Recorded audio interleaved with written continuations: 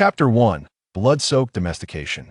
Behold the exquisite jade tower unearthed from the ancient tombs of the Miao region. Ladies and gentlemen, don't let this opportunity slip through your fingers. As the workday drew to a close, a middle-aged man clad in traditional Miao garb bellowed at the bus stop, drawing a chorus of disdainful glances. How much?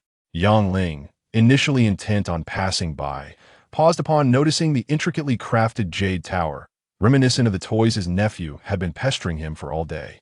Not expensive, merely 280 yuan. It promises to bless you and your family with good health, career success, and all your wishes fulfilled. 5 yuan. Yang Ling loosened the constricting tie around his neck, interrupting the relentless pitch of the swindler. If not, I'm not buying. Having just secured his first job after graduation and with no idea when his paycheck would arrive, Yang Ling belonged to the true moonlight class. Perhaps starting tomorrow, a 5 yuan roadside meal would suffice. If that didn't work out, plain water with steam buns would be his only option. After some haggling, Yang Ling purchased the jade tower for 10 yuan, insisting on accompanying canvas bag priced at 8 yuan. He wore a satisfied expression, while the Miao man grumbled under his breath, lamenting that the tower had languished unsold for years. Even the scrap collectors deemed it too cumbersome, thus resorting to a drastic clearance sale. During the evening rush, the bus resembled a sardine can, with bodies pressed together, feet colliding.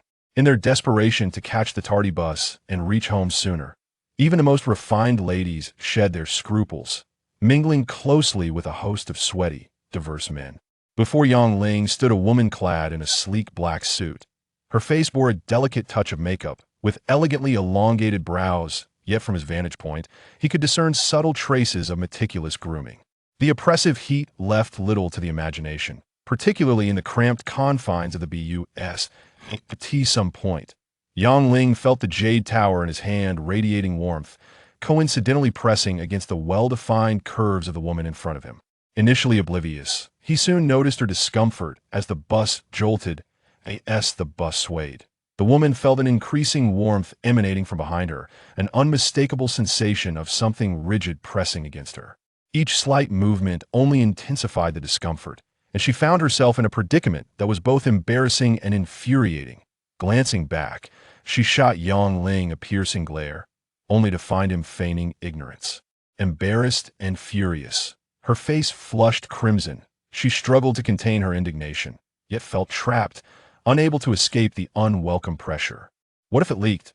The woman felt an increasing sense of dread, fearing her newly changed sanitary product would be compromised. Clad in a thin dress, a mishap would undoubtedly lead to a catastrophic embarrassment. Shame, anxiety, fear, anger, helplessness. Her emotions were tumultuous despite knowing her stop was imminent. Each moment felt interminable. The oppressive heat from behind reminded her of an unfathomably large beast. Should she move forward? The thought nearly caused her to faint. This man, though seemingly refined, was utterly shameless. After having pressed against her for so long, he now audaciously suggested moving in front of her. Had public transport lechers truly evolved into public transport ruffians? Beep. The bus made a sharp turn, tipping precariously to the left, thrusting the passengers into one another. The woman felt the pressure behind her intensifying, as if a heated spike were penetrating her very being. You lecher! Despicable, shameless, vile scoundrel! Overwhelmed by the rising heat, she could no longer remain silent, wishing fervently for a pair of scissors to sever the connection with the insufferable Yang Ling, rendering him the first eunuch of the 21st century. Despicable, shameless, vile scoundrel! Am I the lecher? Gazing at the woman's tear-filled eyes and the jade tower firmly pressed against her, Yang Ling shook his head. What began as a simple toy purchase had spiraled into a farcical situation. Miss, are you referring to this rather warm object? Under the scrutiny of the other passengers, Yang Ling raised the jade tower high. The warm object? Witnessing Yang Ling lift the jade tower from behind the woman, the passengers erupted into laughter, their collective mirth contrasting sharply with her mortification, as her complexion rivaled that of a ripe liver. She leapt from the bus as soon as it halted, akin to a fugitive fleeing the scene. With the lecher's accusation successfully dispelled, Yang Ling's curiosity about the heated jade tower grew. Upon arriving home, he placed it on a battered second-hand desk for a closer inspection. The tower was entirely black, measuring the length of a chopstick, yet adorned with intricate engravings. It depicted fervent worshippers prostrating in prayer, frenzied Miao tribesmen, and fierce beasts, including several vividly rendered five-clawed dragons. Remarkably hard. What type of jade is this? After scraping it with a kitchen knife, he was astounded to find no marks on its surface. Lost in thought, Yang Ling inadvertently nicked his right index finger. Promising health, how unfortunate. Shaking his head, he intended to set the jade tower aside. However, as his blood touched the tower, it emitted a blinding light, voraciously absorbing his essence, binding his hand as if with super adhesive. In a bizarre twist, a whirlwind materialized from thin air. Suspended in midair, Yang Ling was gripped by terror as his limbs stiffened, numbness enveloping him, followed by a searing pain in his head, leading him to unconsciousness. The landlord, passing by, could only stare agape at the vortex that devoured Yang Ling while leaving everything else untouched, before collapsing on the dust-laden floor. In a foggy haze, Yang Ling experienced a peculiar dream, where an ancient priest wandered through a primordial forest, marked by an unusual tower-shaped sigil on his forehead.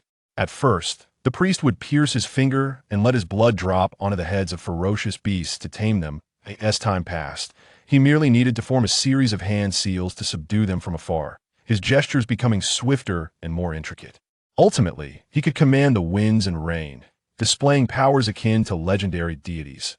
Time lost all meaning until Yang Ling felt a chilling sensation and slowly opened his eyes. Above him, the cerulean sky was dotted with clouds that danced in and out of view, while a crystal-clear stream meandered through towering trees, their roots sprawling like spider webs. Nearby, the croaking of frogs echoed in the air. Clearly, this was not the dingy park he was accustomed to, nor was it the small hill behind his rental home where chickens roamed. Staring at the immense trees, Yang Ling rubbed his eyes in disbelief. Though his hometown boasted its share of coniferous trees, he had never encountered such towering specimens. Their trunks were as thick as a truck, likely requiring a dozen people to encircle, with roots sprawling across the ground like an intricate web, each as thick as his waist. Is this the primitive forest of Zishuangbana? After pinching himself on the thigh, Yang Ling realized this was no mere illusion. He was undoubtedly awake. Regaining his senses, Yang Ling shook his head and staggered towards the clear brook. Just as he intended to splash some water on his face, a sudden jolt coursed through his body. To his astonishment, he discovered an unfamiliar tower-shaped mark emblazoned upon his forehead, identical to the one from his dream of the ritual. Upon closer inspection, he noticed a faint trace of blood at the pinnacle of the mark, seemingly acquired through a grim bargain made with the Miao people, leaving him perilously close to becoming a lecherous figure associated with the Jade Tower, albeit scaled down by several magnitudes. Had he encountered a specter? Even with a thick skin, he found himself utterly dumbfounded, unable to comprehend the origin of the tower-shaped mark or how he had been swept away by a vortex akin to a black hole to this bizarre locale. A vague intuition suggested that everything was somehow linked to the Jade Tower unearthed from the ancient tombs of the Miao tribes, entombed for millennia. In a state of bewilderment, Yang Ling cupped his hands in the pristine water to wash his face. Revitalized, he soon heard a distant, eerie screech, accompanied by a subtle hint of blood's metallic scent. Curiosity piqued, he approached the source of the sound, only to be met with a chilling sight that a swarm of thumb-sized mutated hornets was mercilessly assaulting a colossal beast resembling a rhinoceros, tearing away chunks of flesh with each vicious bite. In excruciating pain, the rhinoceros thrashed about wildly, akin to a bulldozer demolishing towering trees that could barely be encircled by several men. Helplessly, the terrifying hornets pursued it relentlessly like blood-sucking flies, refusing to be shaken off. Each hornet bore a razor-sharp black horn, and with each dive from the air, they pierced the rhinoceros' hide, creating gaping wounds. Following this, their jagged teeth would bite down, extracting large morsels of flesh and eliciting from the rhinoceros a heart-wrenching roar of agony. In a desperate attempt to flee, the rhinoceros charged directly toward the thicket where Yang Ling was concealed, as he feared being trampled into the ground by the frenzied beast. The colossal creature, akin to a tractor, collapsed with a resounding thud, utterly spent. What unfolded next was a gruesome spectacle. The swarm of hornets swarmed upon the fallen rhinoceros, their incessant biting creating a cacophony of crunching sounds, until the once mighty beast was reduced to nothing but a pool of blood, not a single hair left behind. African killer bees. In shock, Yang Ling crouched low and began to retreat cautiously, wary of drawing the hornet's attention. After retreating several meters, he prepared to spring up and flee, but a sudden snap of a twig beneath his weight betrayed him. Oh no, he gasped, glancing up just in time to see a scout-like hornet hurtling towards him like a gust of wind, its sharp teeth glinting ominously. Would there be no place to hide? As the hornet drew nearer, Yang Ling felt a cold sweat trickle down his back. If even a robust and formidable rhinoceros stood no chance, what hope did he have? With no means to fight back and nowhere to escape, despair gripped him in that life-or-death moment. A recollection of the mysterious ritual from his dream surged forth.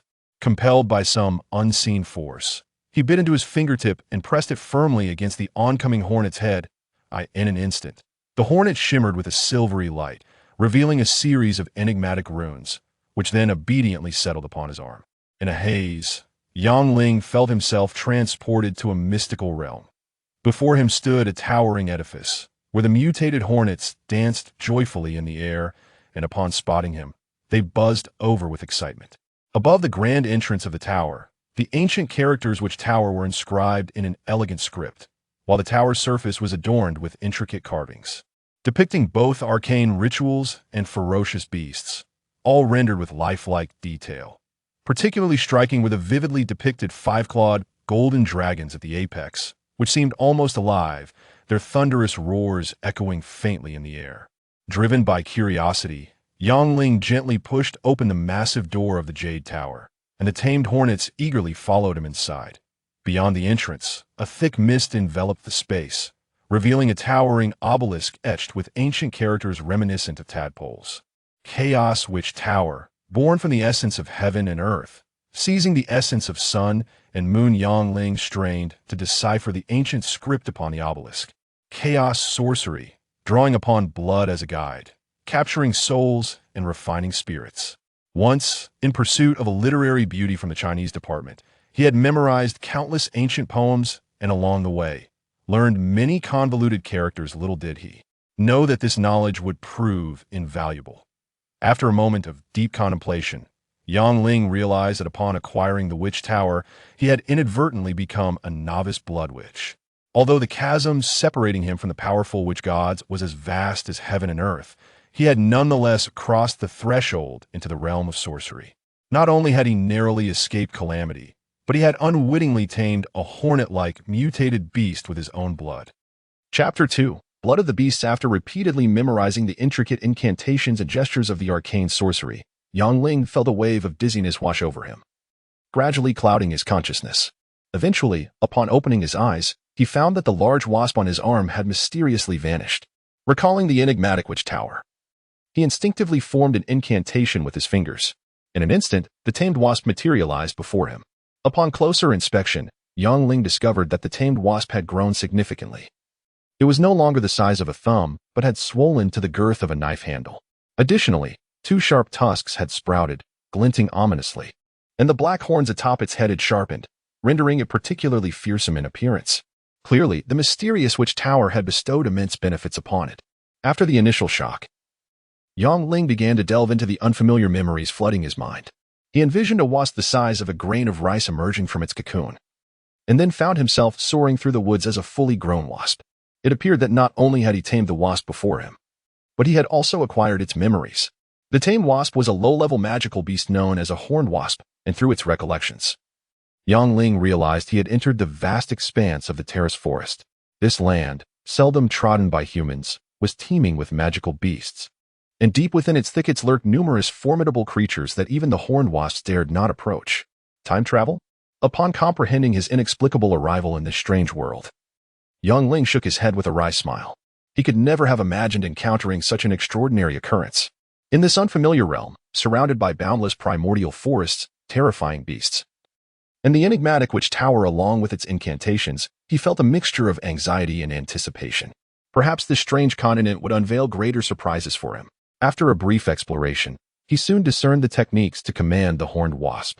With practice, a mere thought would suffice for the tamed wasp to comprehend his intentions, exhibiting a dexterity akin to the use of one's fingers. Simultaneously, the wasp's perceptions would promptly relay to his mind, creating a sensation as if he were equipped with a three-dimensional camera.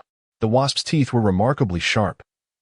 They could easily crush not only the bones of wild beasts but also gnaw through solid stone. Its dietary options were abundant, ranging from carrion on the ground to termite swarms and even mineral ores as tough as iron. After witnessing the fate of a rhinoceros, Yang Ling had initially wished to distance himself from the wasps.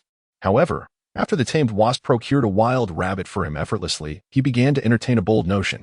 Though fearsome, once tamed, the horned wasp proved to be an invaluable ally. This forest was indeed magical, or perhaps the beasts here were simply deranged. There were times when a seemingly harmless rabbit would unleash a torrent of flames. Other times, a fish could shoot forth a water arrow, sharper than a Swiss army knife and more powerful than an ox, slicing through flesh with ease. Without sufficient strength, Yang Ling understood that escaping this mysterious primordial forest was utterly impossible. Guided by the tamed horned wasp, Yang Ling cautiously approached its nest, concealing himself in the nearby underbrush while searching for a solitary horned wasp. The nest was situated on a rocky cliff overrun with wild grass, riddled with holes the size of thighs, appearing from a distance like an enormous beehive. Countless horned wasps were constantly entering and exiting, some clutching large chunks of unidentified beast meat, others carrying twigs the thickness of a thumb, while a few worked together to drag still twitching rabbits inside. Additionally, several particularly robust horned wasps patrolled the area. Not far away, a swarm of horned wasps bombarded a massive conifer, circling twice in the air before diving down with a shriek, their sharp stingers piercing the hard trunk. After each impact, the tree trunk, which required several people to encircle, would emit a resounding thud, akin to striking a hollow wall with force. As Yang Ling pondered this, the horned wasp's coordinated assault resulted in a dull thud, finally creating a breach in the tree trunk. Subsequently, a horde of tiny white termites scrambled out in a panic, some desperately climbing upward while others, in their fright, plummeted to the ground like raindrops. With an ecstatic screech, the horned wasps surged forward, devouring a soft, squishy termite, quickly swelling like an inflated balloon. Before long, not a single termite remained. After patiently waiting for some time, observing a satiated horned wasp lazily flitting about, Yang Ling's thought sparked, and he directed the tamed wasp to lure nearby prey. Upon being nudged, the sluggish wild horned wasp erupted in fury and chased after the tamed one. As it soared over a patch of grass, a drop of blood fortuitously landed on its forehead. In an instant, a brilliant silver glow enveloped it, revealing a series of intricate runes. Having succeeded, Yang Ling carefully retreated with 2 horned wasps in tow. Currently, his witchcraft was insufficient, allowing him to tame only 1 horned wasp at a time. If he were careless and attracted the attention of a swarm of wild horned wasps, he would surely meet a grim fate. With caution, Yang Ling distanced himself. Just as he contemplated lying down to catch his breath, the nearby horned wasp suddenly tensed, its tail standing erect as a chilling howl echoed nearby. Alarmed, he cautiously approached to witness a gigantic wolf, the size of a calf, confronting a massive black and white python on a narrow path. The wolf, cloaked in dark fur with gleaming tusks, could undoubtedly shatter his leg bones with a single bite, while the python, coiled like a barrel, flicked its crimson tongue rapidly, its lantern-like eyes fixated on the wolf. After a brief standoff, the ravenous wolf launched the first attack, howling as it unleashed a burst of dark red flames. The coiled python, undeterred, extinguished the flames with a water arrow and lunged forward with a swift strike. A fire-breathing wolf and a water-spouting python? Rubbing his eyes in disbelief, Yang Ling wondered if he were trapped in a dream. In a fleeting moment of distraction, the wolf sank its fangs into the python's vital spot while the python ensnared the calf-sized wolf in its coils. Both creatures roared in a fierce struggle, exerting all their might. After a harrowing battle, the wolf's spine was crushed, its pupils dilating as its struggles weakened. The python was no better off, its body drenched in blood, especially from its critical wound, which flowed profusely, its cries growing fainter. After expending his own blood to tame the horned wasp, Yang Ling's face paled, his hunger intensifying. Observing the wolf and python in a mutually devastating clash, a thought flickered through his mind, and he dispatched the restless horned wasps to seize the opportunity. In no time, the transformed horned wasp swiftly dispatched the struggling python, seating himself beside the twitching wolf. Yang Ling silently chanted the intricate incantation, gently placing his right hand on its forehead. Gradually, the wolf's muscles began to wither away. A faint aura of blood emanating from its body. Slowly, a blood pearl, about the size of a peanut, formed in his palm. The blood condensation technique. A secret art of the blood sorcerer, refining the essence of myriad beasts. Gazing at the crimson blood pearl in his hand, Yongling hesitated for a moment before resolutely swallowing it. According to the inscriptions on the obelisk, this blood pearl, capable of refining the energy essence of beasts, was an invaluable asset for advancing as a blood sorcerer, promising a rapid enhancement of his sorcerer's power. Indeed, it was nothing short of miraculous. After successfully merging with the energy of the blood pearl, Yongling slowly opened his eyes. The mountains are more verdant, the sky more azure, and one can distinctly sense the rustling of the grass within mere strides. Rising to test his prowess, Yongling felt an exhilarating surge of strength coursing through his body. Capable of striking a hole in a tree with a single punch, it seems that the enigmatic and arcane witchcraft is indeed formidable, not only taming ferocious beasts but also harnessing their power through the art of blood condensation. With an understanding of the subtle applications of witchcraft, Yongling is filled with hope for navigating through this perilous and unfamiliar primeval forest. Since he is here, he shall find solace, perhaps.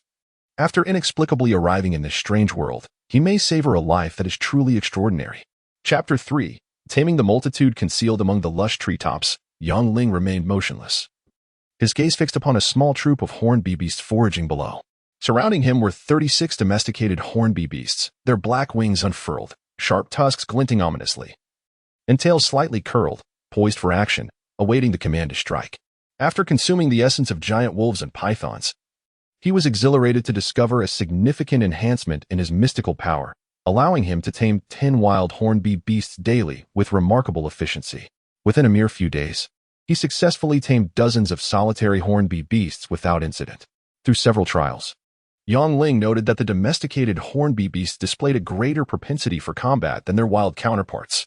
When confronted by their wild kin, they proved more than capable of handling multiple adversaries with ease. The foraging troop consisted of over 100 horned beasts, flying sluggishly amidst the woodland in search of suitable sustenance. Some rustled through dead branches, inspecting for ants and other crawling insects.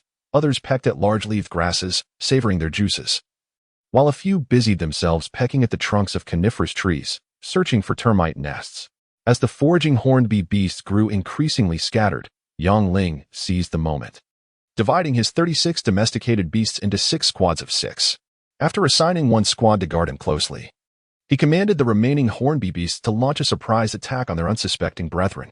Under Yongling's direction, the 30 fierce horned beasts surged forth like lightning, incapacitating their wild counterparts before swiftly shifting their focus to new targets. Concurrently, Yongling hastened to follow, pricking his finger to let a drop of blood fall upon the forehead of a wild horned beast. In recent days, he had inadvertently discovered that injured horned beasts were considerably easier to tame, the more severe the wounds. The less mystical power and essence were required for the taming process. With his current mystical prowess, he could tame only 10 uninjured horned beasts daily. But with injuries sustained, taming dozens became a trivial task. Furthermore, he observed that regardless of the severity of the wounds inflicted upon the magical beasts, as long as they were tamed and remained within the mystical tower for a few days, they would recover fully, seemingly aided by the tower's dense mists, which possessed healing properties. However, this healing effect was limited to newly tamed beasts. Previously tamed creatures took much longer to recuperate when injured. It resembled the effects of taking cold medicine. The initial efficacy was remarkable, but subsequent doses yielded diminished results.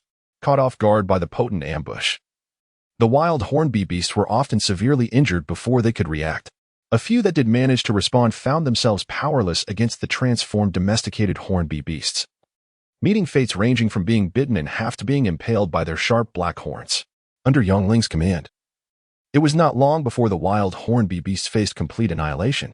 Aside from a few that were missing wings or left in tatters, the remainder were successfully tamed and brought to the mystical tower for recuperation. After expending a considerable amount of mystical power and essence, Yongling's countenance turned pale. He took a few moments to catch his breath before hastily retreating to avoid detection by the remaining wild horned beasts. Once at a safe distance, he directed his domesticated beasts to hunt, relishing various wild delicacies while further honing their cooperative combat skills. Occasionally, the capture of a lower-tier magical beast allowed him to nourish himself with its essence. Over a month passed, during which Yongling gradually adapted to the ruthless forest environment. taming over 2,000 hornbeam beasts that were as ferocious as they were insatiable. Gradually, he ceased frequent visits to the hornbeam beast's lair. Not out of a desire for moral rectitude, but because the hornbeam beasts had heightened their vigilance. Solitary hornbeam beasts became scarce, and even small groups were seldom seen. The remaining hornbeam beasts either hid within their nests or emerged only in large swarms, presenting a challenge for him. With sufficient defensive strength amassed, young Ling set forth toward the forest's edge, hoping to traverse the vast expanse of the terraced forest. He dispatched numerous hornbeam beasts to scout ahead, avoiding encounters with formidable magical beasts while commanding his hornbeam beasts to engage weaker foes, navigating the journey with minimal peril. One day, after several hours of walking, Yang Ling paused near a small lake to rest before continuing his journey. According to the memories of the hornbeam beasts, a westward path would lead him out of the sprawling terrace primordial forest. Near the lake, a group of long-eared white rabbits frolicked joyfully, their lychee-sized eyes darting curiously toward Yang Ling, yet he felt no inclination to engage with them. After all, even the most delectable rabbit meat could become tiresome with excess, akin to a man who, despite marrying a woman of exquisite beauty, might stray over time. As Yang Ling prepared to crouch and splash his face with water, a distant clamor of battle reached his ears. Being low-tier magical beasts, hornbeam beasts possessed a rudimentary understanding of the common language of the continent, and upon acquiring their memories, Yang Ling swiftly learned this uncomplicated tongue. Silently arriving at the scene, he concealed himself amidst the dense foliage. Not far off lay a picturesque village, where a group of black-clad warriors mounted upon flying beasts engaged a panicked throng of pointed-eared elves in fierce combat. The flying beasts beneath the black-clad warriors were of two varieties. Alongside a few griffins the size of calves, the remainder were black and white cloud eagles. According to the memories of the hornbeam beasts, while the cloud eagles exhibited decent speed, they lacked offensive capabilities, rendering them low-tier flying magical beasts. In stark contrast, griffins were formidable, boasting both rapidity and immense strength. A single claw swipe could result in elves being torn apart, leaving them severely injured if not slain outright. Employing their superior mobility and impact force, the black-clad warriors roared as they wielded bloodied blades, surging left and right. Meanwhile, the elves, under the leadership of an elder, fought desperately for survival, their arrows flying like gusts of wind. With every swift, dark green arrow that whistled through the air, a black-clad warrior fell, the rapidity and precision rendering them defenseless as the two factions clashed violently. Was this a clash of racial enmity? Yang Ling shook his head and released all 2,000 bloodthirsty hornbeam beasts. Apart from dispatching 100 to scout the surroundings, he kept the rest close at hand, vigilant against sudden attacks. Suddenly, Yang Ling's eyes brightened. From behind the elder emerged a black-haired elven maiden, graceful and elegant, her flowing hair cascading around her, rendering her a vision of beauty akin to a lotus emerging from the water, accentuated by her white gown. Holding a dark green staff, she murmured softly before raising her hand, conjuring a circle of black light. Wherever it spread, the black-clad warriors found their movements hindered, as if ensnared by some potent adhesive, allowing the arrows of the elves to pick them off one by one. "Quick, capture that elven priestess," roared a young leader, furious after losing several warriors, issuing commands with urgency. Soon, an elite squad of black-clad warriors charged fervently toward the long-haired beauty. As the warriors bore down upon her with murderous intent, the long-haired maiden stepped back nervously, clutching her dark green staff and murmuring incantations. Rapidly, a palpable wave surged through the air, followed by a series of ominous creaking sounds as towering trees nearby transformed into massive, decaying wooden giants. Under the guidance of the long-haired maiden, the wooden giants advanced with heavy steps toward the black-clad warriors, wielding colossal wooden clubs the size of water tanks, crushing both men and their mounts into a pulpy mess. Sorcery? Illusion? Yang Ling rubbed his eyes, incredulous as he beheld the towering giants, once mere trees, now animated before him. Chapter 4. The Guardian of the Dead. With the Guardian of the Deadwood, a colossal figure, boasted a skin tone reminiscent of yellowed bark, adorned with a myriad of intricate stripes akin to the rings of a tree.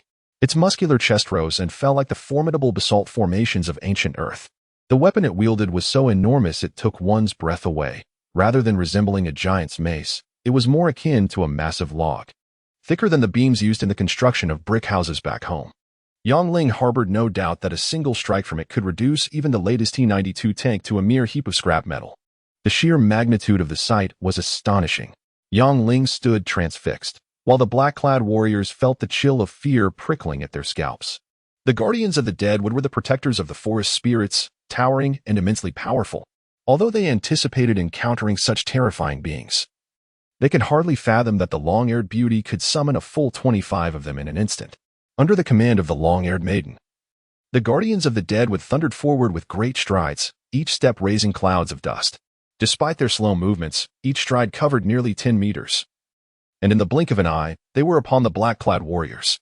A single swing of their massive clubs resounded like thunder, crushing those who could not evade the blow into a grotesque pulp, staining the ground with pools of crimson blood. Caught off guard, the black-clad warriors, faced with these towering giants, frantically urged their mounts, cloud eagles and griffins, to ascend into the air. Though these guardians had yet to advance to a higher tier, their solid forms were beyond the capability of the swordsmen to confront. Only the accompanying mages had any hope of inflicting significant damage upon these celestial protectors. With the guardians covering them, the elves launched a fierce counterattack. Dark green arrows rained down like a relentless storm, turning the nearby black-clad warriors into pincushions. In an instant, their morale soared. Some black-clad warriors, unable to ascend in time to evade the onslaught, desperately maneuvered their flying beasts, but soon realized their efforts were in vain. They either fell victim to the elves' arrows or were swatted down by the guardians as if they were mere flies. Then, as a foot the size of a tractor descended, they were ground into thin patties of flesh, sending shivers down Yongling's spine. "Quick, use the gale spell," shouted the terrified young man, his voice rising above the chaos. "All mages, fall back and bestow the gale spell upon the warriors. Hurry." After suffering substantial losses, the grim young man glared at the long-haired beauty wielding a dark green staff on the ground, his teeth clenched in frustration. According to mercenary intelligence, this was merely a small elven tribe, one he believed could be easily overrun. He never anticipated the presence of so many guardians. "Debugging, once I am satisfied, I shall sell you off for a pittance, letting you service 70 or 80 barbarians a day." The young man cursed viciously. The only way to recover from this loss was to sell these young and beautiful elven maidens to various nobles or brothels. Otherwise, the defeat would be catastrophic. Upon receiving the command, several robed mages mounted griffins and soared into the sky once more, confirming their escape from the elves' archers before halting to chant incantations, bestowing the gale spell upon the black-clad warriors. Instantly, the warriors felt invigorated, deftly evading the sluggish guardians and charging towards the elves, who were less adept in close combat. The speed of the cloud eagles and griffins, already formidable, surged to astonishing heights with the gale spell. Some elves, caught unawares, fell victim to the descending black-clad warriors, their throats slashed in a heartbeat. Others fared worse, being brutally torn asunder by griffins the size of calves, blood, brains, and entrails spilling across the grass. Watching the bloodthirsty black-clad warriors, the long-haired beauty commanded the guardians to advance fiercely. Yet, as the adversaries surged forward with the gale spell's velocity, the guardians often found themselves swinging their massive clubs only to see the black-clad warriors, mounted on griffins, veer away just in time. It was akin to attempting to fish with a bamboo basket, fruitless. "Sophia, gather all the guardians together, quickly." Observing the swift black-clad warriors, the elder in command had a sudden epiphany. Since the guardians could not keep pace with the enemy, it would be wiser to consolidate their defenses. Indeed, once the 25 guardians were assembled, the situation shifted dramatically. Faced with the guardians' long and stout clubs, the black-clad warriors hesitated to swoop low, while the elven warriors, sheltered behind the guardians, knocked arrows and methodically picked off the black-clad fighters within range. "Ice Frost, freeze these guardians." After circling in the air, the young man bellowed his command. As several mages began their incantations, the temperature around them plummeted, causing even Yongling, hidden among the treetops, to shrink his neck in response to the chill. Hearing the mage's spells and sensing the escalating magical energy, the elder in command was struck with alarm. The guardians had yet to advance and could not attack airborne targets. Should they be frozen and rendered unable to strike at ground targets, the consequences would be dire. "Elder, we will hold the rear. You must lead the tribe in retreat. If we do not leave now, it will be too late." Gritting his teeth, one elven warrior, burdened with a quiver full of arrows, stepped forward. However, before the elder could issue his command, a simultaneous flick of the right hand from the mages above unleashed a flurry of snowflakes, which swiftly encased the sluggish guardians in ice. Ice sculptures? As the guardians became immobilized, the morale of the black-clad warriors surged, and they surged forward with reckless abandon towards the elves. Seeking death. The young man slashed the throat of an elven warrior and loudly ordered, "Slay all their men, seize their wealth, and bind their women." Clad in heavy armor, his gaze ominous, the young man rode his griffin, charging left and right amidst a throng of guards. Once he disrupted the elven formation, he made a beeline for the long-haired beauty. Damn it, do not kill the young elven women. They are worth gold. Bind them all. The young man barked at a warrior whose eyes were glazed with bloodlust, lecherously eyeing the beautiful elves. Warriors, let us indulge ourselves today. Understanding the young man's intent, the black-clad warriors roared in agreement, launching a frenzied assault against the retreating elves.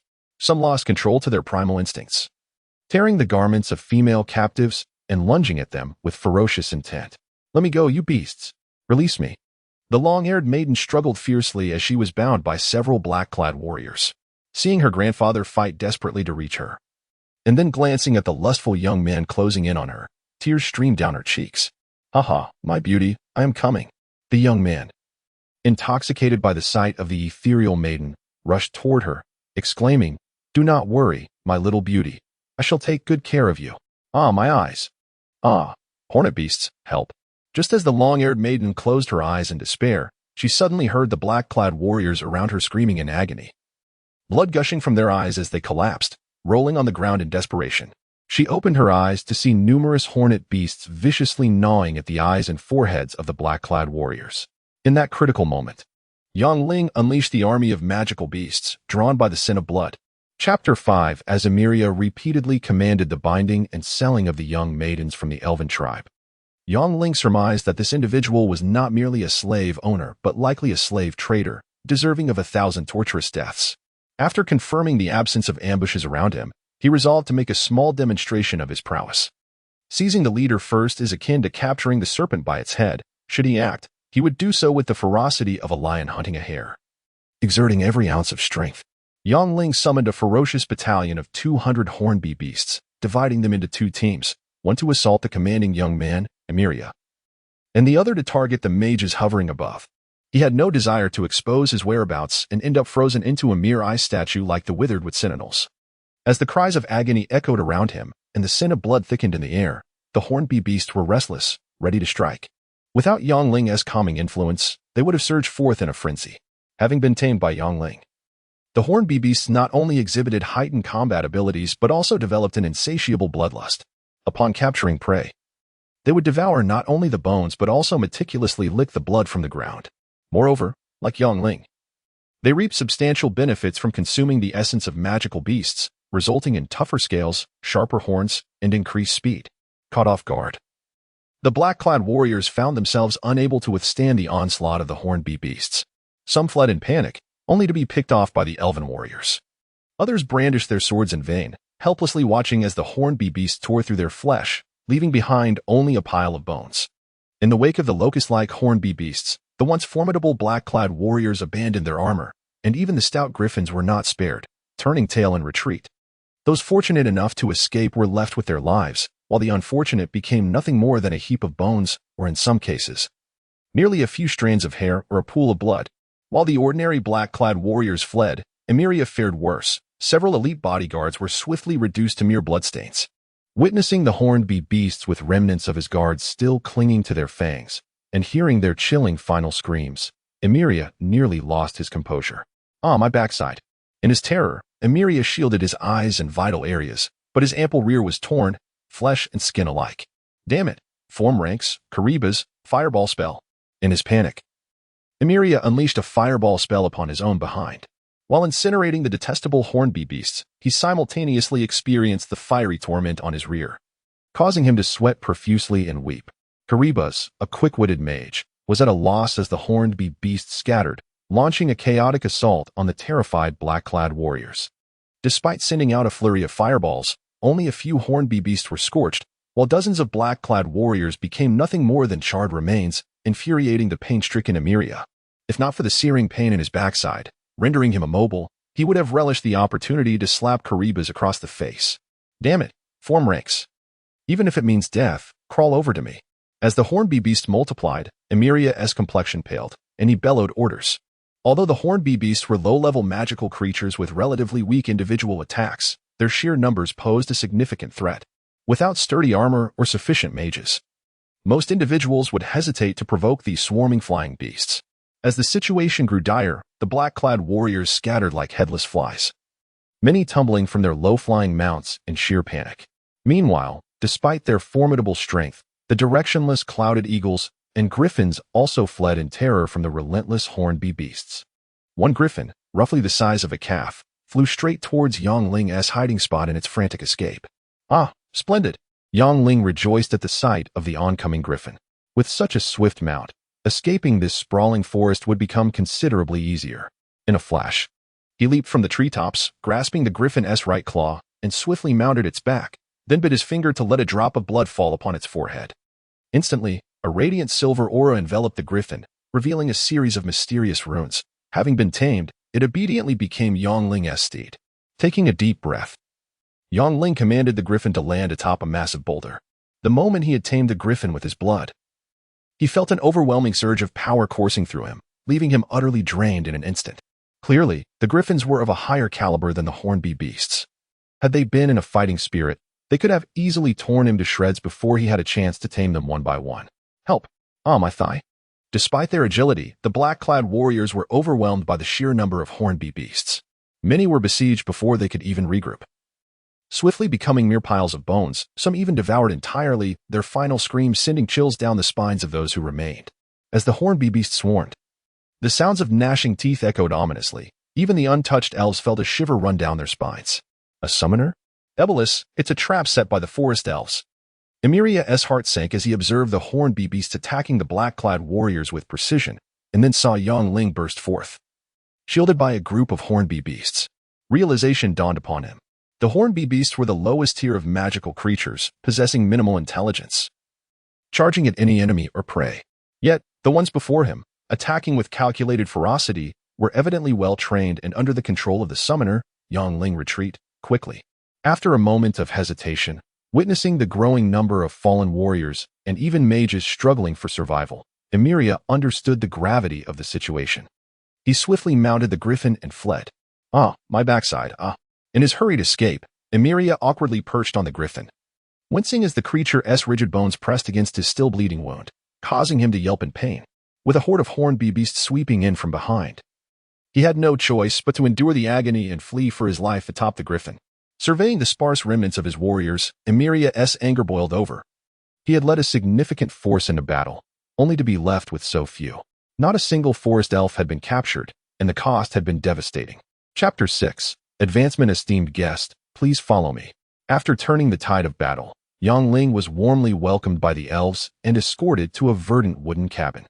The floor of the cabin was impeccably flat, resembling white marble, adorned with natural patterns, yet it emitted no sound when stepped upon, as if one had tread upon soft, sound-absorbing wooden planks. Honored guest, please savor our rum brewed from purple orchid flowers, yellow ling grass, and morning dew. After serving Yangling a cup of pale green rum, the long-haired beauty, Sophia, gracefully departed, settling beside the elven elder, leaving behind a faint, delicate fragrance. Your accent suggests you are not from these parts? The elder observed. Please, just call me Yangling, he replied, taking a sip of the cool rum, which felt as refreshing as a sprig of pure mint. Indeed, my homeland lies far away. I hastened here upon hearing the sounds of a skirmish nearby. As Yangling savored the refreshing rum, he discreetly surveyed his surroundings. In this unfamiliar land, cultivating a good rapport with the native forest elves might yield unexpected benefits. The human slave catchers have grown increasingly audacious, particularly the marauders who arrived today. The elven elder's expression turned grave as he gripped his dark staff tightly. It is fortunate you came in time to lend your strength, otherwise the consequences would have been dire. Such assistance was but a trifling matter. Elder, there is no need for formality. Yangling pondered momentarily before reassuringly stating. Their losses have been significant. I doubt they will dare to intrude again, and your future days should be considerably brighter. The elder's tone was somber, as he recalled the vast influence of the Anka family, stirring a wave of concern within him. This area was remote from other elven tribes, devoid of druidic warriors, elite hunters, and powerful beings such as fairy dragons and two-headed chimeras. Facing the wrath of the Anka family, it would be prudent to evacuate while there was still time. Though the impending winter made a mass relocation unfeasible, perhaps the best strategy was to retain this mysterious summoner before him. Through the elder's explanation, Yangling grasped the broader situation. The land beneath them, known as the Talon continent, was vast and boundless, with the Tiras forest stretching for thousands of miles, constituting the largest primeval forest on the continent. Due to its abundant resources, the Tira's forest attracted many humans for logging and hunting.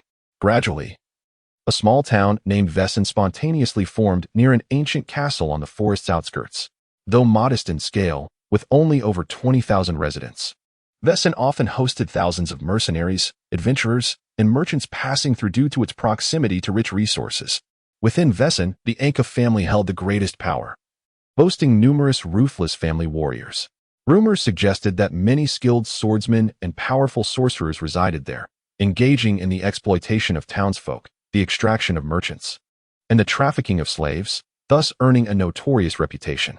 Over the decades, numerous overconfident mercenaries had clashed with the Anka family, yet none had ever emerged victorious. Almost all who dared to stand against them met a grim fate. It was whispered that the Anka family were akin to cannibalistic pirates, with Vesson merely serving as a minor stronghold. Often, people witnessed many unknown warriors entering and exiting their castle, all of whom were merciless killers. Gradually, not only the ordinary townsfolk, but even mercenaries and adventurers arriving from all corners had to tread carefully around the Anka family. Even some small alien tribes residing within the Tira's forest were not immune to the harassment of these human traffickers. After detailing the situation, the elven elder let out a heavy sigh, clearly troubled. Given the rumors over the years, being targeted by the powerful Anka family painted a grim picture. I apologize. I have an appointment with a friend in a few days. While this arrangement is quite appealing, I must feign hesitation. Moreover, my horn bees are still rather weak.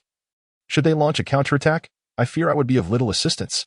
Yang Ling expressed, for the continent was strange and mysterious, where a single fireball could reduce a dozen horn bees to ashes. If the adversary deployed more formidable sorcerers, the consequences could be catastrophic. Yang Ling, are these all beasts you have summoned? After a moment's hesitation, the elder observed the multitude of horned bees surrounding Yang Ling, gritting his teeth. He produced a small clay vial from his robes. This is the remaining life spring water from our tribe this year. It can promote the evolution of magical beasts. With so many horned bees, even if only some evolve to the second tier, your power will be formidable.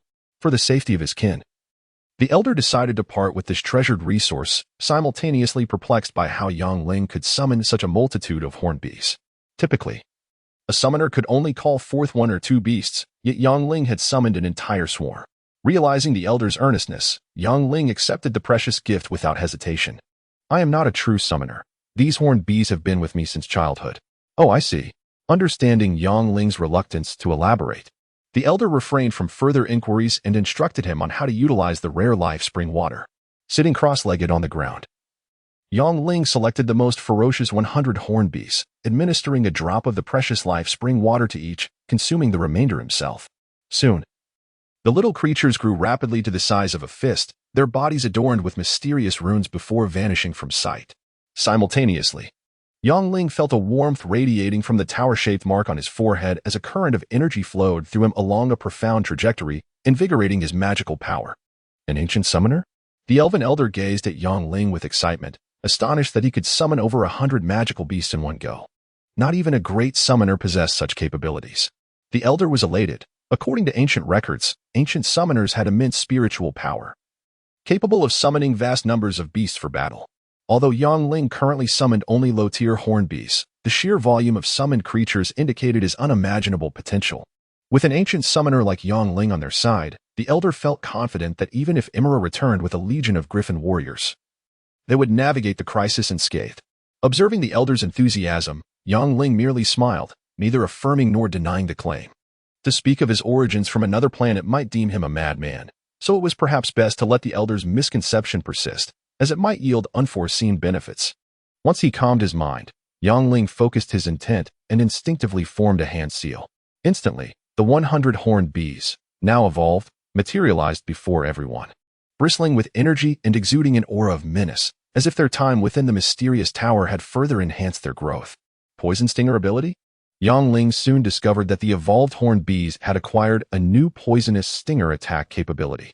Within a day, each evolved horned bee could launch 3 venomous tail stings. Swift as lightning, those struck would suffer varying degrees of paralysis, with severe cases resulting in immediate unconsciousness. Truly formidable indeed. Chapter 7. An extraordinary misunderstanding. After standing up to test his abilities, Yang Ling discovered that both his strength and magical prowess had ascended to a new level. granting him astonishing explosive power. With a sudden acceleration, his speed matched that of the unadvanced horned beast, leaving the elves in awe.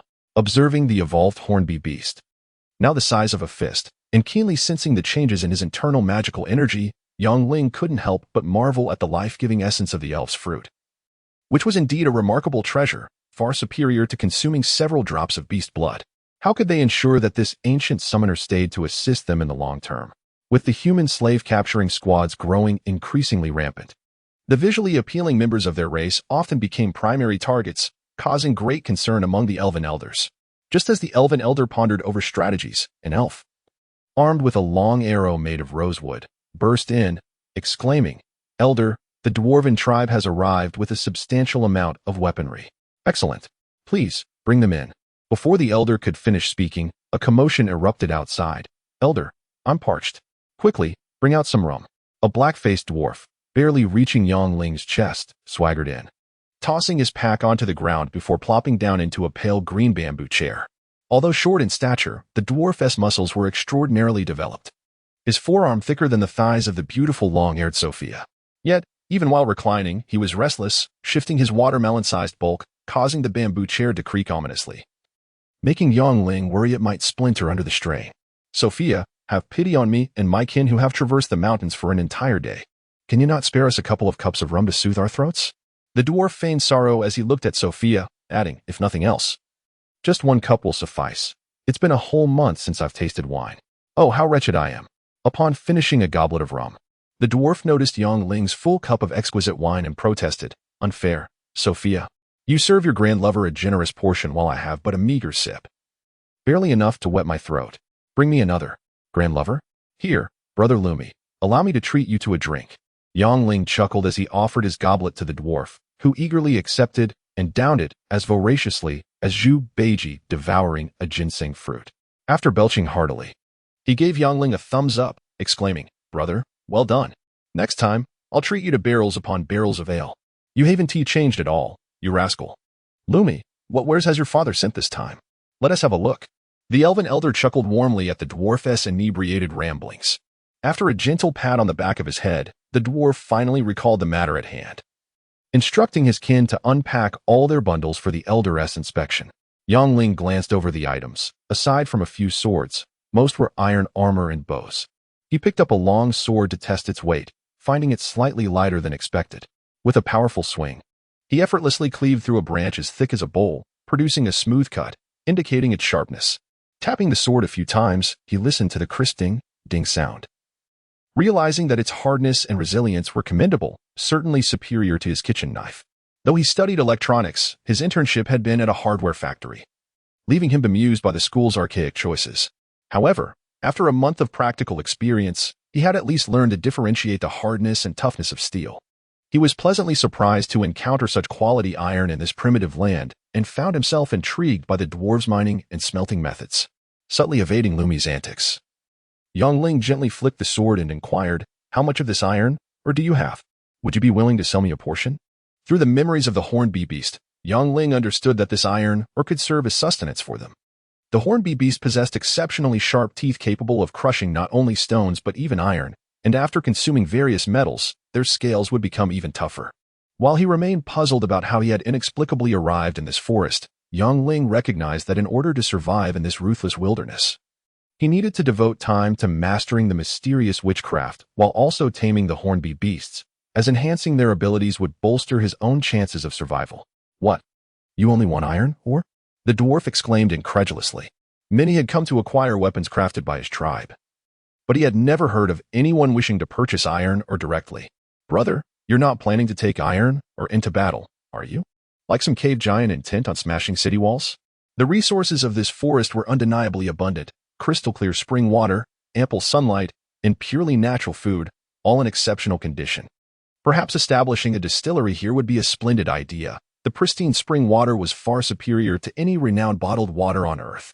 After exchanging some pleasantries, with the enthusiastic endorsement of the elven elder, Ling traded 25 crystal cores and a few barrels of rum for 2,000 cubic units of high-quality iron ore.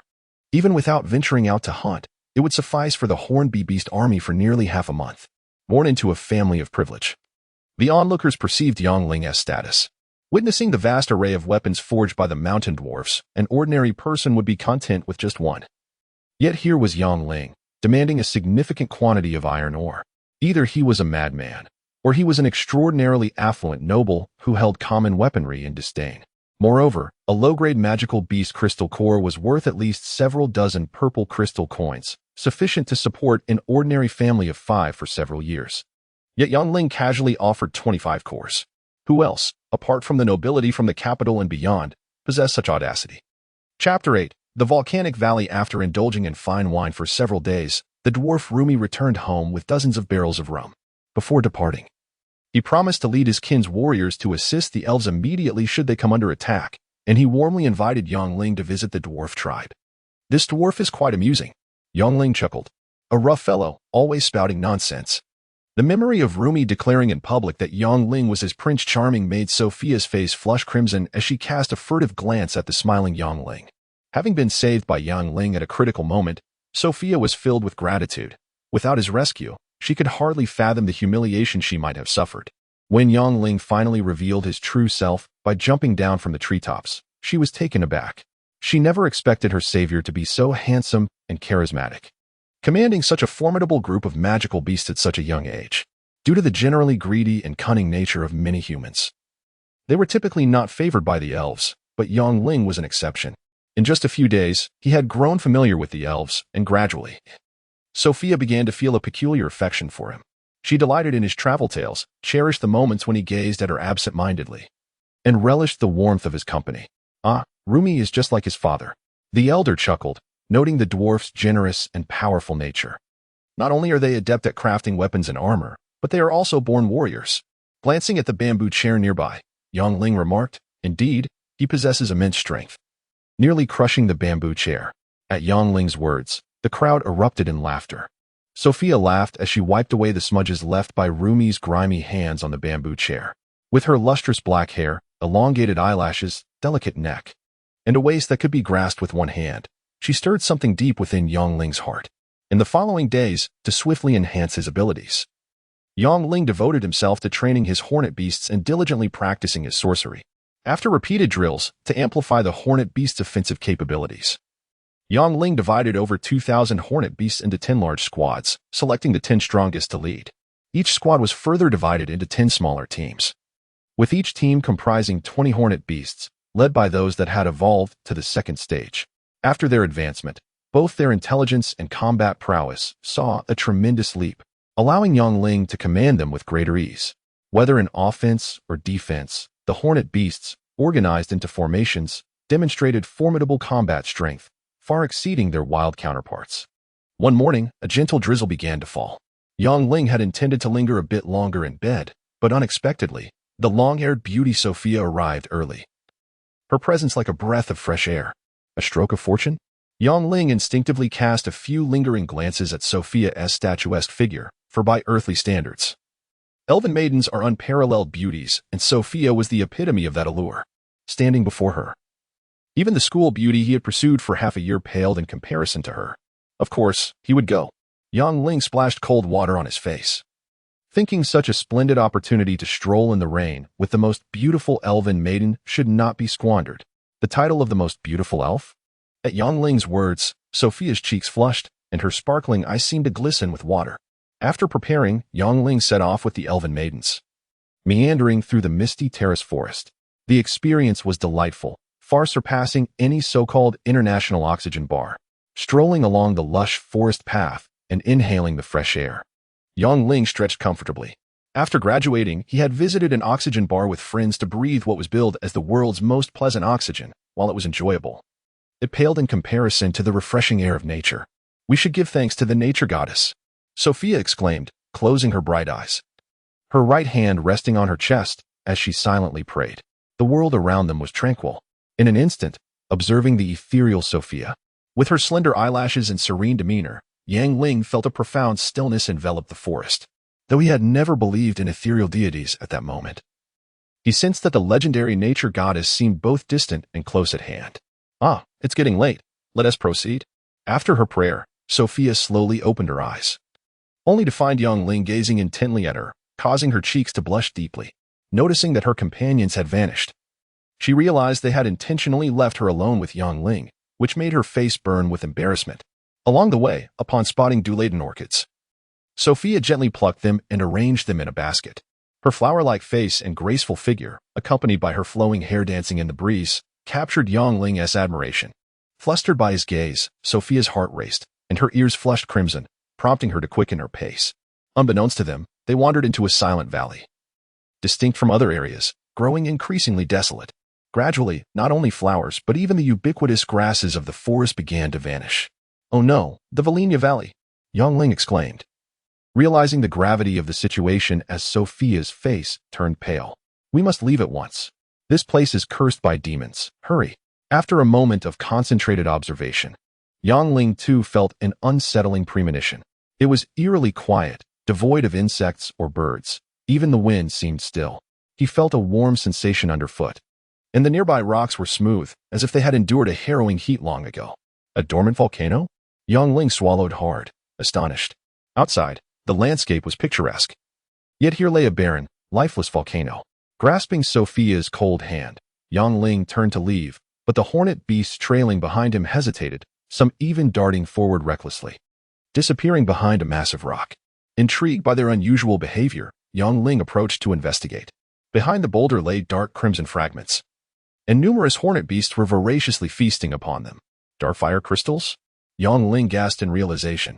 According to the hornet beast's memories, these dark red crystals, remnants of a volcanic eruption, were their favorites, rich in fire energy that could rapidly enhance their evolution.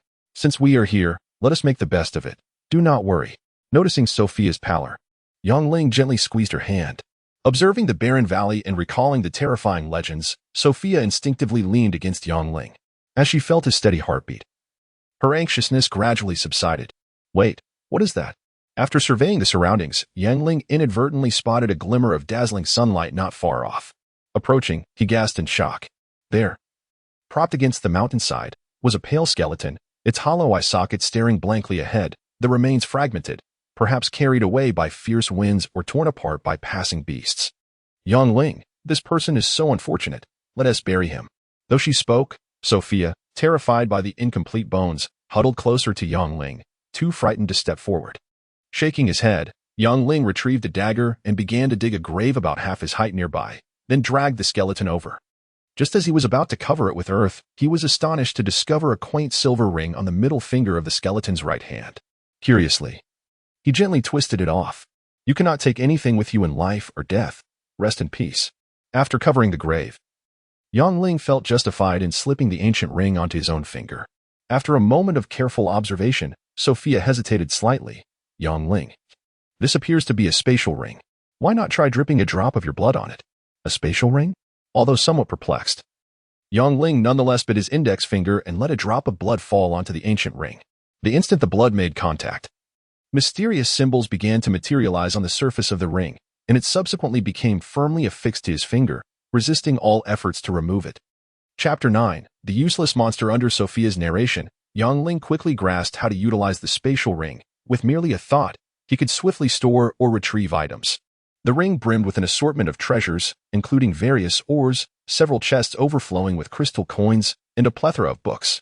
For a moment, Yangling was utterly dazzled. Titles such as Introduction to Mental Magic, Lion Eagle Combat Aura, and Research on Mithril caught his eye.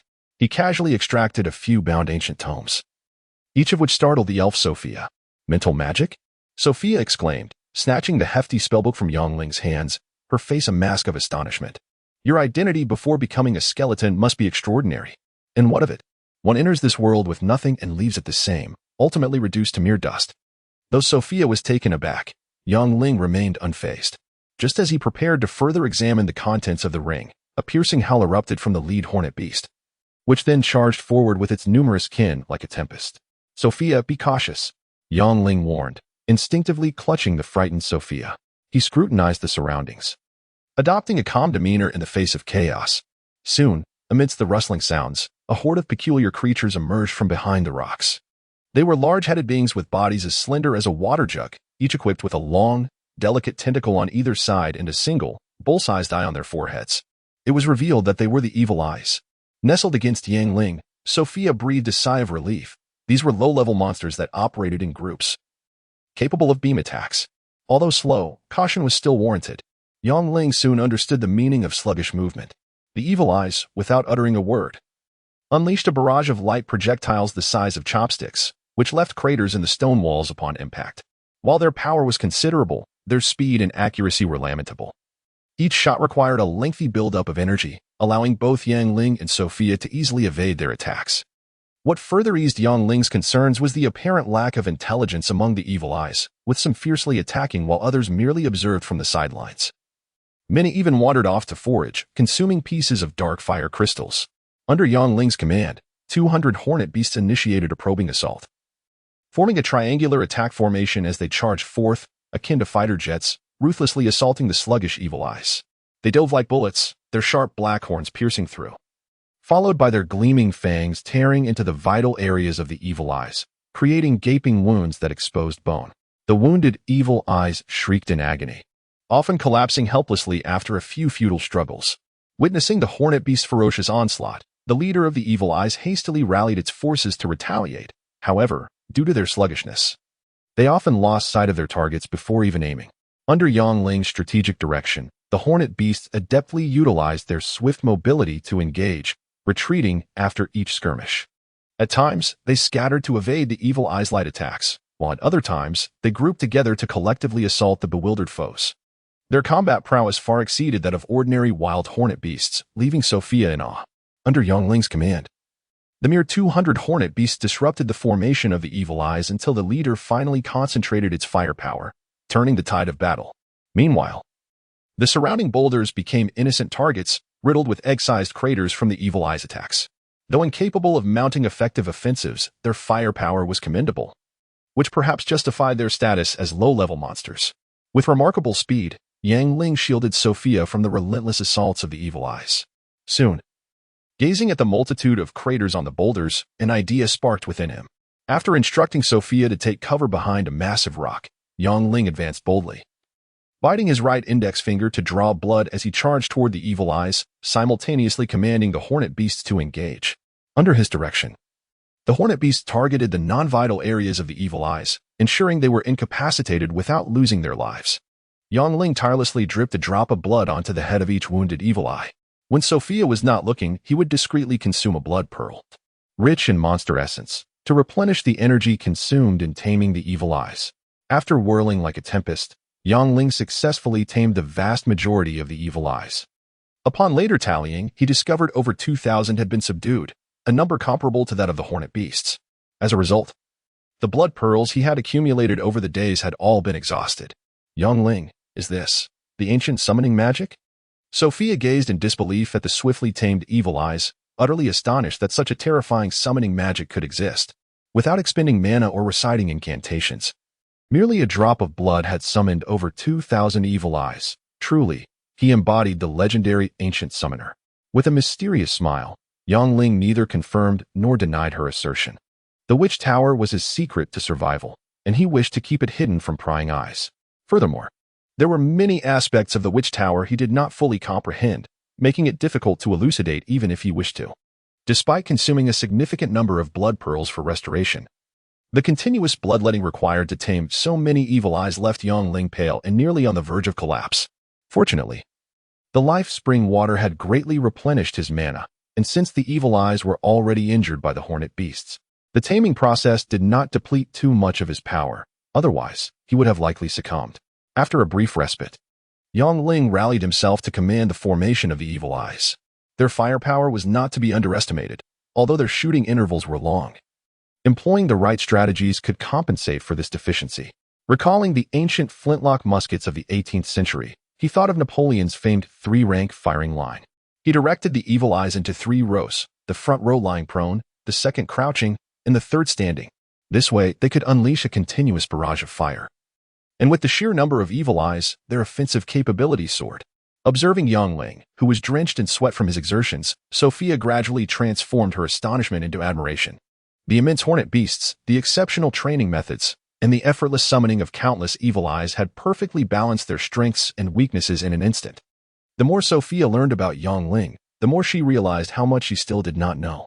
Spending copious amounts of crystal cores on iron ores was unfathomable to others, yet Yang Ling did so without hesitation, resembling a noble who spent money like water.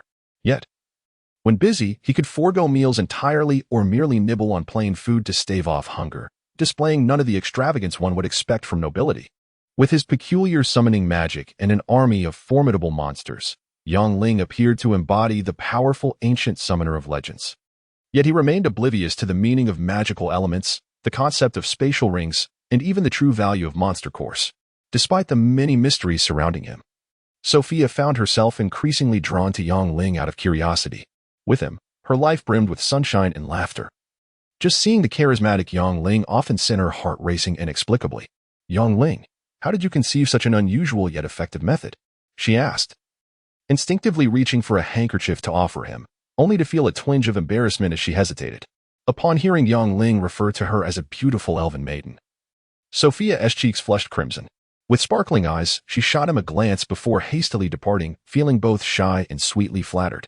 Through the memories of the evil eyes, Yang Ling learned of numerous unfathomable caves deep within the valley, teeming with countless monsters.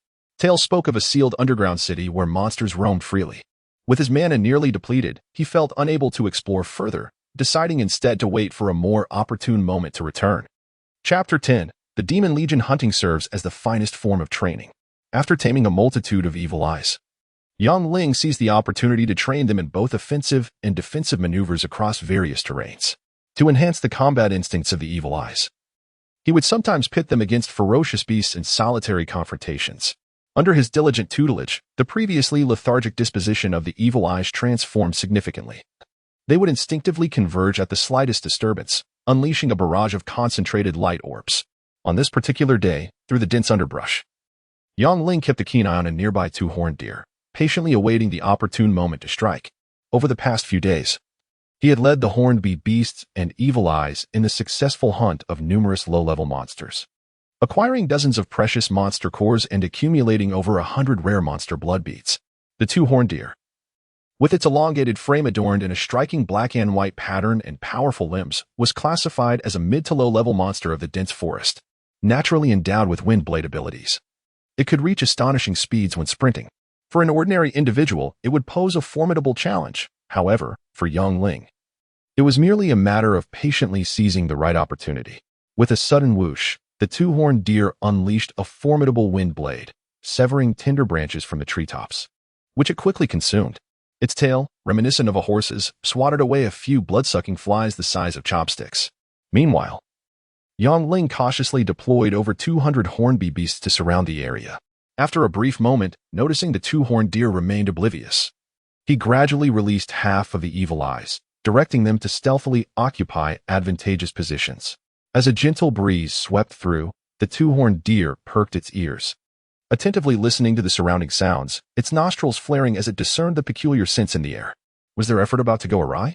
Observing the horned beasts lazily foraging, the two-horned deer relaxed, returning to nibble on the tender branches below, blissfully unaware of the impending danger. With winter approaching, it had traveled far and wide in search of sweet, tender foliage. At the moment the two-horned deer lowered its head, Yang Ling issued a command. The poised evil eyes sprang into action. In an instant, a flurry of concentrated light orbs struck, riddling the two-horned deer with countless punctures. After a few convulsions, it lay still upon the ground. "Aha, the 50th core," Yang Ling exclaimed, using a dagger to slice open the deer's skull and retrieving a dark green core. After condensing the creature's essence into 2 thumb-sized blood beads, he allowed the ravenous horned beasts to swarm over, eagerly tearing into the carcass. After a brief respite, Yang Ling gathered all the horned beasts and evil eyes, navigating through the thicket in search of his next quarry. Suddenly, around a bend, a chilling scream pierced the air. Straining to listen, he discerned the distant sounds of a struggle, mingled with the faint scent of blood. Could it be a hunter beset by a monster? The nearby forest was typically devoid of human presence. Intrigued, Yang Ling followed the scent of blood, leaping from one tree to another with agility, arriving swiftly at the scene. Since successfully taming over 2,000 evil eyes, his strength and speed had significantly improved. "Humph. Trying to escape? You're merely courting death." A towering barbarian growled as he advanced toward a ragged group of humans, wielding a gleaming axe larger than a wagon wheel. The barbarian, robust and powerful, was a natural warrior of the mountains, rumored to possess the strength to challenge a mid-level monster barehanded. Over the past few days, Yang Ling had gleaned various insights about the elven tribes surrounding the area through the enchanting Sophia. Better to die in battle than become a sacrificial offering. A bloodied human warrior gripped a sharp wooden stick tightly. Behind him, alongside a few similarly bloodied warriors, over 20 terrified individuals huddled together, including an elderly man, a child larger than his peers, and even a mother clutching her infant. As the barbarian stepped closer, he licked the blood from his axe, proclaiming, "You should consider yourselves fortunate to become our offerings." Witnessing the barbarian's crimson tongue and the grotesque act of devouring flesh, the onlookers trembled in fear. Some shut their eyes tightly, praying for divine protection. Others appeared dazed, seemingly devoid of their very souls, and a few, overwhelmed, fainted outright. Confronted by the savage barbarian and their blatant threats, the foremost human warrior clutched his wooden stick with resolve. After a moment's contemplation, he whispered instructions to a young companion. "Agusu, lead everyone southward when the time comes. If I recall correctly, there's an elven tribe in that direction. Although we humans are not welcomed by the elves, at least those who follow the nature goddess will not stand idly by in the face of death. No, Kasi, I won't leave. If we go together." Agusu, his eyes ablaze with fury, glared at the barbarian. A month prior, to earn money for his ailing mother, the newly adult Agusu had accompanied the mercenary Kasi into the Tira's forest to hunt. Unexpectedly, after slaying several two-horned deer and returning laden with coarse, they encountered the terrifying barbarians. Captured and destined to be sacrificial prisoners, every few days one would be dragged away to meet a gruesome fate in an unfathomable abyss. Observing Agusu's defiance, Kasi fell silent. The elven tribe to the south was at least several dozen kilometers away. Who could possibly escape the pursuit of the mountain warriors when utterly exhausted? Since you seek death, do not blame us for exterminating you. With a cold snort, the lead barbarian charged forward with his kin. Some of the more volatile barbarians roared as they advanced. Faced with the savage visages of the barbarians and the ever-growing axe, Kasi sought to take one down with him, feeling that even one death would be worth it. However, just as he prepared for a final stand, a thunderous buzzing erupted from behind. In that critical moment, Yang Ling unleashed his army of magical beasts. After extensive training, the cooperation between the evil eyes and hornby beasts had become increasingly synchronized, making them perfect candidates to test their might against the ruthless barbarians. Caught off guard, the barbarians fell into disarray. Some were blinded, flailing about in a panic. Others cried out in agony, pressing their hands against the gushing wounds on their heads. Still others, witnessing their legs reduced to mere bones, collapsed in disbelief. If the hornby beasts were akin to daggers, the barbarians were about to experience the devastating force of artillery. A great multitude of evil eyes appeared, swiftly forming an unusual crescent formation, unleashing a barrage of thick green light orbs. Under Yang Ling's command, the relentless assault of the evil eyes created an immense three-dimensional crossfire net. Within their range, all objects were ruthlessly annihilated, even massive boulders disintegrating into dust in the blink of an eye. Chapter 11. Poisonous thorns. After suddenly enduring a fierce assault, the unarmored barbarians suffered devastating losses.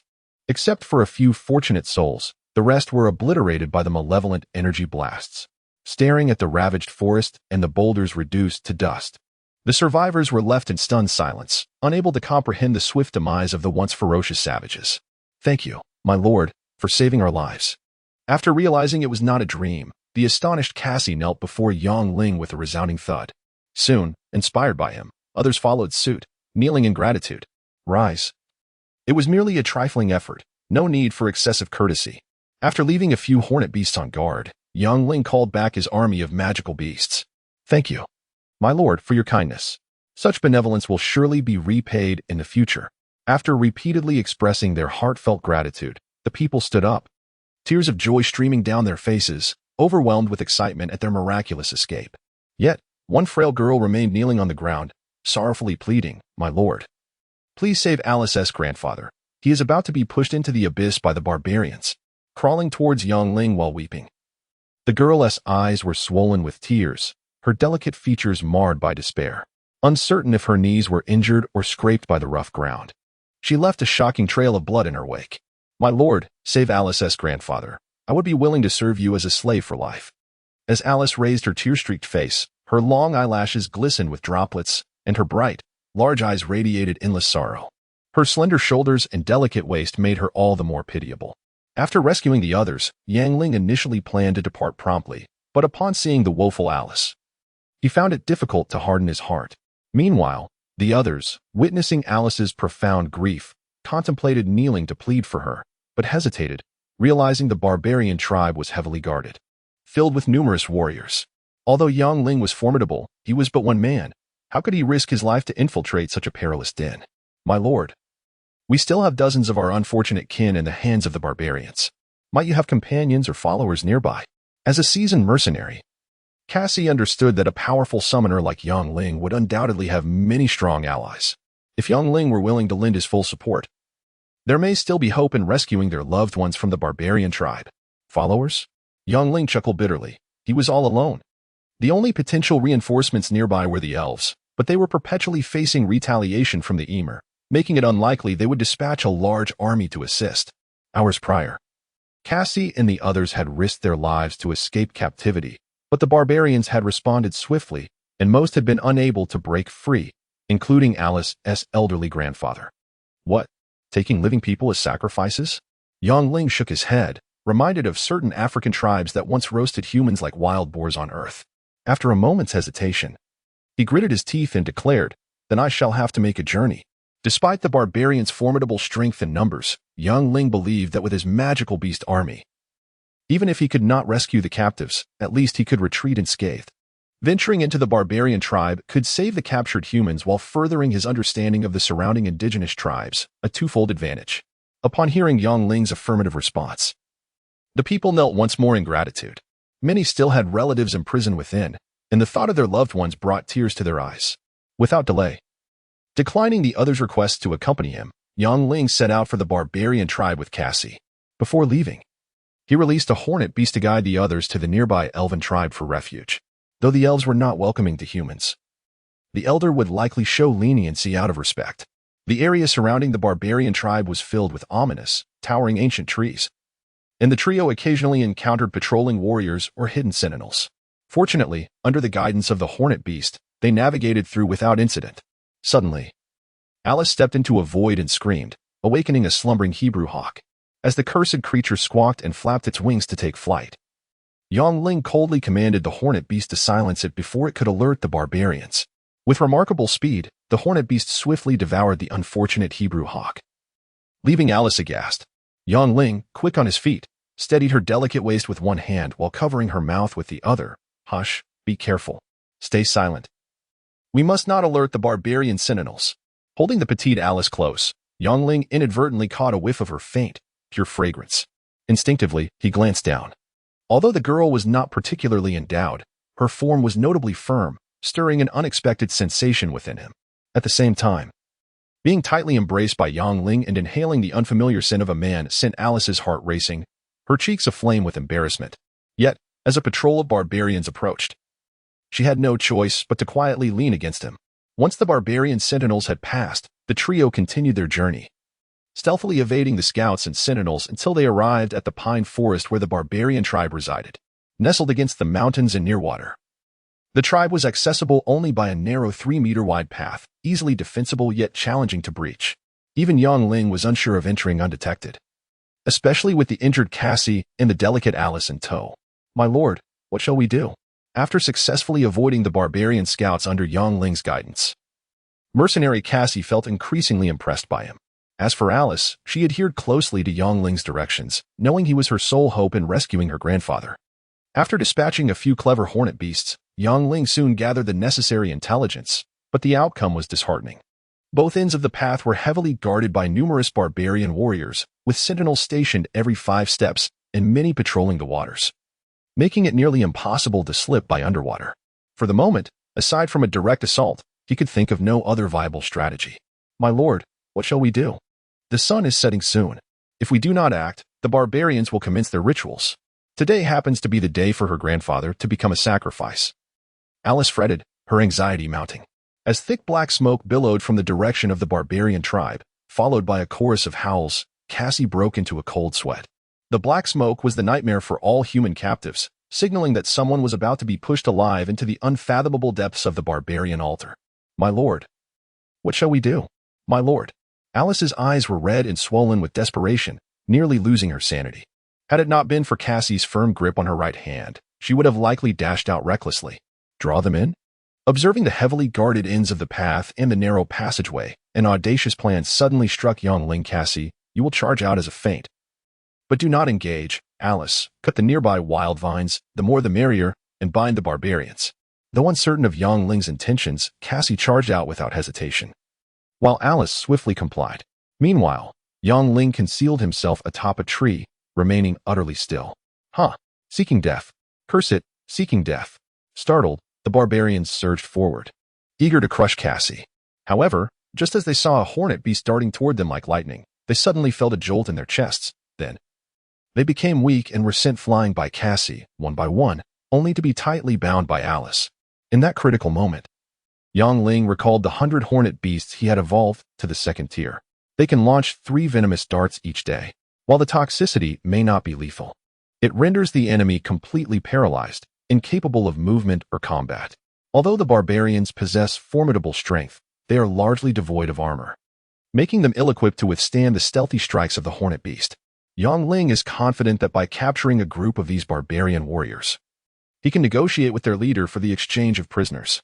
Perhaps he might even extort a considerable sum from them. Chapter 12. Who is the most savage? As Cassie charged fiercely, his kin fell one by one, and the nearby savages, filled with astonishment and rage, rushed forward. Unbeknownst to them, small horned wasps had appeared among the treetops and in the grass. Kill. Cassie feigned an attack towards the nearest savage, exhilaration coursing through him.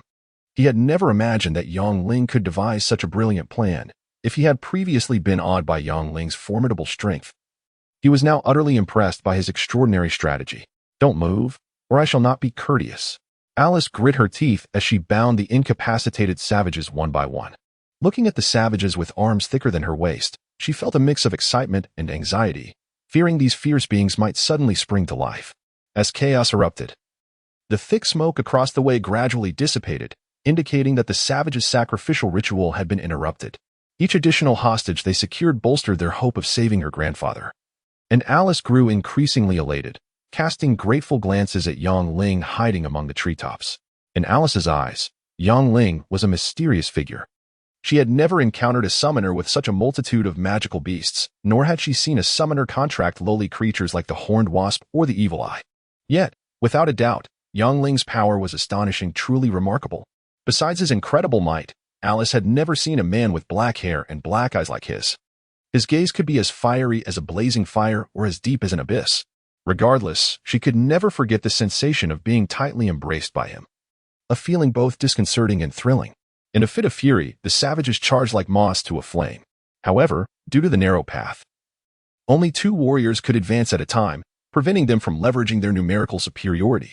Frustrated, those squeezed behind roared in desperation.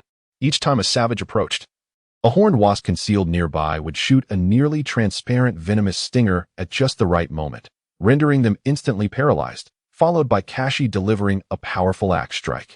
Witnessing Cassie's unparalleled valor, the irascible savages were astonished and furious, yet for the moment, they harbored no suspicion.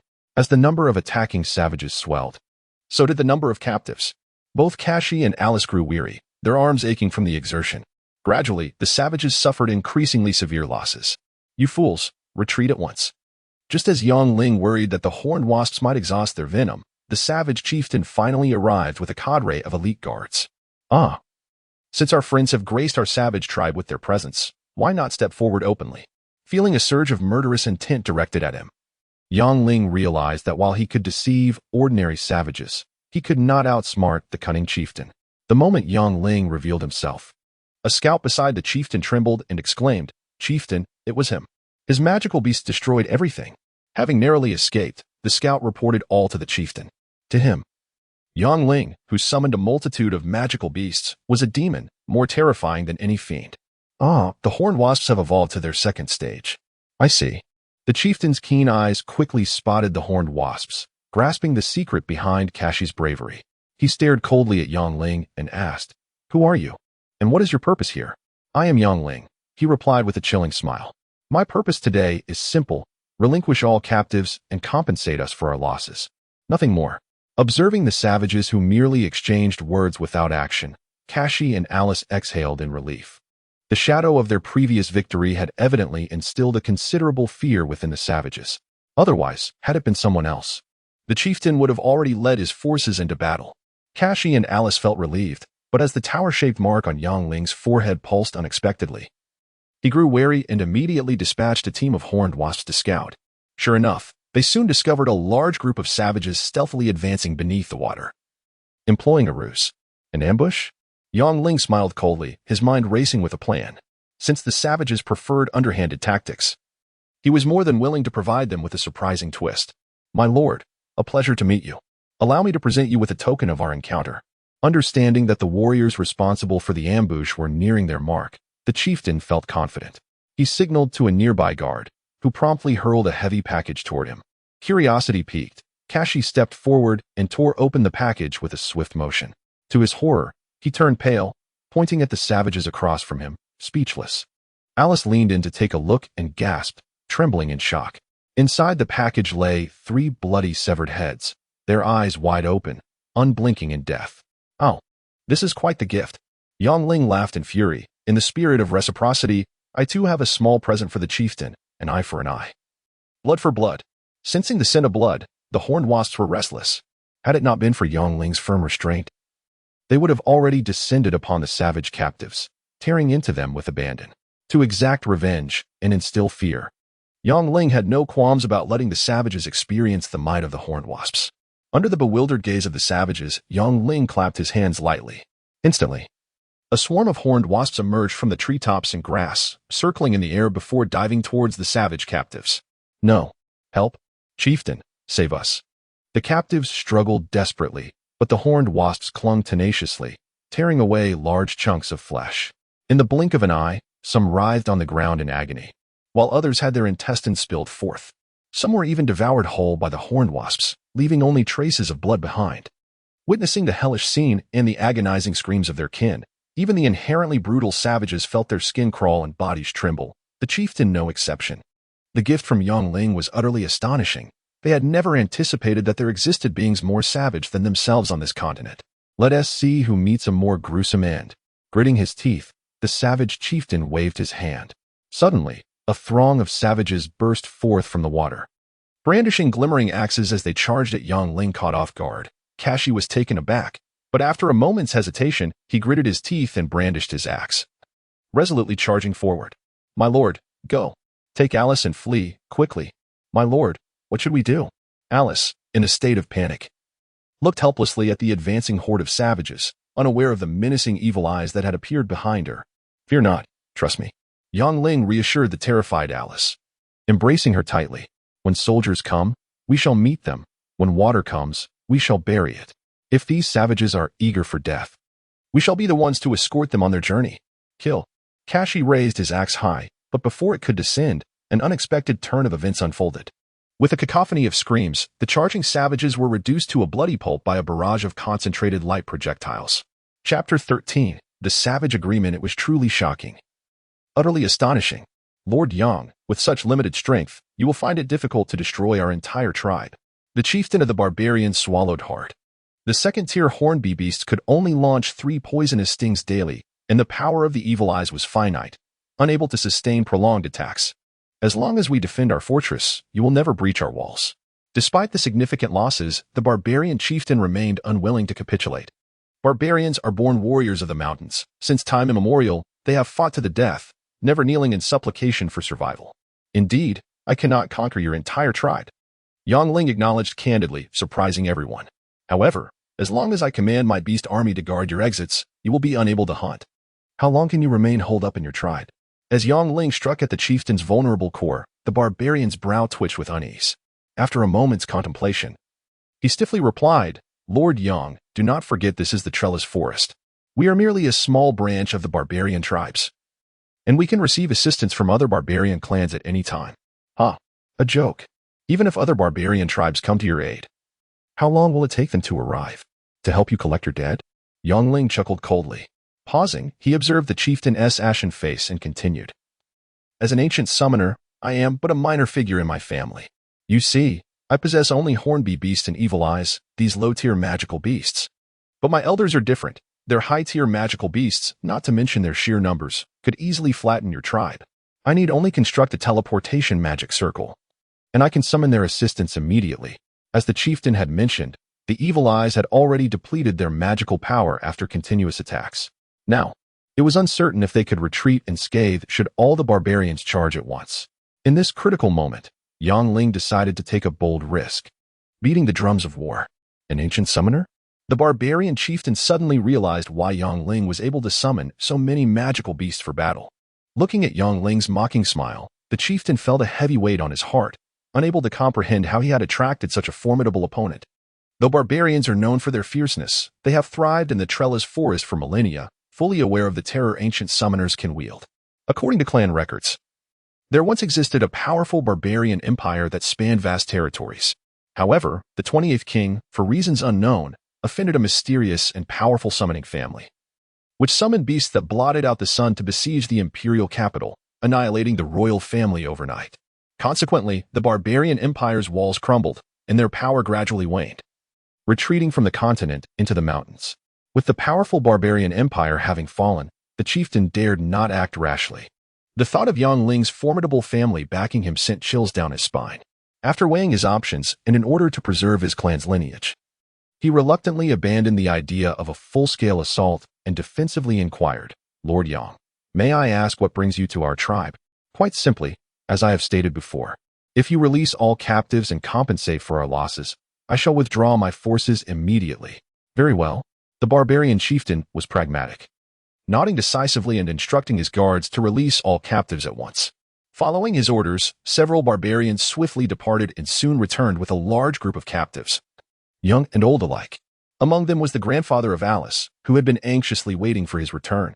"Grandfather, I have finally found you," Alice cried out, rushing towards the familiar figure. The reunion brought the pair to tears, while the other captives wept gratefully, expressing their heartfelt thanks to Yangling for his rescue. "Excellent, chieftain. Had we reached this point sooner, we could have avoided conflict altogether," Yangling remarked, observing the chieftain's nervous demeanor.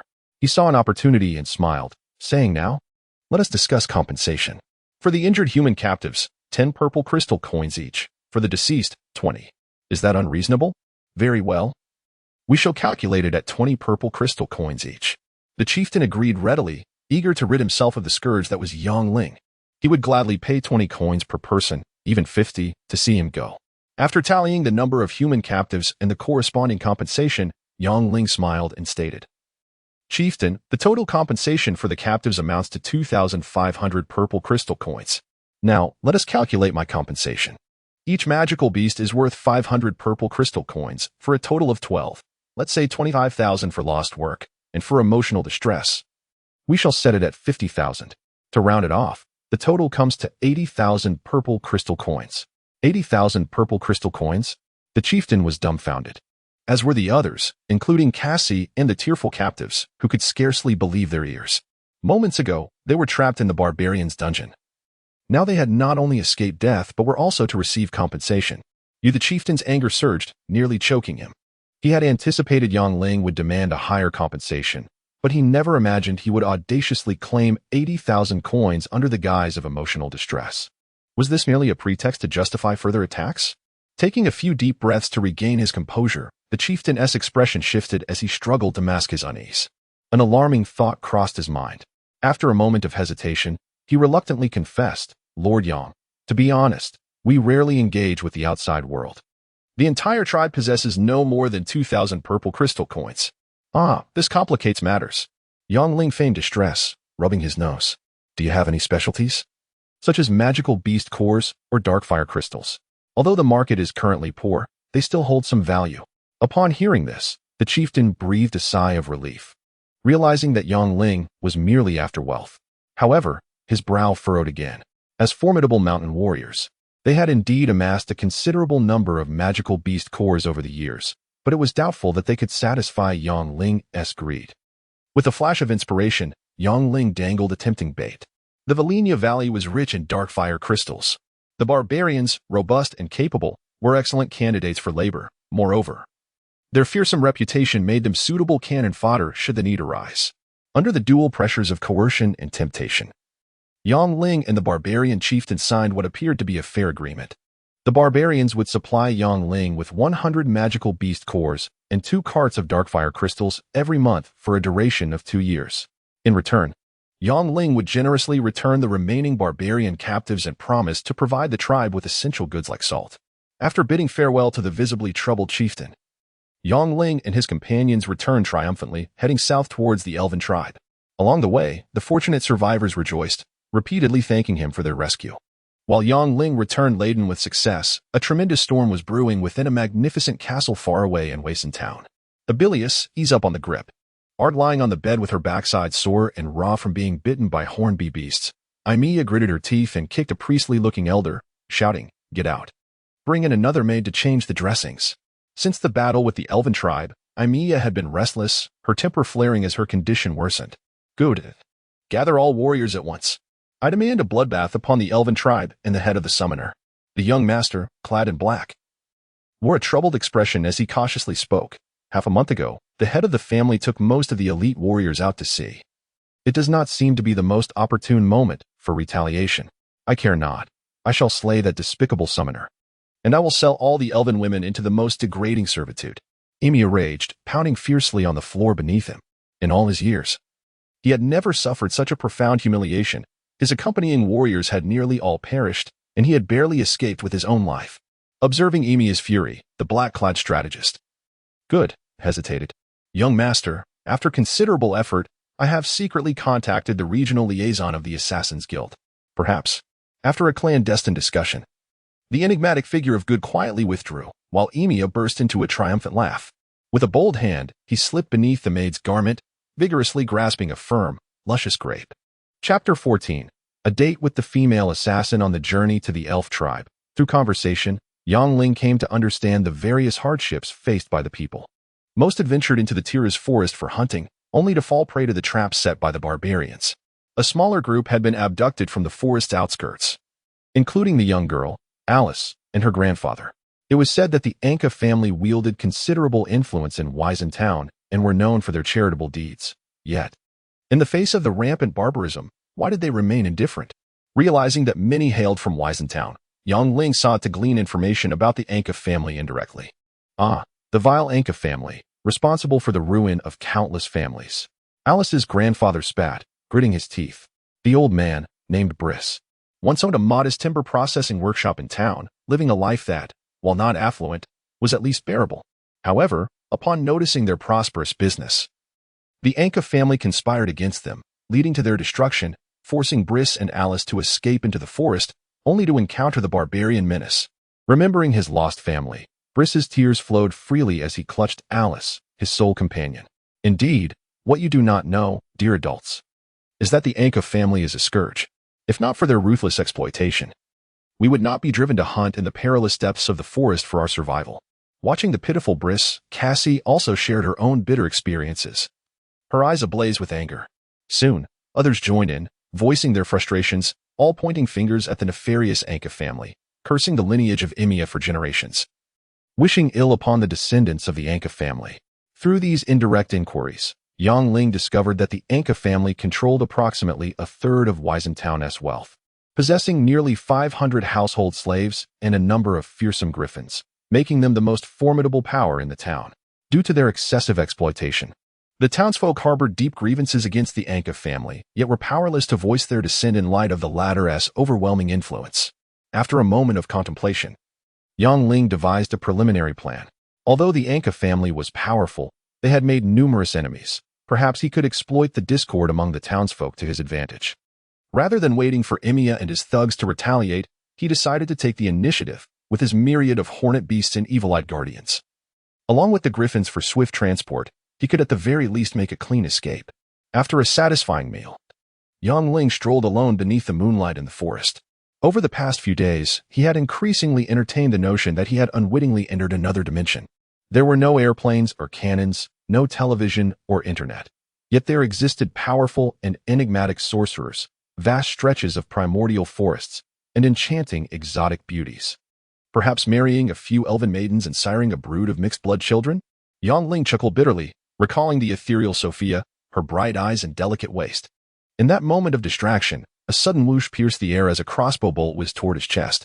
Almost immediately, a shadow lunged at him, brandishing a glimmering dagger. In a split second, Yang Ling executed a swift maneuver, bending low to evade the lightning-fast bolt, followed by a roll that narrowly avoided the dagger's lethal edge. "Who are you?" Yang Ling sprang to his feet, locking eyes with the masked figure before him. He felt as if a venomous snake had him in its sights. Paralyzed with fear yet urgently summoning the hornet beasts and evil eyes left in the elf tribe. "Even if I do not kill you, someone will come for you. Just know that your head is worth 1,000 purple crystal coins," the masked figure replied coldly. Yang Ling could not afford to underestimate her. But the masked assassin was equally tense. This was her first solo mission. Failure would certainly result in severe punishment from the guild. Intelligence indicated that Yang Ling was a high-level summoner, yet she had not anticipated his agility, which surpassed that of a thief, allowing him to easily dodge her meticulously planned assault. After gritting her teeth, the masked assassin lunged forward with her dagger. They were near the elf tribe. And with an opponent who was a mysterious high-level summoner, the longer this dragged on, the more detrimental it would be for her. Taking a deep breath, Yang Ling retreated, charging unarmed toward her. He understood that fleeing from a fast-moving assassin would only hasten his demise. Moreover, since cultivating the mysterious witchcraft, he had become immensely powerful and agile, confident that he could hold out until his magical beast arrived for assistance. With caution, Yang Ling and the masked figure exchanged blows, each strike ringing out sharply. The assassin wielded her dagger with ferocity, aiming directly for Yang Ling's vital points, while he relied on his swiftness and strength, his fists cutting through the air. "Brother Yang, where are you?" Just as they found themselves at an impasse, a frantic voice echoed from a distance. Hearing the voice draw nearer, the masked figure felt a jolt of panic and quickened her assault. Yang Ling inwardly lamented. Sophia had not come at a better moment. If she encountered the assassin's accomplices, it would spell disaster. Gritting his teeth, Yang Ling braved a kick from his opponent, then surged forward, landing a blow to the assassin's wrist. Disarming her dagger, he pinned her down, swiftly pulling off her mask. "Ah, you. A female assassin?" Staring at the assassin's long, delicate eyelashes and flowing golden hair, Yang Ling was taken aback, never expecting that the masked figure would be a strikingly beautiful woman. During their struggle, he had not paid much attention, but now, pressed against her, he felt the contours of her body and caught a whiff of an intoxicating fragrance. Gazing at her pale, alluring neck and feeling the warmth and elasticity of her skin, he soon found himself responding as any normal man would. "Pervert, die." Just as Yang Ling prepared to deliver a knockout punch, the female assassin suddenly twisted her right hand, her ring gliding perilously close to his throat. The ring, dark and glistening, was clearly coated with a lethal poison. Additionally, its edge gleamed menacingly, and Yang Ling had no doubt that a moment's delay would have resulted in a fatal cut across his throat. "Humph, you may evade the first strike, but not the second." At that moment, seeing the assassin move like the wind, Yang Ling ceased his pursuit. As the saying goes, a desperate enemy should not be chased, and one should not enter the forest recklessly. Who knew what ambushes lay within? "Brother Yang, who was that woman just now?" As soon as the female assassin departed, Sophia rushed over, her eyes wide with concern. "Oh, such delicate shoes. Where did they come from? Could it be?" "Sophia, what brings you here?" "Be careful not to encounter the female assassin and her accomplices." Watching Sophia, breathless and frantic, Yang Ling shook his head. If she inadvertently crossed paths with the assassin's allies, the consequences would be dire. "The female assassin?" "Brother Yang, it was my recklessness that interrupted your date." Observing the delicate shoes in Yang Ling's possession and recalling the silhouette of the dark-clad woman disappearing into the woods, Sophia felt an unprecedented sense of loss. Her heart ached, and she turned away, running off. Tonight, upon seeing Yang Ling emerge alone, she had intended to follow him to spend a little more time together. She never expected to stumble upon him in the company of another woman. A date? A date with a female assassin? Watching Sophia walk away sorrowfully, Yang Ling shook his head and chuckled to himself, realizing that this date was indeed extraordinary. Chapter 15. The tree shepherd life resembles an inescapable torment, since one cannot escape. It is better to embrace it with serenity. In a hazy recollection, Yang Ling recalled a classic phrase he had encountered many years ago on the internet. Although somewhat surprised by Yumiya's hiring of an assassin to eliminate him, Yang Ling did not feel an incessant dread.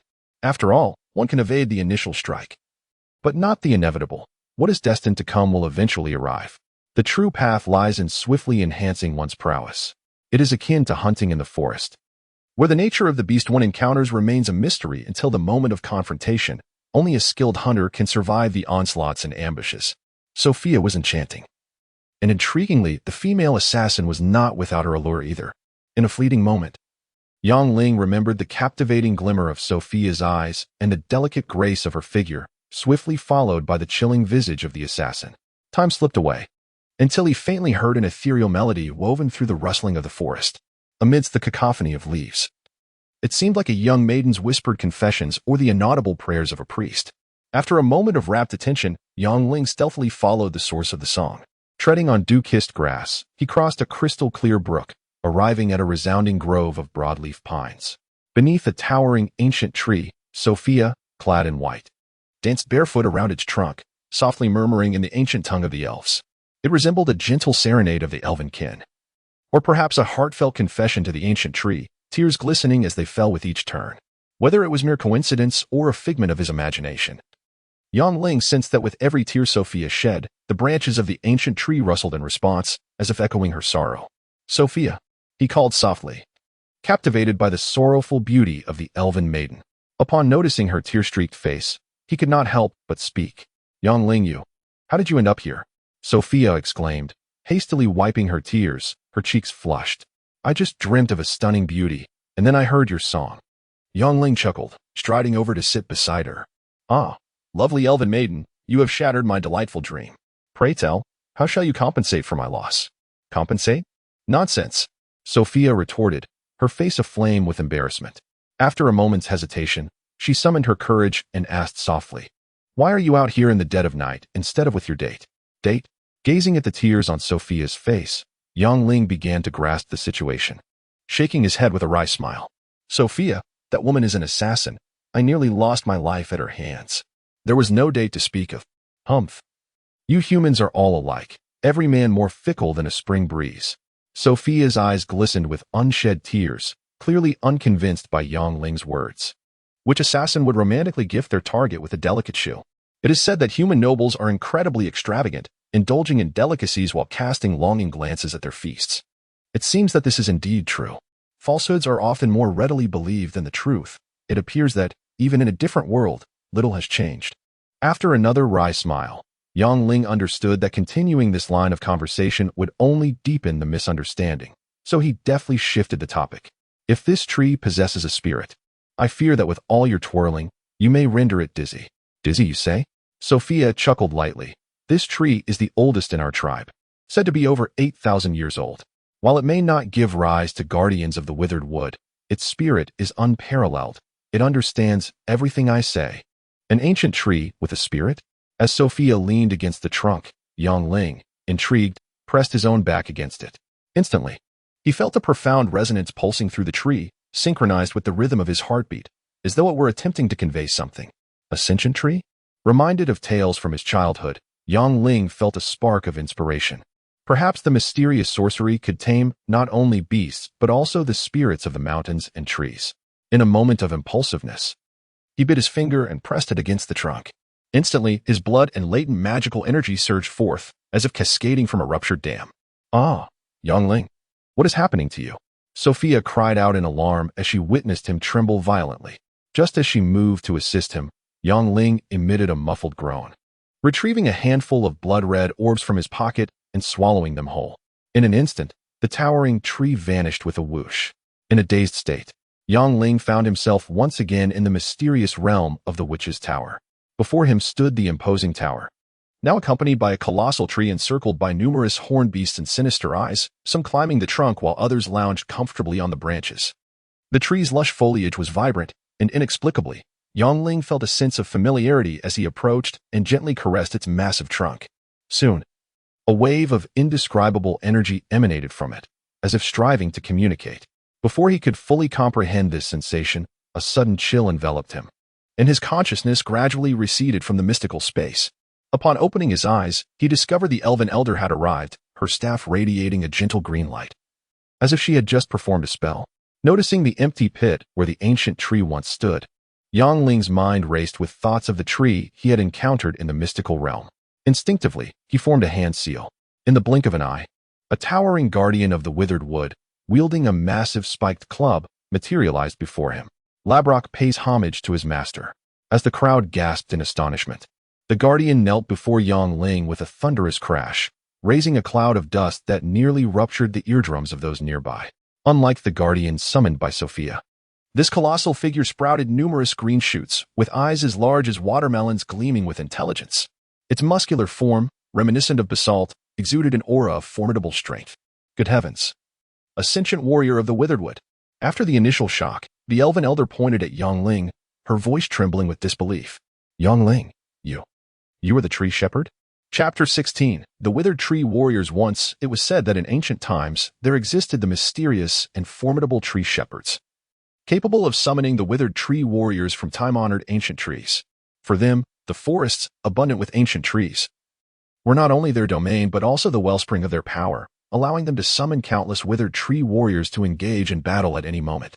The ancient summoners and the tree shepherds. Upon observing the prostrate withered tree warriors and the enigmatic Yongling, the elven elder was struck with profound astonishment. The ancient summoners had the ability to call forth vast hordes of magical beasts, forming terrifying legions. In comparison, the tree shepherds were equally formidable, capable of summoning innumerable withered tree warriors from the ancient trees. The elven elder could scarcely fathom the extent of Yongling's combat prowess with such dual capabilities. The Tlos forest stretched endlessly, bordered by the ocean to the south, the vast Bantu Empire, and the prosperous Lavinza Principality Alliance to the west. To the north, after traversing thousands of kilometers of marshland, lay the mighty Ross Empire. As for the east, its expanse was unknown, a vast mystery yet to be uncovered. This boundless forest was the habitat of our forest elves, as well as the home and source of power for the tree shepherds. It was said that in ancient times, each tree shepherd possessed a sprawling territory, intertwined with the forest elves in a shared fate. The elves nurtured and cared for the ancient trees, while the tree shepherds summoned the withered tree warriors to provide protection. After the initial shock, the elven elder began to recount ancient legends. The elven race had thrived on this continent for countless millennia, and within their extensive genealogy were recorded numerous tales of the tree shepherds. Indeed, it was mutually beneficial. Understanding the elder's emphasis on the intertwined fates of the forest elves and tree shepherds, Yongling grasped the implications without further thought. However, as a stranger in this land, collaborating with them seemed to be an excellent idea. In this brutal world where the strong preyed upon the weak, only immense power held sway. Otherwise, one could not even dream of enjoying life, let alone aspire to live peacefully as a beggar. Although the forest elves were unparalleled in archery, their close combat capabilities left much to be desired, as demonstrated by their chaotic defeat at the hands of the Griffin warriors of Emia. In this regard, the formidable withered tree warriors became their trump card. With a multitude of such warriors, Emia would not dare to seek revenge, let alone step foot into the Tlos forest. In a moment of mutual understanding, both parties reached an agreement. After a brief contemplation, the sagacious elven elder bid farewell to his kin, leaving Yongling and Sophia to their own devices. Sophia. The weather seems to have turned cooler. Observing the elder's meaningful departure, both Yongling and Sophia understood his intentions. For a moment, Yongling found himself at a loss for words, while Sophia shyly averted her gaze. Labrock, rise. Upon commanding the prostrate withered tree warrior Labrock to stand, Yongling marveled at the massive wolf fang club in his grip and the impressive muscles akin to basalt that adorned his chest. The unconscious withered tree warriors were already mightier than the chariots of Kila, and the thought of their potential intelligence left Yongling in awe of their destructive capabilities. Gazing at the sentient Labrock, Sophia expressed her admiration. Yongling, Labrock is an intelligent withered tree warrior. As long as he absorbs sufficient elemental magic, he can swiftly advance, far surpassing the withered tree warriors cultivated by our tribe. The notion of rapid advancement through the absorption of elemental magic intrigued Yongling. With his newfound understanding of the arcane arts, he realized that as his magical prowess grew, the monsters he tamed, such as the evil eye and the hornet beast, would also become stronger. If what Sophia claimed were true, the tree spirits he tamed could also attain advancement, which would be utterly marvelous. Noticing Yongling's skepticism, Sophia elaborated. The forest elves had dwelled in the woods for generations, mastering nature spells that could artificially promote the growth of trees. With persistence, they could summon withered tree warriors from the trees when the time was ripe.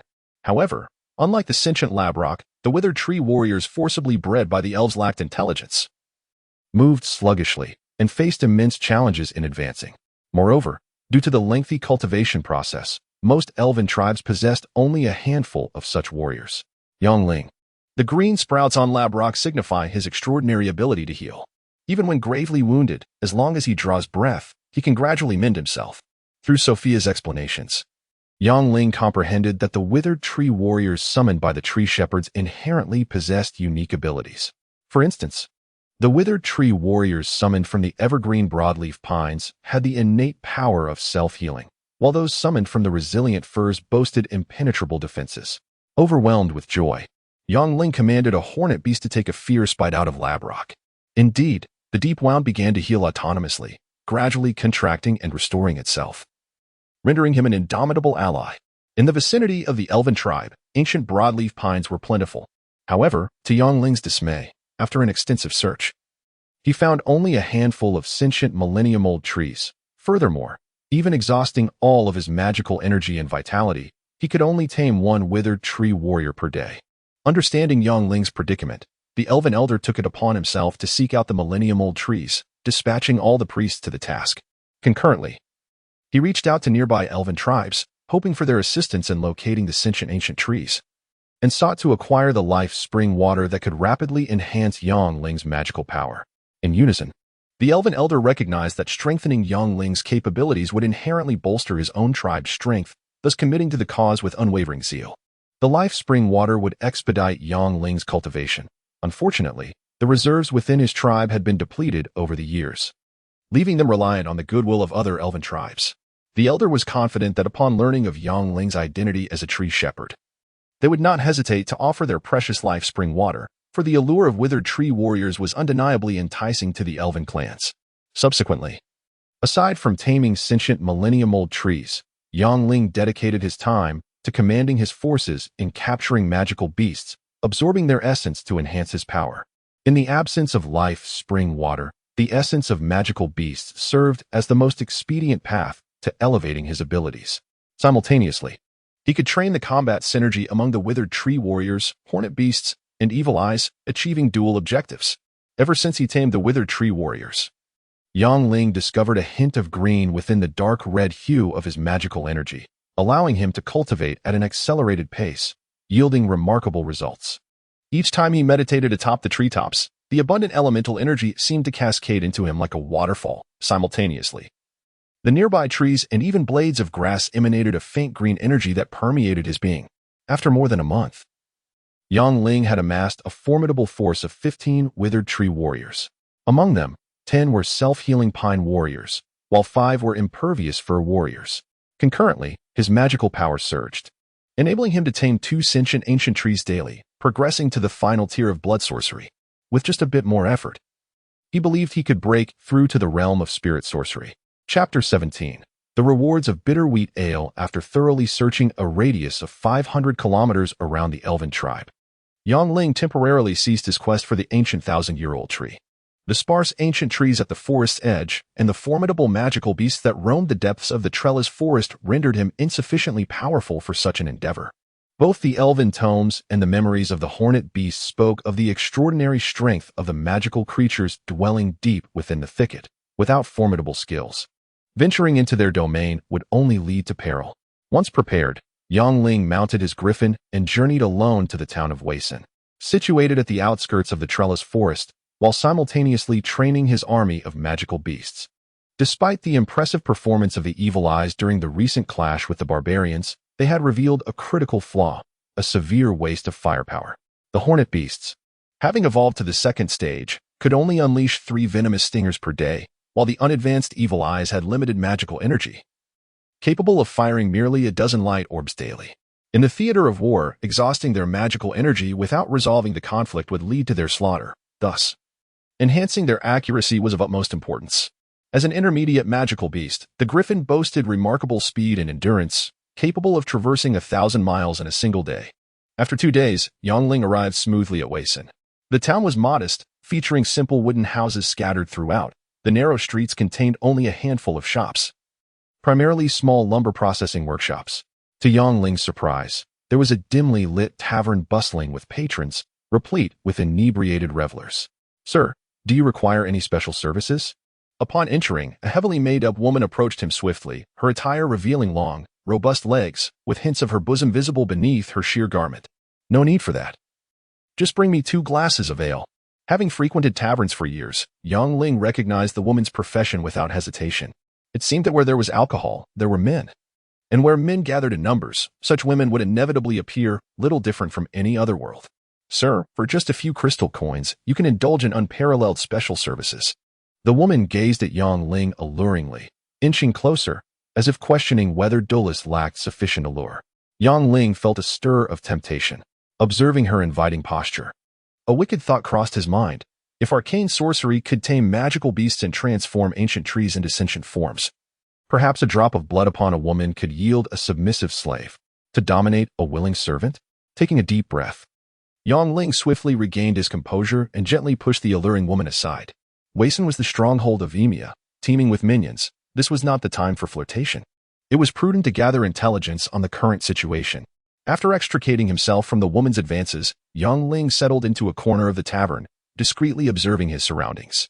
Not far from him, 2 men clad as mercenaries engaged in animated conversation, quickly capturing his attention.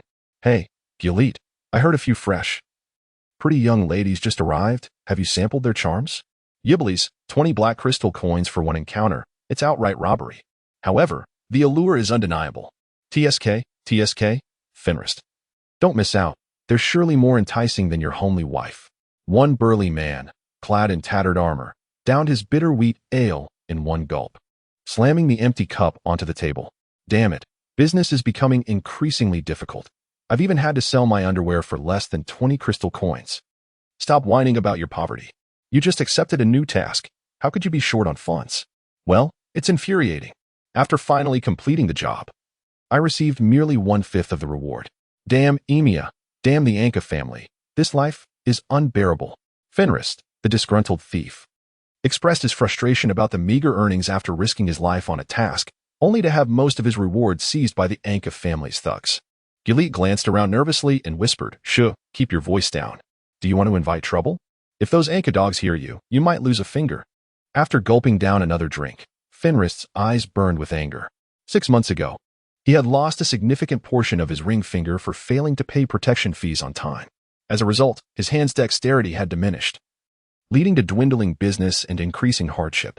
Sensing Fenrist's agitation, Gilead quickly changed the subject. "Brother, enough of that. Let us drink. By the way, you thieves are usually well informed. I've heard rumors of a vast dragon lair discovered deep within the trellis forest. Is there any truth to it? To be honest, I'm exhausted from trying to uncover the specifics." Fenrist hesitated, then confided, "But many unfamiliar faces have arrived in town recently, heavily armored great swordsmen and numerous noble magicians. I heard the church even sent a temple knight and a grand sorcerer. It seems there may be some truth to it." "The church's temple knight? No wonder the Anka family has been behaving themselves lately," Gilead exclaimed, understanding why the Anka thugs had become more subdued, no longer causing havoc throughout Weixin. It appeared that even the notorious Anka family feared the righteous wrath of the church's knights. "Hey, would you 2 mind sharing a drink with me? It's on me." After overhearing their conversation, Yang Ling contemplated for a moment before approaching with a smile. "Bartender, 3 glasses of your finest wine, please." The mercenaries exchanged cautious glances, while Fenrist muttered a few more words under his breath. "Fate has brought us together, my brothers. Let us raise a toast." Yang Ling enthusiastically lifted his cup. Having unintentionally gleaned information about the dragon lair and the church's arrival, Yang Ling felt his journey had not been in vain. At the very least, with the Anka family hesitant to retaliate openly, his actions in town would be significantly easier. The sullen thief Fenrist wasted no time, raising his cup and downing its contents. While Gilead pondered, "This gentleman seems unfamiliar. Is this your first visit to Weixin? May I inquire your name?" Noticing Fenrist's swift consumption of his drink, Yang Ling shook his head, recalling the boisterous dwarf, Rumi. "I am Yang Ling, a weapon merchant. I've heard that the demand for weapons in Weixin is considerable, so I came to assess the market." Without hesitation, Yang Ling fabricated a plausible identity. Having wandered outside for a short while, he noted the absence of a decent weapon shop in the entire town. Given the need for numerous weapons for lumberjacks and hunters venturing into the trellis forest, opening a weapon shop might prove to be an excellent venture. After sipping the bitter wheat ale Yang Ling had offered, Gilead remarked, "Ah, so you are the esteemed merchant Yang. My apologies. By the way, which merchant guild do you represent?" Upon learning of Yang Ling's intentions to open a weapon shop, Gilead appeared intrigued. Unlike a blacksmith's workshop, a weapon shop required substantial financial and material investment. Without adequate capital, such aspirations were mere fantasies. Just a small guild. Not worth mentioning. Yang Ling replied with a mysterious smile. I've already negotiated with the mountain dwarfs for weapons and armor. Funding is not an issue. Now, I only require a few assistants. Might you two be interested in lending a hand? In this realm, the weapons forged by mountain dwarves were renowned for their sharpness and durability. Yang Ling firmly believes that enlisting the services of the diminutive Lumira as a laborer will undoubtedly lead to a flourishing business. Naturally, if a few local influential figures were to lend their assistance, the progress would be even more seamless. This is akin to many foreign enterprises along the coast favoring the hiring of a local individual as a so-called public relations manager. What? Mountain dwarves? Gilead and Fenris stared at one another, astonished. The craftsmanship of mountain dwarves is unparalleled, and the weapons they forge are in constant demand.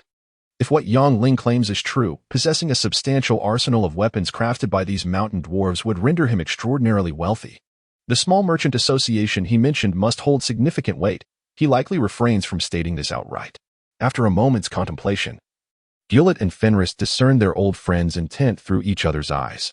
If all this is indeed true, then aligning themselves with Yang Ling would present a once-in-a-lifetime opportunity.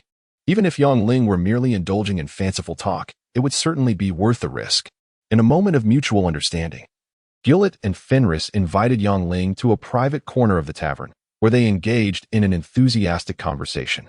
Soon, Yang Ling adeptly gathered comprehensive intelligence about the various aspects of Waisen Town, even acquiring intimate details through Fenris, the thief who harbors a deep-seated hatred for the Anka family.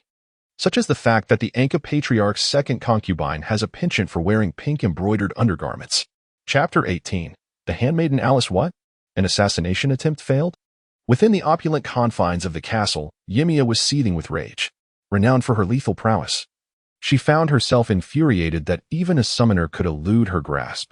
Truly a vexing predicament. With a resounding crash, she hurled the purple clay teacup against the wall. Good heavens! I shall personally slay that detestable summoner and feed his flesh to the dogs. Ymia had been plagued with troubles ever since her catastrophic defeat at the hands of the elf tribe. Whispers spread like wildfire that a dragon's lair had been discovered in the terrace forest, leading to an influx of mysterious figures into the town. There were eager adventurers seeking fortune, mercenaries from distant lands, and knights who dreamed of slaying dragons.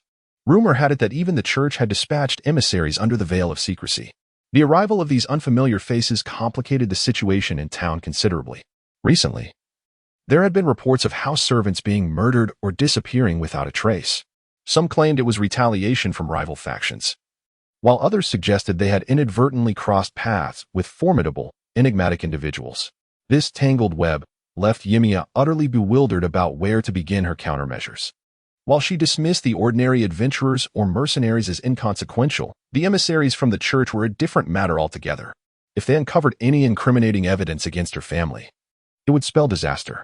Unfortunately, her father had taken most of the elite warriors with him on a crucial mission, leaving behind only a handful of skilled fighters, truly a case of misfortune compounding upon misfortune. After a clandestine meeting, Ymia and her advisor, Good, devised a cunning plan to eliminate their enemy through subterfuge. The slave trade was a lucrative endeavor, with alluring forest elf maidens being highly sought after. To clear the obstacles in capturing these elves and to avenge her recent humiliation, she resolved to first eliminate the mysterious summoner, Yang Ling. Meanwhile, not far from the Anka family castle, Yang Ling sipped bitter wheat beer in a tavern, blissfully unaware of the storm brewing against him. After casually tossing a few purple crystal coins onto the table, he strode away confidently. Behind him, the thief Fenris exclaimed in surprise, snatching the coins from the table. A few mugs of bitter beer cost merely a handful of black crystal coins, yet Yang Ling had generously spent 5 purple crystal coins. Truly an affluent noble. Noticing Fenris's reaction, Yang Ling smiled lightly. It was prudent to extend a small kindness to these locals. The carrot-and-stick approach was the best method to gain their allegiance. He understood that securing the loyalty of the mercenary Gilead and the thief Fenris would greatly aid his efforts to establish a foothold in Waisen Town. Offense is the best defense. To counter the Anka family's potential retaliation, Yang Ling decided to open a unique dwarven weapon shop in Waisen Town. This would allow him to gather intelligence while diverting much of the Anka family's attention, thereby shifting from a defensive position to an offensive one. Of course, if he could profit handsomely in the process, that would be even more delightful.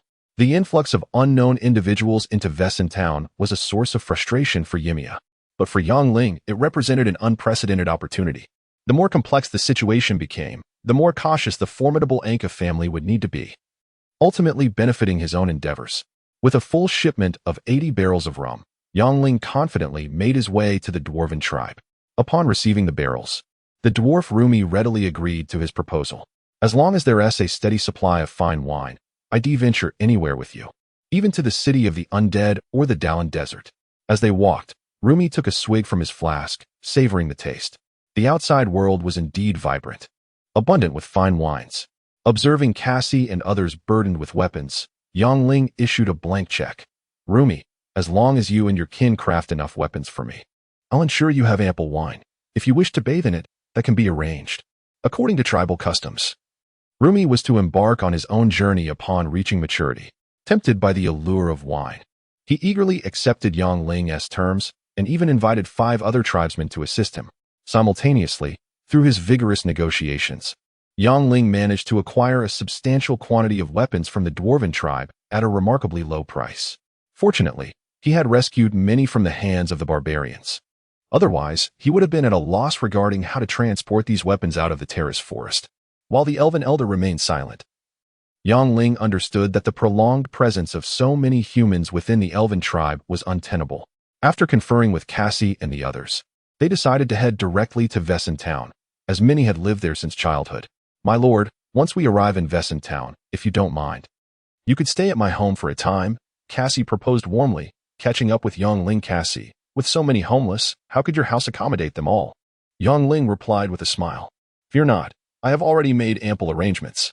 After persuading the elven elder, Yang Ling swiftly returned to Vesson town on his griffin.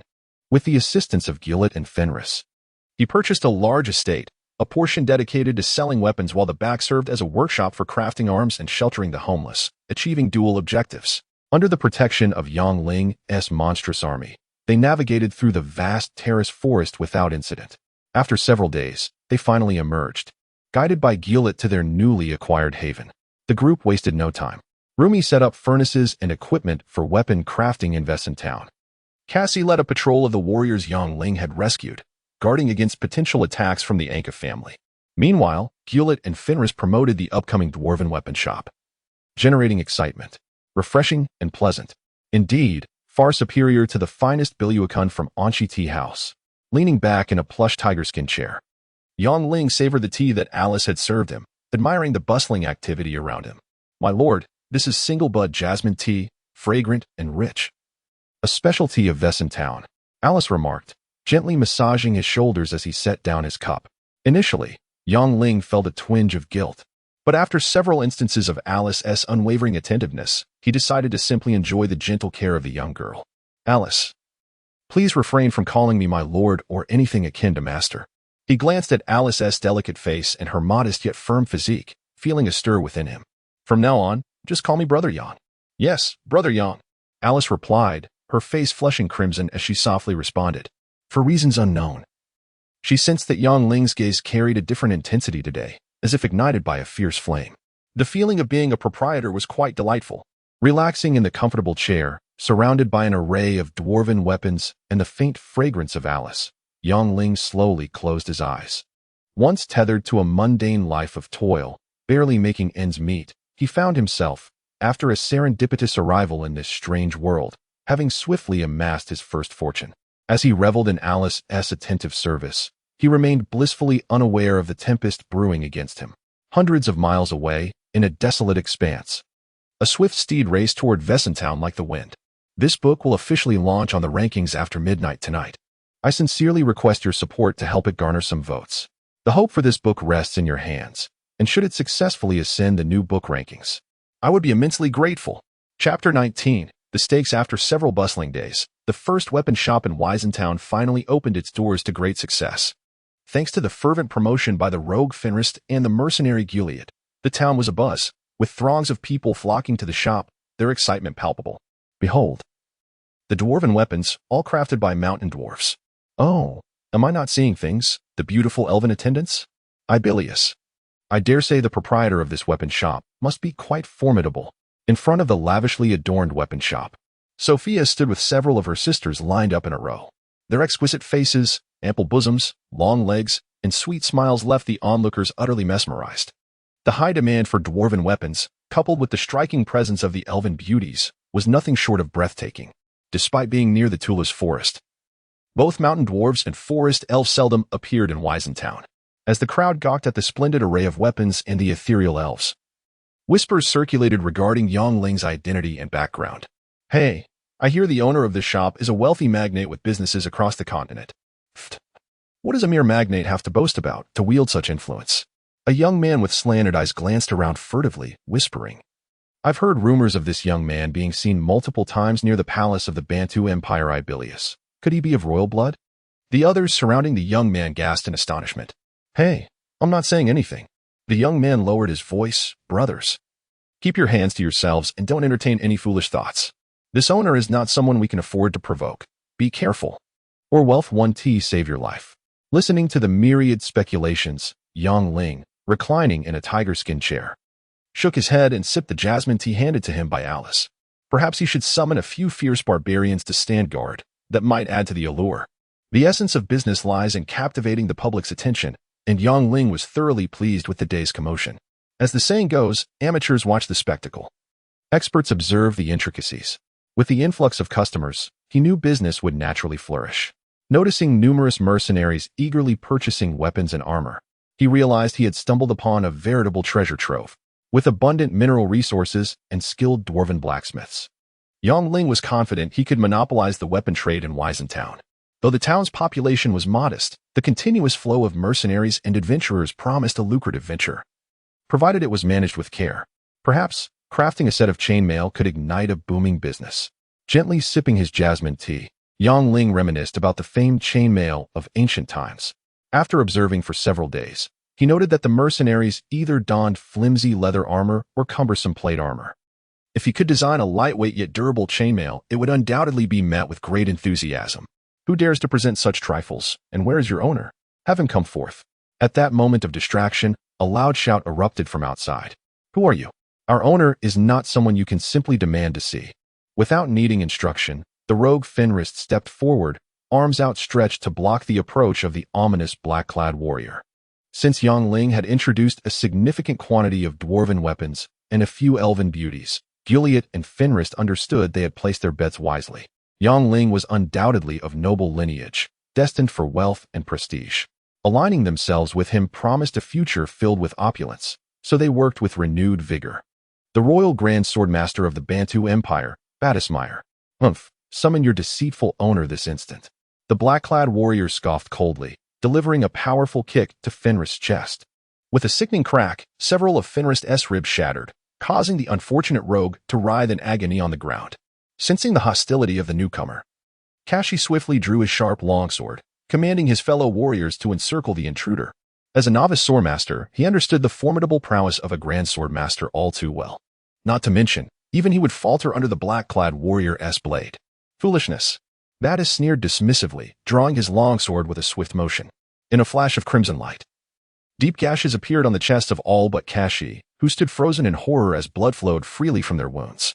By the heavens, crimson battle aura. Witnessing the pulsating red light on Batis's sword, many knowledgeable mercenaries recoiled in alarm, retreating until they were a safe distance away, their hearts racing with dread. In an instant, Kashi realized he was utterly outmatched. The opponent's crimson battle aura was profound, suggesting a level of mastery far beyond that of a grand swordmaster, likely nearing that of a novice sword saint. Remarkable, indeed. With a cold smile, Yongling stepped forward.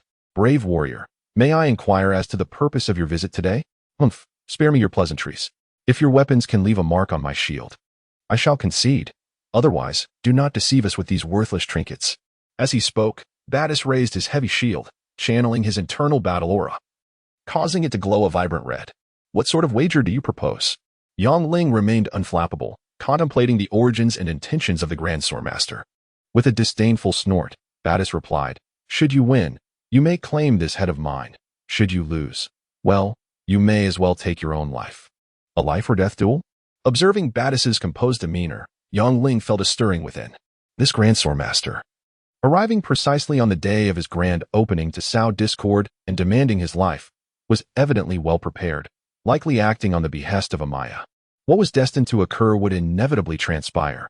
One could evade the initial strike, but not the final blow. Yang Ling understood that only Amaya bore malice towards him, and that only a formidable family like the Anka would possess the resources to summon the royal Grand Swordmaster of the Bantu Empire. My lord, this Grand Swordmaster possesses an exceptionally dense crimson battle aura. If we cannot breach his protective aura, we will be unable to harm his shield. Kashi gulped, asserting, "This man is undoubtedly acting on orders, deliberately choosing this auspicious day to create chaos. There exists no weapon that cannot be countered, nor shield that cannot be breached." Yang Ling observed the imposing figure of Battis and the glowing red shield in his hands. An idea sparked in his mind. Given that the opponent was being unreasonably obstinate, bolstering his shield's defense through battle aura, he decided to employ a cunning tactic to surprise his adversary.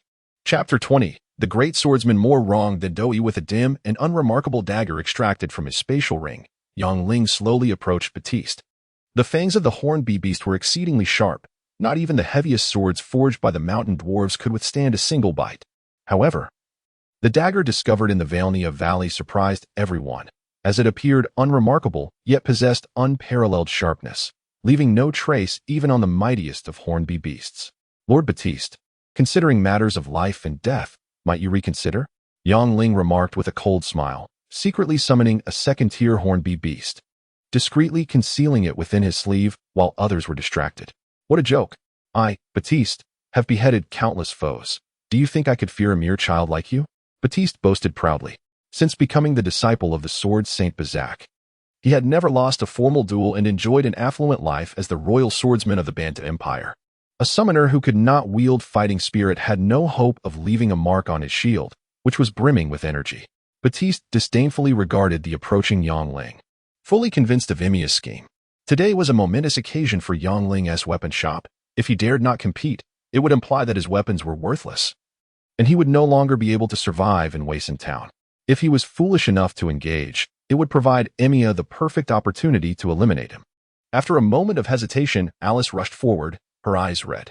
Brother Yang, Sister Sophia was right. He is a madman. Don't stoop to his level. Understanding Batiste's strength, Cassie and the others followed suit, glaring fiercely at the detestable Batiste. If gazes could kill, Batiste would have met his demise 1,000 times over. Yes, this is outrageous. As Batiste's shield turned crimson, the discerning mercenaries understood that Yang Ling, who was devoid of fighting spirit, stood no chance. They recognized Batiste's aggressive intent to take Yang Ling's life, and murmurs of concern arose among the crowd. Humph, those unwilling to accept this can step forward. Batiste will send them on their way. Upon hearing the crowd's comments, the great swordsman Batiste spoke menacingly, his sinister gaze silencing the murmurs. After all, the strength of a great swordsman was formidable. Even seasoned mercenaries dared not provoke him, feeling anger without the courage to voice it. Michelle, I am certain this is a premeditated murder. If this great swordsman bears no grudge against the youth, then it must be the youth's enemies who have hired him. Outside the crowd, a man and a woman sat astride 2 tall white horses. The man, clad in black heavy armor and wielding a Viking longsword along with a 2-person-length dark iron spear, exuded the aura of an elite knight. The woman, her face partially veiled, held a black staff as thick as a dagger's hilt, clearly a mysterious sorceress. Observing the layers of onlookers, the armored knight remarked coldly, "This great swordsman indeed exceeds all bounds. However, Michelle, we have a secret mission. Revealing our identities post-intervention would complicate matters." At the knight's words, and glancing at the defenseless Yang Ling, the sorceress Michelle sighed softly, choosing not to speak further, merely tightening her grip on her staff. Brave warriors, it delights me that you have come to support us today. Yang Ling gently pushed aside the worried Sophia and Alice, striding boldly toward Batiste. In my hand is an ordinary dagger forged by mountain dwarfs. Now let us see whether this great swordsman's shield is indeed impenetrable or if our dagger is truly sharp. Raising his dagger for the onlookers to see, Yang Ling approached Batiste with an unwavering demeanor, seemingly oblivious to the swordsman's prowess. As Yang Ling advanced step by step, Batiste coldly chuckled, instinctively channeling his entire fighting spirit into his right-hand shield. Instantly, the shield radiated a blinding red light, resembling a blazing inferno from afar. "Oh dear, poor child," Ebolus remarked. "I've seen fools, but never once so foolish as to walk to his own demise like a lumbering log. I dare say this young proprietor is undoubtedly a spoiled brat, entirely unaware of the great swordsman's strength. The triangular-eyed observer, believing he had seen it all, relished the unfolding drama, anticipating that once the youth perished, his family would surely seek vengeance against the great swordsman. Amidst the cacophony of opinions, Yang Ling exerted all his magical power, suddenly accelerating and lunging toward the arrogant Baptiste with lightning speed. His right-hand sleeve perfectly aligned with Baptiste's chest. Just as the crowd believed Yang Ling was doomed, an unexpected turn of events occurred. Baptiste, who had been dismissive, suddenly felt a jolt. The fiery red glow of his shield faded like a receding tide, and in an instant, Yang Ling's dagger pierced through the once impenetrable heavy shield with a resounding thud. The esteemed royal swordsman of the Bata Empire had succumbed to a mere youth devoid of any fighting spirit? Staring in disbelief at the unforeseen outcome, the crowd fell silent, only to erupt in chaos when Yang Ling pressed the dagger against Baptiste's throat. "Kill him! Ebolus, sever his head!" The crowd shouted vehemently, particularly the mercenaries who thrived on danger, waving their weapons in fervor. It seemed that the arrogant great swordsman had long since incurred the wrath of the masses. In a moment of carelessness, having been struck by 3 venomous stingers from the hornbeat beast, Baptiste felt utterly weakened. Just as he was about to curse Yang Ling for his treachery, a sharp pain shot through his neck, and blood began to trickle down. Evidently, a great swordsman's throat was just as vulnerable as any ordinary person's. Gazing at the terrified Baptiste, Yang Ling coldly inquired, "Would you prefer I slit your throat with this dagger, or should I cleave your entire head with an axe? Or perhaps a dismemberment?" Witnessing the glint of cold light in Yang Ling's eyes and the chilling smile on his face, Baptiste trembled, silenced, and remained motionless. As an experienced swordsman, he understood that the dagger poised at his throat was no mere trinket. A slight cut would mean bidding farewell to this vibrant world. Regret filled Baptiste's heart as he cursed Emia's ancestors. Had he not been so overconfident, showcasing his protective energy in a display of arrogance, he, the royal great swordsman, would never have fallen prey to Yang Ling's surprise attack. Had Emia provided accurate and detailed intelligence, he would not have been caught off guard. Reduced to this vulnerable state. Chapter 21. The Toad observing the tumultuous crowd and the pallid countenance of Baptiste, Yang Ling comprehended that this unfortunate grand swordsman was merely a pawn, a lackey. The true mastermind intent on his demise was Ymia, the nefarious Anka family, who thrived on the despicable trade of slavery. "Baptiste, we harbor no enmity. If you unveil the puppet master behind this, I shall spare your life." After a moment of contemplation, an idea struck Yang Ling, one that could directly undermine the Anka family. Upon falling into Yang Ling's clutches, the feeble Baptiste presumed his death was inevitable. Yet, upon hearing Yang Ling's proposition, a glimmer of hope sparked within him. He opened his mouth, poised to divulge the truth, but hesitated at the thought of the Anka family's formidable power. "Baptiste, life is a treasure. Wealth and power, fine wine and beautiful women abound. Would you truly forfeit such pleasures?" Yang Ling taunted, further enticing the indecisive Baptiste. "Seize the moment, for once this opportunity slips away, it may never return. Do not let regret haunt you in the abyss." Bathed in confusion, Baptiste reflected on his life, having claimed countless lives and amassed the riches of his dreams through sheer force. He never imagined he would falter against Yang Ling, who wielded no combat prowess. He questioned his own heroism, knowing he had resorted to cunning schemes to thrive in the realm of fame and fortune. Yet, having lost to Yang Ling, his reputation lay in tatters. If he were to betray Ymia, even should he survive today, his future in the Banta Empire would be bleak. "Baptiste, if you seek death, then I shall grant you your wish." Noting Baptiste's indecision, Yang Ling pressed down lightly with his right hand. Suddenly, Baptiste felt a sharp pain in his throat, blood dripping like a spring. "I beg for mercy, I shall speak." Faced with Yang Ling's cold demeanor and the metallic scent of his own blood, Baptiste finally shattered under the pressure. Under Yang Ling's coercion, he revealed the Anka family's conspiracy to the crowd, stating that he bore no grudge against Yang Ling and had been hired to create chaos, all orchestrated by Ymia, the Anka family's young master. As the crowd grasped the unfolding events, they realized why this grand swordsman had chosen today to disrupt the peace. Gradually, stirred by Yang Ling's manipulation, their fervor intensified, directing their ire towards the malevolent Anka family. Cries for Baptiste's execution erupted, some demanding he be torn apart, others denouncing Ymia's cowardice, and many cursing the ancestral line of the Anka family. Having successfully incited the crowd's long-standing grievances against the Anka family, Ling decided to fan the flames further, forcefully pushing the weakened Baptiste before them and proclaiming, "Brave souls, should this arrogant oppressor be executed?" The response was a resounding chorus of agreement. "He must die. Tear him apart. Set him ablaze. Ebolus, chop him into pieces for the dogs." In their rage, the crowd fixed their gaze upon Baptiste, who lay trembling on the ground. He had long heard of the Anka family's heinous deeds and the rising tide of public resentment. Now, it was all too clear. On her majestic white steed, Michelle furrowed her brow slightly. "Humph, this is the fate of the wicked." The knight muttered coldly and reached to brush a fallen leaf from Michelle's hair. However, the sorceress deftly evaded him, ignoring his gesture. Seeing Michelle deliberately distance herself, the black-armored knight, Cruz, spoke gloomily. "Michelle, after all these years, do you not understand my sincere feelings for you? For your sake, I have devoted 3 entire years to the temple." Cruz, a knight of the temple must have unwavering faith. "If you remain for personal feelings, I advise you to withdraw at once." After a brief hesitation, Michelle continued, "I apologize. But as a holy mage of the church, my heart belongs solely to the God of light and the faithful." Rejected once more, Cruz's countenance fell. He had anticipated that becoming a temple knight would bring him closer to the enchanting Michelle, yet after all these years, his hopes remained unfulfilled. "I am but a merchant, wishing to conduct my business amicably. Yet, debts have their rightful owners. If a life must be taken, let it be that of the despicable Yimia." Ling redirected the crowd's focus towards Yimia, declaring, "Though I am not fond of violence, it does not mean I shall be bullied.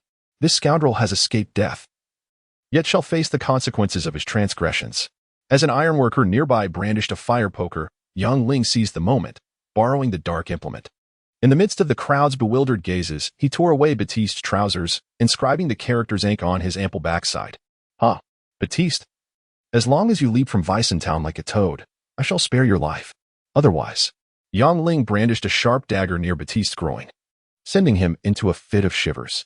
Upon realizing the characters emblazoned on his rear, the crowd was momentarily aghast before erupting into raucous laughter. Ling's shameless scheme to humiliate the Anka family was beyond what they had anticipated. Meanwhile, although Baptiste was oblivious to the specifics of the inscription, the gleeful expressions of the onlookers left him with no doubt that it was far from favorable. Powerless to resist, he could only plead, "My lord, I beg you, spare me. Return my trousers, and I shall compensate you 1,000, no, 20,000 purple crystals." With the crowd's eyes fixed upon his bare backside, Baptiste clutched his mistress's pink lace underwear, utterly mortified, wishing for a hole in the ground to swallow him whole. Unfortunately, the minuscule thong was insufficient to conceal the words etched upon him, rendering it inadequate even to cover his modesty. "I shall count to 3. Should you not leap like a toad, prepare to run naked into hell." Ling, brandishing his dagger, made exaggerated gestures, causing the pitiful grand swordsman to tremble once more. In a desperate bid for survival and to avoid the humiliation of running naked, Baptiste had no choice but to jump like a toad. After enduring Ling's threats and temptations, he suppressed the urge for self-destruction and leapt, letting out a croak, "Anka, toad, toad, Anka." As the children joined in the raucous cries, the mercenaries, eager for chaos, echoed the chorus, their voices resonating far and wide. "Shall we add more fuel to the fire?" Observing Baptiste's awkward leaps, Ling's gaze sharpened, and he decided to escalate the situation further. Summoning a hornet beast, he commanded it to gnaw through the waistband of Baptiste's undergarments, revealing his shameful vulnerability, much to the delight of the crowd. In his disgrace, the grand swordsman could only flee, hands clutched to his modesty. Embarrassment, panic, and indignation enveloped Baptiste. He wished for nothing more than to perish. Once word of this incident spread, he knew his reputation as a royal grand swordsman would be irreparably tarnished, leaving him unfit to reside in the imperial capital. Had he foreseen such a disgrace, he would have never accepted this job, regardless of the sum. Rogue, lecher. While the origins of the hornet beast remained a mystery to others, Michelle, seated on her white steed, recognized Ling's cunning ploy, feeling both angered and ashamed. Realizing he was a man of many schemes, as I observed Battis, who was shamelessly fleeing while clutching his modesty, his awkward movements elicited an involuntary chuckle from me, rendering my fair complexion a shade of crimson that captivated the nearby paladin. Laughter erupted among the crowd, yet hidden on a hillside, Emia seethed with rage, nearly succumbing to apoplexy. "Ah, Ling, you detestable summoner. I shall flay your skin and drink your blood." In her frustration, Emia vehemently clawed at the massive stone beneath her, leaving countless deep marks and gruesome streaks of blood. In that moment, had Ling been present, she would have yearned to pounce upon him and tear him to shreds. Chapter 22. Who is the lecher? After releasing a pent-up breath of resentment, the crowd warmly greeted Ling. For many years, he was the only one daring enough to humiliate the Anka family. Coupled with the opulent decor and astonishing display of the dwarven weapon shop, the people reaffirmed that Ling was indeed a noble of great stature, a figure of considerable influence, who regarded the Anka family with utter disdain. As the crowd dispersed, a dozen mysterious individuals gathered to visit Ling. Among them were the owners of the lumber mill, the blacksmith shop, the tavern. Essentially, all the prominent merchants and influential figures in Vesson Town, excluding the Anka family, were present. Welcome to our Vesson Town, esteemed sir. May I inquire how long you intend to stay? After some pleasantries, tavern owner Andrew casually asked. In the eyes of the people, Ling, as a powerful noble, opening a dwarven weapon shop might merely be a fleeting whim. The implications were clear. Ling quickly discerned the underlying motives of the gathering. The Anka family was notorious for their tyrannical behavior, oppressing the common folk. It was no longer bearable, even for these individuals of some standing. I am but an ordinary merchant, like you all, seeking profit wherever I can, Ling replied with a mysterious smile. An ordinary merchant? The group exchanged knowing glances, understanding that this was merely a facade. If he were truly just an ordinary merchant, how could he afford to open such an extravagant dwarven weapon shop, complete with numerous guards and elven maidens? After downing his rum, the burly blacksmith spoke up. My lord, you publicly insulted the Anka family today. They will surely seek revenge. You must remain vigilant. Indeed, the Anka family is formidable. How many guards do you have with you? Andrew asked nervously, his concerns seemingly surpassing Ling's own. The purpose of their visit was to ascertain Ling's true strength. If he were indeed powerful enough to challenge the Anka family, it would be a boon for all of Vesson Town. However, if he were lacking in strength or merely visiting without intent to confront the Anka family, those who chose the wrong side would be doomed. The Anka family? Merely a band of buffoons. Ling took a sip of the sweet rum and continued. I am here to establish my own enterprise, relying solely on my abilities, not on my family's influence. Like the misunderstanding with the elven elder, Ling allowed the crowd to misconstrue his identity. After all, no one would believe his true origins, and such misconceptions might yield unexpected benefits. Relying on one's own abilities? Another naive aristocrat, the crowd thought, their faces filled with skepticism. The Anka family was too powerful. Without family backing, how could Ling contend? Observing Andrew's disheartened expression, Ling feigned difficulty. I have many friends, even without my family's support. Dealing with the Anka family is not beyond reach. Alas. Alas what? The blacksmith, seeing a glimmer of hope, eagerly awaited Ling's response. Unfortunately, I cannot summon them without offering something in return, Ling lamented. After opening the weapon shop, my coffers have run dry. Moreover, the space here is limited. Too many warriors would be difficult to accommodate. Leave it to us. We will cover everything. The more warriors, the better. Andrew exclaimed joyfully, pledging to resolve Ling's challenges. Though his tavern did well, most of the profits were siphoned off by the parasitic Anka family. If Ling could eliminate them, he would spare no expense, even at the cost of several years' profits. After reaching an agreement, Andrew and the others acted swiftly, sending an abundance of gifts to Ling, including thousands of purple crystal coins, a box of magical beast cores, several crates of dark fire crystals, and countless local specialties. Furthermore, they mobilized the townsfolk living near the weapon shop to vacate, freeing up a substantial amount of space for Ling. Thus, Ling returned to the barbarian tribe, preparing to form an elite barbarian guard. Barbarians, known for their innate strength and ferocity, were ideal candidates for frontline combat. When Ling mentioned the current market slump and the lack of value for magical beast cores and dark fire crystals, the barbarian chief grew anxious. They were reluctant to confront someone of such formidable power and impressive background, yet they could not afford to offend him. After receiving a generous supply of salt and fresh produce from Ling, they readily agreed to his request, dispatching their finest 100 warriors, perhaps sensing the shifting tides. The Anka family's minions became more cautious, retreating into their heavily guarded fortress. However, Ling did not let down his guard. He understood that this temporary calm would precede a greater storm. He ordered the dwarf Rumi to expedite the crafting of armor and weapons for the guard. After entrusting the guard to Cassie, Ling found himself with ample leisure time. He either trained his magical beast army, practiced his mysterious spells, or enjoyed the tender attentions of Alice. Is this the place? Alice blushed deeply. Yes, a little harder, please. Should I go faster? Half reclining in a steaming bathtub, young Ling closed his eyes, relishing Alice's massage as every pore in his body relaxed. Suddenly, a jolt of alarm surged through him. Upon opening his eyes, he saw a black crossbow bolt whistling toward him, followed by a live shadow leaping through the window. Upon closer inspection, he recognized the female assassin who had previously failed in her attempt. Seeing the assassin with her glinting dagger, Alice screamed, pressing against Yang Ling's back in fright. After swallowing hard, Yang Ling awkwardly glanced down, relieved to be submerged in water. Otherwise, he would have faced utter embarrassment. To his surprise, although Alice's figure seemed unremarkable, he discovered an unexpected allure upon contact. Humph, hand over your life. The assassin lunged forward like a gust of wind, her icy gaze and glimmering dagger sending shivers down Alice's spine. Seeking death, unfazed, Yang Ling summoned a hornet beast with a hand gesture. In an instant, the assassin found herself dodging left and right, narrowly evading 3 lethal stingers. Seeing the assassin momentarily distracted by the hornet beast, Yang Ling seized the opportunity, rising with a cold snort, ready to subdue her. In that instant, 2 shrill screams echoed through the bathroom, capable of startling any mouse alive. After dispatching the detestable hornet beast, the assassin was left both embarrassed and enraged by Yang Ling's nakedness. Initially intent on attacking again with her dagger, she reconsidered upon witnessing the hornet beasts appearing from thin air and hearing the approaching footsteps outside. Realizing she had missed her chance, she coldly huffed and reluctantly retreated through the window. Meanwhile, Alice covered her eyes with her hands, her ears flushed crimson. She never anticipated that Yang Ling would. Yang Ling, you scoundrel.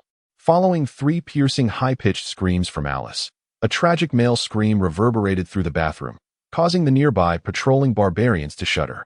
They had long heard tales of the peculiar antics among human nobles, and it seemed those rumors were indeed true. Chapter 23. A windfall from the heavens. In the wake of the upheaval caused by the assassins, Yang Ling intensified security measures, beyond augmenting the number and frequency of patrols. He also deployed several covert sentinels. Additionally, he ordered the construction of a hidden nest atop the largest conifer in the garden, where a squadron of hornbeam beasts was stationed. Thus, even if an intruder managed to evade the patrols and watchmen, evading the keen senses of the hornbeam beasts would prove exceedingly difficult.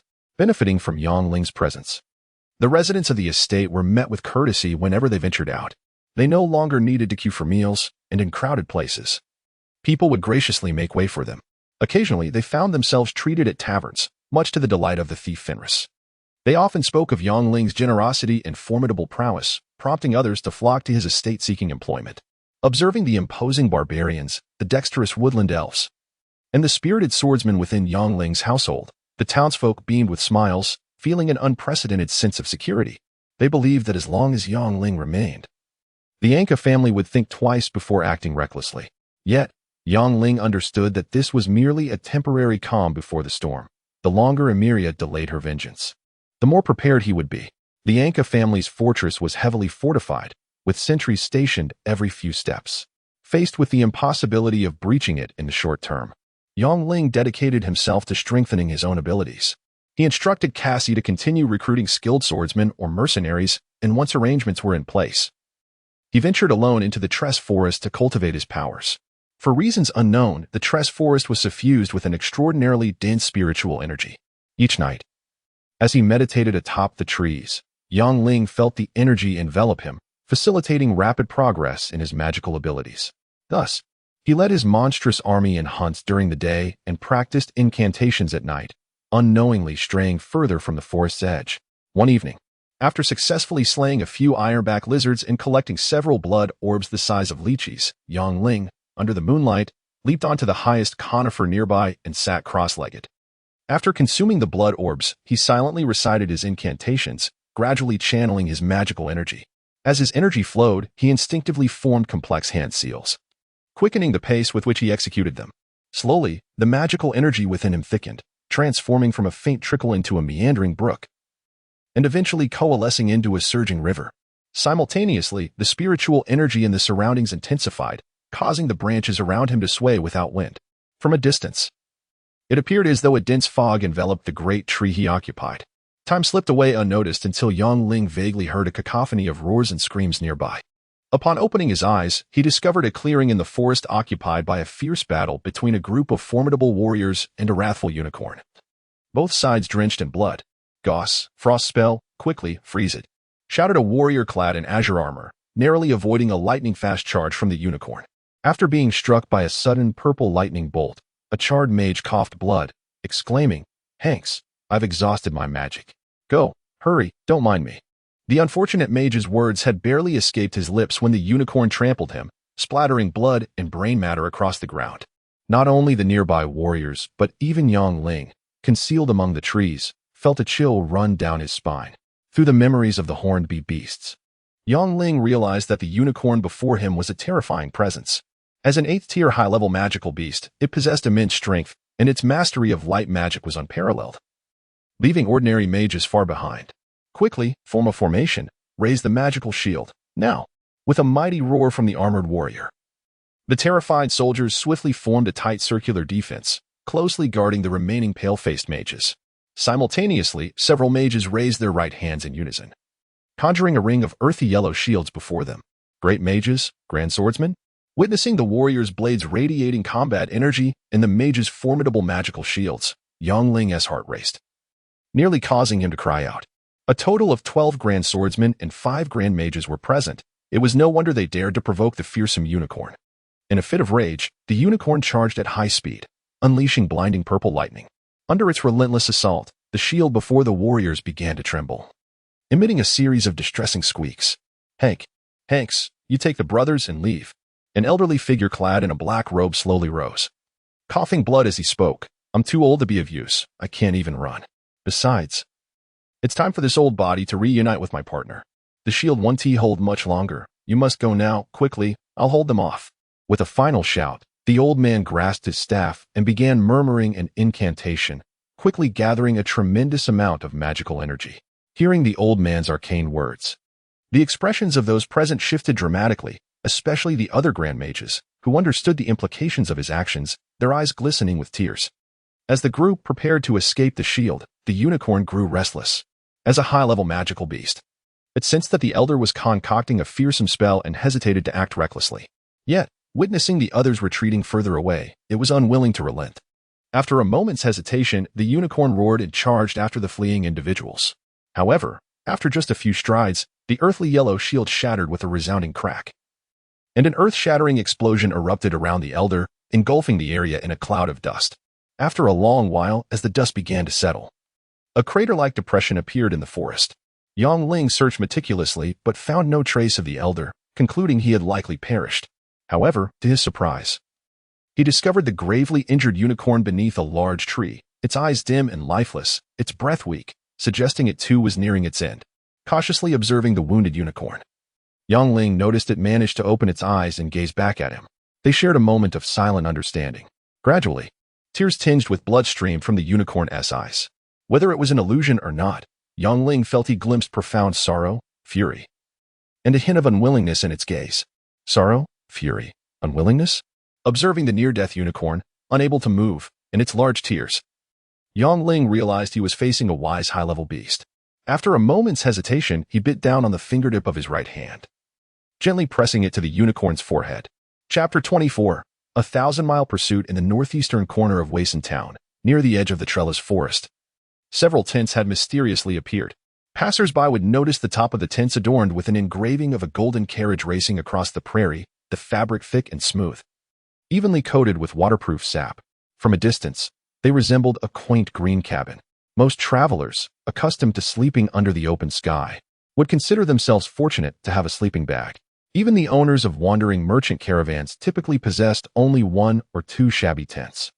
The vividly depicted golden carriage and the luxurious waterproof canvas unmistakably indicated that the occupant of these tents was of considerable wealth and status.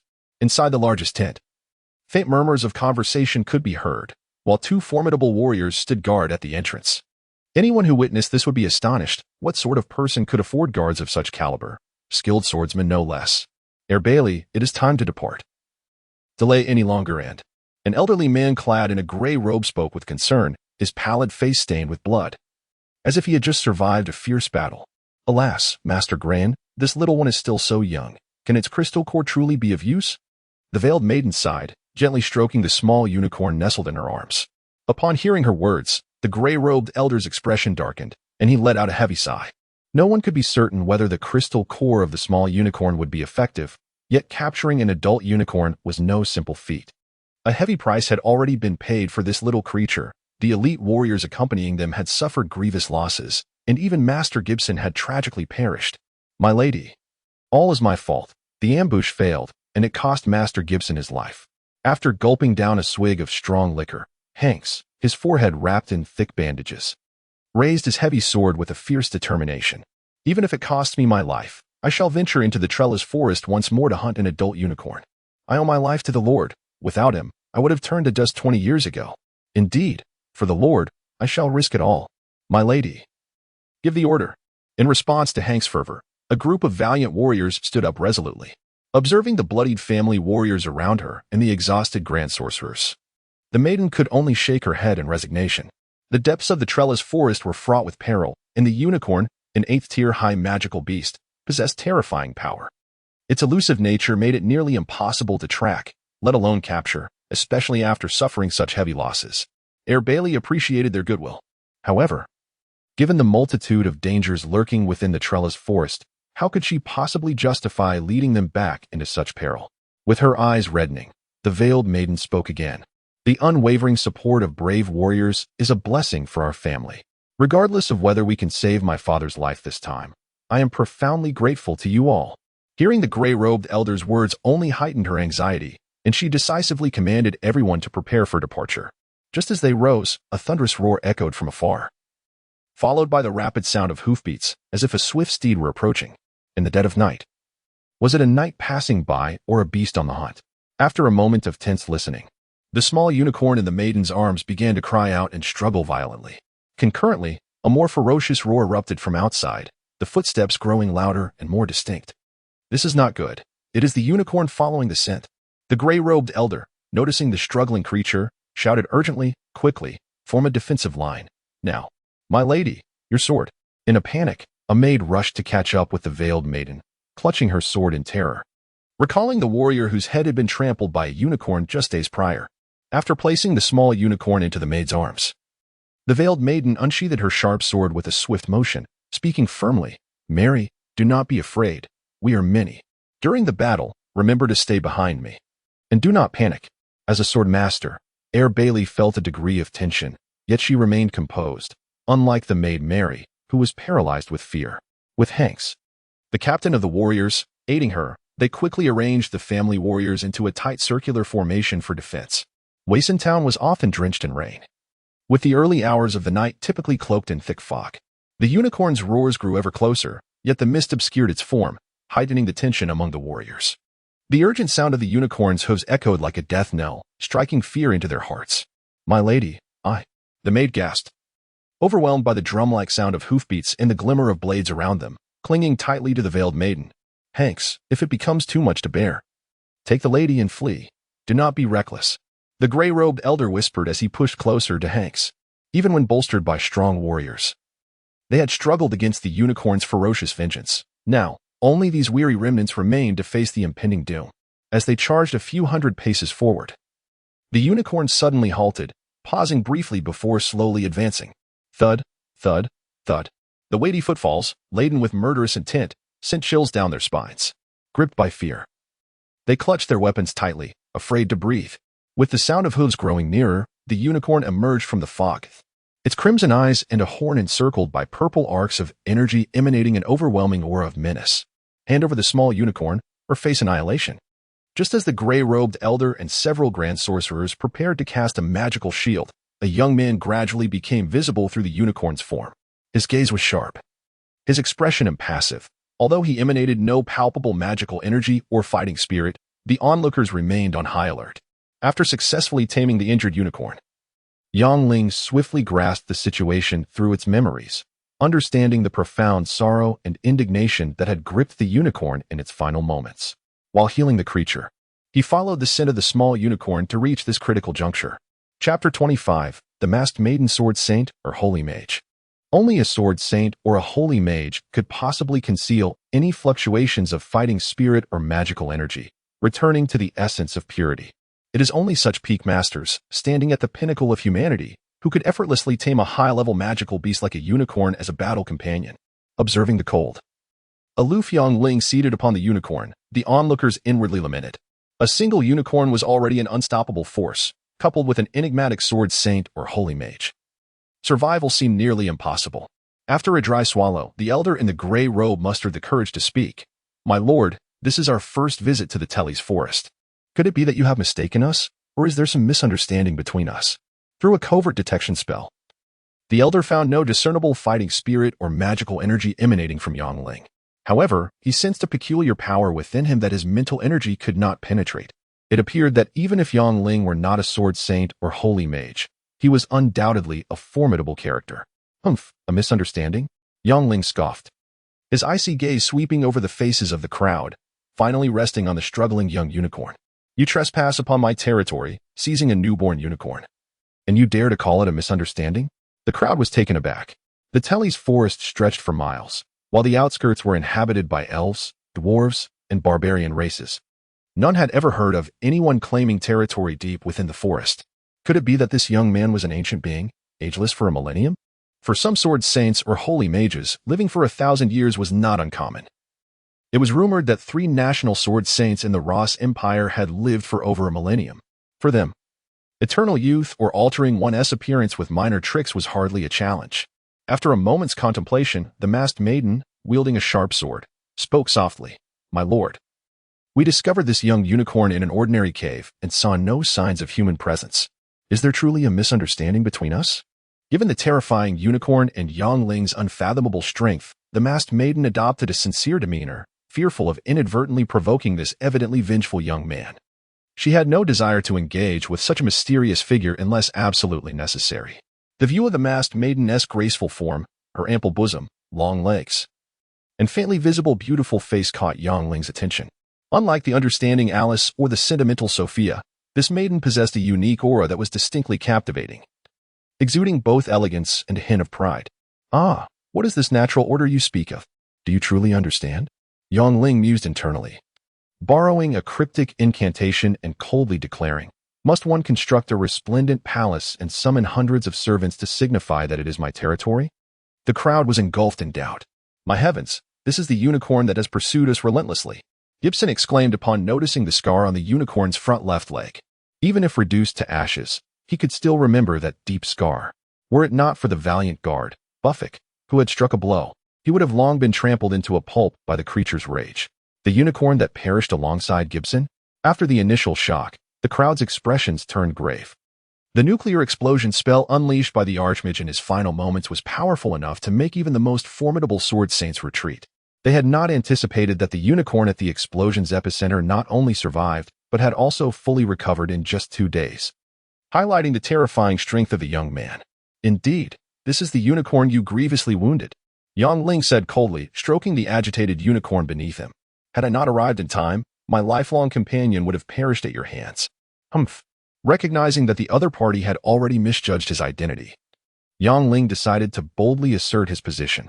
They were evidently not mere mercenaries or adventurers, but a group of individuals of considerable means. He could not let such a prime opportunity slip by without extracting significant advantage. In his second year of college, Yongling had the fortune of attending a lecture by a national defense expert. Before concluding, the expert made a profound statement. The strength of the United States lies not only in its military and economic power, but also in its adept psychological warfare, often achieving its goals at the negotiation table. Fortune favors the bold. Despite the overwhelming numbers and the presence of several grand sword masters and archmages, Yongling still hoped to gamble on their inability to discern his true power, seeking to maximize his gains. My lord, this is entirely my fault and has nothing to do with them. The masked maiden, realizing the futility of resistance, declared decisively, in my desperate bid to save my father, I resorted to this course of action. I do not seek your forgiveness for my transgressions, but I implore you to spare the innocent warriors. Upon concluding her plea, the masked maiden gently placed the small unicorn down, allowing it to dash into her embrace, seeking comfort. My lady, let us fight. My lady, think carefully. As the masked maiden relinquished the hard-won unicorn for the greater good, the warriors knelt in supplication. They understood that she possessed a teleportation scroll, enabling her to escape at any moment, and her actions were solely for their sake. Calm and decisive, Yang Ling was taken aback by the masked maiden's resolve. Most young women would have been flustered in such a situation, yet she remained composed. Such poise was reminiscent of the strong female figures he had seen only on television. It was clear that this group was far from ordinary. Excellent. But alas, you have committed a foolish act. The greater the background, the more leverage one possesses. Yang Ling could not afford to miss such a lucrative opportunity, stating coldly, due to your folly. You have wasted a vial of my life's spring water and disturbed my 5 years of secluded meditation. How shall we settle this account? Life spring water? The crowd suddenly understood. No wonder the unicorn had recovered so swiftly. With renewed fervor, the masked maiden rushed forward. My lord, my father's life hangs in the balance. If you grant me a vial, no, half a vial of life spring water, I am willing to pay any price. The life spring water, as its name suggests, could revive anyone, no matter how grievously injured, with just a sip.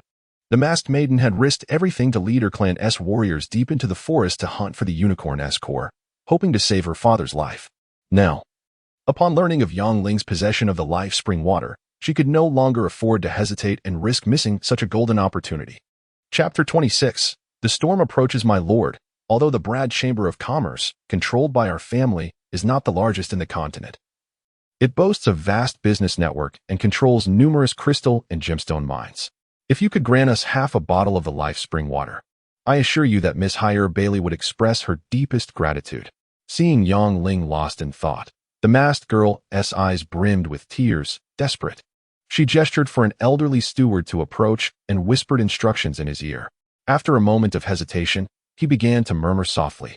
Soon retrieving a large assortment of items from a magical space, chests filled with crystal coins, bags of dark fire crystals, and packets of dazzling gems. Wealthy individuals, indeed, but of an extraordinary caliber. While tales of Arab millionaires and their extravagant fortunes circulate on television and the internet, witnessing such grand gestures firsthand was a first for Yang Ling. The family's control over the crystal and gemstone mines was evident in their nonchalant display of wealth. Gazing at the tearful masked girl and the earnest old steward, along with the many hopeful warriors surrounding him, Yang Ling realized they were placing all their hopes upon him. Yet, he was merely speaking without intent. How could he possibly procure the life spring water for them? Perhaps he could substitute it with spring water from the mountains? The thought of the sweet spring water near the elven tribe crossed his mind, but as he looked upon the girl with her tear-streaked face filled with hope, he hesitated momentarily. Observing Haya Bailey, weeping pitifully, reminded him of the old master, whose life hung in the balance. The warrior's eyes were also red with unshed tears, particularly the formerly tense maid, who now sobbed openly in her mistress's embrace. For 3 years since the master had fallen ill, the young lady had shouldered the burden of the Chamber of Commerce without shedding a tear. Now, her public display of sorrow was a testament to her deep anguish. Willing to pay any price? Yang Ling shook his head, envisioning a superlative sheep for slaughter, but regrettably, his supply of life spring water had already been depleted. Otherwise, he could have seized the opportunity to profit greatly. Nevertheless, a substantial pile of crystal coins and gems lay before him, and acquiring such wealth was a worthy endeavor. Relenting, he decided not to hold their foolishness against them this time, but made it clear it would not become a habit. As he swept the treasures into his space ring, he coldly remarked, due to your folly, the life spring water I possessed has been exhausted in healing the injured unicorn. Consider these treasures as compensation. Having rescued the little unicorn and secured a considerable fortune, Yang Ling felt he had accomplished his goal. He mounted the unicorn and turned to leave, eager to avoid any complications. Should they discern his true strength, it could spell trouble. The greater the hope, the greater the disappointment. The masked girl, having fortuitously captured the little unicorn, felt an unsettling apprehension about whether the crystal core would be effective. Upon learning of Yang Ling's possession of the life spring water, she had finally glimpsed hope for her father's recovery. Yet, in this moment, that hope seemed as distant and fleeting as a mirage. As the group succumbed to despair, Hankus, wielding a heavy sword, suddenly confronted Yang Ling, blocking his path. My lord, if there is no life spring water, then the unicorn must remain. It is either your death or mine. It is all my fault. Without saving the old master, I have no face left to live. As the old master's personal guard, Hankus had long been burdened by guilt for failing to protect him from the poisoned dagger of an assassin. With hope dwindling, he resolved to act decisively. The gray-robed elder shouted to intervene, but Hankus and the other warriors were undeterred, encircling Yang Ling, who rode upon the unicorn. Without the life spring water, the unicorn represented the last glimmer of hope for the old master's recovery. Yangling admired their bravery and loyalty, but scorned their recklessness. With their impulsive actions, they surrounded him chaotically. A mere flicker of lightning from the unicorn could easily incinerate them all. The greatest sorrow is that of a heart in despair. At that moment, as Haya Bailey looked over, Yangling felt a jolt of emotion. What a pair of eyes! Filled with sadness and despair, her delicate face glistened with tears, and her slender figure slumped weakly upon the unicorn, as if drained of all strength. Miss Haya Bailey, wait. After a moment of contemplation, Yangling continued, I do not possess the life spring water, but since your father's life hangs in the balance, saving one's life is worth more than erecting a grand pagoda. I can assist you in seeking out a friend who may have some. My lord, are you serious? Overwhelmed with joy, Haya Bailey disregarded all caution and leaped from the unicorn. Recognizing the opportunity, Yangling could not afford to miss such a lucrative chance. If he were to receive several times the amount of crystal coins and gems previously offered, not only would a single bottle of life spring water be within reach, but multiple bottles as well. Moreover, given their extensive trade network, a budding friendship could yield unforeseen benefits in the future. After securing the little unicorn, Yangling wasted no more words and swiftly departed. The prospect of acquiring boundless treasures was well worth the effort. Given their earlier display of wealth, he was confident that a mere inquiry would result in a bountiful return. Wait, if I delay any longer, I'll become a coward. Remembering Yangling's public humiliation of her family, Yimia gritted her teeth. Their ancestral artifact, feared even by sword saints, was too precious to be left unguarded. That boy wanted to escape this time.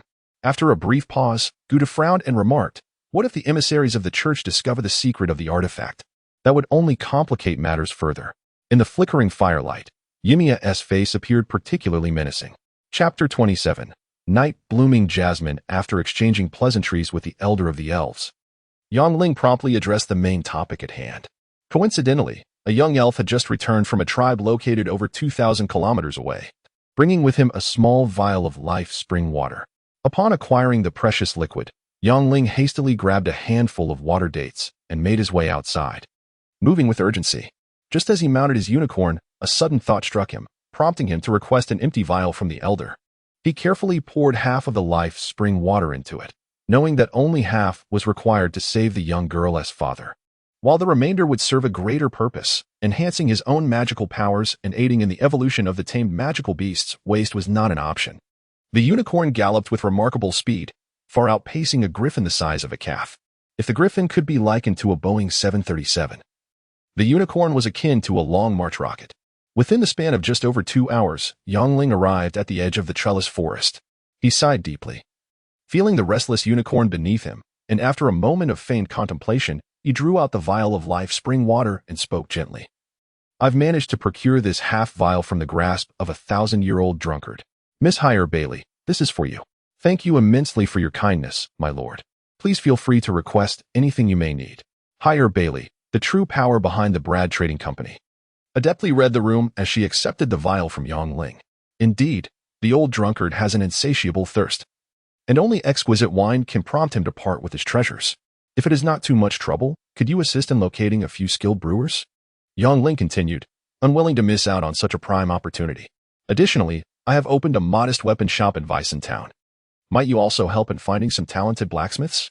With the other party's wealth at her disposal, Yangling understood that even without his requests, treasures would surely come. He preferred to have her procure exceptional brewers and artisans rather than simply receiving a bounty of gold and silver. Having transitioned from the dire conditions of Earth to the refreshing atmosphere of the trellis forest, he longed for the sweet mountain springs and abundant resources. Establishing a brewery here seemed a splendid idea, especially with the right techniques, as the flavors would undoubtedly surpass the likes of any mediocre spirits. Having arrived in this unfamiliar world, Yangling resolved to embrace a new life, for lamenting fate served no purpose. He was convinced that establishing a unique brewery in town would be a lucrative venture. Brewers and blacksmiths? There's no time to waste. I shall make the necessary arrangements. Haya Bailey replied, taking her leave as she mounted her silver-winged steed and departed swiftly. Following her were Hank, the heavily armored warrior, and the butler, Murbach, with the rest of the group quickly trailing behind, disappearing into the vast forest. After a few more courteous exchanges, Yangling escorted Hank and the butler to the dwarven weapon shop in town, ensuring their comfort. With their support, he felt assured that Haya Bailey would soon deliver a substantial gift. True to her word, Haya Bailey acted quickly. Within a fortnight, Hank and Murbach were met with a sizable entourage. Along with numerous chests of gold and jewels, they brought hundreds of barrels of assorted fine wines, as well as 10 highly skilled brewers and 15 experienced blacksmiths, one of whom claimed to have been the royal brewer of the Banda Empire. After briefly perusing the generous gifts, Yongling instructed Alice to securely store the crystal coins, jewels, and precious dark fire crystals. Murbach, the old butler, was left to manage the logistics of housing and feasting arrangements. Under Murbach's meticulous guidance, the newcomers quickly fell into an organized rhythm. Some set about renovating the premises, while others gathered raw materials locally. The experienced brewers and blacksmiths busied themselves with their respective tasks. Before long, the first brewery in Weissentown was established, covering several acres. Not far from the dwarven weapon shop, behind the brewery stood a finely decorated tavern, aptly named Night Blooming Jasmine. The tavern boasted 2 levels. The first primarily catered to ordinary townsfolk and transient mercenaries. The floor was laid with marble from a nearby quarry, while the walls and ceiling were adorned with exquisite Namu wood, allowing for ample airflow and light. A small stage was set in the center of the hall, providing a charming spot for visiting bards. In contrast, the second level was designed for the discerning wealthy clientele.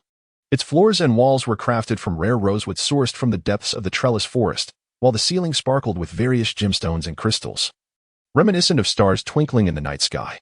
The addition of night-blooming jasmine plants in the corners added an alluring touch, sure to captivate romantic souls among the young and affluent. Though Weissentown had a mere 20,000 residents, its abundant resources attracted a myriad of mercenaries, adventurers, mages, and even thieves. The pleasant climate also drew nobility from the Banda Empire and the alliance of Livenza for hunting and leisure. Yongling was confident that, with the trellis forest's natural advantages, the town's population would continue to grow. With dedicated efforts, both the dwarven weapon shop and the tavern would yield substantial profits. While he may not rival Haya Bailey's vast wealth from crystal and gem mines, it was certainly a more favorable situation than being a precarious sales engineer in a small company. Under the old butler's direction, the Night Blooming Jasmine Tavern opened its doors. Ladies and gentlemen, today marks the inaugural day of Weissentown's first brewery and the grand opening of the Night Blooming Jasmine Tavern, with all fine wines at half price. As townsfolk flocked in, Yongling raised his glass with excitement. Most residents were either hunters or lumberjacks, known for their hearty dispositions and love of drink. As long as the brewery and tavern functioned smoothly, they would undoubtedly become a treasure trove for him. Though he had yet to concoct any new brews, Yongling remained optimistic that, with the trellis forest's rich resources and the expertise of numerous skilled brewers, he would one day produce exquisite spirits like whiskey, brandy, and Moutai. Delicious. Oh, the Raphael wine from the imperial capital of Ross. I can't believe I'm enjoying Raphael wine here. The townsfolk marveled, relishing the complimentary fine wine displayed at the entrance, eagerly rushing inside the tavern to secure their seats. To attract further attention, Yongling employed a familiar tactic, inviting several tall elven maidens from the elven tribe to serve as waitresses. Their graceful figures, beautiful faces, and long legs once again stirred excitement among the patrons. Some drunken revelers, in their stupor, would glance at the enchanting elven maidens, oscillating their gazes between them and their drinks. Yet, witnessing Yongling's prowess, no one dared to overstep, aware that the 2 nearly 3-meter-tall barbarians stationed at the entrance were no mere decorations. As the clock struck 1 in the morning, with the new book ranking about to drop, Yongling implored, "Dear readers, in light of my tireless efforts to update late into the night, I would greatly appreciate your support with some votes. Thank you." Chapter 28. A trouble of the rear. Step aside. Summon your master. Just as the merriment reached its peak, a thunderous shout echoed from outside. Could it be yet another oblivious swordsman seeking humiliation? Curiosity piqued, the patrons ventured outside, only to find a cloaked warrior standing coldly in the middle of the street, with a Viking longsword at his side and heavy leopard skin boots planted firmly. He fixed an unyielding gaze upon the slowly emerging Yongling. "Humph, by the command of my master, Emiria, I beseech you to meet your fate in 3 days at the Latiga Valley. I trust you will honor this appointment." The warrior tossed a challenge at Yongling before turning on his heel to depart. A duel to the death? Kill him. Damn it. Eliminate this shameless lackey. Ibilius. Let us extract his black heart for our libations. Under the influence of alcohol, the crowd erupted with shouts, channeling their pent-up grievances against the Anka family, each voice more ferocious than the last. Observing the savage warriors and the enraged townsfolk, the black-clad warrior's complexion shifted more rapidly than the weather.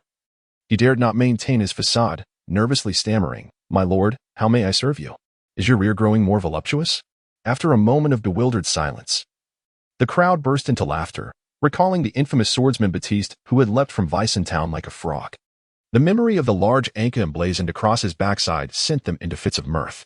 Indeed, a perky posterior makes for easier dealings. Precisely. That when Chimera is simply a spineless creature by nature. Fueled by drink, several mercenaries who had long suffered under the Anka family's oppression brazenly mocked their tormentors. Spurred on by this, the townsfolk unleashed a torrent of vile curses upon Chimera's ancestors, wishing to drag them from their graves to whip their corpses. Faced with the hostile savages and the townspeople exposing his master's misdeeds one by one, the black-clad warrior's face alternated between green and pale, instinctively retreating step by step. After a moment's hesitation, seeing Yongling offer no resistance, the mercenary Golt charged forward, delivering a fierce kick to the black-clad warrior. Others, emboldened by their intoxication, rushed forward to land their own blows. Soon, the once arrogant warrior was reduced to a pitiful state, resembling a battered pig. "My lord, please, save me." After spitting blood, the black-clad warrior crawled and rolled towards Yongling, fully aware that only he could save him from this dire predicament. "Oh, I have heard tales of your young master's fair and delicate skin, especially his rear, which is said to be." Yongling paused deliberately, noticing the rapt attention of the crowd, then continued, "As white and rosy as a monkey's backside." "Is it true? A monkey's backside?" The crowd erupted in laughter once more, thoroughly enjoying the spectacle of the now humiliated warrior. The years of tyranny under Chimera and her minions had stifled their voices. Now, with Yongling's backing, they reveled in their long overdue release of pin-up frustration. "My lord, this." The black-clad warrior lamented internally, realizing that if he followed Yongling's lead, Chimera would undoubtedly seek his demise. Yet, should he remain silent, these armored savages, not to mention the furious townsfolk, would trample him into the ground. With a cold snort, Yongling discreetly signaled the barbarian leader, who understood and forcefully stomped on the warrior's fingertips, crushing them. Instantly, the black-clad warrior howled like a slaughtered pig, exclaiming, "Yes, yes, my lord, his rear is as white and rosy as a monkey's backside." With no turning back now, the inevitable had arrived. Yongling resolved to take this opportunity to eradicate the Anka family's influence in Weissentown. As the adage goes, to eliminate the source of trouble, one must first uproot its minions. The black-clad warrior had publicly slandered Chimera, and given her cruel and vindictive nature, she would not let him off lightly. In the heat of battle, one does not spare the messenger. Yongling had no intention of clinging to such outdated notions of virtue and morality. Whenever an opportunity to strike at his enemies presented itself, he would seize it without hesitation. After spitting out more blood, the black-clad warrior scurried away like a stray dog, fearing for his life with every passing moment.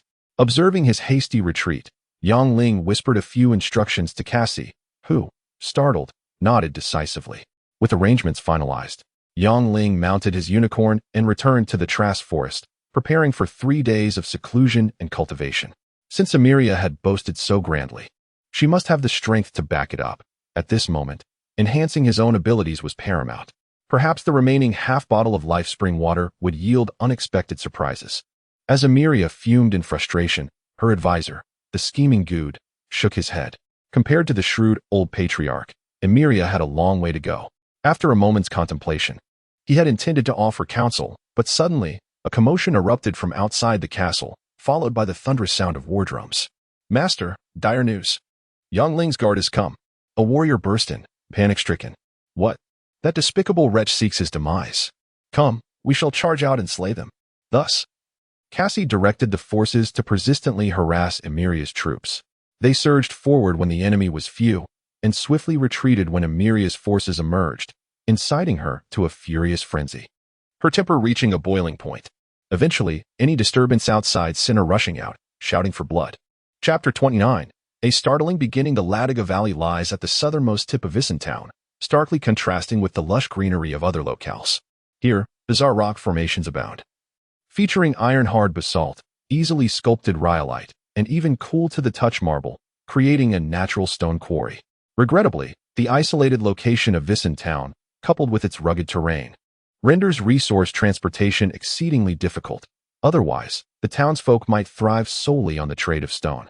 Upon hearing of Emia's life and death challenge to Yongling, the streets of Vicentown emptied as thousands flocked to the Latiga Valley hours in advance to await the confrontation. Among them were numerous mercenaries and adventurers.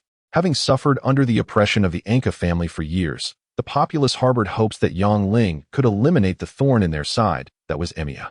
Yet, the thought that Yongling possessed no fighting spirit and exhibited no magical aura left them uneasy.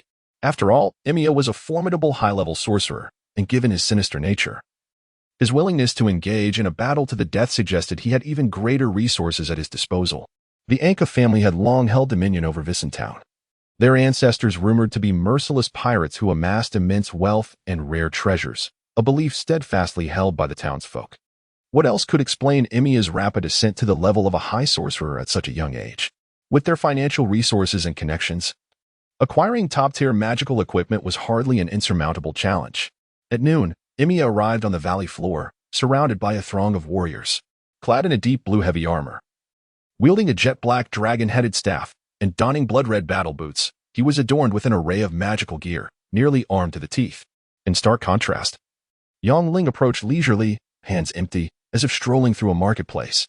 The Caliph heavy armor, crafted by the hill dwarfs, rendered him impervious to attacks from anyone below the rank of a great sword master. The blood elf boots enhanced agility with built-in wind magic.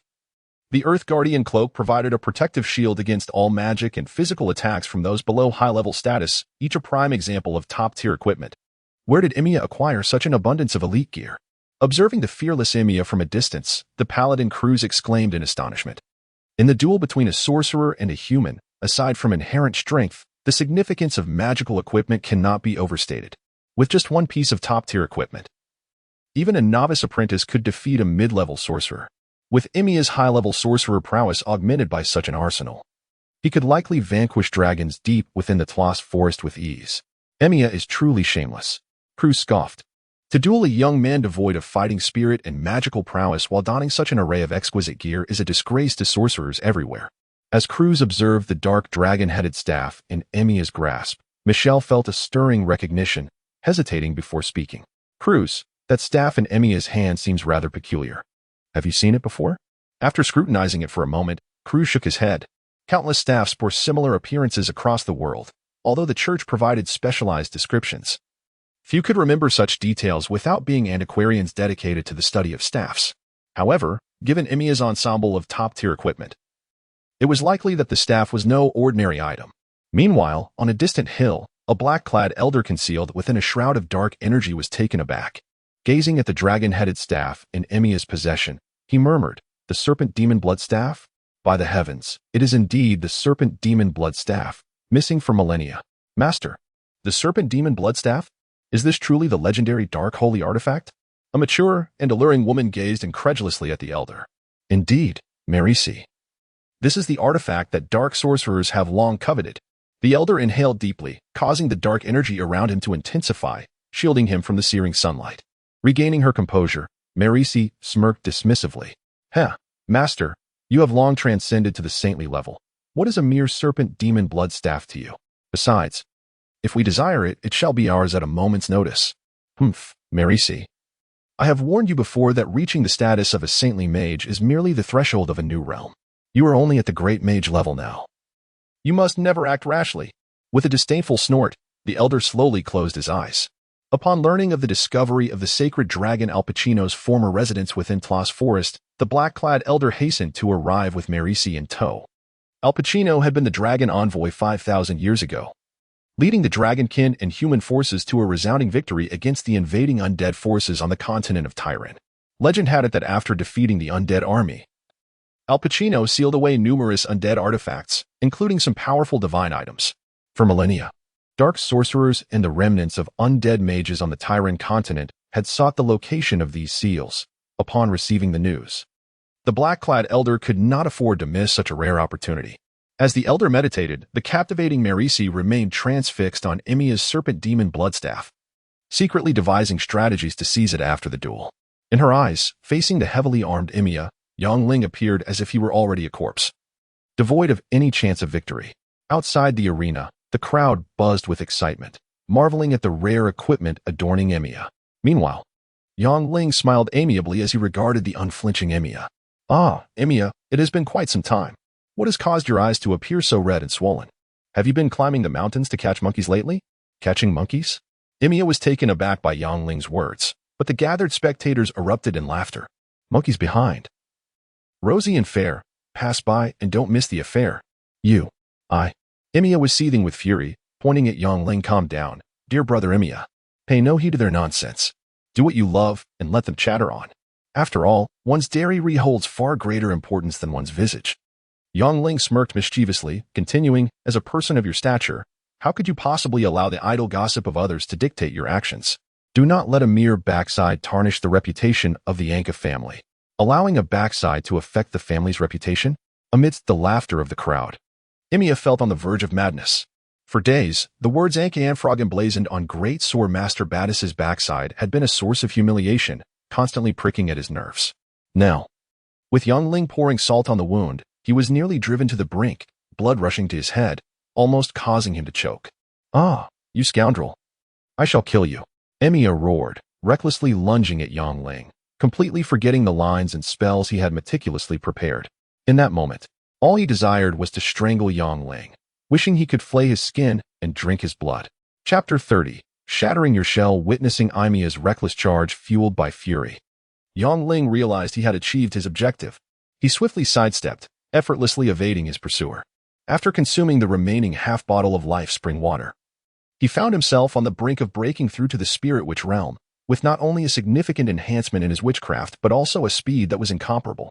Although Emiya donned the blood elf battle boots, which doubled his agility, he was still no match for Ling's velocity. How is Ling moving so swiftly?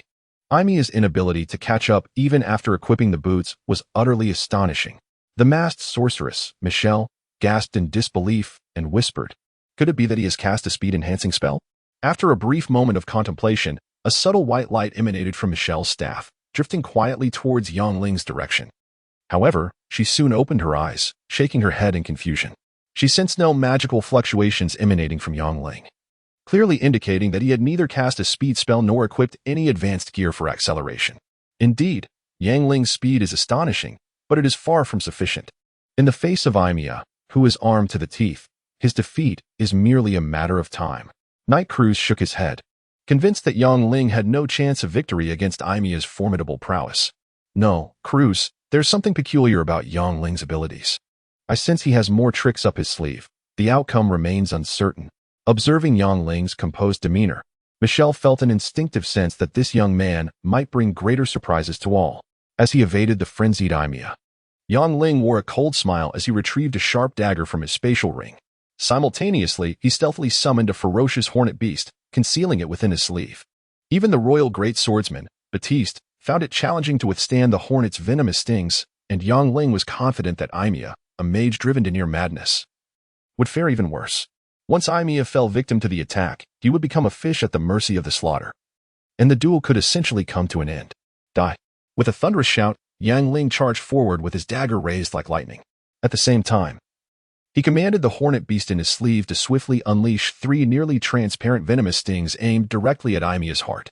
However, after a series of crisping sounds, Emiya, clad in the Kirav heavy armor, remained unscathed, as the lethal stings were completely deflected by his armor. To make matters worse, after narrowly escaping disaster, Emiya finally regained his composure. Retreating while murmuring softly, he soon raised his hand to unleash a barrage of explosive fireballs. Upon impact, they detonated like grenades, forcing Ling to dodge left and right. Abilius, that cursed summoner, perish. Emiya, emboldened by his advantage, unleashed a fiery onslaught, the terrifying explosive fireballs raining down, threatening to roast Ling alive. Good heavens, a fiery deluge? Observing the volley of fireballs the size of bowls, the knowledgeable mercenaries and adventurers gasped in shock. With so many terrifying explosive fireballs in the air, not even a high-level sorcerer, let alone a grand sorcerer, could wield them with such finesse. The fire ring proved its worth as an exceptional piece of fire equipment, truly remarkable. As the situation turned grim for Ling, Emiya's retainers erupted in cheers, vigorously waving their weapons. Meanwhile, the ordinary citizens of Weissentown were tense, some vehemently cursing the triumphant Emiya, while others clutched their chests in quiet prayers, fervently hoping for Ling's safety, seemingly more anxious than Ling himself. Unbeknownst to them, the Anka family possessed numerous treasures beyond the serpent demon blood staff. Heh, I must find an opportunity to strip this fellow of all his equipment after exiting the arena. The mature and alluring Meliris bit her lip, secretly plotting her approach as she eyed the flame ring on Imia's finger. After a brief glance at the duel, the cloaked elder remained silent, shaking his head before closing his eyes once more. He had no interest in the outcome between Imia and Yongling. His sole concern lay with the dark holy artifact, the serpent demon bloodstaff, in Imia's possession. Additionally, he sensed subtle magical fluctuations emanating from across the valley, heightening his vigilance. The remains of the sacred dragon, El Pacino, were no trifling matter, and many were drawn to its allure. According to intelligence from the Dark Magic Underground Guild, not only had the church sent envoys, but several elusive ancient immortals had also arrived. It appeared that the temptation of the artifact had everyone eager to seize the first opportunity, narrowly dodging several explosive fireballs. Yongling appeared before Imia like a specter, his sharp dagger aimed directly at Imia's throat. In that instant, Imia's retainers held their breath, not daring to make a sound. Meanwhile, those who had previously been anxious erupted into cheers, fervently applauding. In a critical moment, Imia bellowed, and instantly, the Earth Guardian cloak enveloped him in a brown shield. With a resounding ding, it successfully blocked Yongling's seemingly certain strike. Let us see where you can run. After the moment of fear had passed, Imia channeled all his magical energy into the flame ring. After a few incantations, he unleashed towering firewalls that surrounded Yongling completely, protected by the brown shield. Imia launched a relentless assault, sending a flurry of purple explosive fireballs directly toward Yongling, encircled by the firewalls. He was confident that soon, even if Yongling did not perish in the explosions, he would be scorched to a crisp by the searing heat. Shaking off the flames from his sleeve, Yongling realized that hiding was not an option as the fireballs rained down. A thought struck him. Faced with Imia's shell-like shield and Kirav heavy armor, the hornet beast was powerless, but perhaps the saturated attack from the evil eye would yield unexpected results. After forming a spell, he summoned an evil eye. A summoner bound to the evil eye? Observing Yongling's evasive maneuvers and the seemingly useless evil eye, the onlookers were nearly incredulous. They never anticipated Yongling to be a hidden summoner, and even more surprising was his choice of the evil eye as his contracted beast. What is the evil eye? Even a child just learning to walk would recognize it as worthless, the epitome of failure among magical beasts. If not for their gregarious nature, they would not even be considered part of the magical beast realm. As long as one was cautious enough to sever the two energy-absorbing tendrils beneath its chin, it could not even produce a slow light blast, rendering it completely devoid of combat capability. Yet, Yongling had chosen an evil eye as his contracted beast. After the initial shock, Imia's retainers burst into raucous laughter, while the ordinary townsfolk were filled with despair. Even a fool would not believe that a pitiful evil eye could triumph over an armed high-level sorcerer. Just as the crowd displayed a spectrum of expressions, an unexpected event unfolded. At the moment Imia ceased his assault and laughed heartily, another evil eye appeared behind Yongling. 1, 2, more and more emerged. In the blink of an eye, over 2,000 evil eyes filled the valley, clustering densely and swiftly forming a peculiar three-row crescent formation. Evil eyes can form formations? Staring at the bizarre three-row arrangement, the crowd was momentarily petrified. The formation was extraordinary, with the first row crouching like dogs, the second row oddly squatting, and the third row standing upright in a human-like manner. Witnessing the prowess of the evil eyes, the barbarians and Cassie retreated hastily, while the uninformed remained in a daze. Just as Imia's laughter came to an abrupt halt, the evil eyes sprang into action under Yongling's command. Their light blasts, the thickness of eggs, poured down like rain upon Imia's brown shield, creating a shower of sparks. Amidst the astonishment of the crowd and Imia's cries, the brown shield emanating from the Earth Guardian cloak began to emit creaking sounds before vanishing into thin air. A top-notch magical artifact, reputed to be indestructible and impervious to fire and water, had thus become a relic before the eyes of all. I recommend a book by a friend titled The Seed of Magic, with the book number 101-3504. Here is a brief synopsis. This tome of divine and demonic lore chronicles the duality of dark and light magic. It features a mystical blade, which, while thirsting for bloodshed, also possesses remarkable healing powers. Can justice and evil truly coexist? When both forces are wielded by a single individual, a captivating game of magic unfolds. Chapter 31. Unicorn Versus. Bardo demon gazing upon the dense swarm of evil eyes and watching the earthy yellow shield dissipate into thin air, the onlookers found themselves once again petrified. The awe was overwhelming, truly, it was beyond comprehension. In an instant, the protective cloak of the Earth Guardian was obliterated, and aside from the forbidden spells of the Archmage, the surprise assault of the Paladin, and the full-force strike of the Sword Saint, no one could fathom who else possessed such terrifying offensive power. Yet, Yangling summoned this horde of evil eyes, a group of monsters deemed utterly worthless, who effortlessly accomplished this feat. No one expected that the inherently lethargic evil eyes could execute such a synchronized barrage. Even more astonishing was the revelation that these seemingly useless creatures had such formidable destructive capabilities. Ah, the ancient summoner? Observing the multitude of evil eyes, the cloaked elder, shrouded in black, widened his eyes in unexpected astonishment and remarked, "How intriguing. The ancient summoner, long thought to be extinct for millennia, reemerges. The seals of antiquity are being undone, making this small town increasingly interesting." Upon hearing the elder's words, the alluring Marillus regarded Yangling with a contemplative gaze. The ancient summoners were renowned for their formidable strength, with legends claiming that a single individual could take on an entire armored legion. Wherever monsters roamed, be it forests, swamps, or seas, was a testament to their power. Now, as dark currents surged across the continent and the dark mages faced relentless persecution from the church, forming an alliance with a powerful ancient summoner and his family could undoubtedly benefit the beleaguered Dark Mage Guild. "Master, if the situation demands, allow your disciple to intervene," Marillus whispered, acutely aware of the terror wrought by the serpent demon Bloodstaff. While Yangling was indeed an ancient summoner, he was evidently inexperienced. Otherwise, he would not have summoned a horde of such worthless evil eyes for assistance.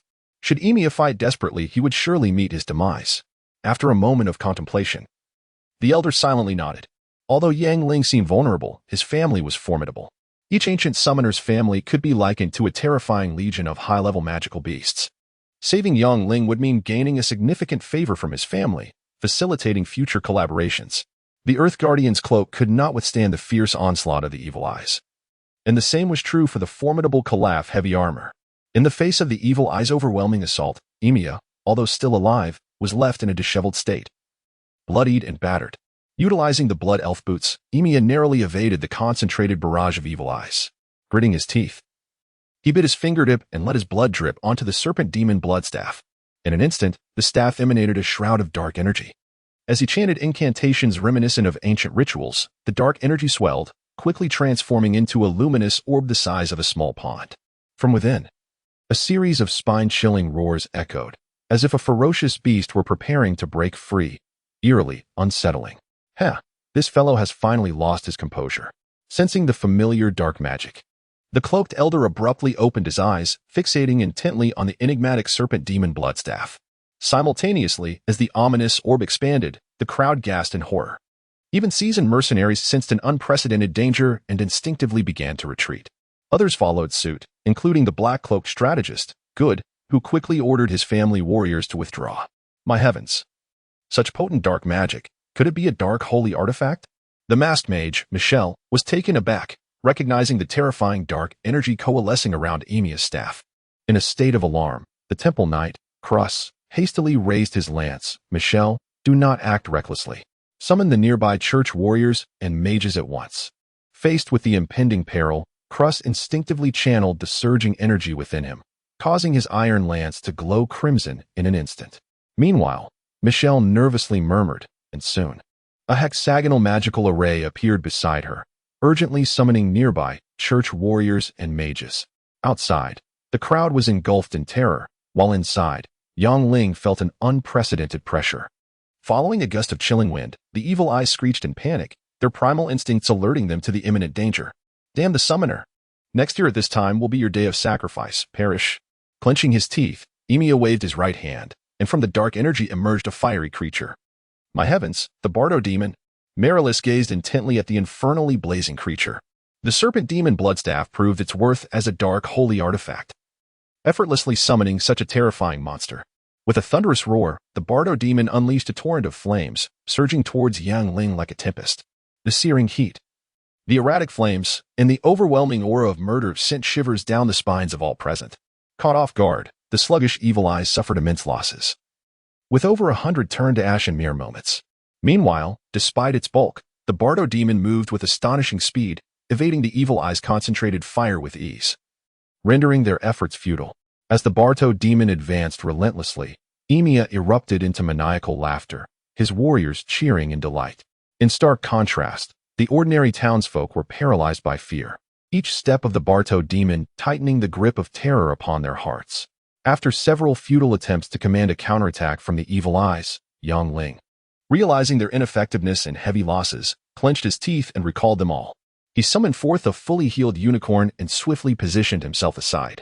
After narrowly dodging the searing flames, the unicorn roared and unleashed a bolt of purple lightning as thick as a basin, striking directly upon the Bardo demon's forehead.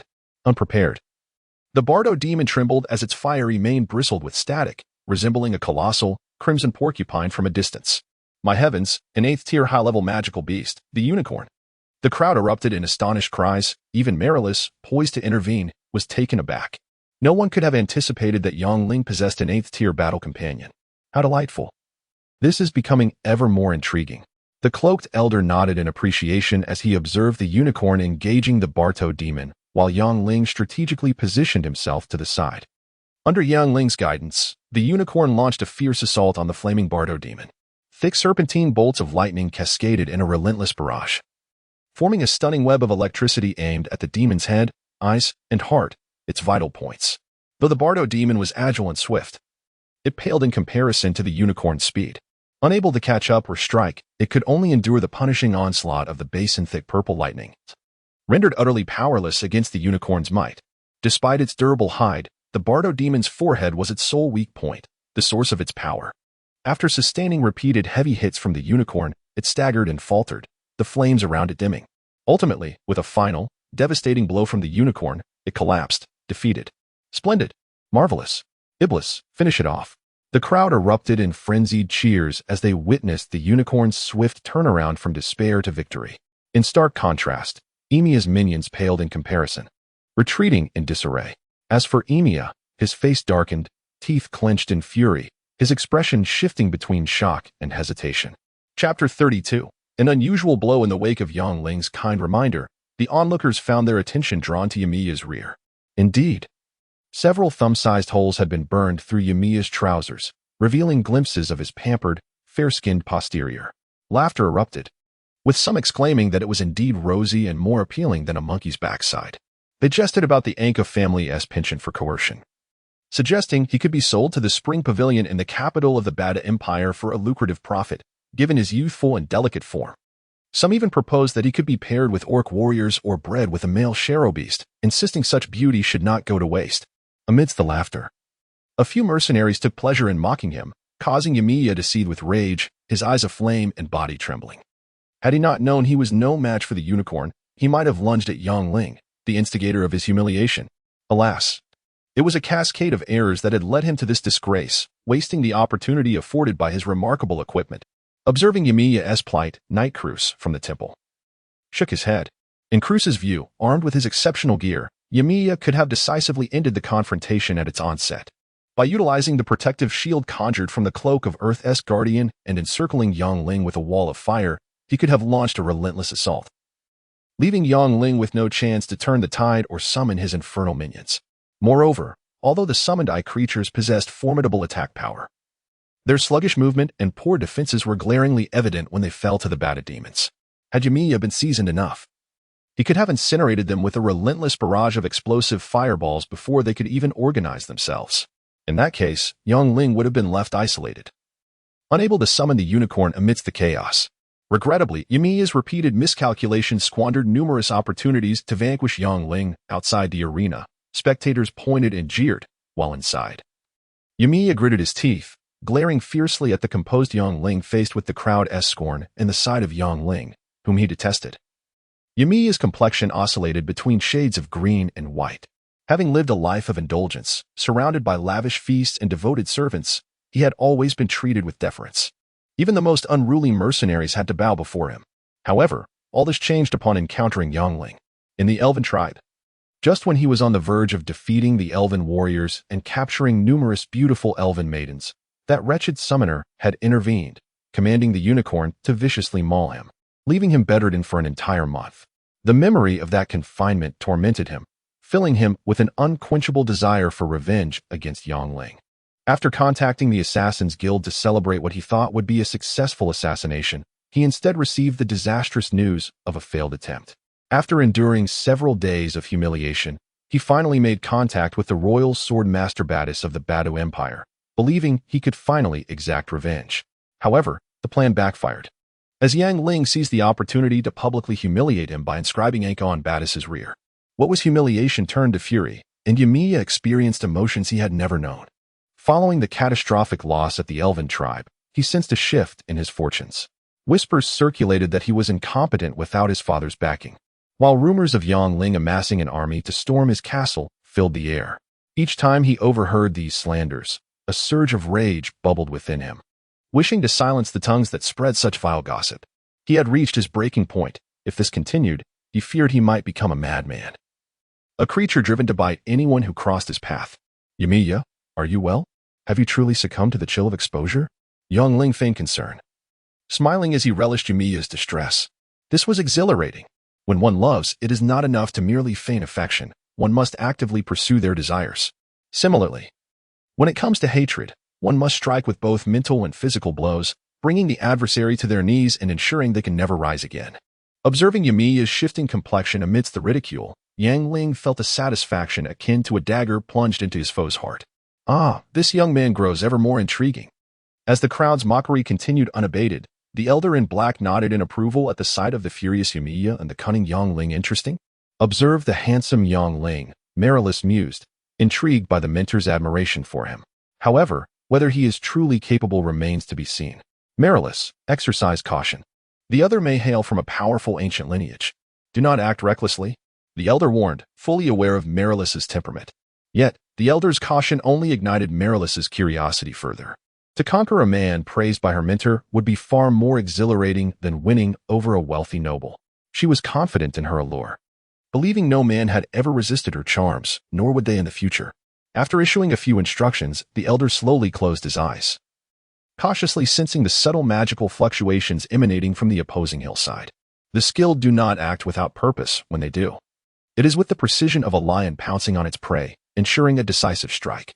Outside, the crowd buzzed with commentary and mockery, while inside, Yamiya grappled with a difficult choice.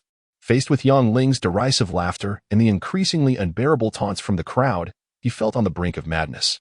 Would he retaliate? After a moment's hesitation, Yamiya gritted his teeth and slashed his wrist, allowing his crimson blood to flow onto the enigmatic serpent demon staff. Instantly, the staff pulsed with a surge of arcane energy. Chapter 33, The Madness of Yamiya. Ha ha ha, cursed summoner, I shall make you suffer beyond death. Yamiya appeared deranged, laughing maniacally as blood dripped onto the eerie serpent demon blood staff. After consuming a copious amount of blood, the staff emanated an increasingly terrifying magical aura, soon coalescing into a vast, dark mass of energy around him. Within it, thunderous roars echoed, more fearsome than when he had previously summoned the Bado demon. Iblis. It's so cold. A sudden gust of frigid wind swept through, causing the mercenaries' companions to huddle in fear. The sky has changed. That damned Yamiya has triggered a transformation. Could he be preparing to summon the long-haired fiends of hell? No, listen to that horrifying roar. Perhaps he has even summoned an evil god. As they beheld the terrifying phenomenon, people screamed in horror and instinctively recoiled. The last time Yamiya spilled just a few drops of blood, he summoned a fearsome Bado demon. Now, in his madness, he drenched the staff in blood. Initiating such a dreadful transformation, who knows what monstrous creature he might conjure this time? Panic spread among the crowd, and even the temple knights. Crus and the masked sorceress Michelle were not exempt from fear. Crus, fully alert, infused his spear with fighting spirit, its dark iron shaft glowing ominously in crimson light. Meanwhile, Michelle clutched her staff tightly, urgently summoning nearby paladins and mages from the church. After a few flashes from the magic circle, 5 fierce warriors and an elderly mage appeared beside her, all staring grimly at the enormous dark mass pulsating with ominous magical energy. Yamiya. Is it really appropriate to dance bare-assed in public? Observing Yamiya's frenzied gestures and incantations, Yang Ling mockingly shook his head, saying, if you can't win, just concede. I'll let you off the hook. There is no need to humiliate yourself in front of everyone. Dance bare-assed? Yang Ling's words elicited a fresh wave of laughter from the crowd. Yamiya, who was already trembling with rage, spat blood in response. nearly succumbing to the backlash of his unfinished spell. After the mockery, as the black mass expanded, Yang Ling grew cautious, mounting his unicorn and summoning several hornby beasts. Yimiya, entirely focused on his incantation, was presented with a prime opportunity to strike. Missing such a chance would be sheer foolishness. Under Yang Ling's command, the hornby beasts surged forward towards Yimiya. Just as Yang Ling thought victory was within reach, Yimiya shouted, and a monstrous creature erupted from the dark energy. The beast was covered in black scales, nearly 100 meters long, with a girth surpassing that of a tractor, unleashing a deafening roar upon its emergence. At first glance, it resembled an enormous Amazonian anaconda. However, the horror lay in its thick neck that bore 9 menacing triangular heads, each with crimson tongues flicking rapidly, sending chills down the spines of onlookers. Heavens, a 9th-tier magical beast, the Hydra Demon. Witnessing the horrifying creature, the seasoned mercenaries fled in a panic. Others followed suit, terrified of being devoured by the fearsome Hydra. Chaos erupted, with screams and cries echoing everywhere. Typically, a seasoned warrior could only match the strength of a 6th-tier magical beast. When faced with a 9th-tier beast, even advanced sword saints would not dare to confront it head-on. 500 years ago, the renowned sword saint Savage and the archmage Bazak had ventured into the depths of the Trasmire forest to hunt a 9th-tier fire phoenix. The outcome? One perished, the other gravely injured. Bazak barely escaped with his life, succumbing days later. The terror of 9th-tier beasts was thus palpable. 9th-tier beast? Panic spread among the crowd. And hiding in the distance, Meryl's was equally shocked. She had not anticipated that Yimiya would summon such a dreadfully powerful dark beast. Clearly, the serpent demon bloodstaff was extraordinary. Yimiya had forcibly torn a rift in space, summoning the Hydra with mere blood and incomplete incantations. Master, it seems that only your intervention can save that fool. After recovering from her shock, Meryl shook her head, having just ascended to the rank of archmage. Even with formidable magical equipment, she was no match for a 9th-tier beast. In contrast to the late-stage 8th-tier Hydra, the old man in black was more concerned about the subtle magical fluctuations from the valley opposite. He had attempted several detection spells, all of which returned fruitless, indicating that the opposing force was certainly not beneath him. The ruins of the sacred dragon El Pacino were significant. It was likely that ancient creatures, immortal for millennia, had gathered, necessitating constant vigilance against potential ambushes. Coiling its massive body, the Hydra disregarded the nearby hornby beasts. The first head exhaled a blast of freezing air, instantly encasing 2 beasts in ice. The second head unleashed a torrent of flames, reducing 3 others to ashes. The third lunged forward, devouring the remaining 2 whole. Ha ha ha, cursed summoner, let us see where you can escape this time. Yimiya laughed maniacally as the Hydra effortlessly dispatched the hornby beast he despised. To avenge his grievances, Yimiya had recklessly wielded the serpent demon bloodstaff, sacrificing a significant portion of his blood and vitality, even at the cost of 10 years of his life. Advisor Good had vehemently advised against this. Yet Yimiya remained obstinate. To eliminate Yang Ling and humiliate this detested summoner, he was willing to pay any price. He could no longer contain his madness. At Yimiya's command, the Hydra launched a ferocious assault on Yang Ling. It alternated between spewing sharp icicles and torrents of flames, striking with blinding speed to bite. Thankfully, the unicorn's swiftness allowed Yang Ling to narrowly escape time and again. Though both were 8th-tier beasts, the unicorn was evidently a tier below the soon-to-evolve Hydra, outmatched in magical prowess and physical defense. In mere moments, the unicorn bore multiple grievous wounds. Yang Ling was not faring any better, his legs numb from the cold and nearly singed eyebrows. Relying on its speed, the unicorn dodged while unleashing bolts of purple lightning, each as thick as a bowl. When struck, the Hydra shuddered, but after sampling the pain, it dared not approach recklessly. However, as the unicorn's injuries mounted, its ability to retaliate waned, and its speed diminished, while the ferocious Hydra grew ever more emboldened. The situation for Yang Ling was becoming increasingly dire. Sister Sophia, what shall we do? Witnessing Yang Ling's perilous plight, Alice's eyes reddened with anxiety. Alice, it's all right. Yang Ling will be fine. Sophia, though worried, whispered soothingly through her tears. As a forest elf with a rich history, Sophia had heard many tales of the Hydra and understood its terrifying nature. In her distress, she could only pray nervously to the nature goddess. Iblis, that cursed fellow. How did he summon such a creature? Alas, what a fine young man. Must it end like this?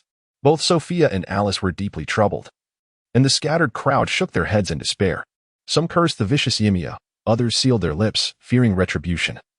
While some silently prayed for Yang Ling to receive divine protection, no one believed that, in the face of the terrifying Hydra, Yang Ling could miraculously escape. Yet, at the moment when Ymia was laughing heartily and everyone believed that Yang Ling was destined for demise, an unexpected turn of events unfolded once more. Chapter 34. The brawl. After deftly maneuvering past a cluster of dense ice spikes on his unicorn, Yang Ling realized that evasion was no longer an option. Gritting his teeth, he resolved to make a decisive stand. Forming a hand seal, he summoned forth 15 withered wood warriors. Under Yang Ling's command, the warriors, wielding massive wolf-toothed clubs, advanced with heavy footfalls towards the Hydra, stirring clouds of dust with each step. Upon encircling the beast, they unleashed a barrage of strikes. Each blow reverberated through the ground as if an earthquake had transpired. Caught off guard, the Hydra found itself besieged by the towering wood warriors, each standing several meters tall. The first to suffer were the 9 magical heads, which were battered mercilessly by the warriors' clubs, their vision blurred by the onslaught. Just then, a sharp pain shot through its spine as the agile unicorn seized the opportunity to deliver a powerful electric shock. A giant summoner? Witnessing Yang Ling conjure a full 15 giants, the onlookers gasped in astonishment. Initially believing Yang Ling to be doomed, the tides of battle shifted dramatically, leaving Chimera trembling in fear. Crush it. Destroy its heads. Smash its vital points. As the tables turned in Yang Ling's favor, Casey and the others erupted in jubilant cheers. And the mercenaries watching from a distance joined in, exclaiming their excitement. For many, witnessing the defeat of a level 9 magical beast was a once-in-a-lifetime experience. Aside from the seasoned black-clad elder and a few experts, most could hardly differentiate between the Hydra and its serpent counterpart, with fire rings, cloaks of Earth's protection, an array of eye creatures, and the flame-wreathed Bartho demon. The legendary level 9 beast and towering giants ignited a fervor among the spectators. They marveled at the unparalleled spectacle of this climactic battle, knowing that regardless of the outcome, their journey had not been in vain.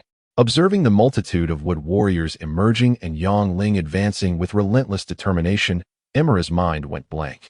Having expended vast amounts of blood and 10 years of his life to forcibly summon the Hydra, he had envisioned humiliating Yang Ling, the cursed summoner, before ultimately slitting his throat. Yet, he had not anticipated that Yang Ling was, in fact, a master of giant summoning. Was it time to resort to his final gambit? Chimera hesitated as he beheld the encircled Hydra. The serpent demon bloodstaff, a treasured artifact passed down through generations, was said to have been unearthed from the altar of a secluded coastal tribe during a raid conducted by his ancestors. Remarkable, Chimera. You still possess such vigor despite the bloodshed. Truly, you are a product of the ankle lineage. Noticing Chimera's dazed expression, Yang Ling smirked coldly, raising his sharp dagger, prepared to further humiliate him before ending his life. However, had he been aware of Chimera's internal conflict, he would have acted without hesitation, unburdened by such trivialities.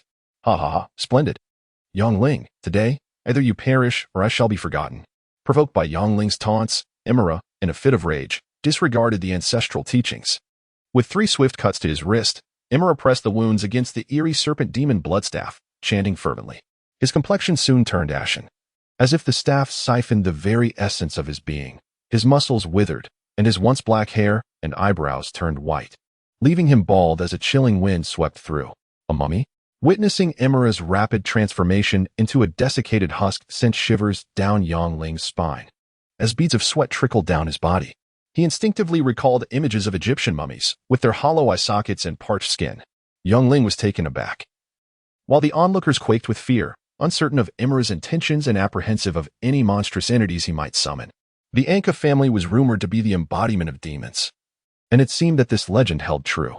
Chimera became an unrecognizable specter, and with his final bellow, the serpent demon bloodstaff erupted with a surge of ominous black energy. Simultaneously, the dazed Hydra trembled, swelling in size, its scales shimmering with dark luminescence. When the wood warriors struck, the sound was akin to hitting solid titanium. Absorbing the black energy released by the staff, the Hydra's spirit soared, and with a powerful sweep of its tail, it sent several wood warriors flying. In unison, all 9 heads unleashed a torrent of violet flames. Violet heavenly fire? Detecting the overwhelming surge of magical energy, the black-clad elder's eyes widened in shock.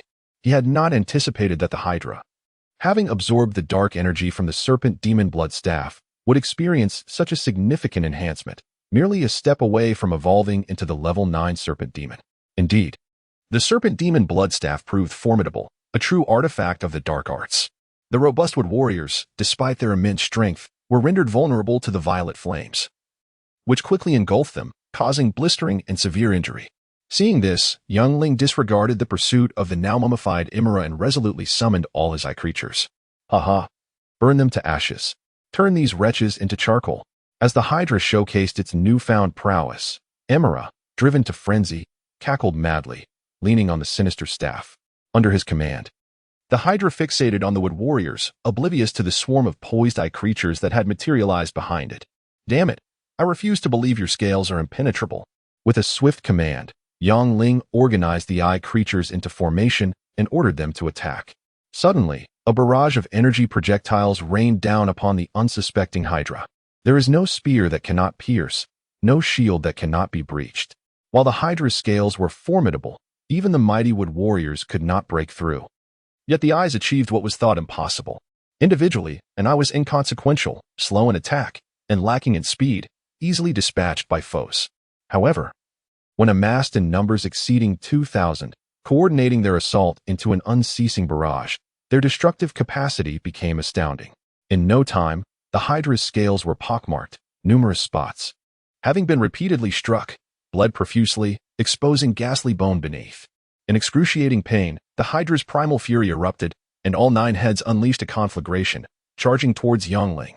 With the swift unicorn aiding his escape, Yangling narrowly avoided disaster. Yet, the sluggish eye creatures suffered heavy losses, some reduced to charred remnants, while others were reduced to ashes in an instant. As the Hydra descended into a frenzy, Yang Ling recalled the tale of Sun Wukong and the banana fan. Deciding to take a bold approach, gritting his teeth, he summoned over 2,000 hornet beasts, directing them to burrow into the Hydra's wounds and viciously tear at its innards.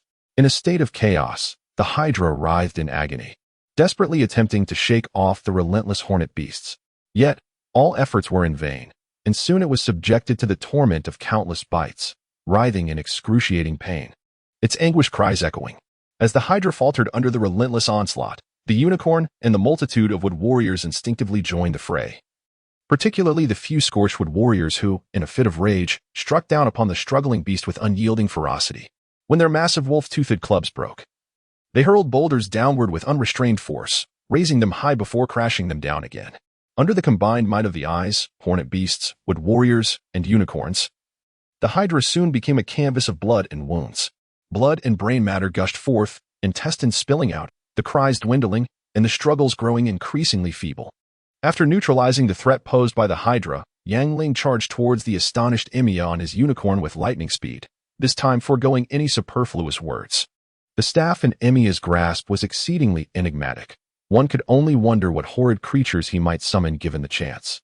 Yang Ling reacted swiftly, and it was only when the Hydra lay motionless on the ground that Emiya emerged from his stupor. Alas, it was too late. Before he could turn to flee, Yang Ling's sharp dagger plunged mercilessly into his heart, delivering a fatal blow. Emiya gazed in disbelief at the dagger embedded within him, his eyes wide open, unable to close even in death. In that final moment of breath, he could hardly fathom that after such meticulous planning, he would not only fail to exact his vengeance but would instead perish at the hands of Yang Ling. Chapter 35. A night of no return without intoxication. After swiftly eliminating Emiya, Yang Ling casually picked up his peculiar staff and stowed it away in his spatial ring. Though the staff appeared exceedingly bizarre, it was evidently a rare treasure. Simultaneously, he did not overlook any spoils from Emiya, including the blood elf battle boots and the flame ring. Gazing at the colossal corpse of the Hydra, Yang Ling gritted his teeth and decided to store the entire body in his spatial ring. Such a terrifying and magnificent beast would surely yield numerous precious blood orbs, perhaps even surpassing the gains from several months of hunting in the Tiras forest. Curse it! Burn this demon! Parade his corpse through the streets. It was not until Yang Ling had secured the massive body of the Hydra that the onlookers began to regain their senses. Some suggested burning the desiccated body of Emiya, while others, who had long suffered under the oppression of the Anka family, sought to drag his corpse through the streets for all to see. Observing the fervent townsfolk and recalling the imposing castle of the Anka family, Yang Ling felt a surge of determination. He resolved to eradicate the root of the problem decisively. Proclaiming loudly, "Brave warriors, Emeria has been vanquished, yet his minions still linger in the castle. What shall we do? We must besiege their fortress and eliminate their henchmen. Let us storm in and offer their heads as sacrifices to the souls wronged in death." Under Yangling's incitement, the pent-up animosity of the people erupted like a volcano, igniting their fighting spirit. With Emeria dead and Yangling's formidable presence bolstering them, the townsfolk were eager to launch an immediate assault on the Anka family's castle. Ah, clever. Such a young mind adept at inciting the populace. The elder in black nodded appreciatively at Yangling's tactics. How despicable, to seize all the spoils without leaving a trace. Mirals lamented, fixated on the top-tier magical equipment that Emeria had possessed, particularly the serpent demon bloodstaff revered by dark mages. After a moment of contemplation, the elder in black slowly advised, "Mirals, the enemy possesses numerous beasts of uncertain origins. We must not act rashly. Remember, perhaps the serpent demon bloodstaff in his hands is not entirely a misfortune." "Yes, master, I understand." Despite her words, Mirals secretly plotted how to acquire the legendary staff. She believed that with it in her possession, she could swiftly ascend from a junior grand sorceress to a senior one, or even break through to the rank of a novice archmage. As the favored disciple of the elder and backed by her family's influence, Mirals had been accustomed to having everything she desired from a young age. She was confident that even without resorting to force, she could persuade Yangling to relinquish the staff, as no man had ever remained impervious to her charms, and the youthful Yangling would be no exception. While Mirals schemed, Yangling was swiftly devising a plan to breach the Anka family's castle with minimal cost. Once arrangements were complete, he led the grand coalition forward with determination, surrounding three sides and attacking from the front. The Anka family castle, nestled against the mountains and waters, was a formidable stronghold known for its difficulty to conquer. Yangling realized that a direct assault would incur heavy losses. Thus, he devised a clever strategy of surrounding three sides. With Emeria defeated, the warriors within would be leaderless and bolstered by their overwhelming numbers and morale. Those holed up inside the castle would surely lack the will to fight. Yangling was confident that by mounting a concentrated attack on three sides, the majority of the defenders would flee through the remaining gate or surrender without a fight. Originally known as Vicent Castle, it sprawled over an area equivalent to several dozen golf courses, situated in a picturesque setting. The walls were crafted from robust black basalt, while the floors were laid with polished marble, exuding grandeur and opulence. Its fame spread far and wide, providing the town of Vicent with its name. Legend spoke of Vicent Castle as an ancient relic. Some claimed it was once a royal palace, adorned with reliefs depicting grand processions. Others suggested it was a retreat for an immensely wealthy individual, where exquisite artifacts occasionally surfaced during excavations. There were also tales of it being a stronghold for dark mages or necromancers, with ghostly wails echoing in the night or apparitions flitting through the gardens. The origins of this majestic castle and its age remained shrouded in mystery. After directing his forces to heavily besiege the east, south, and north gates of Vicent Castle, Yangling deliberately left the west gate unguarded and instructed Kashi to lead an assault on the east gate, brandishing Emeria's severed head. Indeed, upon witnessing the overwhelming numbers and the sight of Emeria's head, the warriors within the castle lost their will to fight. Some raised their hands in surrender, while others fled in a panic through the west gate, hoping to escape into the Tears forest. Unbeknownst to those fleeing through the west gate, it appeared to be an escape route, but was, in fact, a trap. Yangling had laid a net of ambush there. Before the mountain warriors and the swift archers of the forest elves, they stood no chance. A resounding victory. Within half a day, Yangling had seized Vicent Castle, capturing nearly all of Emeria's minions, including the black-clad strategist Good, who had disguised himself among the servants in a desperate bid to escape. Once the situation was under control, Yangling summoned all the townsfolk for a public trial of the Anka family's numerous henchmen. The women were sent to the gallows, while the men faced the guillotine. Except for the strategist Good, who was secretly detained, the rest of the heinous minions met their just deserts, much to the delight of the crowd. As the former tyrants fell one by one, the townspeople erupted in cheers, some even weeping tears of joy. For so many years, how many had been driven to despair by the vampiric Anka family, and how many families had been shattered? That night, the exhilarated populace surged into the streets. Like a tide, flocking to the Night Jasmine Tavern where Yangling resided, each offering their gifts. Merchants presented boxes of crystal coins, hunters donated cherished beast crystals, and even a destitute old woman gifted Yangling a large plate of pancakes. To her, a pancake with the slightest bit of meat was the most exquisite delicacy in the world. In the eyes of the townsfolk, Yongling was not merely a benefactor who had avenged them, but also a protector for their future. As long as he was in Vysen, they had nothing to fear from the remnants of the Anka family or the emergence of another tyrant like Chimera. Witnessing the sincere merchants and the simple townsfolk, as well as the jubilant elders and women, Yongling refrained from unnecessary words. He instructed his servants to serve each of them a cup of delectable rum and publicly announced a half-price discount on all wines that evening. A celebration, a complete celebration. Under the influence of abundant, affordable fine wines, the townspeople reveled throughout the night, igniting the entire Vysen town in a fervor. Yongling's name spread like a warm breeze through the corners of the small town. After the resounding victory, Kashi and the warriors discovered the Anka family's hidden treasure chamber, uncovering a wealth of spoils. The chamber held not only a plethora of crystal coins but also numerous rare artworks and antiques, including several masterpieces by the renowned painter Lasky, likely plundered by the Anka family from some noble estate. Lasky, the most renowned painter of the Bantu Empire 2 millennia ago, was well known even in remote towns. While the nobility might not know how many sons their king had, they were certainly familiar with Lasky's masterpiece, the portrait of Pope Innocent X. In this painting, the Pope sits upright in an ornate high-backed chair, slightly leaning to one side, his lips tightly pressed, brows furrowed, and a heavy, hawk-like nose dominating his somber visage. His majestic appearance exudes a hint of ferocity, rendering him both venerable and unapproachable, commanding respect yet remaining distant, perfectly embodying the Pope's illustrious power and character traits. A fact lauded by Pope Innocent X himself. Upon its unveiling, Lasky's artwork was hailed as the preeminent portrait of its time, revered by both nobility and fellow artists as a miraculous exemplar in the annals of painting. Consequently, nobles flocked to commission Lasky for portraits. As to have never encountered Lasky was to be a noble in vain. In a rosewood chest, Cassie and others discovered a trove of Lasky's grand works. Among them were portraits of esteemed ladies, kings, and even several depictions of popes, each rendered with lifelike precision. A whole chest filled with such precious masterpieces could fetch astronomical prices at auction. Under the guidance of the venerable steward Mulberch, Yongling began to comprehend the value of these portraits. Mulberch, is there a way to swiftly liquidate these paintings and antiques? Yongling inquired, expressing little interest in these so-called masterpieces. To him, they seemed less practical than a few chests of crystal coins. Taken aback by Yongling's response, Mulberch, having served as steward at the Erbilly estate for many years, had only ever encountered nobles who avidly collected such artworks. He had never seen anyone dismiss them so casually.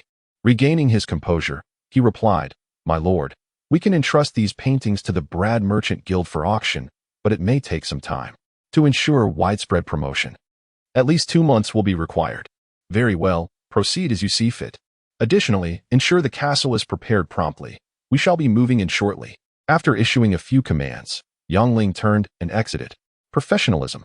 Observing the capable Mulberch, Yongling couldn't help but recall his formidable superior, a woman of remarkable strength, composed, clear-minded, and seasoned in experience. The castle of the Anka family, also known as Vysen Castle, was solid and grand, easily defensible, and contained hidden wonders of its own. With mountains and waters that surpassed the modest estate nestled behind the dwarven armory, Yongling would certainly not miss the opportunity to inhabit such a splendid villa. Despite the numerous eerie legends surrounding Vysen Castle, Yongling paid them little mind. In this world, many rumors often grow increasingly absurd with each retelling. Ultimately, there is often nothing to worry about, save for the anxious minds of the foolish. Following his conflict with Imea, Yongling realized that his strength was woefully inadequate. Had Imea not succumbed to rage, losing control, and had he possessed more combat experience, Yongling feared he might have been reduced to ashes. Memories of the terrifying Hydra still sent shivers down his spine. The hornet beast was swift, and upon evolution, could launch poisonous stingers, however, as a low-tier magical beast. It was utterly powerless against a high-level demon like Bardus. The barrage of the evil eye was formidable, yet slow, with abysmal defensive capabilities. The withered wood warrior possessed great strength, but its sluggishness rendered it vulnerable to faster beasts. The unicorn was indeed commendable, versatile in both offense and defense. As swift as lightning, alas, there was only one such creature. Was he left with no choice but to venture into the depths of the Tiras forest to tame a high-tier magical beast? Yongling shook his head. The taming of the unicorn had been sheer coincidence, and one could not expect to stumble upon such fortunes daily. Even the numerous members of the Airbilly party suffered heavy losses upon venturing deep into the forest. He had no desire to be torn to shreds by a multitude of high-tier magical beasts. Contemplating high-tier magical beasts, an idea sparked in Yang Ling's mind as he recalled the Hydra's corpse within the ring. A low-tier two-headed deer could yield 2 blood orbs. The sheer power of the Hydra made him ponder how many precious magical beast essences it might produce. Though he had subsequently obtained 2 small vials of life spring water from the Elven Elder, he was reluctant to consume it all at once. After all, the forest elves could only extract a few drops of life spring water from a single ancient elven tree each year, making it a virtually non-renewable resource. However, the essence of magical beasts was different. The Tira's forest stretched for miles, and no one could ascertain the exact number of magical beasts dwelling within. With time on his side, capturing several low-tier beasts was certainly feasible. While the essence of low-tier magical beasts might not compare to life spring water in potency, their abundance was a notable advantage to guard against sudden attacks while condensing the magical beast essence. Yang Ling instructed Agas to station a band of barbarians at the entrance to stand vigilant. Through the surrendered warriors and servants of the Anka family, he learned that Imia's father had conveniently led his elite warriors away, affording Yang Ling the opportunity to easily seize the ostensibly impregnable Weissen castle. By severing his lineage and razing his stronghold, how could the adversary simply let it rest? The saying goes that the barking dog seldom bites. While the biting dog is silent, it is the hidden enemy that poses the greatest threat. Yang Ling had no desire to be stabbed in the back, while focusing intently on condensing blood orbs. The Hydra's 9 lantern-sized eyes bulged wide, seemingly incredulous that it had met its demise at the hands of a mere human who wielded neither martial nor magical prowess. Its death was not one that would allow for peaceful rest. Without delay, Yang Ling took a deep breath, seated himself cross-legged, and pressed his right hand upon the Hydra's body, striving to channel the mystical energy within him. Soon, a faint crimson aura emanated from the Hydra, coalescing in the palm of his hand. Streams of vibrant blood essence surged forth from the Hydra's body, forming a lustrous red orb in Yang Ling's grasp. From a distance, it appeared as though Yang Ling's palm acted as an extractor, drawing forth the Hydra's inner essence. Compress and compress further. With clarity of mind, Yang Ling exerted himself to harness his mystical energy. The smaller the blood orb, the greater the accumulation of magical beast essence and its subsequent value. Generally, the higher the tier of the magical beast, the more potent the essence it contained. As a high-tier magical beast, Yang Ling was eager to discover the distinctions in the Hydra's essence. Previously, when commanding a magical beast army to inflict severe damage upon the Hydra, Yang Ling had entertained the thought of taming it through its blood. Yet, having exhausted his mystical energy and essence while taming a near-death unicorn, the thought of attempting to tame a creature as formidable as the Hydra was daunting. After careful consideration, he ultimately relinquished this alluring idea, lest he risk his own life in the process.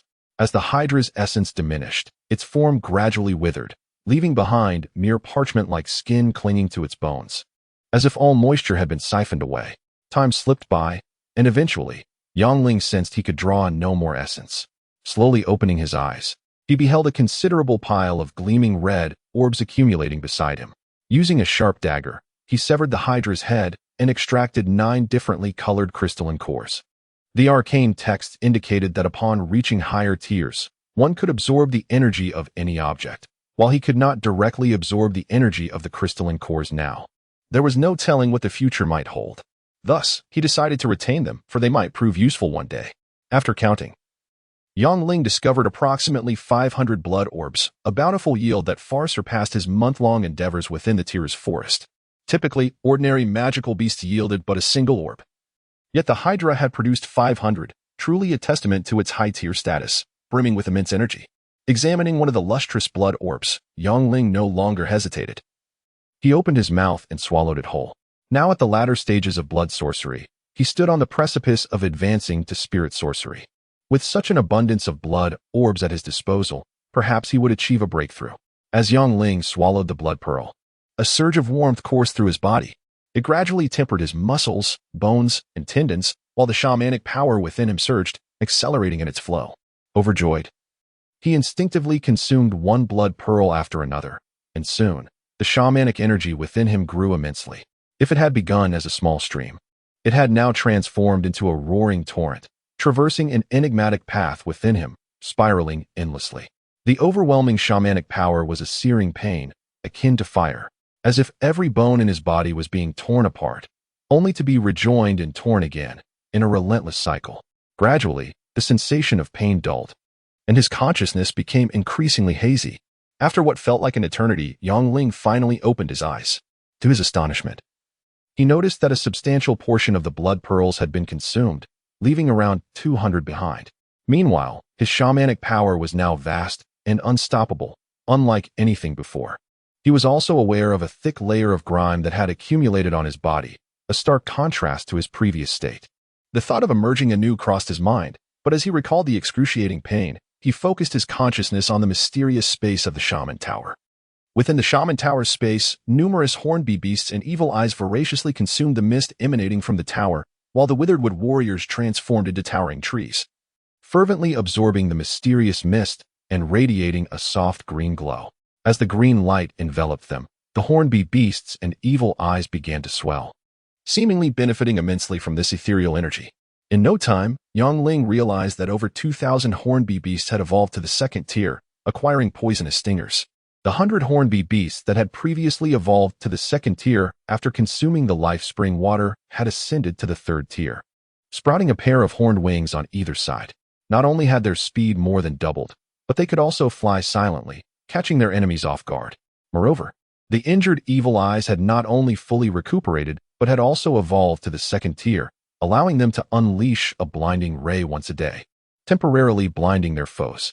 Yongling was confident that by fully utilizing the newfound abilities of the evil eyes, the overall strength of his monstrous army would undoubtedly reach new heights. After a thorough observation, he noted that the green sprouts on the withered wood warriors had transformed into clusters of leaves, indicating their own progression and further enhancement of their abilities. Regrettably, the most formidable unicorn showed no remarkable changes, perhaps due to its need for more energy to evolve, as its combat prowess far surpassed that of the lower-tiered hornby beasts and evil eyes. Despite this slight disappointment, Yongling remained exhilarated. The evolution of the hornby beasts, evil eyes, and withered-wood warriors significantly elevated his own power. He firmly believed that with the increase in shamanic energy, the unicorn would one day also evolve. With ample life, spring water, and monstrous blood pearls, he was convinced that day was not far off. After inhaling a few breaths of the mist, Yongling felt invigorated, and his shamanic power began to circulate rapidly. Through the explanations provided by the obelisk, he understood that the mist emitted by the Shaman Tower could quickly facilitate the evolution of the beasts. The deeper his shamanic energy, the denser the mist, and the greater the energy it contained. After a few laps around the mysterious Shaman Tower space, Yongling decided not to linger any longer. With a flicker of thought, he gradually withdrew his consciousness. Upon standing and testing his physical capabilities, he was delighted to find himself as light as a feather, delivering a punch that left a deep imprint on the solid basalt wall. At that moment, he confirmed that he had successfully absorbed the energy from the blood pearls and had smoothly ascended to the realm of the spirit shaman, having been bestowed with the gifts of heaven and earth and the essence of the sun and moon. There were two significant differences upon reaching the spirit shaman level. The first was the ability to construct arrays to rapidly absorb the spiritual energy of heaven and earth, thus accelerating the cultivation speed. The second was the capacity to utilize various talismanic arts for attack. Chaos talisman arts? Remembering the strange and wondrous talismans inscribed on the obelisk, Yongling felt an irresistible urge to experiment. He stepped outside, intending to instruct the old steward, Mulberch, to gather various materials. However, as he exited the secret chamber, he was greeted by a group of anxious individuals pacing outside. "Yongling, are you all right? You've been silent for half a month, and we were worried sick." Upon seeing him, Sophia rushed over, her eyes red with concern. "Half a month?" Yongling shook his head, astonished that what felt like merely a brief nap had turned into a significant passage of time. The obelisk had mentioned that once the shamanic techniques reached a certain level, a single meditation could last 6 months or even years. He had once doubted this, but now it seemed undeniably true. "Hey, my beautiful young lady. Did you miss me so much after just half a month?" he teased. "Miss you? Not at all." Sophia blushed, quickly pinching him on the waist when no one was watching, before darting away. "Yongling, if you don't come out soon, I'll run out of wine." After bursting through the door, The dwarf Rumi intended to pat Yang Ling on the shoulder, but found himself unable to reach even on tiptoe. Instead, he resorted to giving Yang Ling's chest a hearty thump. To his surprise, it produced a dull thud, as if striking solid stone. Yang Ling remained unfazed, while Rumi's hand turned red and swollen. "You drunken fool, are you trying to get yourself killed?" Yang Ling laughed, knowing that his body had undergone comprehensive enhancement upon reaching the spirit shaman level, coupled with his deliberate channeling of shamanic energy to his chest. It was no wonder Rumi had come off worse. Seeing Rumi grimace in pain, Sophia chuckled, "Yang Ling, if you don't come out soon, Rumi is going to drink the last bottle of Raphael wine himself. That drunken fool.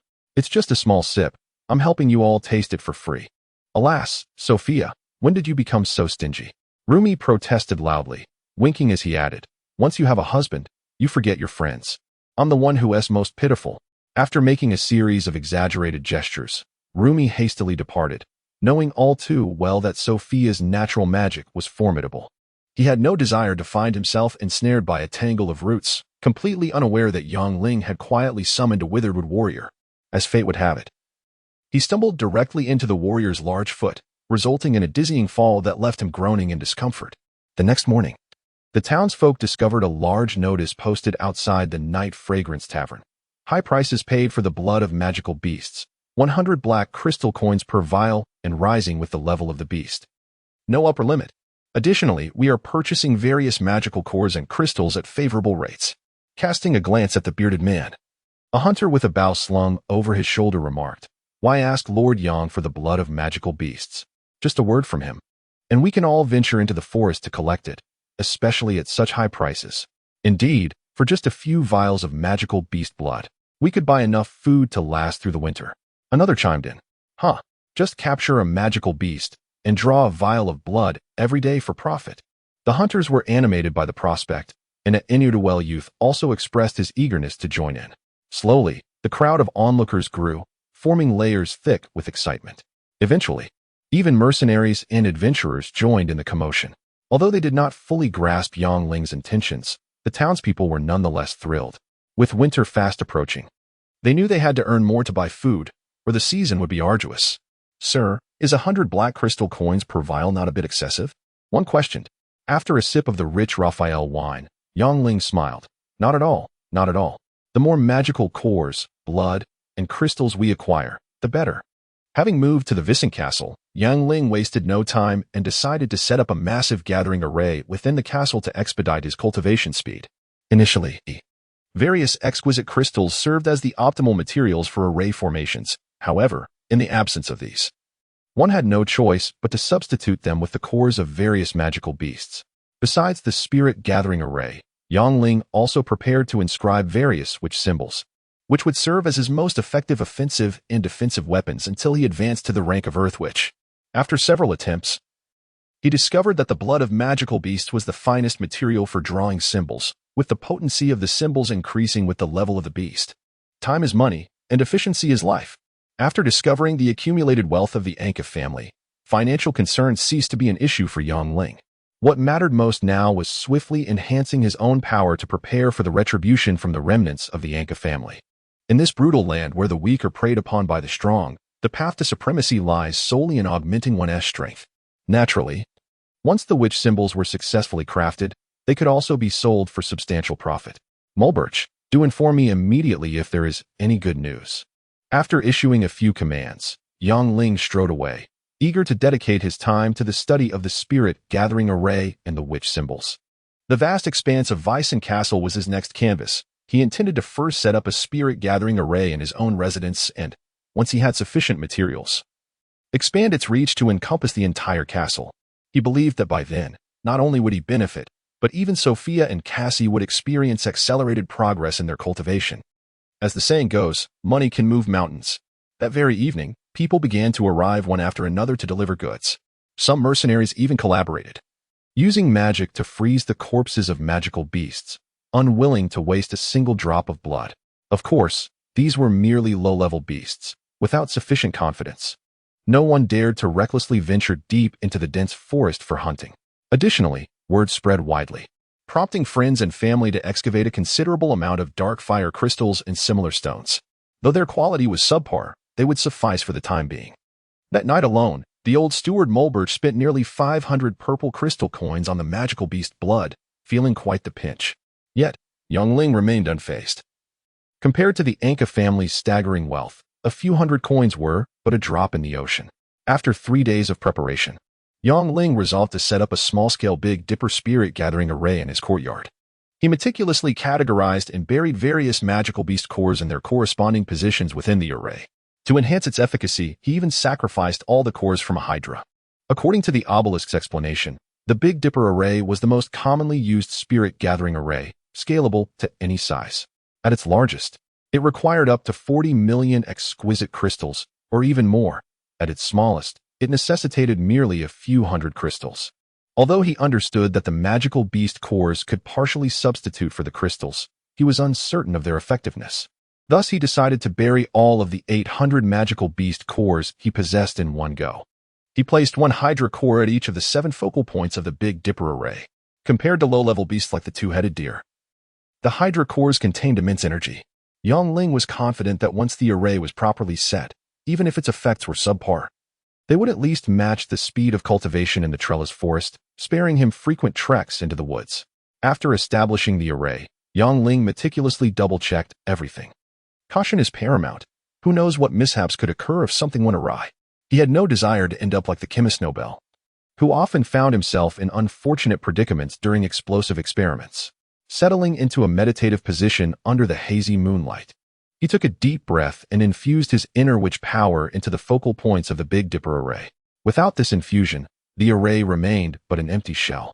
Though he was aware of someone stealthily observing from a distance, Yang Ling paid it no mind. In this realm, he alone possessed this unique witch power.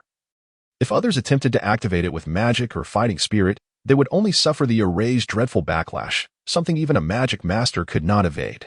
As soon as Yang Ling infused his witch power, the Big Dipper spirit gathering array emitted a soft hum, followed by a radiant burst of colors, fervently drawing in the ethereal energies that permeated the world. The nearby trees swayed as if animated by an unseen wind, producing a rustling sound akin to a gentle breeze. With a calm heart and a clear mind, he successfully activated the array, feeling the dense spiritual energy from the heavens and earth, which filled him with joy. He immediately began cultivating, voraciously absorbing the tangible spiritual energy like a whale swallowing the sea. In the dimness, it seemed as though the stars above radiated a chilling, chaotic energy. As Yang Ling's absorption intensified, the colorful glow began to fade. From a distance, it appeared to dissipate entirely, yet upon closer inspection, one could discern a veil of mist enveloping his courtyard. No, this was certainly not the dark energy emitted by the serpent demon blood staff. Upon opening his eyes, the elderly man in black shook his head slowly, remarking, "Impressive, even my detection magic cannot penetrate this. Meryl, this young man is remarkable. We must not act recklessly." Upon hearing her mentor's words, Meryl's interest in Yang Ling deepened. Since she became aware of the world, she had never seen her mentor regard a young person with such esteem. Even her own rapid ascension from apprentice to great magician in a mere decade had elicited only a mild acknowledgement from him. She could not fathom Yang Ling's origins, as to how he possessed such enigmatic abilities. Simultaneously, on a massive stone in the southwestern corner of Vicen town, a white-haired elder slowly opened his eyes, incredulously gazing in Yang Ling's direction. The temple knight Cruz and the masked sorceress Michelle stood respectfully behind him, silent. Surrounding the stone were a group of formidable armored warriors and robed sorcerers.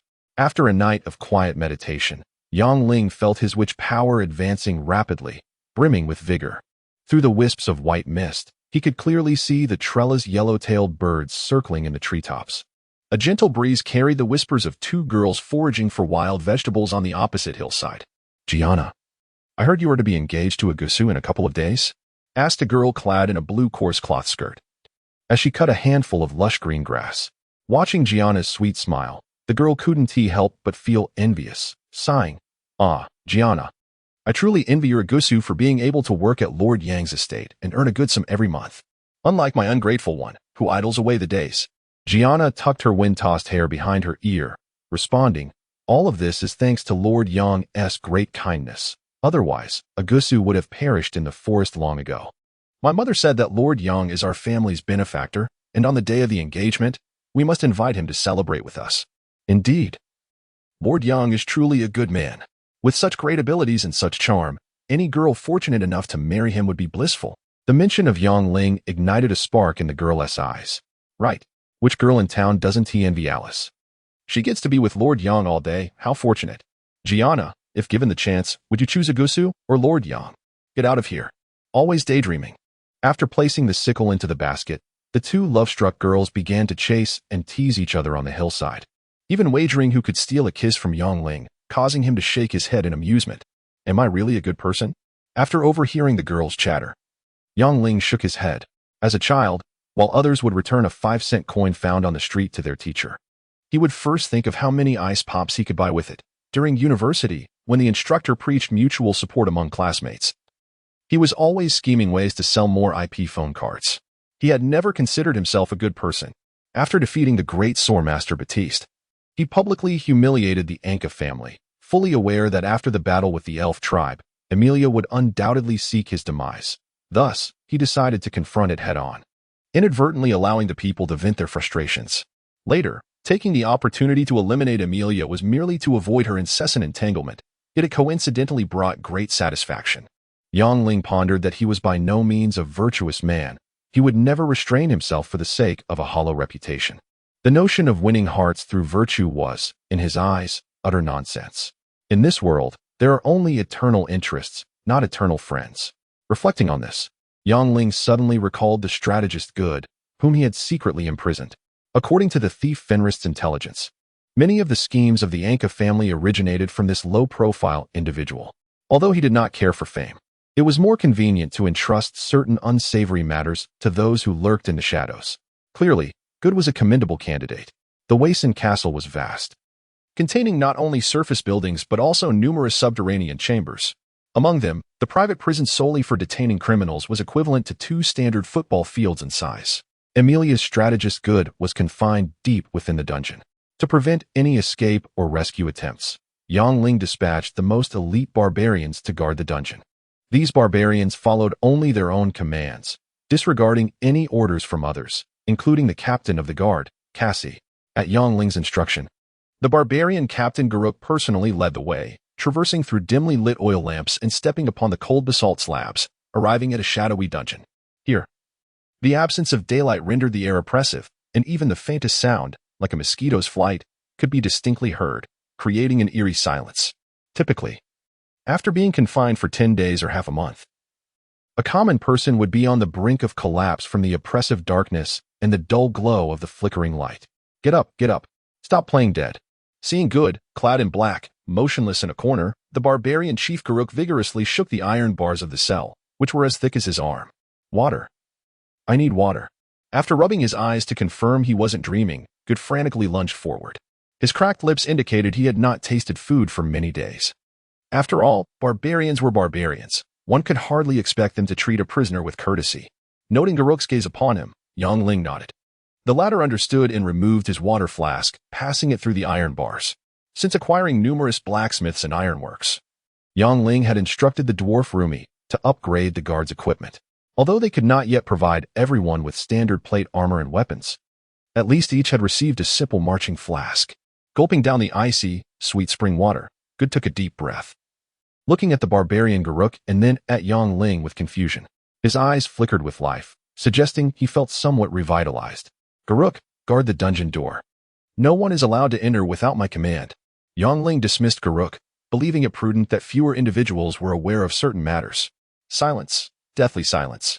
Once Garuk exited, Good remained wordless, staring at the enigmatic Yang Ling, who in turn silently observed the composed facade of Good.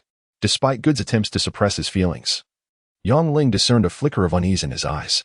You are Yang Ling?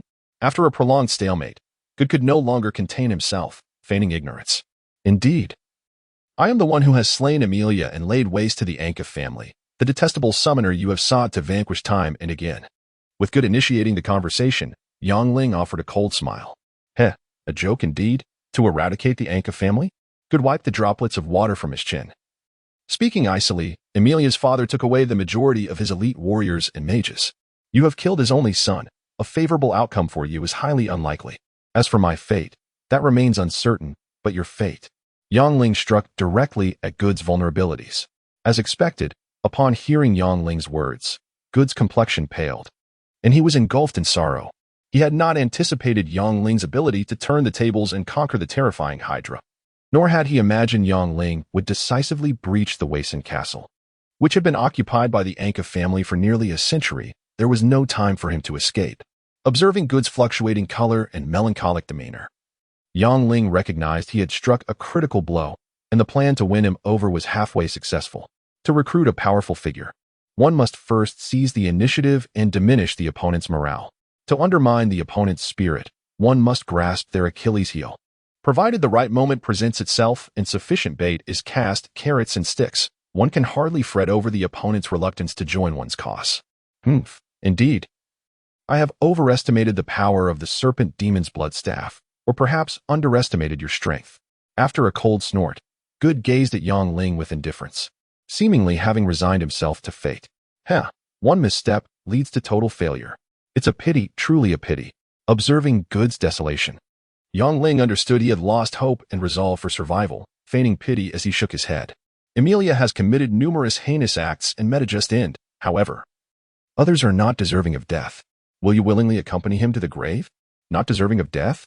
Looking at the smiling Yang Ling, Good felt a stir within. Secretly contemplating Yang Ling's intentions. Ever since he had been captured, he had understood that with his identity, there could be no favorable outcome. After losing all hope of escape, he had grown disheartened. Yet now, upon hearing Yang Ling's words, he vaguely perceived a glimmer of hope. Gazing at Good's expression of joy and contemplation, Yang Ling retrieved a thin sheet of paper from his pocket and slowly read aloud.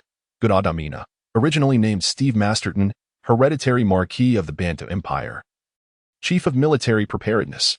18 years ago, he rebelled, his family uprooted, and he went into hiding. You, who exactly are you? And how could you know such details? Good was taken aback.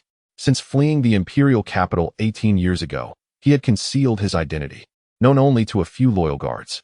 To his astonishment, Yang Ling, this mysterious summoner, spoke of his background with such clarity. Who was he, and what were his intentions? Could he be one of the legendary shadow guards personally commanded by the emperor? It was rumored that every king of the Banta Empire had a direct guard to eavesdrop on the ministers, known for their stealth and the ability to act before official orders were given, dubbed the Shadow Guard. Lord Yang, who exactly are you, and what is your purpose? Good swallowed hard, struggling to maintain his composure. If Yang Ling were indeed the legendary Shadow Guard sent to hunt him down, falling into his hands would surely result in a fate worse than death. With a mysterious smile, Yang Ling replied, I am merely a humble merchant, hoping to open a few small shops, earn a modest living, and lead a peaceful life. A humble merchant aspiring to open a few shops? Good gulped, furrowing his brow as he pondered Yang Ling's identity and intent. If a merchant who owned a dwarf weapon shop, established a brewery, and commanded a large following could be considered humble, then the other merchants in town must be destitute. Coupled with the terrifying beast army, it was hard to fathom anyone would regard Yang Ling, a summoner of considerable repute, as merely a petty merchant. What a pity, a distinguished hereditary marquis of the empire, the chief of military preparedness, reduced to serving as an advisor to a pirate chief. Yang Ling shook his head and continued, I am curious. What benefits has the Anka family provided you that you have remained indifferent to your suffering family for so many years, content to be a turtle retreating into its shell? According to intelligence, after escaping the imperial capital 18 years ago under the protection of his loyal guards, Good's family faced dire fates, either executed or imprisoned. Some even exiled to the wilderness or relegated to the status of commoners, living lives worse than death. Yang Ling found it quite perplexing that, as the foremost strategist of the Anka family and a once prominent noble, Good could endure so much. A turtle retreating into its shell? Provoked by Yang Ling, Good's long-suppressed anguish erupted as he vigorously rattled the iron bars of his cell, shouting, Who are you? Speak. What is your purpose? Observing Good's reddened eyes, Yang Ling calmly replied, My identity is of little importance. What matters is that I can assist you in rescuing your unfortunate family. Rescue my family? On what grounds? Just because of your affiliation with the Shadow Guards? Good scoffed, as if he had heard the most ludicrous joke in the world. He could not fathom how Yang Ling could possess such formidable power and wealth beyond what the Shadow Guards could offer. Nor could he comprehend who else would be so intimately aware of his origins. Shadow Guards? Noticing Good's wild demeanor, Yang Ling frowned, realizing Good had misunderstood his identity. Good, To be frank, I am an ancient summoner and a tree shepherd, but I have never heard of any shadow guards. Yang Ling decided to be straightforward about his intentions, stating, the reason I share this with you is simple. I wish for your allegiance. Seeing Good's misunderstandings deepen, Yang Ling summoned forth the withered wood warriors, hornet beasts, and evil-eyed creatures to enhance his persuasion. An ancient summoner and a tree shepherd? Good stared, astonished, at the multitude of evil-eyed creatures and hornet beasts, and the towering withered wood warriors that nearly touched the ceiling of the cell. To him, both the ancient summoner and tree shepherd were merely legends from ancient texts, and he had never heard of any shadow guard possessing such unique abilities. My lord, forcibly rescuing my family would mean incurring the wrath of powerful figures within the Banta Empire. Are you truly willing to do so? After the initial shock, Good no longer doubted Yang Ling's identity and was filled with excitement. Whether ancient summoner or tree shepherd, they were all immensely powerful, evidenced by Yang Ling's victory over the fearsome Hydra. With his assistance, Good believed he could finally save his long-suffering family. My lord, are you serious? Good implored. I swear by the name of the nature goddess, if you serve me loyally, I shall do everything in my power to rescue your family. Yang Ling discreetly invoked the deity revered by forest elves. According to legend, the tree shepherd was the earthly messenger of the nature goddess, and with this declaration, Good felt no further doubt, immediately prostrating himself before Yang Ling. For the sake of rescuing his daughter and elderly mother, he would not hesitate to devise strategies or even face perilous challenges. After a hearty meal and a refreshing bath, Good appeared revitalized. Under Yang Ling's subtle inquiries, he began to recount the heart-wrenching experiences of the past years. 18 years prior, after fleeing the imperial capital, Good had journeyed eastward, enduring countless hardships until he reached Wason Town. By chance, he garnered the attention of Amelia's father, and after promising to assist in rescuing his family, he resolutely joined the Anka family. However, he never anticipated that he had unwittingly joined a den of thieves, a nest of unrepentant rogues. After administering poison, Amelia's father disregarded Good's pleas and ceased to mention anything about aiding in the rescue of his family. For a glimmer of hope, Good had no choice but to endure humiliation and survive. A decline in power? Upon hearing Good's account, Yang Ling suddenly understood. No wonder the Anka family's defenses were so feeble. The once fierce warriors and powerful sorcerers had been rendered weak and fled without a fight. Self-inflicted misfortune spells doom. In this vast world, can there be no other antidote aside from Amelia's father? After a moment's contemplation, Yang Ling felt a spark of curiosity. Shaking his head, Good replied, it is said that the Crimson Pill was a secret recipe learned by Amelia's ancestor during a raid on an island from an alchemist. Only the current head of the Anka family knows how to concoct the Crimson Pill, and how to counteract it remains a mystery. Unless pouring Good a generous glass of rum, Yang Ling awaited him to continue. The notion of a visible threat was easily dodged. Yet the hidden dangers of the Anka family's poison skills necessitated understanding to avoid falling victim to it. Over the years, many had quietly left the castle in search of an antidote, unwilling to continue aiding the tyrants, but only a handful succeeded. Good shook his head. Unless one possesses the legendary fountain of life, said to regenerate flesh and bones and dissolve all poisons, escaping is merely a death sentence for the average person. Reflecting on the toxic affliction within him, Good's expression darkened. The fountain of life was exceedingly rare, rumored to exist only in ancient elven tribes. However, these forest elves lived in seclusion within the vast terrace forest. Not only was finding their settlement a challenge, but even obtaining the precious fountain of life would be no easy feat. Anything worth having comes with great effort. For others, the fountain of life might be a once-in-a-lifetime opportunity, but for Yang Ling, who shared a bond with the elven tribes, acquiring a bottle or two posed no great challenge. According to the intelligence provided by the thief, Fenris, there were numerous high-ranking warriors and sorcerers of the Anka family imprisoned in the dungeon. If sufficient fountain of life could be secured to neutralize their poison, and with Good's assistance, Yang Ling believed most would no longer serve the parasitic Anka family. Perhaps, overnight, he could significantly enhance his own strength. After a moment's contemplation, Yang Ling devised a preliminary plan. He withdrew the remaining half bottle of the fountain of life from his pocket and casually remarked, Good, I have half a bottle of the fountain of life here. Why don't you test its efficacy? The fountain of life? Good was astonished to see Yang Ling offer him a half bottle of such a treasure. After the initial shock, he recalled Yang Ling's identity as a tree shepherd and no longer found it surprising. Touched by Yang Ling's generosity, Good eagerly opened the bottle and carefully drank a few drops of the fountain of life. Then he sat cross-legged, channeling his inner magical energy and softly murmuring incantations. With his foundation as a water magic grandmaster, a dense white mist soon enveloped the hall, and the fluctuations of water magic grew increasingly potent. After a while, feeling the toxins fully purged from his body, Good excitedly opened his eyes and sincerely prostrated himself before Yang Ling. In that moment, he truly believed Yang Ling harbored genuine intentions towards him. Only with his wholehearted assistance could he hope to rescue his suffering family. Good, we are now family. There is no need for pleasantries. There are still many of your former comrades in the dungeon. How to handle the remaining fountain of life is for you to decide. Yes, I understand. As a shrewd strategist, Good grasped Yang Ling's implications without further elaboration. After the excitement, Good quickly assumed his role, offering Yang Ling strategic counsel. From swaying the captives to repairing the Wei castle, from recruiting personnel to securing financial resources, he spoke with great clarity, and Yang Ling nodded in agreement. Beware of the inner thief, especially one you know well. As the chief strategist, Good had participated in many dealings of the Anka family and was well versed in various secrets. Through his detailed explanations, Yang Ling swiftly understood Amelia's father's temperament and capabilities, discerning how to preempt any potential retaliation. My lord, a group of townsfolk has arrived, insisting on meeting you. Just as Yang Ling and Good were preparing to discuss their next steps, the armored guard, Agusu, rushed in. Agusu. Such matters can be handled by the steward, Mulberch. Yang Ling, slightly impatient, was interrupted as Agusu, clad in heavy armor, anxiously replied, My lord, the situation is somewhat troublesome. Mulberch requests your personal presence. Even Mulberry is at a loss.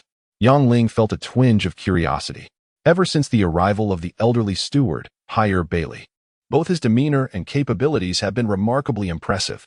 He handles matters, great and small, with adeptness and precision, truly deserving of his reputation forged in the tumultuous world of nobility. Yang Ling, however, was uncertain why the old steward Mulberry would require his personal intervention this time. With a furrowed brow, he strode towards the door, followed closely by his advisor, Good. Not far along, Yang Ling noticed a throng of townsfolk gathered at the castle entrance. Some were gritting their teeth in anger, others were shouting curses, and a few were weeping uncontrollably. Meanwhile, the elderly steward Mulberry stood silently to one side, his face flushed with confusion over the unfolding events. Could it be that the barbarian Garuk had once again led his kin to vandalize someone's property? Or perhaps the rogue Fenrist was once more evading his debts? In recent days, the barbarian Garuk and the rogue Fenrist had been causing minor disturbances, but the townspeople, out of respect for Yang Ling, generally overlooked their misdeeds. However, this time, the public sentiment was evidently more intense and seemed to indicate a serious issue. Upon spotting Yang Ling, the crowd surged towards him. A particularly distraught woman, clad in a coarse linen dress, fell to her knees before him, tears streaming down her face like a torrent. Upon closer inspection, Yang Ling recognized her as Aunt Angeli, the very woman who had prepared him a large platter of cakes after he had conquered the Wei castle. My lord, my poor daughter was brutally driven to death by scoundrels before she even reached adulthood. Aunt Angeli cried, her eyes filled with sorrow. You must seek justice for me. My lord. Indeed, it was a pitiable situation. The two women had already been struggling to make ends meet, and now they faced such calamity. Iblis. If you lead us, my lord, we shall drag those heartless mercenaries out and feed them to the dogs. It turned out that due to their meager means and lack of provisions for winter, Aunt Angeli's daughter, Dame Amor, would rise before dawn to forage for wild vegetables at the edge of the Tlas forest. Unfortunately, she had caught the attention of a lecherous mercenary, who, under the cover of night, abducted her to a secluded spot with malicious intent. Powerless to resist, Dame Amor cried out for help. In a desperate bid to escape her fate, she leapt from a cliff, sustaining grievous injuries and losing consciousness. Unconscious? Observing the girl's pale complexion, Yang Ling felt a stirring in his heart and reached out to check her breath. Often, individuals who appear lifeless are merely in a near-death state. With timely intervention, they can be revived. In his childhood, Yang Ling had a neighbor who fell from a cliff while gathering firewood, appearing lifeless and bloodied. After being buried for half a day, passers-by heard ominous thuds emanating from his grave, fearing the worst. His family, upon hearing this, had even borrowed money to hire monks for his soul's salvation. Yet, a year later, when they moved his grave, they discovered that he had never truly perished. He had been suffocated within his coffin after surviving the fall. She isn't dead yet. Quickly, bring me a bowl of clean water. Upon closer examination, Yongling found that the unfortunate girl still possessed a faint pulse. Grateful for his heightened sensitivity after increasing his witchcraft abilities, he realized that without it, he might have overlooked her condition. With the curious crowd watching intently, Yongling diligently performed mouth-to-mouth resuscitation on the unfortunate Demomoer. He blew into her mouth and pressed rhythmically on her resilient chest. After clearing her airway of obstructions, he administered a magical blood pearl derived from a beast, which not only contained vast energy but also an abundance of vitality. Creatures such as the evil-eyed and horned wasp beasts, when injured, could rapidly regain their strength by consuming one. Yongling believed that this blood pearl, extracted from a hydra, would surely aid the unconscious Demomoer. Indeed, after swallowing the magical blood pearl and drinking a few sips of water, Demomoer slowly regained consciousness. Aunt Angeli was overwhelmed with emotion, and the onlookers gasped in astonishment. Mulberry, please take them inside and prepare a nourishing soup with the century-old ginseng for Demomoer. Aware that the two women were destitute, Yongling decided to extend his assistance further. After all, he had unearthed a substantial supply of century-old ginseng from the Anka family's storeroom, enough to last a lifetime even if consumed daily. Furthermore, Yongling had a deeper motive. Having inexplicably arrived in this unfamiliar realm, he sought to establish a good life, which necessitated not only enhancing his magical prowess and taming beasts and tree spirits, but also fostering relationships with the residents of Wason Town. As an old revolutionary once said, the power of the people is boundless. Earning their support and respect might one day yield unforeseen benefits. Clearly, aiding the impoverished Aunt Angeli and her daughter presented an invaluable opportunity for positive publicity. Aunt Angeli may not have comprehended the true worth of a century-old ginseng, but she recalled that her neighbor had fortuitously discovered one last year and quickly purchased a grand house in the town center. She knew she could never repay Yongling for his immense kindness. My lord, please wait. Before Yongling could take a few steps, an elderly man with white hair approached, leaning on a cane. You must ensure the perpetrator is brought to justice. Otherwise, the townsfolk will live in fear, and Demomoer's tragedy may soon befall another innocent girl. Indeed, we cannot allow the perpetrator to escape. We must apprehend him. Though the Anka family's influence had been eradicated, Wason Town remained a melting pot of nefarious mercenaries and adventurers, including some notorious fugitives with bloodstained pasts. Until they were expelled, the townspeople would continue to live in trepidation. Placing their hopes squarely on the formidable Yongling, noticing Yongling's contemplative silence, his advisor Good murmured, My lord, this represents an opportunity. I have recently learned that this is a newly arrived mercenary group, acting with impunity. The influx of mercenaries and adventurers into Wason Town is increasing, and the situation is growing more complex. Striking against this audacious mercenary band would not only elevate your prestige, but also significantly benefit our forthcoming plans. Oh, are there any potential drawbacks? Yongling inquired softly, remaining noncommittal. It was imperative to consider the worst-case scenario before taking action to avoid being caught off guard. This endeavor could only succeed. Failure was not an option, lest the situation worsen. Observing Yongling's pensive demeanor, Good was fully alert. Compared to the impulsive and self-righteous Ymia, Yongling resembled a cunning fox. To strengthen his standing in Yongling's eyes, every plan and statement had to be weighed with utmost care. Very well. Success is the only acceptable outcome. Agusu, summon Cassie to gather all the brave souls immediately. We shall not remain idle, since we have decided to act. Yongling resolved to embark on a grand undertaking. In the dead of night, while ordinary townsfolk were deeply ensconced in slumber, the southwest corner of the town was shrouded in an atmosphere of chaos and debauchery. The cacophony of escalating gambling, raucous shouts of bravado, and the piercing screams and moans of women echoed incessantly. Although the locals were profoundly displeased with the mercenaries and adventurers who had invaded their peace, they could only harbor their grievances silently, grateful merely to avoid their wrath. Awakening with a languorous stretch, Sandra vigorously rubbed the voluptuous beauty beside him. During a hunt the previous night, he had encountered a strikingly beautiful maiden and, after abducting her to the precipice, intended to indulge in his desires. However, the fiery-spirited girl refused to submit, ultimately leaping to her demise from the cliff. Young master, I truly cannot endure any longer. Please, I beg you, spare me. As Sandra raised his whip, the young woman's face blanched with terror.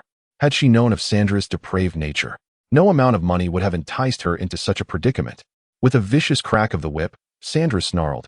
"You filthy wretch, I paid for this. And I shall do as I please." After a series of harsh lashes, he took perverse pleasure in the sight of her trembling form. Just as he prepared to escalate his assault, a clamor of screams and shouts erupted from outside.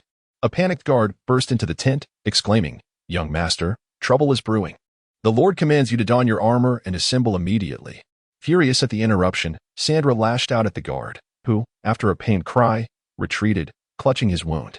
Inside the tent, Sandra seethed with rage, while outside, the mercenaries hastily gathered, some barefoot, others hastily adjusting their attire, yet all emanating an air of defiance as they fixed their fierce gazes upon the advancing troops.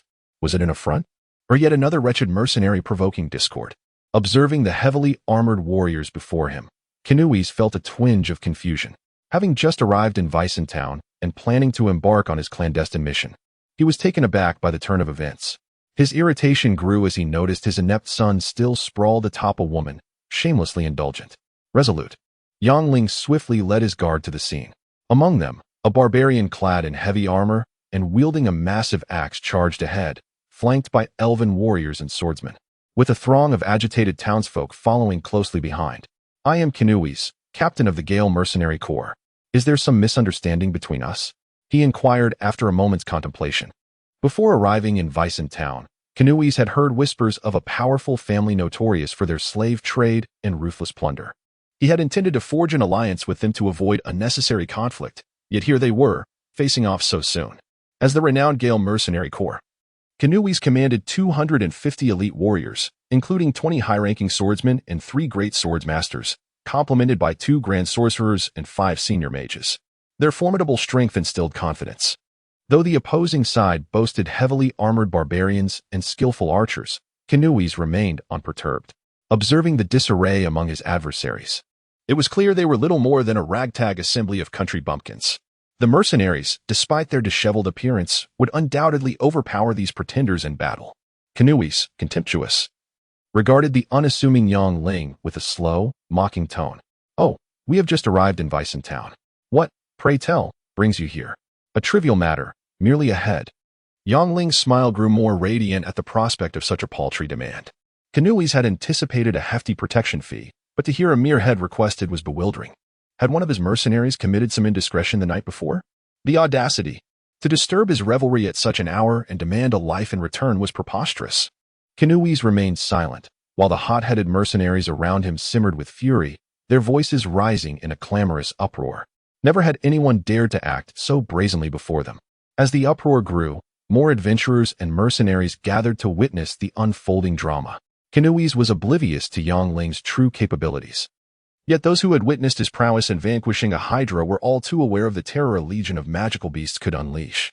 Observing the mercenaries' reckless bravado, Yangling simply smiled coldly, whispering instructions to his guard, Agusu, who swiftly departed to fulfill his command. Soon, the warriors formed groups of 5, spreading out in a strategic formation, creating a wide expanse behind Yangling. Were they attempting to encircle him?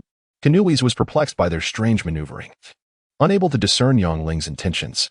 Meanwhile, the onlookers began to retreat, instinctively seeking to avoid becoming targets for the impending onslaught of magical beasts. Just as Kenoues was engulfed in confusion, Sandra emerged, swaying slightly, reveling in his prior exploits. Recognizing him, the crowd erupted in curses. "That wretched fiend nearly cost us dear, Demi-Moore. Indeed, let us rid ourselves of this despicable creature. My lord, perhaps we have misunderstood one another. Name your price. We in the Gale Mercenary Corps may not possess much, but a few thousand crystal coins is hardly beyond our means." Observing the mercenaries retreating in unison, Kenoues, seasoned by years of warfare, sensed an ominous intuition. However, surrendering Sandra was utterly out of the question. She was his only son, and despite any mistakes he may have made, he could never part with her. The Gale Mercenary Corps? At this mention, the onlookers suddenly noticed the wolf head insignia on Kenoues' tent and collectively gasped in disbelief. The Gale Mercenary Corps was a formidable force. Having thrived within the Bantu Empire for years without a single misstep, consistently profiting from every venture they undertook. Rumor had it that they possessed formidable backing in the imperial capital, allowing them to act with impunity. After the initial shock, the gathered mercenaries and adventurers murmured in astonishment. The Gale Mercenary Corps was renowned for their strength, yet Yangling was no less formidable. Clad in heavy armor, the barbarian stood resolute, while the forest elves excelled in archery, accompanied by a terrifying army of magical beasts. Speculation ran rampant as to which side would ultimately prevail in this clash of titans. Amidst the throngs, Sandra lazily rubbed his eyes. He harbored little interest in violence, preferring to indulge in the company of women, seeking a suitable target amidst the crowd. Otherwise, how would he endure the long night ahead? Suddenly, his gaze brightened upon spotting the young girl who had leapt from the cliff the previous night. Surprised, he exclaimed, "Ah, little beauty, I spared you last night, and now you come seeking me?" Having learned that Yongling was leading an army on her behalf, Demi Moore, despite her frail condition, had followed to witness Sandra's fate firsthand. Upon observing the lecherous scoundrel's refusal to take responsibility, she was overwhelmed with rage, nearly losing her balance. Instantly, the crowd seethed with anger, eager to drag Sandra out and deliver a beating, just as Cassie and others, fueled by fury, clamored for battle. Good quietly approached Yongling, whispering, "My lord, all is prepared. The majority of mercenaries and adventurers have gathered to watch. It is time to act." In a bid to make an example of the audacious mercenaries and adventurers, Yongling had instructed Good to rally a significant audience. By publicly striking down the Gale mercenary corps, he believed it would compel the remaining mercenaries and adventurers to think twice before acting recklessly in the future. "Captain, surrender his head and leave Weissentown with your men. Otherwise, don't blame us for being ruthless." Yongling's eyes glinted as he pointed at the oblivious Sandra. Surrender his head? After a brief moment of surprise, Sandra burst into laughter, dismissing the demand as a grand joke. He had expected a formidable figure to confront him, only to find himself facing a foolish boor. The onlookers shook their heads at Sandra's ignorance. The armored warriors on Yongling's side appeared well prepared, contrasting sharply with the unready mercenaries of the Gale Corps, who were either barefoot or leisurely fastening their trousers. Despite their strength, they were ill-equipped to contend with Yongling. "Brothers, 300 black crystal coins, betting on whether the Gale mercenary corps can escape unscathed. Are you in? 300 is too little. I wager 1,000 on their total annihilation. I'll put down 500, betting on an even match." As the impending clash loomed, the gambling mercenaries placed their bets. Some wagered on the Gale mercenary corps' demise, others on an even contest, while a few, having witnessed the Gale corps' might firsthand, predicted their victory, believing Yongling would struggle to unleash the full power of his magical beast at such proximity. With a cold snort, Yongling summoned forth his sinister eyes and hornbee beasts. The sinister eyes would launch the primary assault, while the swift hornbees would take on a defensive role. Quick! Magical barrier! Keanu Vis, alarmed by Yongling's swift summoning of magical beasts, shouted orders in a panic. His experienced mages, more attuned to the impending threat than the frontline warriors, quickly conjured a magical shield. However, they gravely underestimated the terrifying power of the Sinister Eyes barrage. After a flurry of concentrated light orbs, their formidable earth barrier dissipated in an instant. Charge ahead! Keanu Vis, narrowly dodging a volley of light orbs, sprang forward, his sword glowing with fierce red energy as he raced toward Yongling. In response to his command, a dozen elite mercenaries surged forth like a tempest, aiming directly for Yongling. The glimmering swords and surging energy left the spectators breathless. Deploying such a number of elite swordsmen was indeed a testament to their strength. While the crowd watched in tense anticipation, Yongling remained unfazed, his composure unbroken. After advancing to the spirit sorcerer level, both the horned bees and sinister eyes had transformed dramatically. He was confident that unless ambushed, he could summon a multitude of horned bees for protection, ensuring that no ordinary foe could breach his defenses. As Keanu Vis, with a cold smile, accelerated towards him, he remained oblivious to the increasingly crimson hue of the sinister eyes tendrils. Just as he raised his sword for a lethal blow, an unexpected event unfolded. The sinister eyes unleashed a blinding flash, a searing white light. Instantaneously, the onlookers felt an intense sting in their eyes, akin to being pricked by needles. For Keanu Vis and his companions, it felt as if knives had been plunged into their eyes, rendering them temporarily blind. Blinding orb? Yongling marveled at the chaos engulfing Keanu Vis's group, astonished by the power of the sinister eyes flash ray. Recalling a military magazine from years past, he mused that this flash ray surpassed even the U.S. military's blinding munitions. Seizing the moment, Yongling commanded the horned beast to charge forward.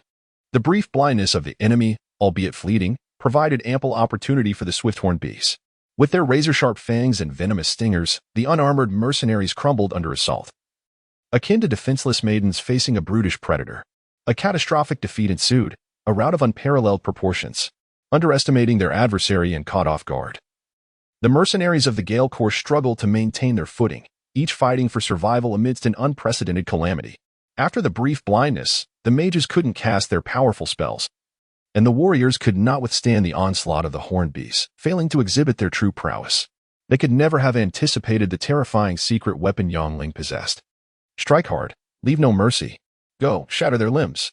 As the mercenaries found themselves utterly defenseless, the townsfolk, unable to contain their fury, surged forward. They unleashed a barrage of punches and kicks, leaving the mercenaries crying out in agony. As for the once arrogant Sandra, he received particular attention from the enraged crowd. With victory within his grasp, Yongling recalled the sinister eyes and horned bees, instructing Cassie to bind the mercenaries who lay rolling on the ground.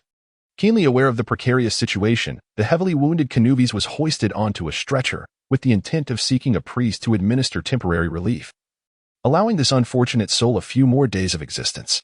As the commander of a formidable mercenary band, he might yet divulge invaluable secrets under duress in the coming days. Yongling, having easily triumphed, surveyed the remnants of the once mighty Storm Mercenary Corps, leaving the onlookers, mercenaries and adventurers alike, stunned into silence, struggling to comprehend the magnitude of the defeat. The spectacle was nothing short of astonishing. The Storm Mercenary Corps, renowned within the band to empire and bolstered by several grand swordmasters and powerful sorcerers, was a force to be reckoned with. While aware of their overconfidence and lack of preparation, none had anticipated such a swift and decisive obliteration at the hands of Yongling's monstrous army. Though Yongling promptly recalled the hornbee beasts and evil-eyed creatures, the sharp-eyed mercenaries and adventurers noted their evident transformation, recognizing the potent abilities they had acquired through progression. A monstrous army capable of evolving? The mercenaries and adventurers, now understanding the reasons behind Yongling's effortless victory, struggled to swallow their disbelief. The terrifying power of the monstrous army was already formidable, and should they continue to evolve, their strength would become unfathomable. Ordinarily, wild hornbee beasts and evil-eyed creatures rarely progressed. It was said that among 10,000, only one might achieve such luck, which had led to their perception as mere trifles. However, Yongling had managed to summon thousands that evolved simultaneously. The astounded mercenaries and adventurers grasped the reality that in the small town of Vysen, none could rival Yongling's might. As Cassie bound the captured members of the Storm Mercenary Corps, Yongling summoned a unicorn, casting a cold gaze upon the surrounding mercenaries and adventurers, declaring, Vysen welcomes honest traders and upright mercenaries, yet it does not tolerate vile wrongdoers. I urge you all to exercise self-restraint, otherwise, the fate of the Storm Mercenary Corps shall serve as a cautionary tale. Self-restraint, observing Yongling depart on his unicorn. The mercenaries and adventurers recalled the earlier boasts of Good and his companions, and they suddenly comprehended the reason behind Yongling's display of power. Brothers, let us refrain from such unscrupulous deeds in the future. Even if you fear not for your own life, do not bring trouble upon your comrades. As they gazed upon the heavily armored barbarians, one mercenary quietly cautioned his disinterested companion, who was reluctant to take Yongling's authority seriously. What business is it of his? Causing a ruckus at my weapon shop or the Night Jasmine Tavern. He is no lord. Why should he meddle in our affairs? The apathetic mercenary grumbled. But the looming presence of Yongling's power silenced his protests. The influx of people into Vysen is increasing, and the lawlessness is worsening. Someone must take charge. As the crowd dispersed, a cloaked elder and Merrills emerged from behind a boulder. Initially, they had intended to explore the Turlos forest in search of the sacred dragon sealing relics, but they fortuitously stumbled upon this captivating spectacle. Ah, splendid! A demonstration to deter others, gaining both reputation and prestige. Alas, the elder sighed, observing the departing figures of the mercenaries and adventurers. What a pity they are not from our dark guild. Otherwise, we could nurture them. Having followed her mentor for many years, Merrills understood his sentiment. With a glint in her eye, she proposed, Mentor, shall I seize an opportunity to gauge his interest in joining us? Yes, but proceed with utmost caution. Do not act recklessly. The elder, recognizing her intentions, reminded her of Yongling's calm intelligence, unlike those who relied solely on brute force. While acknowledging her mentor, Merrills secretly devised a plan to create an opportunity to draw closer to Yongling. With her increasingly refined dark allure, she believed that with a subtle maneuver, Yongling would willingly capitulate to her charms. In the distance, after a sudden sneeze, Yongling curiously rubbed his nose, pondering who held him in such regard. Patting the unicorn's head to slow its pace, he soon found himself pursued by Good, mounted on a magnificent steed. "My lord, how shall we deal with the captives of the Storm Mercenary Corps?" "Oh, what do you propose?" Yang Ling inquired nonchalantly, observing the perspiring Good from atop his snow-white unicorn. "Indeed, let us extract a hefty sum from them." Yang Ling smiled, a clever idea forming in his mind. "However, until we receive the ransom, they cannot be allowed to idle. Let them construct an inn." Yang Ling had no intention of letting Canuvies escape unscathed to avoid future troubles, yet for the ordinary mercenaries, their transgressions were not deserving of death. Of course, while they might escape capital punishment, they must still endure some hardship. Clearly, utilizing them as free labor was an excellent idea. Moreover, the influx of mercenaries and adventurers erecting makeshift tents without any regulation was unsustainable. With an abundance of free labor at hand, Yang Ling resolved to build a grand inn, providing accommodation for incoming mercenaries and adventurers while imposing some necessary order. If managed properly, it could even yield substantial profits, a trifecta of benefits. "An inn?" Good exclaimed after a moment of surprise, clapping his hands in approval. Vysen may lack in certain areas, but it was rich in towering ancient trees and stones. With sufficient manpower, a large inn could be constructed swiftly. Without delay, Yang Ling and Good circled the town several times to select the optimal location. Ultimately, they settled on a vast expanse of wasteland not far from the castle, approximately the size of 5 golf courses. Though it paled in comparison to the Grand Vysen Castle, it was certainly an improvement over a mere small inn. Seizing the opportunity, Yang Ling decided to embark on a grand endeavor. Vysen boasted abundant resources and a pleasant climate, and the influx of visitors was destined to grow. With proper management, profits would be assured. Just observing the densely clustered tents in the northwest corner of the town illustrated the potential clientele, once a comfortable inn was established, who would choose to brave the outdoors and face the mosquitoes. "Brother Yang, here is the fish-flavored shredded pork, fragrant and tender, and this is the air-dried lamb kidney." As Yang Ling settled himself, Alice magically presented plate after plate of delectable dishes, all of which were his favorites. After devouring the meal, Yang Ling noticed Alice watching him intently. Taking a moment to catch his breath, he casually inquired, "Alice, why are you still awake at this hour?" I napped during the day, so I'm not tired." Alice stammered, her cheeks flushed with embarrassment at her own fib, unable to conceal her emotions from Yang Ling. This little girl. Shaking his head, Yang Ling chose not to press further, content to enjoy the sumptuous feast prepared by Alice. Once Yang Ling finished his meal, Alice followed him to his room, tidying the bed and swiftly bringing in a basin of warm water. "Alice, aren't you tired?" Yang Ling asked, observing her bustling around. Gently massaging Yang Ling's shoulders, Alice replied, "Brother Yang, I am not tired. Serving you is the happiest part of my day." Indulging in Alice's perfectly timed massage, Yang Ling relaxed comfortably and unconsciously remarked, "Ah, what a fortunate young man will be to marry you, dear girl. When that time comes, I shall bestow upon you a substantial dowry." "A substantial dowry for oneself?" At Yang Ling's words, for reasons unknown, Alice felt a pang of emotion in her nose. After a brief pause, she resolutely declared, "No, Brother Yang, I would rather die than marry. My soul wishes to serve you for a lifetime. I desire nothing, not even a lavish feast, as long as I can be by your side." "To serve for a lifetime?" Glancing at Alice's reddened eyes and the delicate contours of her youthful form, Yang Ling could only manage a bitter smile. Although this girl was a true beauty, she had yet to turn 14, and in his previous city, she would likely still be nestled in her parents' embrace, unaware that she harbored such thoughts at such a tender age. Upon waking, Yang Ling found Alice peacefully slumbering by his bedside. He shook his head and gently draped a coat over her. With winter approaching, the air grew increasingly frigid, and the slightest chill could easily afflict an ordinary person. After covering her, he lightly brushed aside the strands of hair that the wind had tousled, observing her fair skin, graceful neck, and long eyelashes. An inexplicable feeling surged within him. Unable to resist, he bent down and pressed a soft kiss upon her forehead. This silly girl. Remembering Alice's declaration of wanting to serve him for a lifetime, Yang Ling shook his head and quietly stepped outside, entirely oblivious to the flush that had crept across Alice's cheeks or the glimmer of tears in her eyes. On a crisp autumn morning in Waisen Town, a veil of delicate white mist enveloped the landscape. While the townsfolk remained in slumber, Yang Ling strolled along a winding path leading to the largest and most enigmatic primeval forest on the Talon continent. As he approached the terrace forest, the mist thickened. Could it be that he had inadvertently stumbled upon Shangri-La?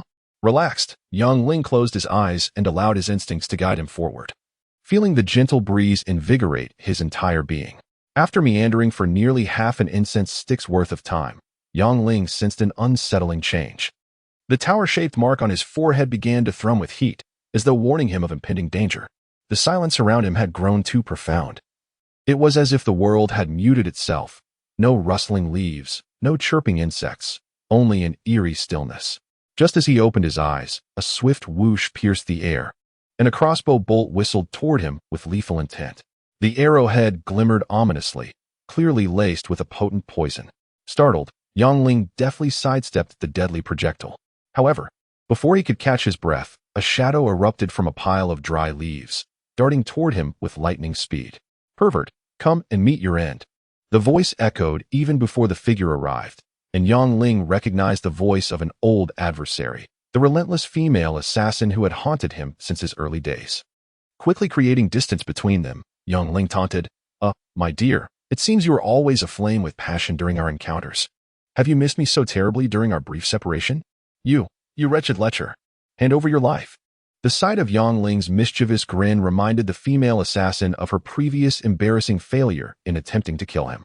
Recalling his chiseled physique and the audacious display of his manhood, her face flushed with rage, trembling with indignation. "My little beauty, last time you gifted me a shoe. What delightful present do you bring me this time?" After narrowly evading another of her assaults, Yang Ling grinned. "Perhaps you intend to offer your entire being as a gift?" The notion of surrendering her body sent the assassin into a fit of anger as she relentlessly pursued him with her razor-sharp dagger. Yang Ling, like a fish in water, skillfully evaded her repeated attacks. Since ascending to the rank of Spirit Witch, Yang Ling had not only greatly enhanced his magical prowess but also significantly improved his physical abilities. In mere moments, even the swiftest of hornet beasts could not keep pace with him, let alone this female assassin. Though her dagger was poisoned, he had no fear of facing her strikes. "Lecher, if you possess any courage, then face me directly. Hee, my little beauty, for the sake of our future happiness. Come now. If you catch up to me, I shall grant you a kiss." Observing the assassin's flustered demeanor and her crimson cheeks, Yang Ling intentionally provoked her further. The more angered she became, the more likely she would lose control and fail to exhibit her true strength. He believed that if he timed his moves correctly, he could ultimately subdue her. Under Yang Ling's taunts, the assassin fell for the trap, gritting her teeth in determination as she pursued his elusive form, abandoning her strike and retreat assassin's creed entirely. Before long, Yang Ling maintained his speed, while she grew increasingly fatigued, her once fervent pursuit dwindling to a mere shadow of its former self. With the moment ripe for action, Yang Ling prepared to subdue the assassin, but suddenly, the mark on his forehead pulsed violently. Instinctively shifting to the left, a sharp dagger grazed his abdomen as a masked male assassin materialized out of thin air. The dimly lit dagger, the cold, piercing gaze, the overwhelming aura of magical energy, and the palpable aura of death. Yang Ling's pupils contracted, and within a mere instant, he recognized that he was facing a top-tier assassin. "Golanda, withdraw." After the initial miss, the masked assassin commanded the female assassin to retreat, charging toward Yang Ling with his dagger poised like a whirlwind. His speed was astonishing, and his unpredictable movements made it nearly impossible for Yang Ling to ascertain his approach. Exercising caution, Yang Ling swiftly retreated, forming a hand sign to summon his magical beasts. However, with a whisper from the masked assassin, a blinding white light erupted, rendering him powerless, limbs cold and stiff, and he collapsed to the ground with a thud.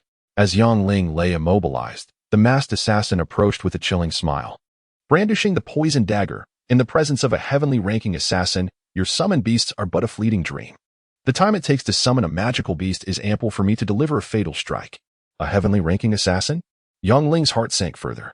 Through his conversations with Cassie and others, he had learned that these assassins were of the same caliber as sword saints and archmages. Rumors even suggested that in the face of a heavenly ranking assassin's ambush, even the most profound archmage would not dare to stand in their way. The Anka family has been eradicated. Why do you still serve them? Helplessly immobilized, Yang Ling racked his brain to buy time, desperately channeling his magical energy to regain his strength. Though his entire body remained rigid, he sought not to restore himself entirely, but merely to regain the ability to move his fingers. If he could complete the hand sign, he could summon his beasts to aid him.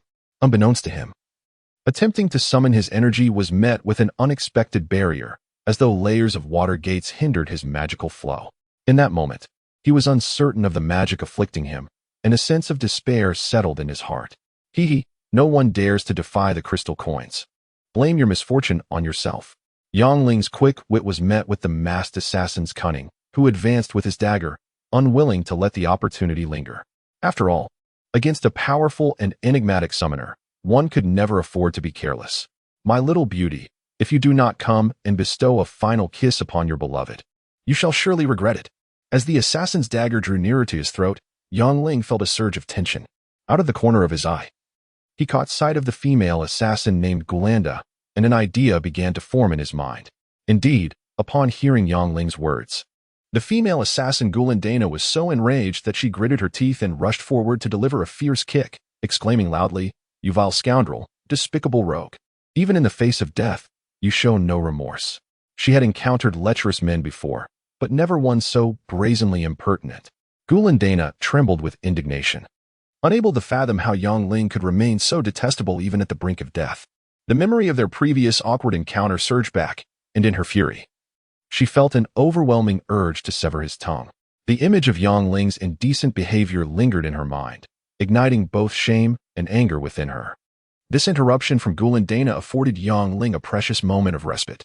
What was even more fortuitous was that as Gulandana delivered a decisive kick to his lower abdomen, Yang Ling felt the mystical energy within him begin to stir gradually, and the sensation returned to his fingers. "Get out of the way, Gulandana," he exclaimed, his eyes glinting with a cold light. The experienced masked assassin sensed the gravity of the situation and forcefully shoved the fuming Gulandana aside, swiftly aiming a sharp dagger at Yang Ling's throat. The masked assassin moved with lightning speed, yet he was a heartbeat too late. With Gulandana's piercing scream, a towering figure of a deadwood warrior materialized before him. The warrior, having thwarted the assassin's lethal strike, hoisted Yang Ling high and sprinted towards the direction of Vessen Castle. With each stride covering nearly 10 meters, a cloud of dust billowed behind them. Despite the deadwood warrior's incredible speed, they could not shake off the relentless assassin, who soon pursued them like a shadow. Silently, the assassin plunged his dagger toward the warrior's foot. With a cry of pain, the deadwood warrior retaliated with a powerful swing. But the seasoned killer had anticipated this and evaded like a gust of wind. Following that, he lunged forward and inflicted a deep gash on the warrior's other foot. With a thunderous crash, the deadwood warrior lost his balance and fell heavily to the ground, blood streaming from both feet. Fortunately, Yang Ling reacted swiftly, rolling in midair to avoid crashing down and narrowly evading the assassin's inevitable strike. With the hornet beast's intervention, Yang Ling seized a fleeting moment to escape into the vast Tira's forest before the masked assassin could catch up. He summoned the hornet beast for cover while fleeing desperately. Simultaneously, he consumed beast blood orbs and exerted his mystical energy, striving to restore his strength. Faced with the swift masked assassin, Yang Ling realized that the sluggish evil eye and the deadwood warrior were utterly futile against such a foe. Originally, the unicorn, with its remarkable speed and dual capabilities of offense and defense, would have been the ideal counter to the assassin. Unfortunately, his mystical energy had only recovered slightly, rendering the summoning impossible. In desperation, he resorted to using the hornet beast as a distraction. For an ordinary person, the hornet beast's venomous stingers were almost insurmountable. However, for the seasoned assassin, a single hornet beast posed little threat. Easily dodging the stingers, he swiftly slashed through the creature, cleaving it in half. After losing several hornet beasts, Yang Ling was alarmed and gritted his teeth, running for his life. To avoid falling prey to the assassin's peculiar magic, he veered unpredictably, using trees and rocks as cover to narrowly escape the assassin's relentless attacks. Thankfully, he could continually summon hornet beasts to provide cover, buying him crucial time. Otherwise, he would have met his demise long ago. Despite the hornet beasts being systematically eliminated, Yang Ling felt he had no better options. Even if the hornet beasts were lost, he could tame more in the forest. However, if the masked assassin, a member of the Heaven ranking, caught up with him, he would likely face a dire fate. The only solace was that his mystical energy was accumulating, flowing more smoothly within him. If he could summon the formidable unicorn, not only could he turn the tide, but at the very least, he could escape the relentless pursuer. In a state of alarm, Yang Ling dashed forward, while the masked assassin was equally astonished. As a Heaven-ranking assassin, he had never failed in years. He was taken aback that Yang Ling had managed to elude him. Moreover, His paralysis magic had reached a high tier, and he never expected Yang Ling to recover so swiftly and regain his agility. The situation was further confounded as Yang Ling darted unpredictably, slipping away like a fish. Every time the assassin attempted to lock onto him, he would evade just before the paralysis spell could be cast, leaving the assassin thwarted time and again. Furthermore, after several attempts to close the distance, he was consistently obstructed by the hornet beasts that appeared out of nowhere. Thus, Yang Ling sprinted ahead while the masked assassin pursued him relentlessly. Gradually, as Yang Ling's mystical energy continued to accumulate, his speed increased, allowing him to leap from tree to tree like a great bird, much to the assassin's chagrin. As Yang Ling's velocity surged, the assassin gritted his teeth, retrieving a pitch-black crossbow from his back and loading the last magical arrow. Taking aim at Yang Ling's retreating form, he released the arrow with a swift whoosh. To eliminate Yang Ling, this contemptible foe decided to expend his final magical arrow, a hard-won resource. Upon hearing the strange whistling of the magical arrow, Yang Ling was alarmed and swiftly passed through a narrow gap between two large trees. However, the peculiar arrow pursued him relentlessly, curving around to follow. Was it a rattlesnake missile? The bizarre valley was filled with blood-red, strange trees. Some were lush and towered over even 10-story buildings, while others stood bare and straight like telephone poles, oozing a viscous, blood-like sap, creating an eerie atmosphere. Throughout the valley, fist-sized red spiders could be seen, with webs large enough to ensnare a tractor scattered everywhere. Some webs ensnared rhinos the size of tractors, while others trapped swarms of insects, clearly showcasing their resilience. Utilizing his gradually recovering mystical energy, Yang Ling nimbly maneuvered through the valley, careful not to recklessly collide with the strange webs. If ensnared, he would likely meet his doom. After cautiously avoiding several webs, a clever thought struck him. He would navigate towards the densest webs. Indeed, as the resilient webs thickened behind him, the pursuing magical arrow slowed significantly upon impact, giving him a glimmer of hope. Meanwhile, observing Yang Ling's frantic escape and the bizarre valley filled with dense webs, the masked assassin hesitated and slowed his pursuit. Let him go. There is no need to chase any further.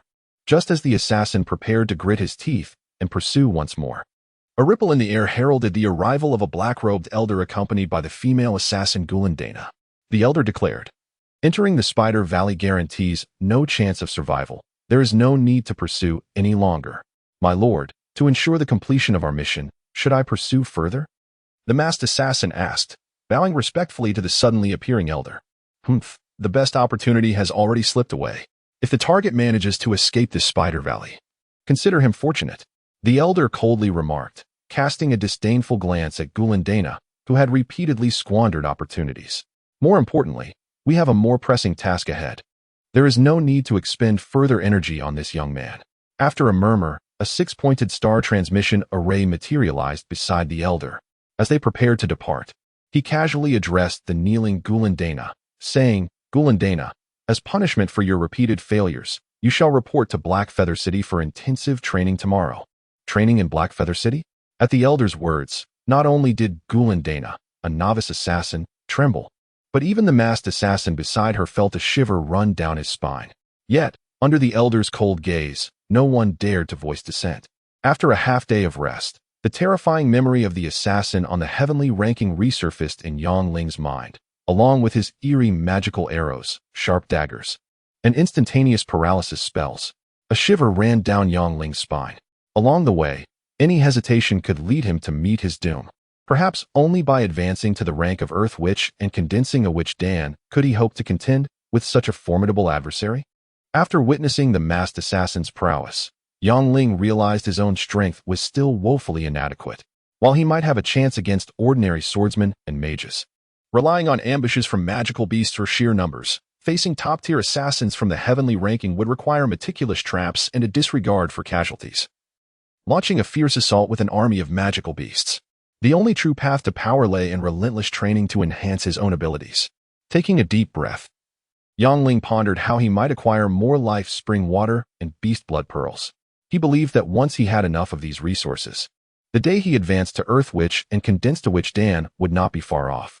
At that time, having mastered various arcane witchcrafts, he would stand a chance against the world's top assassins, sword masters, and archmages. As a chill autumn breeze swept by, Yang Ling suddenly heard a peculiar rustling sound, and the tower-shaped mark on his forehead began to warm. Just as he stood up, he discovered a large swarm of red-haired spiders surrounding him without his noticing. The sudden appearance of the spiders varied in size. Some were merely thumb-sized, while others were as robust as a fist, with 9 black eyes arranged in 3 rows. Sturdy legs and abdomens covered in red fuzz with brown stripes. They encircled Yang Ling, their sharp, venomous fangs glinting ominously. Had he inadvertently stumbled into a spider's lair? Thanks to the memory of the horned wasps, Yang Ling recognized these as low-level magical beasts known as red-haired wolf spiders, notorious for their potent venom and propensity to swarm. Even mid-level magical beasts like wind wolves and golden serpents would not dare provoke them lightly. Retreat was the best strategy. Faced with the dense mass of red-haired wolf spiders, Yang Ling swallowed hard. His magical power had not fully recovered, and summoning numerous beasts for aid was out of the question. It was prudent to leave as swiftly as possible. Resolute, he intended to climb the large tree behind him to escape, but upon closer inspection, he gasped in horror. The tree was now teeming with red-haired wolf spiders, and he had unwittingly been surrounded. With no path available, Yang Ling gritted his teeth and summoned 300 horned wasps and 100 evil eyes to protect him, then sat cross-legged, hoping to restore his magical power quickly. Faced with the restless swarm of spiders, the consequences of being unable to summon beasts for assistance were too dire to contemplate. With a sudden screech, the swarm of spiders fell into disarray upon witnessing the emergence of the horned wasps and evil eyes. Some hissed aggressively, while others cautiously retreated, sensing imminent danger. Before Yang Ling could exhale a sigh of relief, a sharp cry echoed from afar. Upon hearing this, the spiders fell silent, fixating their gaze on Yang Ling, now shielded by the horned wasps and evil eyes. Concurrently, from the nearby grass, rocks, and fallen leaves, more spiders emerged, growing in number and sending chills down Yang Ling's spine.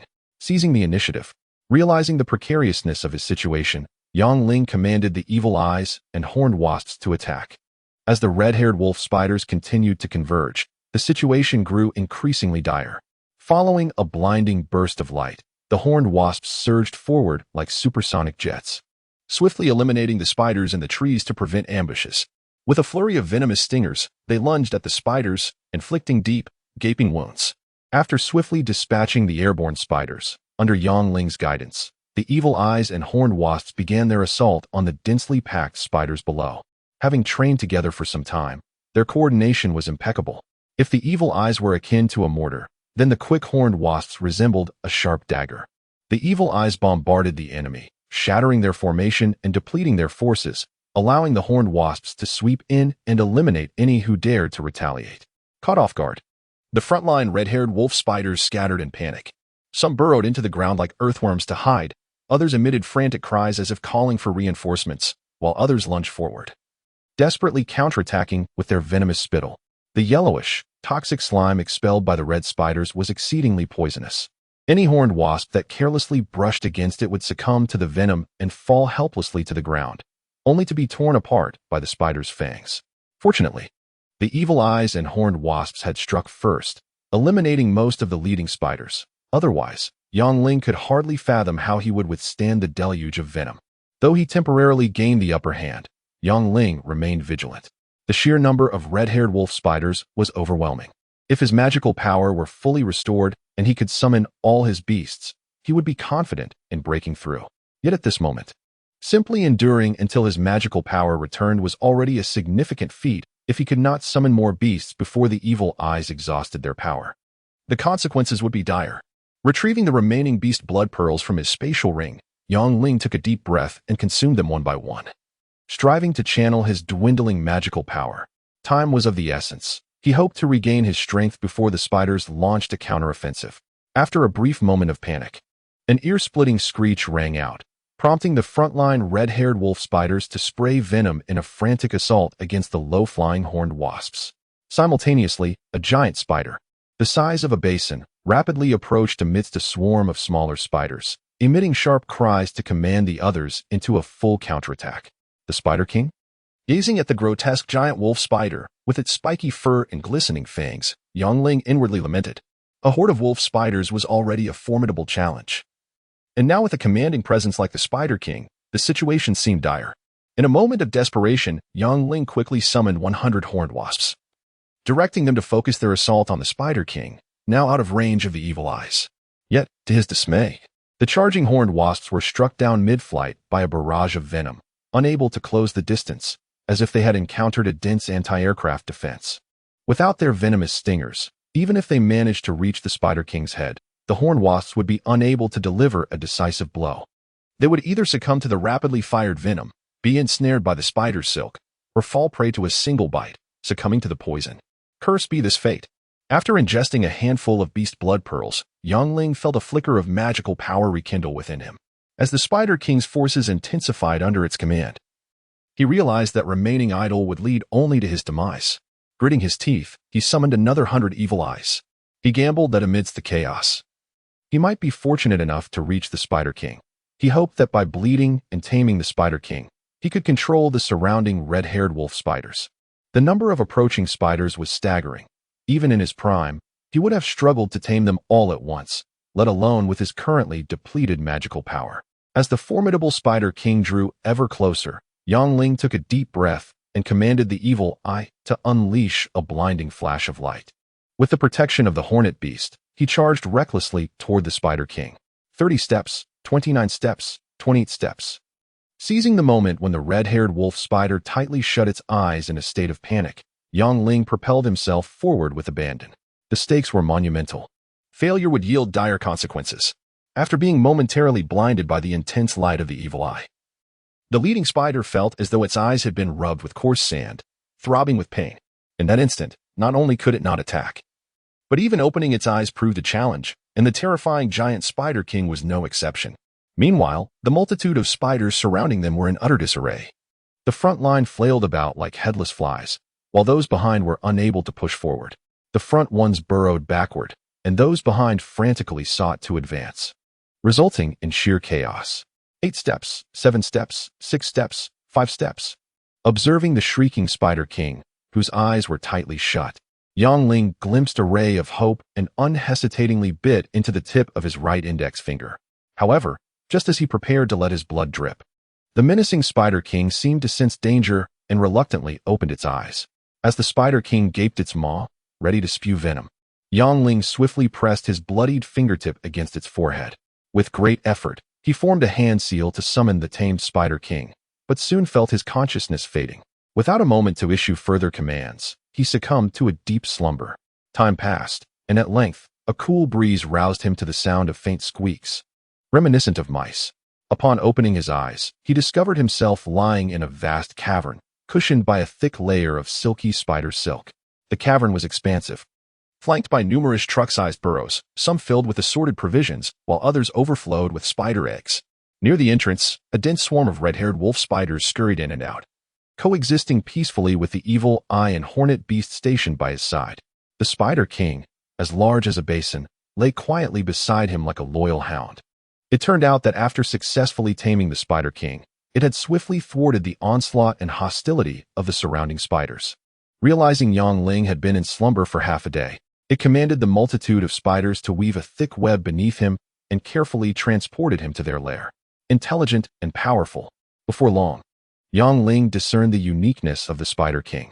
After being tamed, the hornet beast and evil eye obeyed only his commands and could not communicate with one another, relying solely on extensive training to enhance their cooperation. However, the Spider King was different.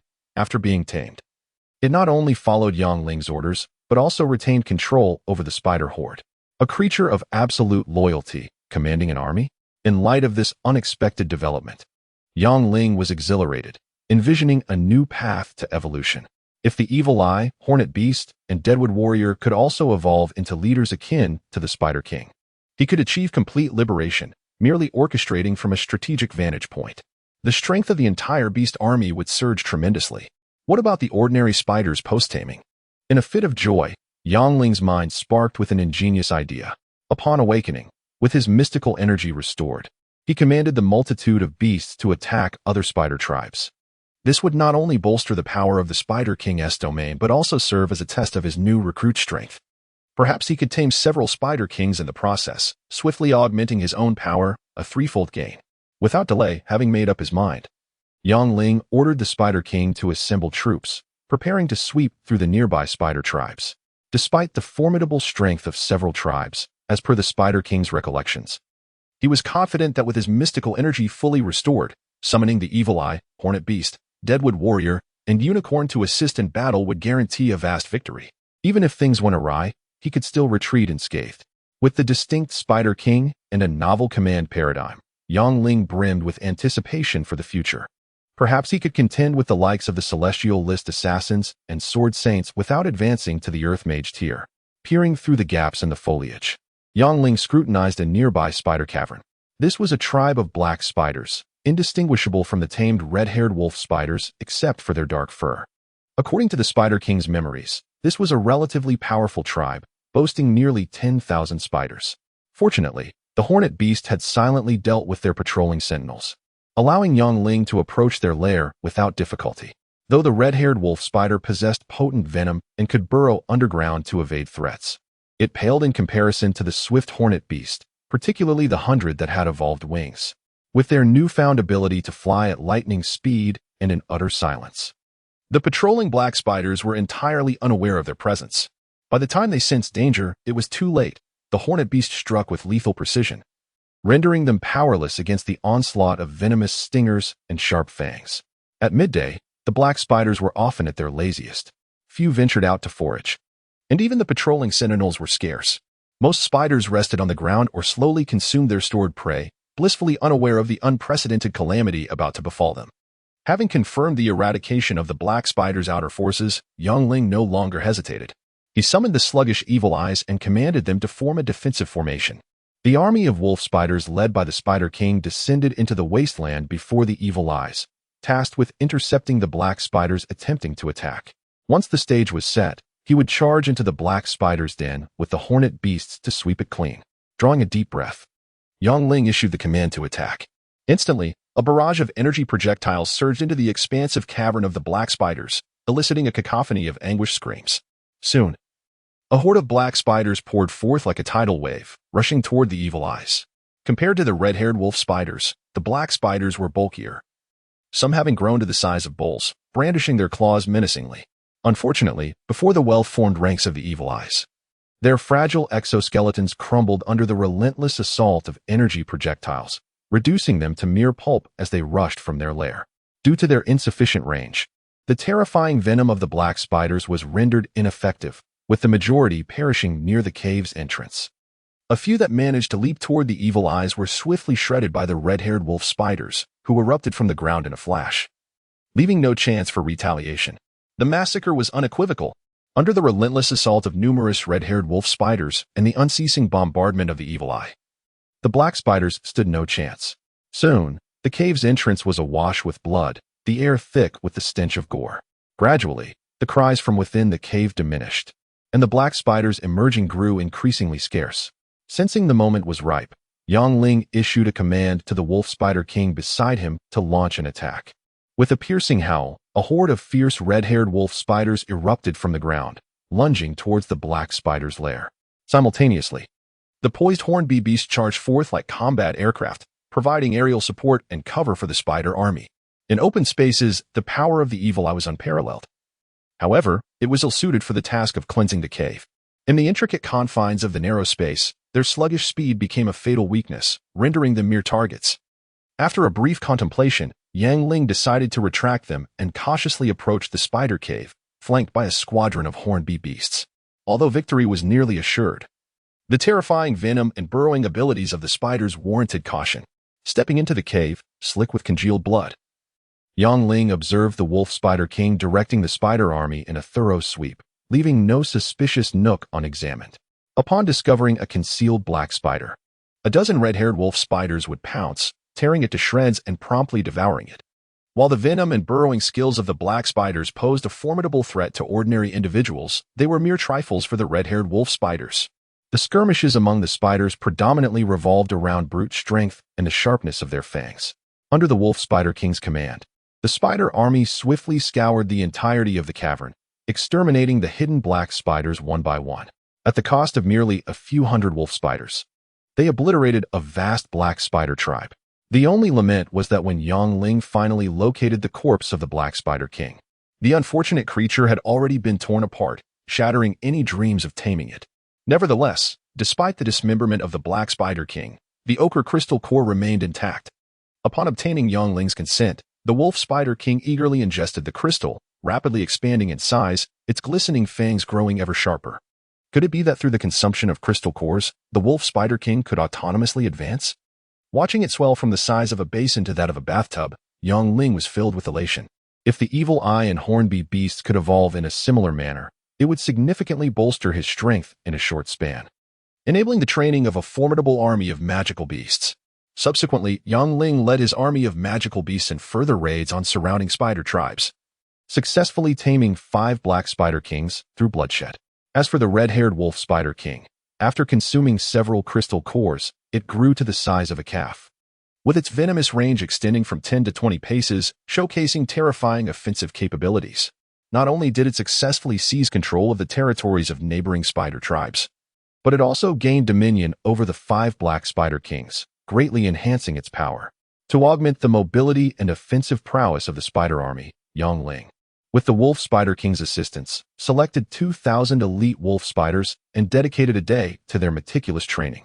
Subsequently, under the leadership of the Wolf Spider King, he appointed 5 evolved wolf spiders and 5 Black Spider Kings as captains, organizing the 2,000 wolf spiders into 10 battalions to enhance their collaborative combat abilities alongside the evil eye, hornbeat beasts, and other magical creatures. Quality over quantity. After several days of skirmishing outside Spider Valley, it became evident that the coordinated spider army was far more formidable, effectively utilizing their venom, webs, and burrowing abilities to their fullest potential. Meanwhile, Yongling uncovered a secret: lower-tier magical beasts such as wolf spiders, hornbeat beasts, and evil eyes could only consume the crystal cores of their own kind, while unicorns were indiscriminate, capable of consuming the cores of nearly all magical beasts. Though the terrace forest extended for countless miles, its true size remained an enigma. No one could ascertain the number of wolf spiders, hornbeat beasts, and evil eyes dwelling within. Yongling was confident that given time, his low-tier magical beast army would inevitably evolve to a higher tier, surpassing even the unevolved mid-tier and high-tier magical beasts. After several days of patrolling the outskirts of Spider Valley with his magical beast army, Yongling resolved to leave the spider army station there. To swiftly ascend to the realm of a land witch, he required a substantial supply of life spring water or magical beast blood pearls, rather than confining the spider army within the witch tower for recuperation. It would be more beneficial to have them hunt daily. With his decision made, Yongling departed the Spider Valley under the protection of the hornbeat beasts, traversing the terrain with agility, leaping from tree to tree like a great bird.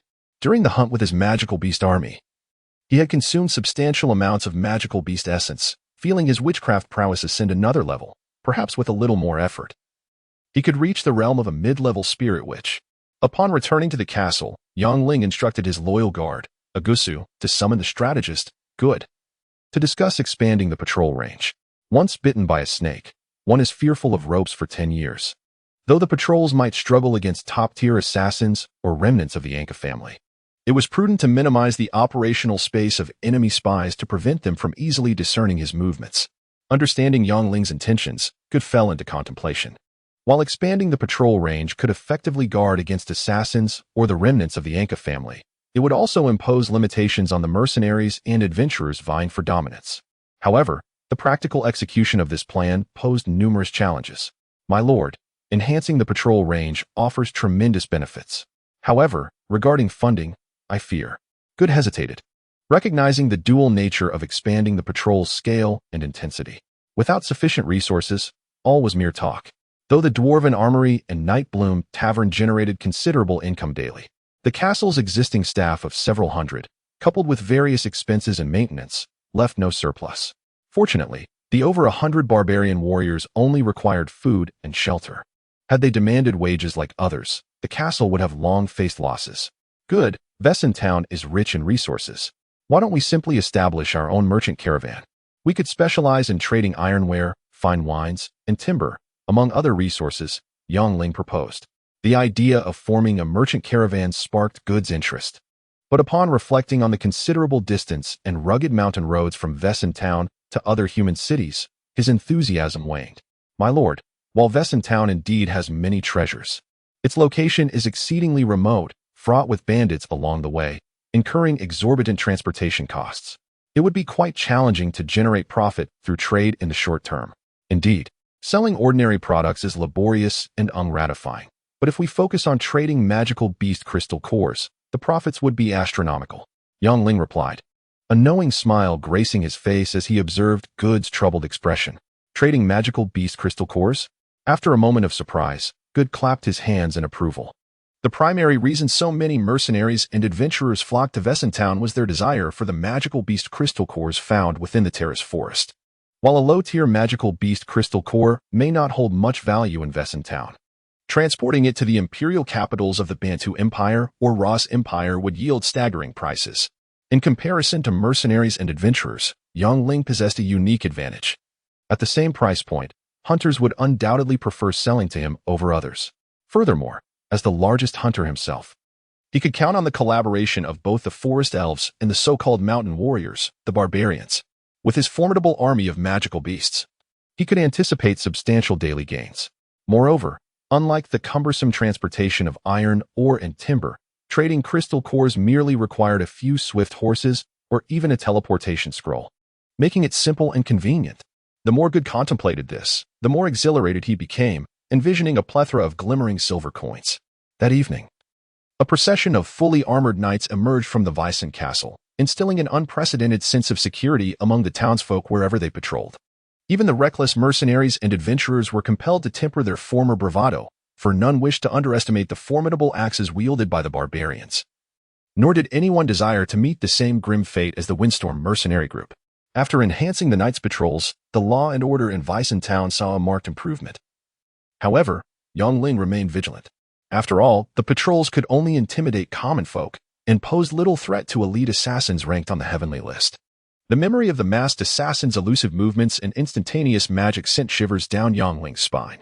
Although he could summon magical beasts with remarkable speed, it still paled in comparison to the prowess of such elite killers. Had the heavenly ranked assassins been deployed from the outset, or had the female assassin, Gulandana, acted on her fury without delay, Yang Ling might have already met his demise. As he prepared his materials, Yang Ling resolved to augment the spirit-gathering array with a witchcraft tracing array. This addition would render it exceedingly difficult for any enemy to stealthily approach him, even if they evaded the patrols and sentinels. The tracing array, as its name implies, is a rudimentary illusionary formation. Those who lack knowledge of formations would find themselves disoriented and unable to find their way out. Currently, as a low-level spirit witch, Yang Ling could only create a basic array, but upon advancing to a higher level, he could incorporate a deadly formation that would significantly amplify its power. Following the principles of the 8 trigrams, Yang Ling meticulously arranged the magical beast cores. It became evident that these cores were no less effective than the crystals documented in witchcraft, with the potency of higher-level cores being particularly pronounced. For instance, a core from a 9-headed serpent was more powerful than 100 cores from 2-headed deer. Seated cross-legged, Yang Ling mobilized his internal witch power, activating the carefully laid 8 trigrams array. With a swish, the formation began to operate, emitting a vibrant spectrum of colors, which he absorbed completely. Yang Ling surmised that the internal structure and energy contained within the cores differed from that of crystals, causing the essence of energy to erupt upon activation. The fire-type beast core glowed crimson, the earth-type emanated a golden hue, and the wood-type radiated green light. When these colors intertwined, they formed a rare, resplendent rainbow. As he absorbed the pure energy contained in the rainbow light, Yang Ling silently chanted incantations, engrossed in his cultivation. Unbeknownst to him, Alice, who had come to deliver food, unwittingly stepped into the freshly set tracing array. After walking a few steps with her basket, she suddenly found herself in an unfamiliar place, surrounded by ominous towering trees, as if she had been transported deep into the eerie Telly's forest. "Brother Yang, where are you?" Alice cried out in fear and confusion, unable to comprehend how she had entered this strange realm instead of Yang Ling's courtyard. A chilling wind swept through, sending a shiver down her spine. It felt as though some restless spirit had emerged from the forest. In a panic, she ran desperately, calling out for Yang Ling, tears streaming down her face. Unbeknownst to her, the sky grew darker, leaving her in utter darkness, as the eerie wind intensified, seemingly accompanied by an ominous presence that followed her closely.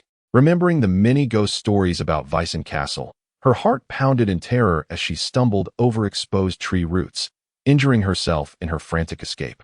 Just when Alice felt on the verge of collapse, she suddenly collided with a figure suspended in midair. Startled, she let out a scream, and her legs gave way, causing her to faint. "Alice, don't be afraid, it's me," Yang Ling exclaimed, realizing he had been careless in setting up the tracing array without informing anyone. Fortunately, he had not set up the deadly formation, otherwise, the consequences could have been dire. After gently pinching her to awaken her, the poor girl gradually came to. Upon seeing Yang Ling, she rushed into his embrace, trembling. "Brother Yang, there are ghosts. Fear not. With you here, no ghost would dare to show itself," he reassured her, shaking his head with a wry smile as he comforted her and lightly patted her back. After considerable effort, Yang Ling activated and deactivated the tracing array multiple times before the frightened girl began to calm down, realizing it was merely an illusion caused by the mysterious magic array. Though she could not grasp the concept of the tracing array, the mention of a magical formation seemed to resonate with her. "Alice, do not fear. It is merely a magic array," he said, cradling the distressed girl and stroking her hair, berating himself for his carelessness. Had he added a deadly formation, the poor girl, unfamiliar with magic or combat, would have faced grave peril. After running for what felt like an eternity, Alice had lost her cloak, leaving her clad only in a thin outer garment, her modesty barely concealed. Yang Ling inadvertently glanced down and nearly lost his composure, instinctively reacting as any man might. "Brother Yang, I brought you food," she stammered, her basket now empty. "Food?" Yang Ling was touched by her dedication, realizing that despite her fright, she clung tightly to the basket. Regrettably, although the basket remained, its contents had long since vanished. "By the way, Alice, how's your grandfather? Is he well?" "Yes. He's well, always thinking of you," she replied softly, her cheeks flushed, unable to meet his gaze. The mere thought of Yang Ling's masculine presence sent her heart racing. "Taking care of your grandfather?" Yang Ling's comment made Alice tremble, her eyes widening as she responded tearfully, "Brother Yang, I promised to serve you for a lifetime. Do you mean to send me away for not serving you well? Growing up, you may marry?" Yang Ling chuckled at her naivety, shaking his head at her whimsical thoughts. "Alice, how could I ever send you away? I merely wish for you to care for your grandfather." After a moment's hesitation, he suggested, "Why not bring your grandfather to stay with us? It would ease your burden and allow you to look after one another." "Brother Yang, do you truly mean that?" Alice's tears transformed into joy, revealing her innate talent for dramatic expression, her mood shifting as rapidly as the weather in June. "Yes. Go and request a few servants from Butler Mulback to assist you," Yang Ling instructed her, shaking his head as she excitedly turned to leave, ensuring she knew the way in and out of the courtyard to prevent her from getting lost again.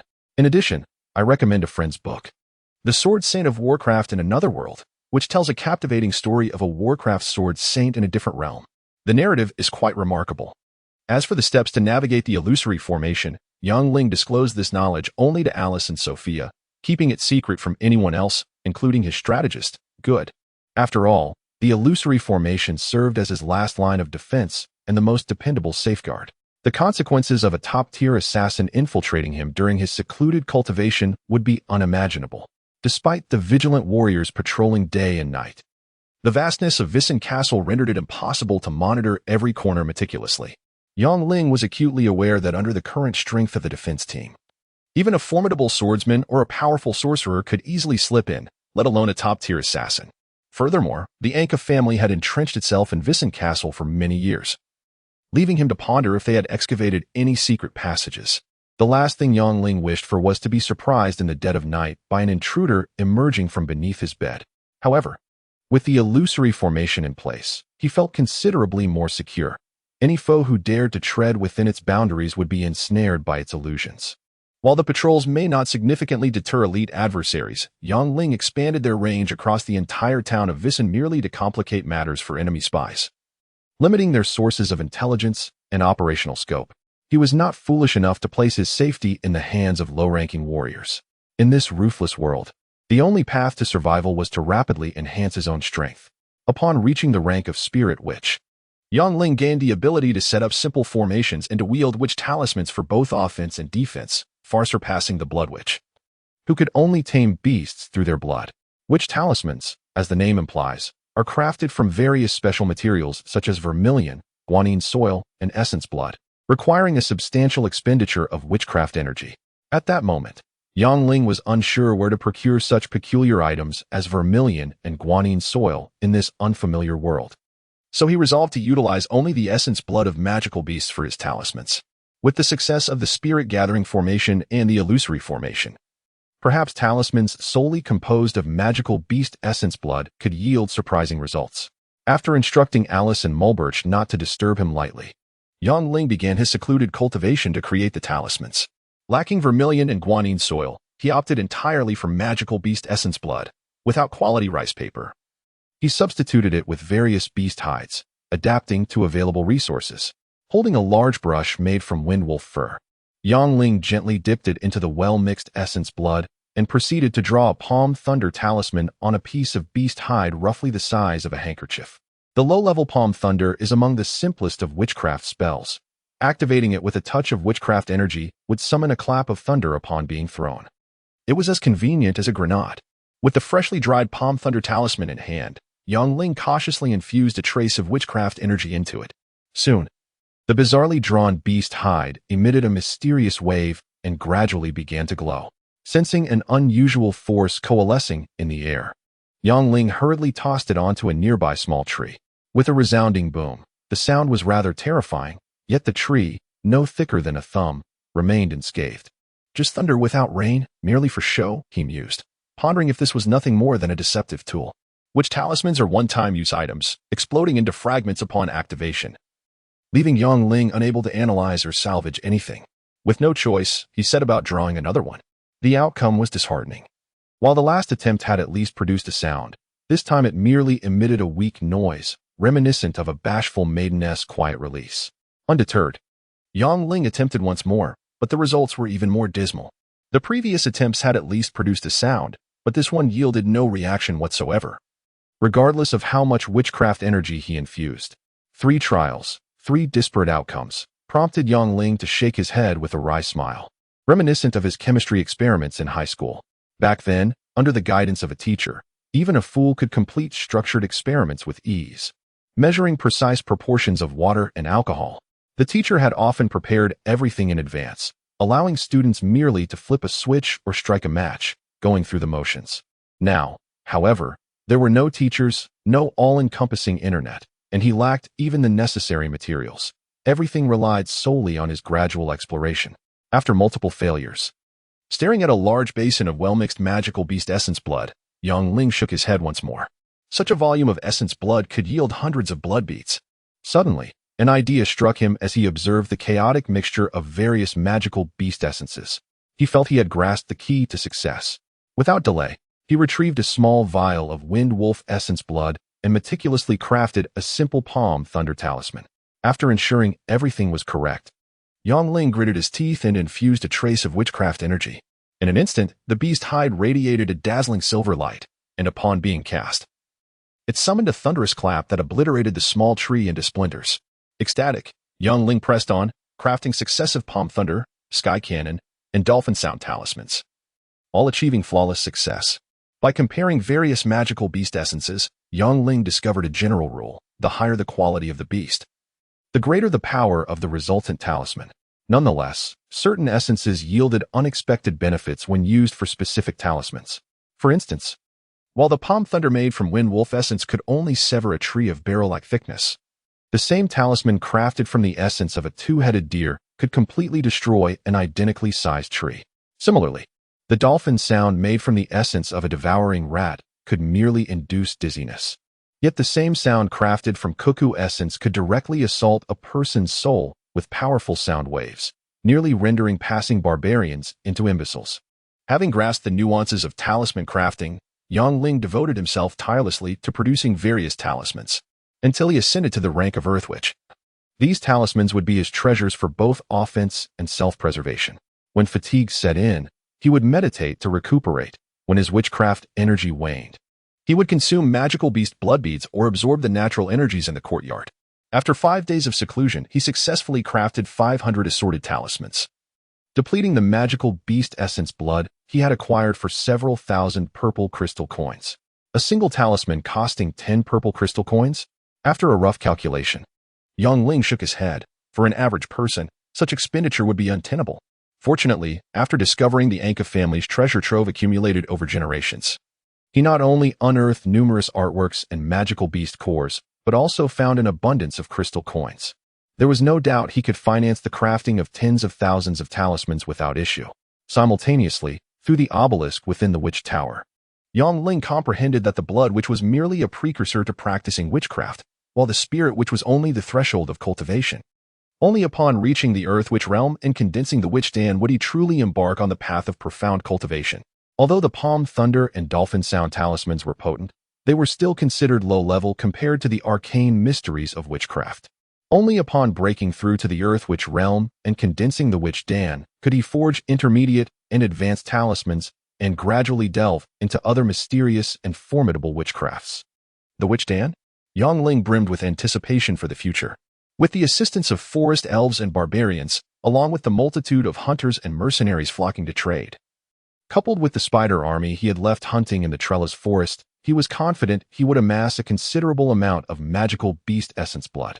By committing to relentless cultivation, he believed he would inevitably ascend to the Earth Witch realm and condense a mysterious and powerful Witch Dan. Crafting talismans required a significant amount of magical beast essence blood and energy. After careful consideration, Yongling resolved to delegate the task of periodically collecting magical beast cores and essence blood from the Spider Valley to his personal guard, Argus. Perhaps it was time to dedicate some time to studying the martial energy and magic of this world, to establish a firm foothold in this unfamiliar world. A formidable human guard is as essential as a powerful beast army. After all, the might of the beast forces is not omnipotent. There are occasions when human intervention is necessary. One cannot expect to negotiate with merchant caravans by sending a wolf spider king or an evil eye to discuss prices. The secret of the witch's art is my greatest asset, and I have not divulged a single word to Agusu, nor to Alice or Sophia. The witch's art, much like my origins, remains my most profound secret, shrouded in mystery. Even if I wished to explain, it would be challenging to articulate clearly, as I cannot impart the witch's art. The sole means to enhance the capabilities of Agusu and the others lies in the cultivation of martial energy and magic within this realm. I have resolved to ponder over the secrets contained within the ring alongside Good, Sophia, and others when time permits. Without delay, I declared the establishment of a personal guard, appointing Agusu as the captain.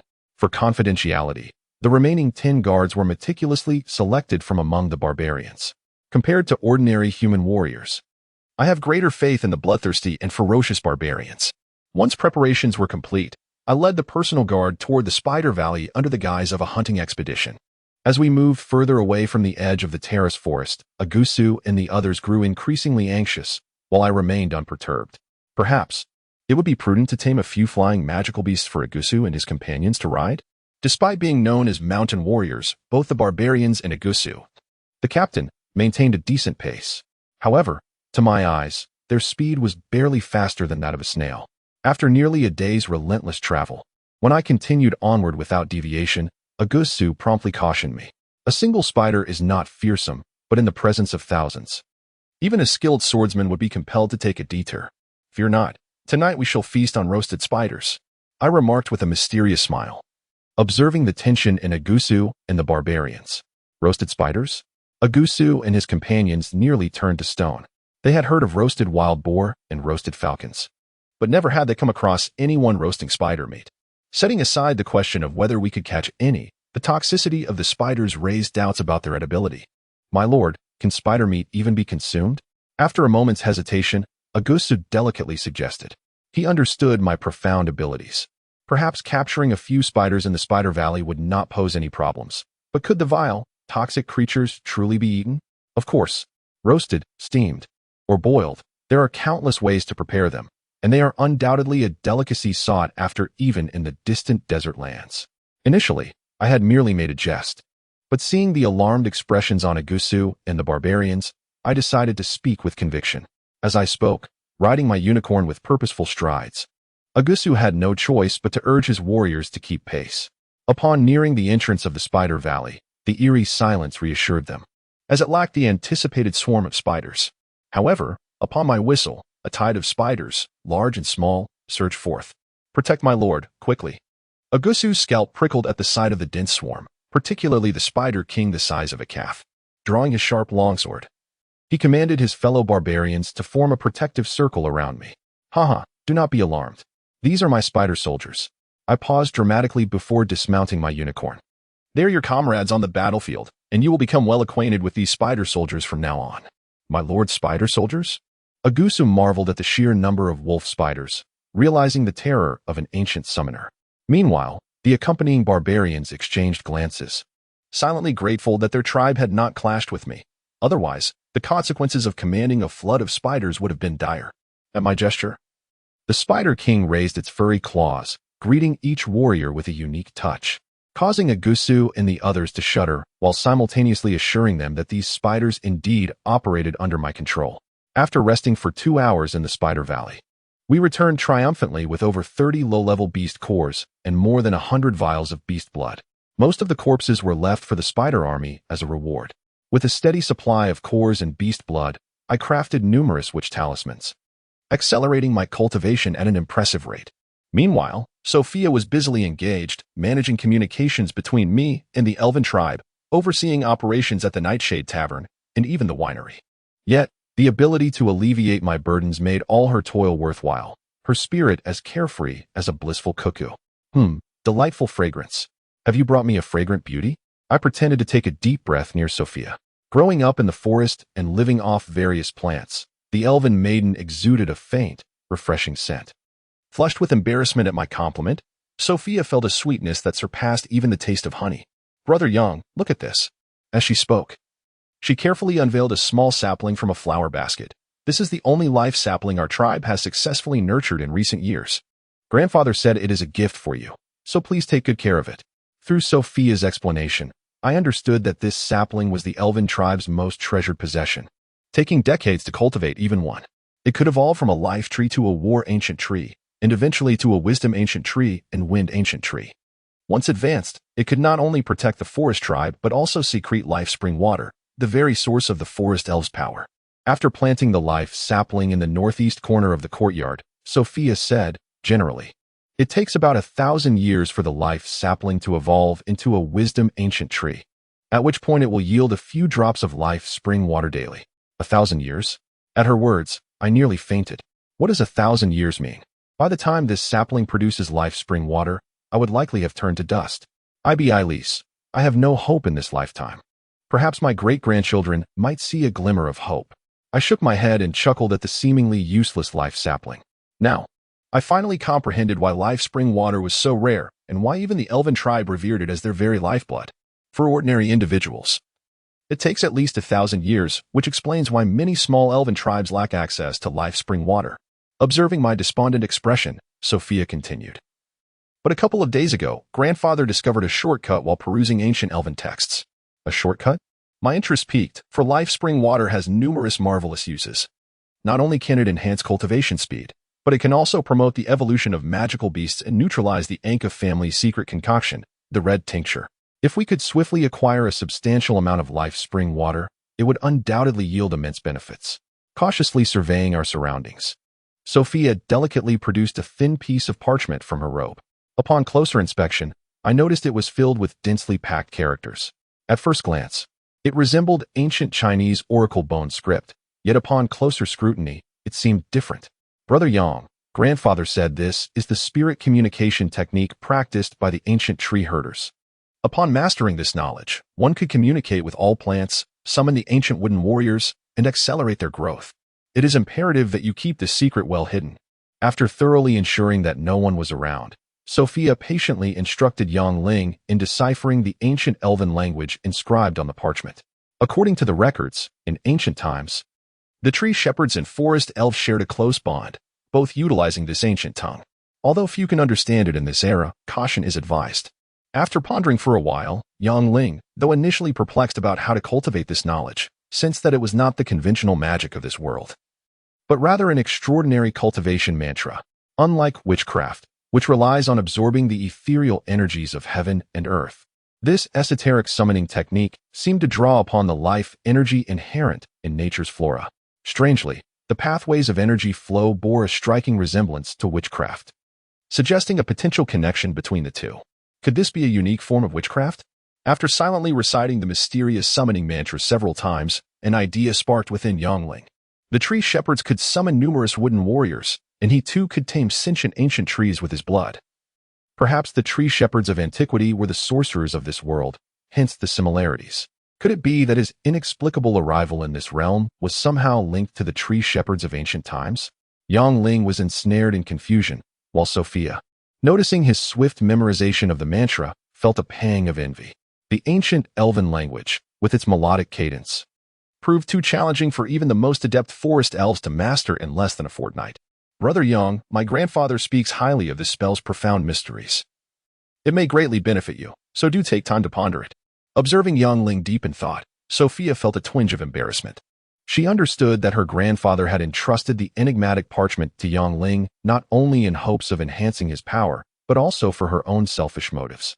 After inadvertently discovering the tree shepherd's cultivation technique beneath the altar, her grandfather, alongside several elders from different elven tribes, had been unable to unravel the parchment's secrets.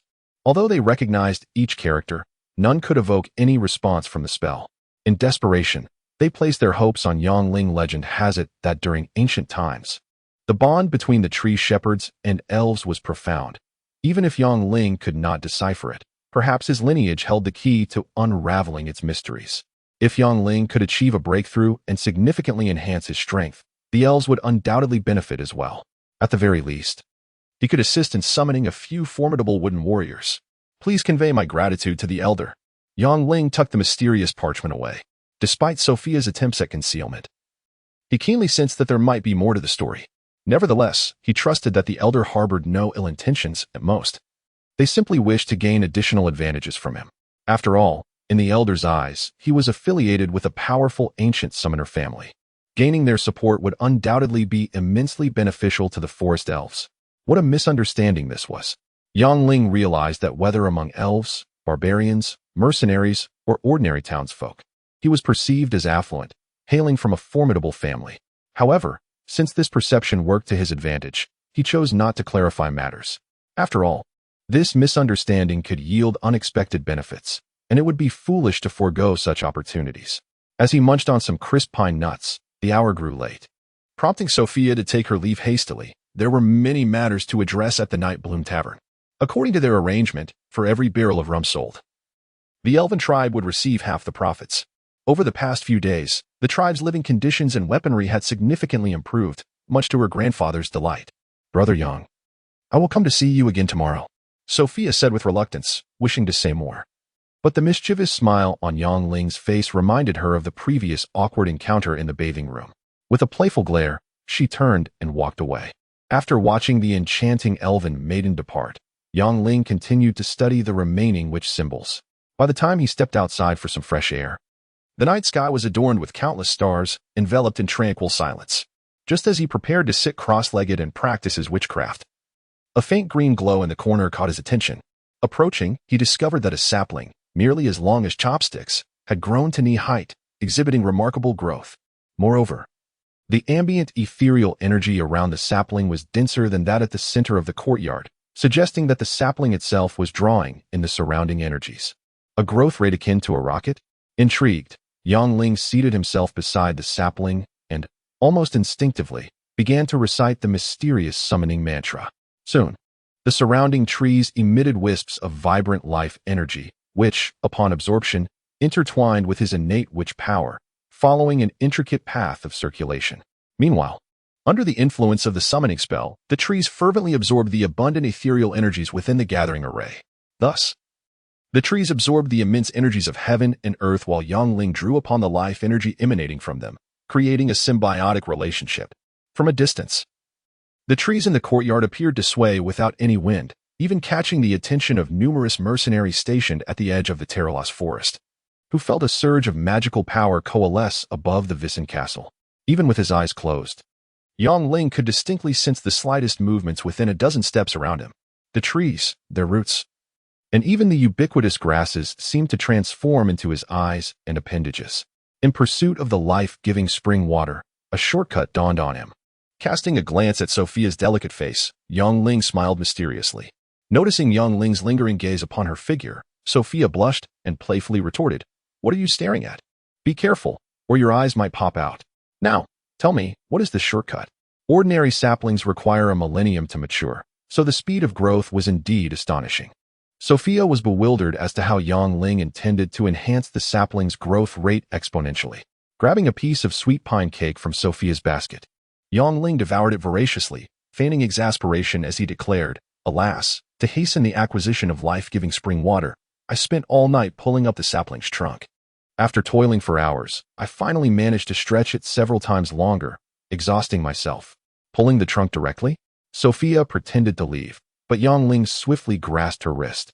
To her surprise, he took the opportunity to gently kiss her earlobe, sending a shiver of electric sensation coursing through her, rendering her momentarily weak. "Sophia, have you noticed how exceptionally dense the ethereal energy is in this courtyard?" As Sophia's face flushed and her heart raced, Yang Ling steered the conversation back to serious matters. After shooting Yang Ling a playful glare, Sophia took a deep breath, striving to regain her composure, and replied, "I don't know what you mean by ethereal energy. But the magical power here is clearly several times stronger than outside. Could it be that the stronger the surrounding magical power, the faster the sapling would grow?" Suddenly, a thought struck Sophia mid-sentence. The courtyard was thick with magic, especially at night, resembling an impenetrable white mist. If the courtyard could indeed expedite cultivation, perhaps it could also accelerate the sapling's growth. After sipping the sweet mountain spring water that Yang Ling had brought from the elven tribe, he burped contentedly and said, "Yes. If my conjecture is correct, it is indeed this rich ethereal energy, or rather, magic, that promotes the sapling's growth." Sophia was filled with excitement. If they could significantly enhance the sapling's growth, the forest elves would soon acquire more life-giving spring water, thereby strengthening their entire tribe. After a moment of contemplation, Yang Ling disclosed his findings to Sophia. Strangely, no matter how hard Sophia tried, the towering trees around them remained utterly still. In stark contrast, whenever Yang Ling sat cross-legged and silently recited the summoning incantation, an ethereal circle of pale green life energy emanated from his surroundings. Perplexed by this phenomenon, Yang Ling speculated that it might be a consequence of the spiritual array within the courtyard. To validate his hypothesis, he resolved to venture into the spirit-rich depths of the terrace forest. After several days of cultivation, absorbing the abundant spiritual energy of the earth and sky, alongside the resplendent hues emitted by numerous magical beast cores, Yang Ling felt a significant enhancement in his cultivation. His speed and strength surged dramatically, allowing him to leap effortlessly from one tree to another, as if soaring through the clouds, gradually distancing himself from the forest's edge. Although riding a unicorn would undoubtedly expedite his progress, Yang Ling was reluctant to forfeit any opportunity for cultivation.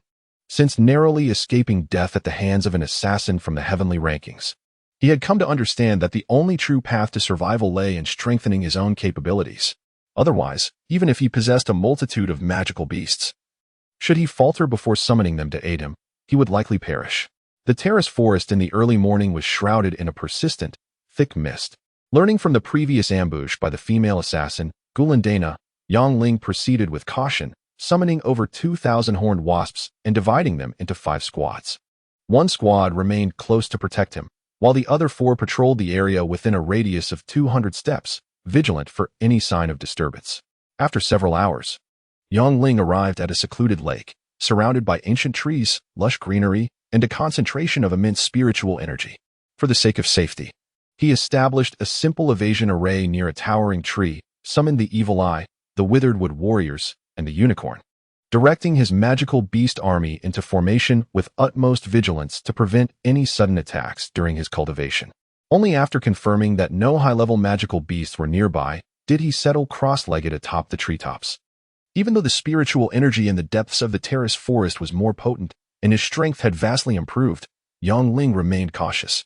Both the warnings of the elder elves and the memories of the unicorn indicated that the depths of the forest were fraught with terrifying magical beasts. He was unwilling to act recklessly before advancing to the level of a land witch. The nearby spiritual energy was commendable. While it could not compare to the spiritual array enveloping the small courtyard within Vissen Castle, it was significantly stronger than other areas in Vissen Town. Merely reciting the summoning incantation once, Yang Ling sensed the myriad trees around him emitting an overwhelming wave of life energy. Upon absorption, this energy melded with the crimson witch power within his body, circulating along an intricate path. In the courtyard, merely a handful of large trees radiated abundant life energy. Yet here, in the remote terrace forest, the effect was magnified. Sensing the increasingly potent life energy, Yang Ling brimmed with anticipation for his forthcoming cultivation. Although he did not yet comprehend the specifics of this verdant energy, he firmly believed that absorbing a substantial amount would yield unforeseen benefits. Under the activation of the summoning spell, a vibrant green mist began to coalesce around Yang Ling, while the nearby trees feverishly absorbed the thick spiritual energy and released a torrent of life energy. Even the low-lying shrubs and ubiquitous max grass on the ground emitted faint green wisps. Gradually, the overwhelming life energy formed a thick layer of green mist that enveloped Yang Ling in the treetops. Should he open his eyes, he would witness the towering trees sprouting tender green shoots, while the max grass below steadily thickened and lengthened. The densely packed horned wasps underwent a transformation, their skin gradually turning green as they evolved wings. As for the 100 fortunate ones, although they did not break through to the 4th rank, their wings became larger and sturdier, significantly enhancing their speed during full-speed dashes. Simultaneously, the evil eye also underwent a transformation. Its 2 tentacles thickened gradually, while its large single eye shifted between crimson and emerald, bizarrely fluctuating. It voraciously consumed the rich green energy. Unbeknownst to Yang Ling, a layer of green mist descended over a 1-kilometer radius around him. The closer one drew to Yang Ling, the denser the mist became. Soon, some beasts, inadvertently discovering that their wounds would miraculously stop bleeding upon contact with the green mist, instinctively rushed towards the denser areas of fog. Gradually, the number of approaching beasts and magical beasts increased, all eagerly consuming the rare green mist. Initially, to hasten their consumption of the mist, the beasts coexisted peacefully. Even natural enemies like pythons and forest mice, cloud leopards and 2-headed deer maintained an unspoken truce. However, as a pack of wind wolves arrived, chaos ensued. Like the evil eye and horned wasps, wind wolves were also pack-oriented magical beasts, often appearing in the hundreds. Although they were low-level beasts, their individual offensive and defensive capabilities surpassed those of the evil eye, marked by their swiftness and innate mastery of wind blade magic. Seeing their path obstructed by numerous beasts, the lead wolf howled, rallying over 500 wind wolves to prowl slowly, incessantly calling out. Experienced beasts recognized this as a prelude to an impending wolf pack attack. A customary warning. After a moment's hesitation as the wolf pack approached, some solitary 2-headed deer and antelope were compelled to retreat. Although the green mist was highly beneficial to their bodies, their lives took precedence. Only a few formidable magical beasts, or equally social creatures confident in their numbers, hesitated to leave. With a howl, the lead wolf, growing impatient, charged with lightning speed towards a group of porcupines, opting for the softer target. Although porcupines were not magical beasts, their sharp quills could be launched like arrows when cornered, and their sheer numbers posed a significant threat. Had there been stronger beasts present, the lead wolf would have preferred to avoid a direct confrontation. As anticipated, upon witnessing the fierce charge of the wolf pack, the porcupines stood their ground. Forming a tight defensive circle at the leader's command, they launched their quills in unison. With a cacophony of piercing sounds, the dense barrage of quills turned dozens of wind wolves into pincushions. Yet, as the distance closed, it was the wind wolves' turn to retaliate. With their razor-sharp jaws agape, they unleashed a flurry of wind blades, decimating the porcupines. Realizing they were outmatched, the porcupines had no choice but to flee, while the wind wolves refrained from pursuing them as they would in a typical hunt. Instead, they turned their attention to a nearby group of golden-striped pythons, seeking to claim the densest green mist for themselves. The golden-striped pythons, as thick as a barrel and measuring nearly 20 meters in length, bore a striking pattern of black and white, with a golden stripe along their backs. Not only were they immensely strong, but they also harbored deadly venom that could turn their prey black and render them breathless in an instant. Despite the fierce counterattack from nearly 300 golden-striped pythons, the wind wolves, outnumbered by almost half, found it challenging to gain the upper hand. While they dodged the python's venomous fangs, they were often struck by powerful tails, resulting in a stalemate. Meanwhile, other magical beasts began to exploit the chaos, desperately trying to push forward. Unlike in ordinary circumstances, under the shroud of green mist, as long as a wound was not fatal, it would gradually stop bleeding and soon restore vitality. As a multitude of formidable beasts unleashed their ferocity, they launched relentless assaults against those who stood in their way. Gradually, chaos ensued. Observing the frenzied slaughter outside the maze, Yang Ling felt an unsettling chill run down his spine. After watching for some time, he noticed many weaker beasts lurking at a distance, consuming the mysterious green mist, allowing him to grasp the reason behind the massacre. Just as Yang Ling sat back to witness the spectacle, a dark cloud suddenly swept in from the horizon, moving with incredible speed until it hovered above the green mist. Upon closer inspection, he realized the ominous cloud was composed of a group of pitch-black thunderbirds. According to the unicorn's memories, although thunderbirds were merely rank 6 beasts, their formidable attack power manifested in devastating purple lightning, and they often appeared in great numbers. Even an advanced swordsman of the same rank would think twice before confronting a swarm of these creatures. After circling the dense green mist, the thunderbirds struck down towards the wind wolves and golden-lined pythons on the ground, which relieved Yongling, as it indicated he had not yet revealed his position. With a piercing cry, the thunderbirds unleashed bolts of lightning, rendering many wind wolves and golden-lined pythons charred. Following this, they swooped down like bombers, their claws half a foot long, ripping their prey's innards apart. Some thunderbirds, in a frenzy, even carried their writhing victims into the air, tearing them asunder with a savage pull. The carnage was gruesome, with entrails and blood raining down like a torrential downpour. The thunderbirds did not limit their attacks to just windwolves and golden-lined pythons. Even the nearby dwarf horses and Komodo cloud leopards were not spared. It appeared they intended to monopolize this rare green mist. Realizing the thunderbirds' intentions, the other beasts, unwilling to be outdone, banded together to retaliate. In a short span, the battlefield was filled with roars and the sounds of death. Fortunately, due to the maze's effects, the beasts had yet to discover Yongling's presence. Amidst the fray, none noticed that as Yongling withdrew his power, the green mist began to dissipate gradually. The thunderbirds and the multitude of beasts, driven by primal instincts, had become blinded by rage, seemingly forgetting their initial purpose of consuming the mist. The thunderbirds were fierce, yet the beast coalition had the advantage of sheer numbers. In their madness, both sides fought fiercely, neither gaining a clear upper hand. Though the thunderbirds were powerful, they struggled against the wind blades of the wind wolves, the venom of the golden-lined pythons, and the explosive fireballs of the Larga's cloud leopards. Meanwhile, some clever yet weaker creatures stealthily lingered at the outskirts, feasting on the diminishing green mist, and as the mist continued to fade, they began to depart quietly. As the casualties mounted on both sides, Yangling's mind flickered with the thought of the injured unicorn he had fortuitously tamed. He contemplated seizing the opportunity to tame the wounded beasts, but the chaotic scene, coupled with the thunderbird's terrifying lightning and the golden-lined python's lethal venom, compelled him to abandon this tantalizing notion. Though he could not tame them, acquiring a plethora of beast cores and blood was already a significant boon. Yongling understood the principle of greed leading to downfall. With sufficient beast blood, he could expedite his training. The sheer number of beasts in conflict rendered it unnecessary to risk himself. After approximately half an incense's time, the thunderbirds, leveraging their fearsome lightning and swift movements, gradually gained the upper hand. As the green mist continued to dissipate, certain beasts realized their wounds were healing more slowly and began to retreat. The first to flee were the cunning windwolves, who, led by their alpha's howl, abandoned over 300 corpses in a hasty escape. Following closely, the golden-lined pythons and Larga's cloud leopards reacted similarly, with any creature capable of movement abandoning the battlefield in a desperate flight. Gradually, more and more beasts retreated.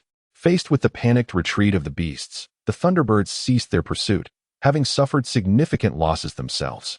Taking advantage of the still remaining green mist, they exerted themselves to recover. Soon, as a cool breeze swept through, the green mist finally vanished, and the thunderbirds lingered no longer. After circling overhead and emitting a few cries, they swiftly departed, disappearing into the horizon in the blink of an eye. This was undoubtedly an unprecedented windfall. With the thunderbirds now gone, Yongling seized the moment to direct the beast army in clearing the battlefield. Initially, he had hoped to tame a few injured thunderbirds, windwolves, or golden-lined pythons. But regrettably, most of the incapacitated beasts were either missing a leg or a wing, rendering them unsuitable for taming. Regretting the lost opportunity, Yongling commanded the beast army to swiftly eliminate the remaining struggling beasts, collecting their bodies into his spatial ring. A preliminary tally revealed over 300 windwolves, 200 golden-lined pythons, and more than 100 thunderbirds, along with nearly 300 other beasts. This was an astonishing stroke of luck, not to mention the cores within them. Even the blood they contained represented an incredible fortune. The spatial ring acquired in the Valenia volcanic valley was remarkable. Aside from living beings, nearly all items could be stored within, maintaining their original state upon retrieval. There was no concern that the blood of the beast corpses would drain away upon collection. Just as Yongling was about to ensure he had not overlooked any treasures amidst the mountain of beast bodies, the unicorn suddenly neighed uneasily. Simultaneously, A deafening roar echoed from a distance, growing ever closer, as if a formidable beast was hastening towards them. In alarm, Yongling quickly summoned the evil-eyed beasts and horned beasts, mounting the unicorn to make a hasty retreat. The fact that even the unicorn sensed danger indicated the terrifying prowess of whatever was approaching, and he wished to avoid encountering a creature more fearsome than the Hydra. As Yongling departed, the blood-soaked battlefield reverberated with furious roars, as if the fearsome beasts were indignant at arriving just a moment too late. Upon hearing the enraged roars, the unicorn fell silent, its hooves pounding the ground as it surged toward the forest's edge with the speed of a rocket, evidently wary of the roaring beasts. Would he return tomorrow? Initially, after such an extraordinary windfall, Yongling had contemplated repeating this fortunate occurrence. He envisioned using summoning spells to stimulate the trees to emit green mist, deliberately luring numerous beasts to engage in self-destruction, thus reaping the rewards effortlessly. However, upon hearing the thunderous roars of the top-tier beasts and observing the unicorn's anxious demeanor, he reluctantly abandoned this alluring thought. No matter how enticing the benefits, one must possess the means to enjoy them. He certainly did not wish to provoke calamity while attempting to fish, having narrowly escaped before the arrival of the top-tier beasts. Who could say what horrors might emerge next time? The Largus cloud leopards, wind wolves, golden-lined pythons, and heavens, there were still so many thunderbirds. As he surveyed the pile of beast corpses, Cassie was taken aback. Rubbing his eyes and pinching his thigh to confirm his sanity, he realized this was no mere illusion. Not even a master swordsman, let alone a skilled sword saint or mage, could slay so many beasts in a single day. He could not fathom how Yongling had accomplished such a feat. Was it possible that Yongling had hidden more high-ranking beasts from sight? In his shock, thoughts raced through his mind. Reflecting on Yongling's identity as an ancient summoner and tree shepherd, and recalling how even the terrifying Hydra had been no match for him, he grew increasingly convinced of his suspicions. While others were astounded, the approaching barbarians were even more shaken. As natives who dealt with beasts year-round, they understood better than anyone the terrors these creatures embodied, especially the pitch-black thunderbirds, which were not to be trifled with lightly. Several years ago, 100 warriors from the tribe ventured deep into the dense forest for a hunt, only to tragically encounter a pack of thunderbirds. Except for one scout who fortuitously escaped, the rest of the warriors met their demise. Now, witnessing Yongling effortlessly slay so many thunderbirds, they could not help but feel relieved that they had not clashed with him. Otherwise, they might have already faced extinction at the hands of his formidable beastly horde. "My lord, did you slay all these beasts?" After a brief hesitation, Cassie could no longer suppress her curiosity. "Alas, I lack such prowess," Yongling replied with a mysterious smile as he observed Cassie's eager expression. "I merely took a stroll in the tallest forest to breathe in the fresh air and happened upon a fray among the beasts, seizing an opportunistic advantage. One can stumble upon such fortune while strolling?" Listening to Yongling's explanation and observing his enigmatic smile, the others shook their heads. If such luck were commonplace, the hunters of Vesson Town would have long since amassed great wealth, becoming millionaires in their own right. However, since Yongling was unwilling to elaborate further, no one dared to pursue the matter, not even Garuk, the typically reckless and straightforward barbarian chief. Mulberch quickly arranged for the collection of the beast's essence. "We must not let it go to waste." After wiping the blood-stained sleeves of his attire, Yongling instructed the astonished old steward before striding away. "Find 20 beautiful maidens. Is there an urgent need?" As the steward of Haya Bailey, Mulberch had encountered countless individuals, noblemen with extravagant airs, tyrants forcing the desperate into servitude, but he had never met anyone as unabashedly forthright as Yongling.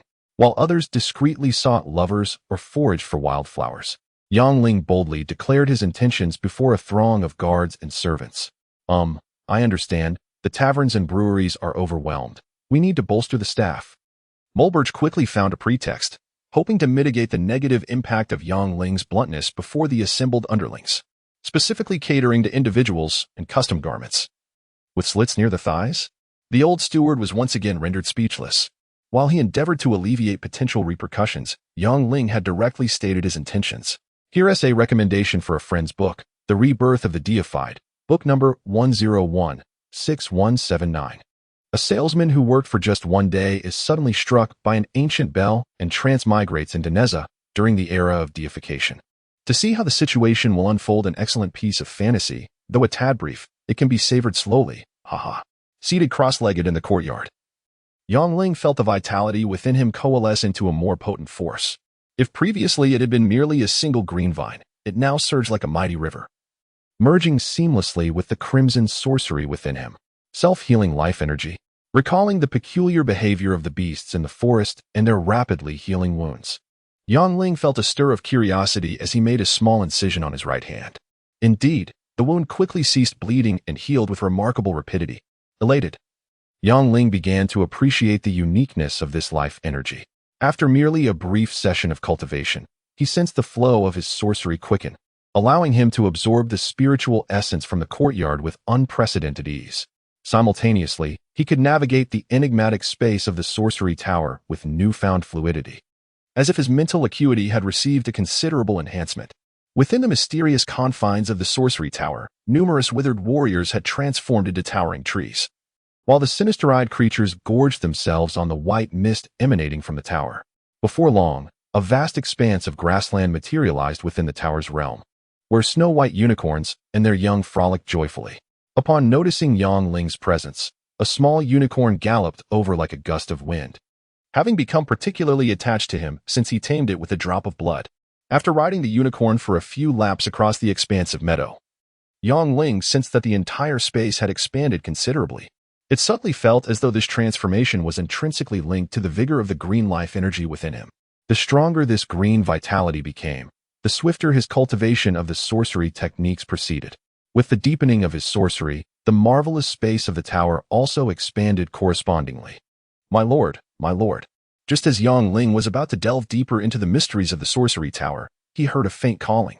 Opening his eyes and stepping outside, he found the old steward, drenched in sweat, standing at the door. My lord, regarding the maidens you requested.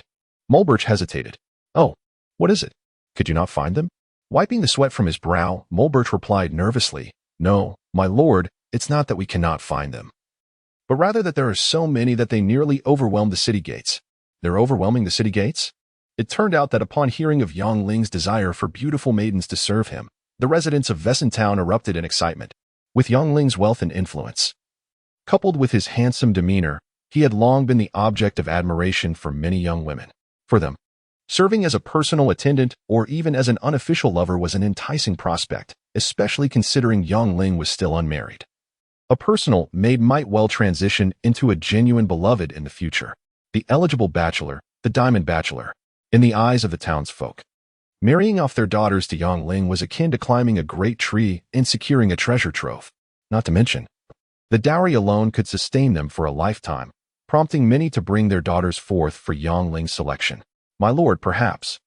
Is it a bit hasty to choose beautiful personal attendants for yourself in this manner? Having served as a steward for noble families for many years, Mulberch felt that Yangling's unprepared selection was a slight against noble decorum. Had it been his responsibility, he would have ensured at least a month of preparation before such an event. Choosing beautiful personal attendants for myself? Yangling nearly fainted, realizing the misunderstanding. Mulberch, where are you going with this? The inn is about to open. I merely wish to hire some waitresses. Waitresses for the tavern? Mulberch's head spun.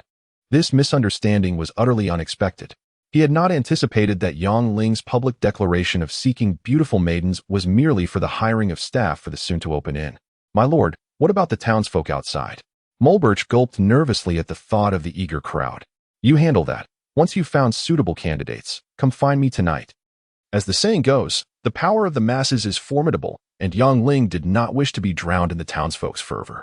With Mulberch serving as a free shield, he intended to make use of it. After shaking his head with a wry smile, Yangling turned to leave. But the old steward hesitated and said, My lord, there is another matter, Miss Sophia.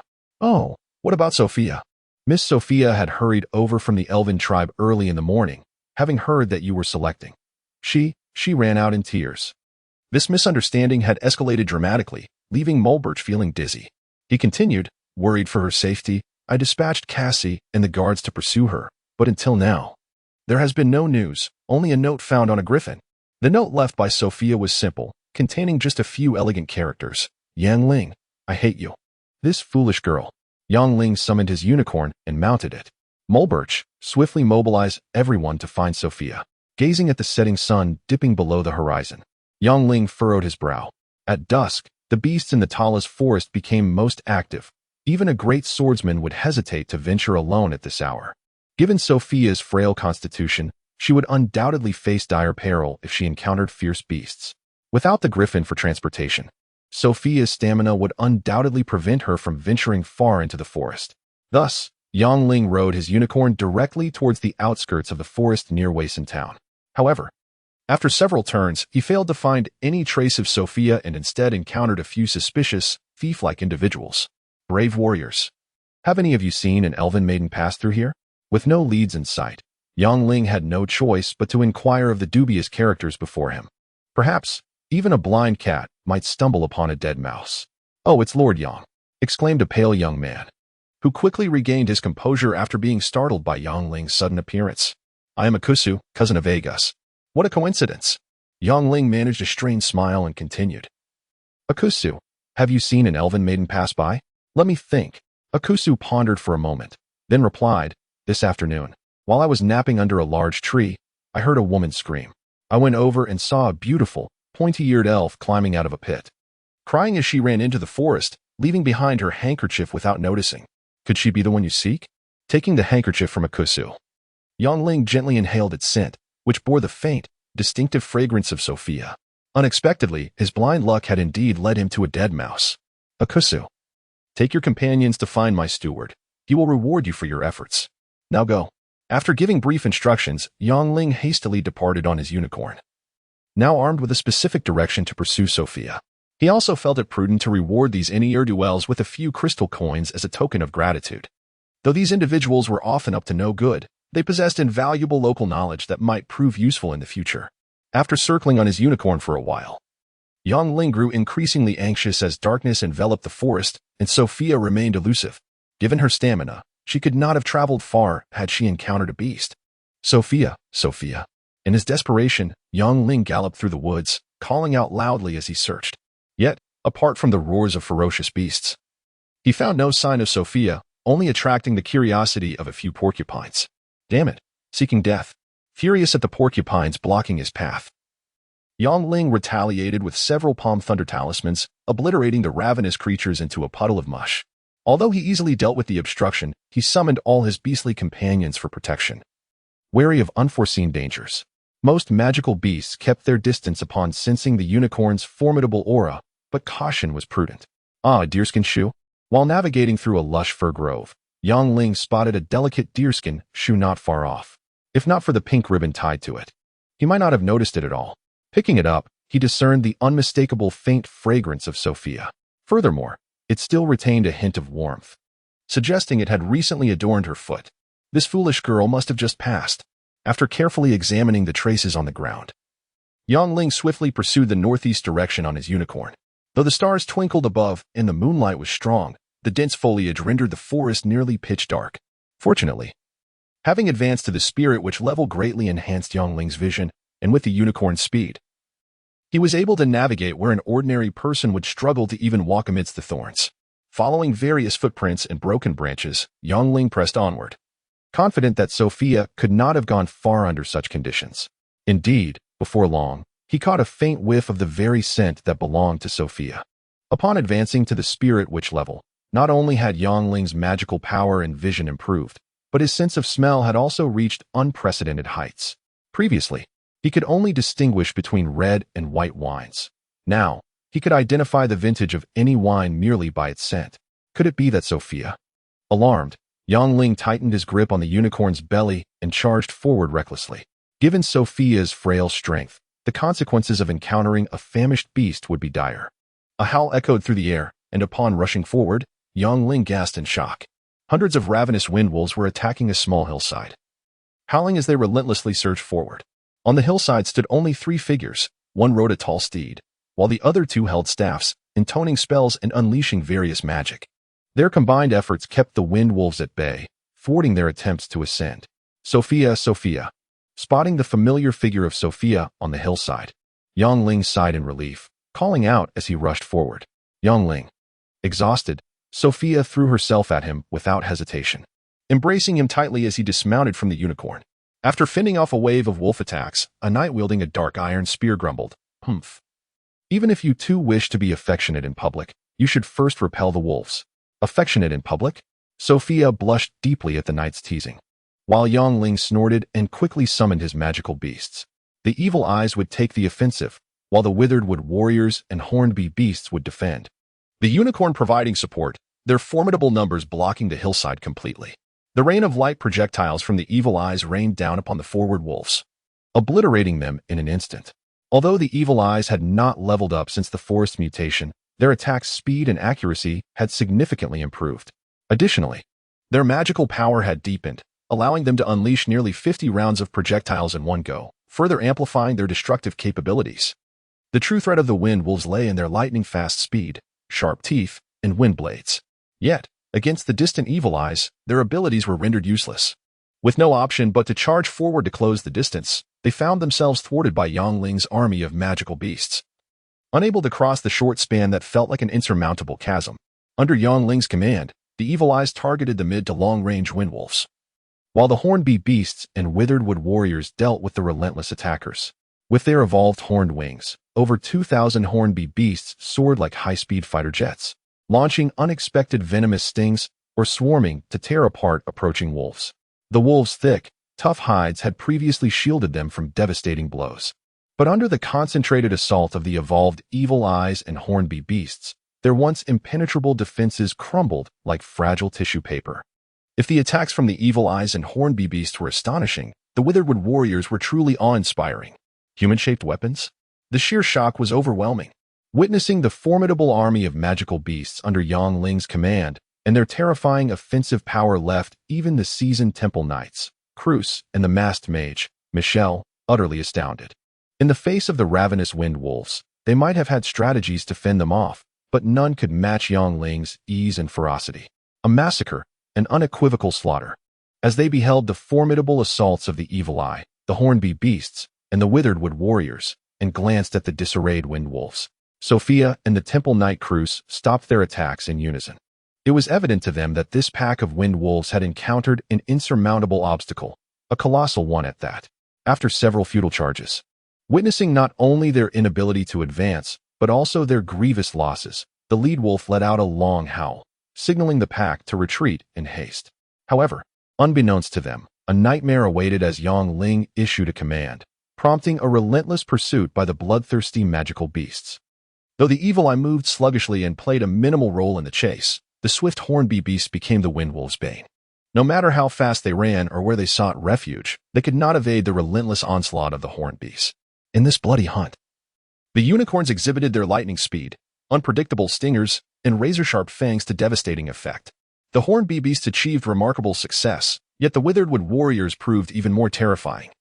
Rolling down the hillside under Yongling's command, carving a bloody path akin to a bulldozer, their sharp spikes swept through the unsuspecting wind wolves like the scythe of death.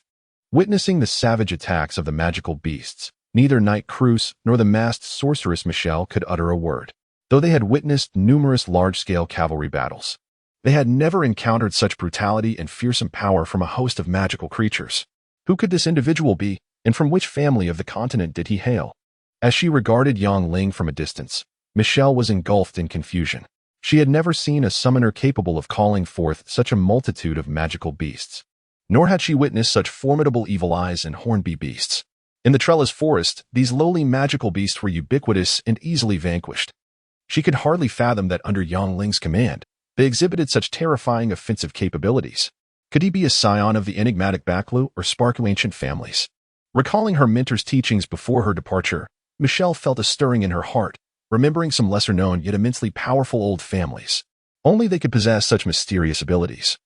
And only they could nurture a descendant as exceptional as Yongling otherwise. It was unfathomable how he could possess such extraordinary skills at such a young age. Initially, Michelle intended to demand the wicked serpent demon blood staff from Yongling in the name of the church, but after witnessing his immense power, she resolved to reconsider her approach. Perhaps uniting with several church sorcerers and knights to defeat Yongling would not be an insurmountable task. Yet inciting the ire of a lineage that had endured for millennia could bring unnecessary trouble to the church. In a daze, Michelle failed to notice when Cruz, standing beside her, glared at Yongling with a look of envy. Under the combined assault of the magical beasts, the wind wolves quickly faced near annihilation, with only a few fortunate enough to escape. The ground was littered with twitching wolf corpses, and rivers of blood painted the hillside crimson. Turning her gaze to Michelle's graceful figure, golden hair, and clear eyes, Yang Ling could not help but steal a few glances. Despite the veil obscuring her face, he was certain she was a beauty, an astonishingly stunning one at that. "Ah, forgive me for offending your sensibilities," he mused. "However, I find myself equally repulsed by that lofty individual over there." For reasons unknown, upon sighting Cruz's seemingly arrogant demeanor, Yang Ling felt a wave of discomfort wash over him. Repulsive, is it? A lofty individual? Upon hearing Yang Ling's remark, Michelle stifled a laugh, while Cruz's face turned a stormy shade of anger. He had always taken pride in his handsome visage and noble status, having been surrounded by countless beautiful women before joining the church. Now, this fellow had the audacity to claim he was repugnant. Fuming with rage, Cruz had intended to teach Yang Ling a harsh lesson. However, observing the magical beasts feasting upon the carcasses of the windwolves, he dared not act impulsively. Humph! A man who cannot even protect his own woman is hardly a man. You. Cruz was nearly spitting blood from anger, gripping his black iron spear tightly. His complexion fluctuated between green and white as he ground his teeth, wishing to obliterate Yang Ling on the spot. Glimpsing the coldly smiling Yang Ling and the combative Cruz, Michelle could not comprehend how their first encounter felt like a long-standing feud.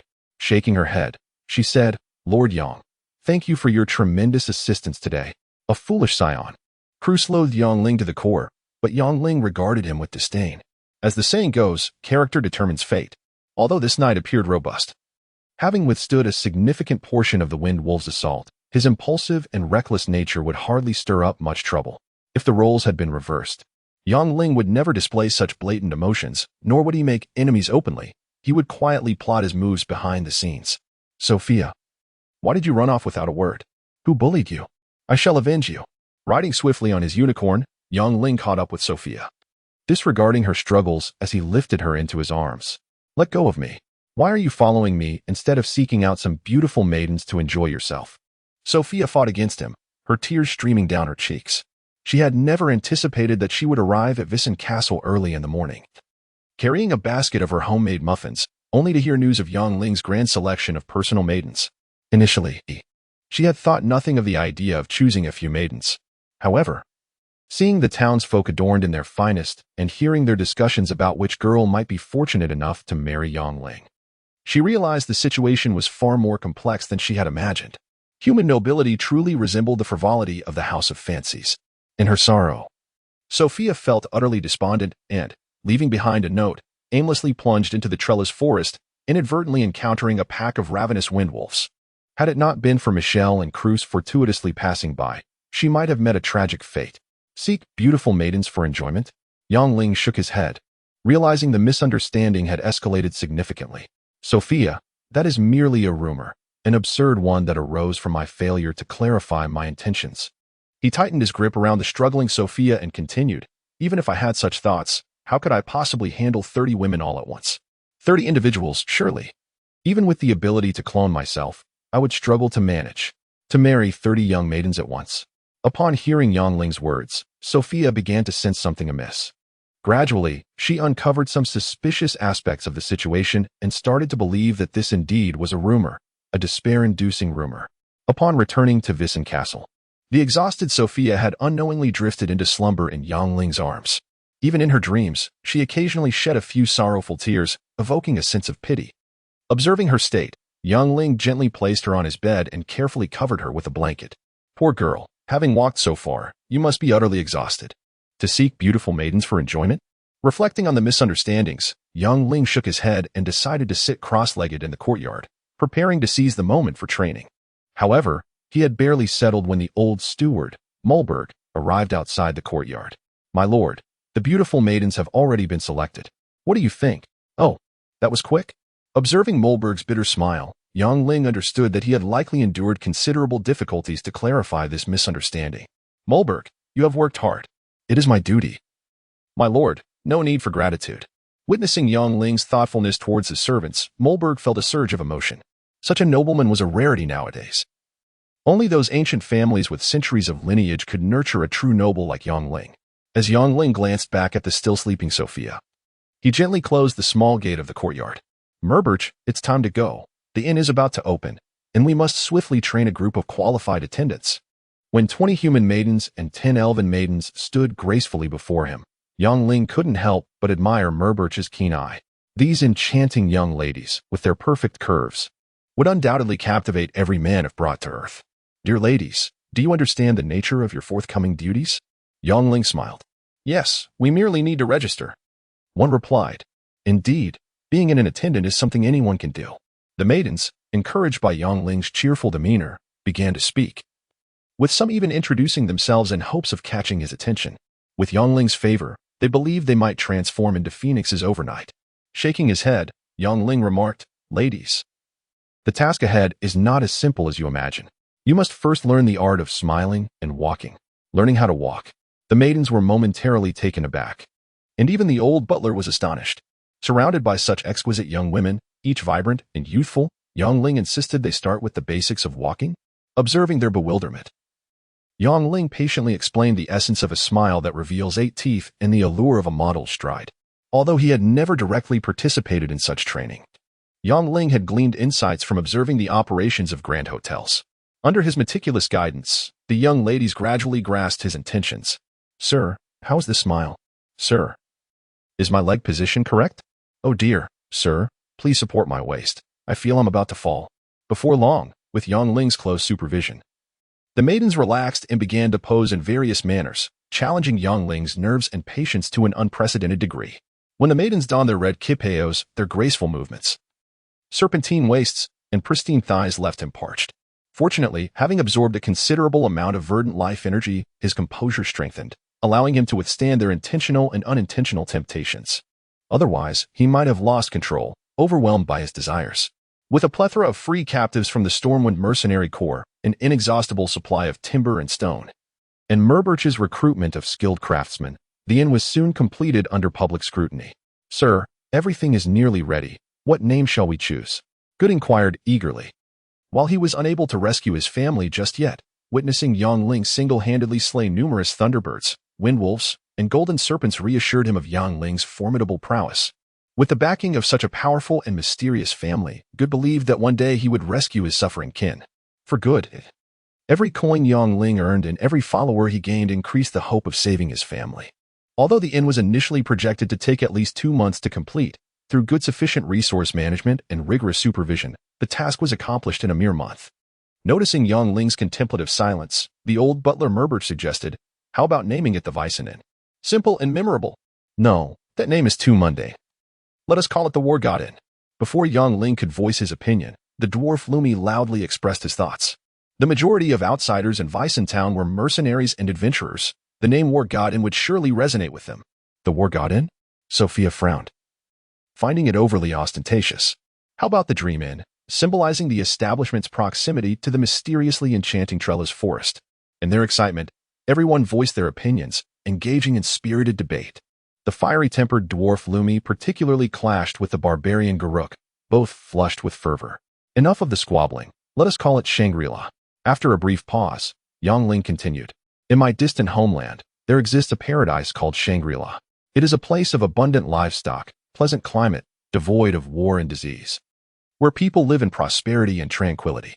I hope that one day, Weissen Town will transform into the Shangri-La of the Tyrant continent, and our inn will become the most comfortable establishment on this land. The notion of a paradise resonated with the townsfolk as they reflected on Weissen Town's remote location, its rich resources, the vast trellis forest, and the simple-hearted villagers. As an elf who cherished the forest, Sophia clapped in approval. Once all preparations were finalized, the Shangri-La Inn opened its doors. Thanks to the extensive promotion by the thief Fenrist and the mercenary Gullet, this uniquely styled inn had already piqued the public's interest. The exquisitely tiled marble floors, the rosewood furniture, the cathedral-like domed architecture, and the tranquil, exotic atmosphere of the annex captivated all who beheld it. In Ling's vision, the front half of the inn would accommodate ordinary mercenaries and adventurers at a modest fee, while the primary profits would stem from the villa-like annex at the back. Although there were not yet many nobles vacationing in Weissen Town each summer, those who did were extravagant spenders. Ling believed that for nobles seeking leisure and hunting, as long as the inn was comfortable and enhanced their status, they would gladly pay 20 purple crystal coins a day, or even 100, without a second thought. When the Shangri-La Inn opened, Weissen Town was once again bustling with crowds. as people flocked to witness the spectacle. Shangri-La? Impressive. Only the elite can create such a unique inn. In Ibilius, a standard room costs 10 black crystal coins a day. That's highway robbery. You drunken fool, stop complaining. Look at that marble floor and those rosewood chairs. 10 black crystal coins a day is hardly excessive. Even 100 would be justified. If you don't want to stay, then be my guest and feed the mosquitoes outside. Indeed, with such a comfortable inn, only those who can barely afford a meal would choose to brave the outdoors, awestruck by the distinct and exotic charm of the inn. People marveled at Yang Ling's noble lineage. How else could he possess such extensive business acumen, skilled craftsmen, and innovative architectural styles that others had never even envisioned? As they admired the luxurious Shangri-La, the crowd buzzed with excitement. When numerous young women in red kipeos gracefully emerged from the inn, it caused an unprecedented uproar. Ibilius, brother, look at those stunningly white, alluring thighs. Oh, if only the slit were a tad higher, it would be even more marvelous. With such beautiful maidens serving, I'd gladly stay for a lifetime. The maidens, with their poised figures, slender waists, blooming smiles, and enticing white thighs, captured everyone's attention as they stepped out in their kipeos. Mercenaries and adventurers, having traversed the lands and encountered establishments boasting opulence beyond palaces, were nonetheless captivated by the unique and inviting atmosphere of this inn. They had seen countless youthful beauties and experienced the company of lavish courtesans, yet had never encountered attendants with such distinctive charm, exuding allure, warmth, and a hint of modesty. Listening to the various discussions among the crowd, and sensing the moment was ripe, Yang Ling slowly stepped forward. Ladies and gentlemen, today marks the grand opening of our Shangri-La Hotel. All rooms are available at half price, and we are pleased to offer complimentary fine wines from our winery. We warmly welcome your patronage. With the hotel just opening, there are only 100 standard rooms and 10 villas available, so please register promptly if you wish to secure a room. Otherwise, you might miss out.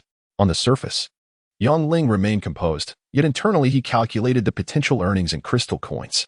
He was confident that with such enticing offers, business would flourish. Indeed, as soon as he finished speaking, a throng of mercenaries and adventurers surged forward, hastily presenting their deposits, fearing that if they delayed, they would have to continue enduring mosquitoes in their tents. By the end of the opening day, the profits were astonishing. Not only were all 100 standard rooms fully booked, but all 10 villas were also reserved. After deducting labor costs and the complimentary drinks, they made a staggering profit of 500 purple crystal coins. For the affluent tycoons of the empire, such as Bantu and Ross, 500 purple crystal coins in a single day was merely a drop in the bucket. However, in the remote town of Wason, even 500 black crystal coins in a day would be considered exorbitant profit, as an ordinary family's monthly living expenses barely amounted to 100 black crystal coins. My lord, the hotel is doing so well, we should expand immediately. The old steward, Mulberch, enthusiastically agreed, noting the joy on the usually stoic Good's face as he witnessed the hotel thriving from his considerable efforts. Yes, we must expand, the larger the better. According to Yang Ling's own rules, there was to be an annual salary increase for his subordinates and servants, if they did not find ways to broaden their revenue streams. Where would the money come from? Mulberch and Good strongly advocated for expansion, with Sophia, Cassie, and Lumi also urging Yang Ling to swiftly enlarge Shangri-La's operations. 500 purple crystal coins is truly insignificant. After sipping some jasmine tea, Yang Ling gently shook his head. You all discuss how we can consistently earn a substantial amount of crystal coins. Seeing Yang Ling's enigmatic smile, the old steward hesitated. Although he had spent many years at the Hailberry estate, his expertise lay in management. Engaging in business was somewhat outside his comfort zone. After downing his drink, the dwarf Lumi continued to pour more wine and exclaimed, "Isn't it simple? We just need to find a way to acquire money from others." For Lumi, contemplating such matters felt unnecessary. Back in the tribe, they had always engaged in straightforward transactions, goods for payment, selling weapons if money ran low. Cassie, what do you think? Hesitating, Cassie scratched his head and said, My lord, we could organize people to hunt in the forest, selling a large quantity of furs and monster cores. That way, we could earn a substantial amount of crystal coins every day. Exactly, the Trellis forest is rich in resources. Just selling the resources alone would yield endless profits, ensuring we never have to worry about food or clothing. As everyone spoke up, Alice mustered her courage to share her thoughts. Although her family previously ran a lumber mill, they had never lived in affluence, merely having enough to eat and where had been her greatest childhood dream. After shaking his head and noticing Good deep in thought, Yang Ling said, "Good, please share your thoughts." With everyone's gaze upon him, Good pondered for a moment before slowly responding, "My lord, Waisen Town is rich in resources. And as long as we can transport them, each specialty can yield a substantial amount of crystal coins. The key is transportation. If we can find a cost-effective and convenient method, Waisen's unique conditions will ensure a continuous flow of crystal coins." Cost-effective and convenient transportation methods? Hearing Good's words, the others contemplated before agreeing, yet Yang Ling still shook his head. "My lord, do you have a good plan?" The old steward, intrigued by Yang Ling's demeanor, inquired. As he noticed the curious gazes of the crowd, Yang Ling took a sip of his jasmine tea and began recounting a story. Once, two merchants discovered two crystal mines. One merchant hired a large number of refugees with meager wages, recklessly mining and planning to leave once the resources were depleted. The wages offered barely sufficed to fill their stomachs, resulting in a constant influx and outflow of workers. Near the gold mine, aside from casinos and brothels, there were no places for spending money. Even if one had wealth, there was nowhere to spend it.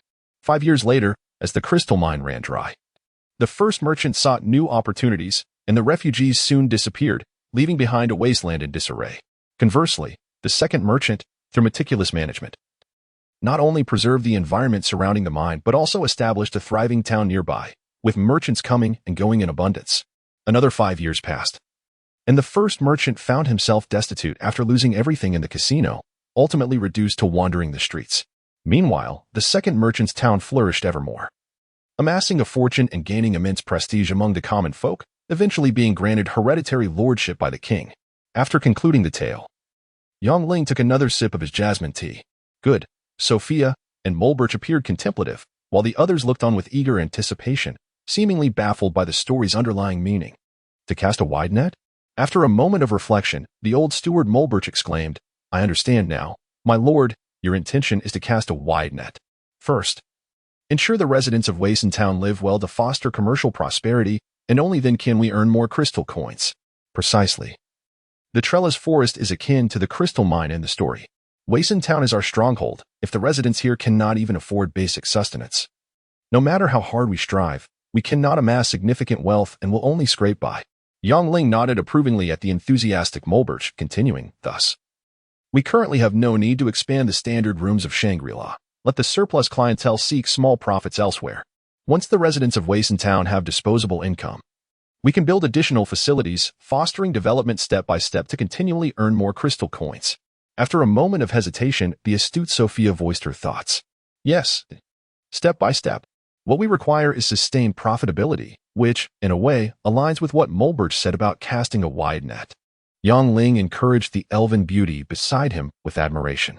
The trellis forest, with its countless towering trees and rampant magical beasts, appeared perilous to many, yet to Yang Ling it represented a secure foundation for his endeavors. The proximity of Waisen Town to the trellis forest served as his base of operations. To win over a faction, the most reliable approach is not to shower them with crystal coins all at once, but rather to share a piece of the pie, binding them firmly to your chariot of fortune, sharing both honor and misfortune.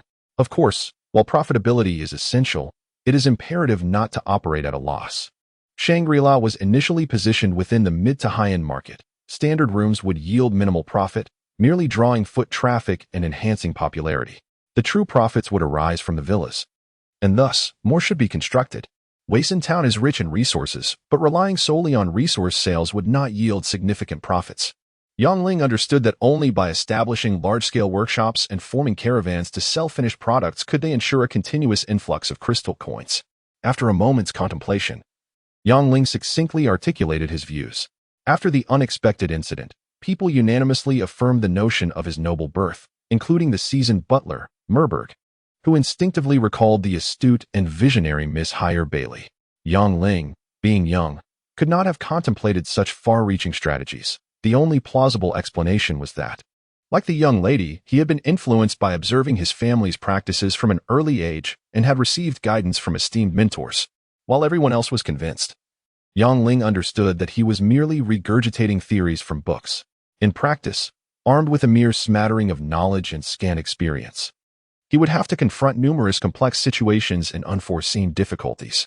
Yang Ling, are you suggesting we can start processing money immediately? After a moment of contemplation, most understood Yongling's intent, save for the inebriated dwarf, Rumi, who remained somewhat perplexed. Well, giving you the means to process money is no issue. But you'll have to pay for your drinks from now on, Yongling remarked, shaking his head at Rumi's fondness for alcohol.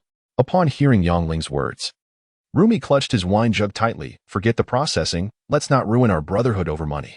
Talking about money ruining feelings? The crowd erupted in laughter, realizing Yongling's plans, filling them with hope for the future.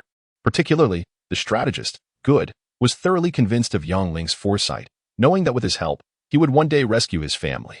He believed that as Yongling's strength grew, that day would not be far off. And perhaps he could even deliver a resounding blow to those who had wronged him in the past. In closing, Yongling expressed his disdain for the power company, which had deliberately cut off electricity on Sunday. The stifling heat made it impossible to focus on writing and updating, a true hindrance to productivity. He dismissed the idea of catering to low-profit ordinary clientele, but insisted on seizing the opportunity for substantial business, instructing Good to expand the estate by 20 additional villas. Essentially, the profit from a single villa would surpass that of 100 ordinary guest rooms. As twilight descended, Yongling strolled towards the Night Jasmine Tavern. Although it lacked KTV or rock music, he found a semblance of the camaraderie he once shared with friends in lively taverns. The dim lighting, endless fine wine, and the alluring presence of various enchanting women evoked nostalgia. Turning a corner, he inadvertently spotted someone listlessly cleaning the windows. Upon closer inspection, it was Andrew, the tavern owner who had once urged him to remain in Town. Andrew, still so industrious in the evening? He called out. Oh, it's you, Lord Yang. Andrew exclaimed, surprised. I've been getting a bit plump lately. I need to keep moving or I might turn to mush. Getting plump?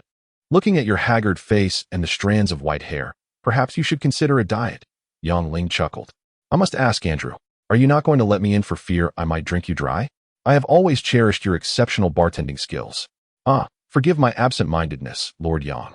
Andrew sheepishly smiled, wiping his damp hands on his apron, stepping aside to let Yongling enter, pouring him a drink. Although Yongling's Night Jasmine Tavern had siphoned most of his clientele, Andrew bore no ill will towards him.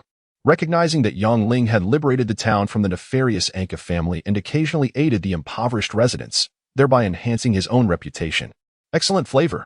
After savoring a sip of the wine, Yongling pondered for a moment before addressing Andrew directly. Are you busy lately? Would you be interested in a business venture? Andrew was taken aback.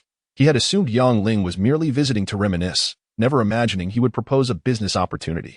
Excitement surged within him, as he knew Yongling would not make such suggestions lightly, and any business he introduced would undoubtedly be lucrative. As Yongling proposed supporting Andrew in opening a grand investment hotel, Andrew was left speechless with exhilaration. The success of the Shangri-La Hotel was evident, and while many sought to share in its success, few ordinary individuals possessed the capital to do so. Lord Yang. After a moment of reflection on his meager savings, Andrew's expression darkened. The investment for a hotel is substantial. I fear I could not gather such funds even if I dismantled my old bones. Money is not an issue. Leave that to me. Calculate exactly how much you require, and come find me later, Yongling assured him with a smile. However, my interest rates are quite steep. Once the hotel is operational, you must ensure it thrives. If you fail to repay on time, to be wary of my debt collection methods. With a pat on Andrew's shoulder, Yongling departed, leaving the middle-aged tavern owner with tears of gratitude in his eyes.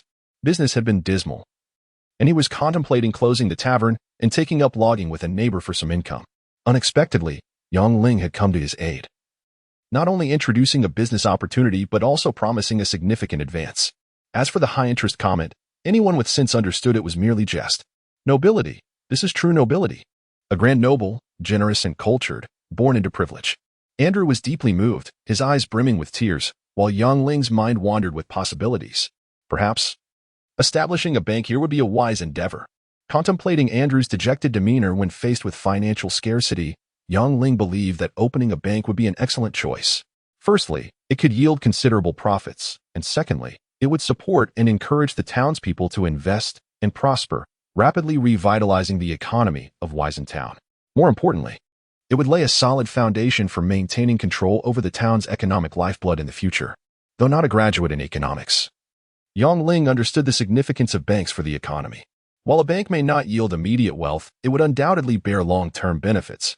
After a brief interlude, Yang Ling returned to the Night Jasmine Tavern, and as expected, it was bustling with patrons. Boisterous mercenaries laughed heartily, while intoxicated lumberjacks and hunters mingled with alluring women clad in scant attire. "Boss, this way please." Upon spotting Yang Ling, 2 elven maidens at the entrance hurried to greet him, clearing a path for the mercenaries. In Weisentown, if there was one individual who commanded both respect and fear, it was Yang Ling. The tavern boasted many beautiful servers, both human and elven, yet none dared to lay a hand on them. Having uprooted the notorious Anka family and vanquished the once mighty Gale mercenary corps, no one would dare provoke Yang Ling's subordinates unless they were seeking an untimely demise.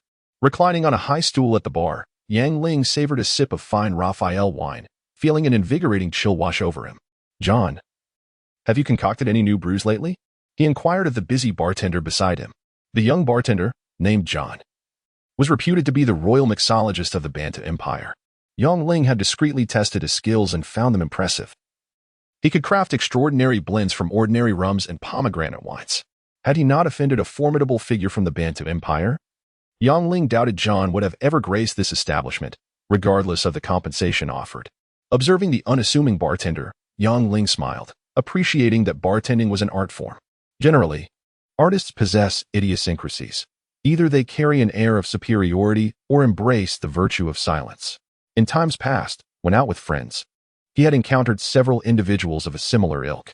After savoring a sip of the exquisite wine offered by John, before Yang Ling could fully appreciate the myriad of flavors, a sudden muffled grunt emerged from outside, followed by a thunderous roar. "Ebolus, you yellow-haired mongrel of the Banta Empire, how dare you deliberately block the way, courting death?"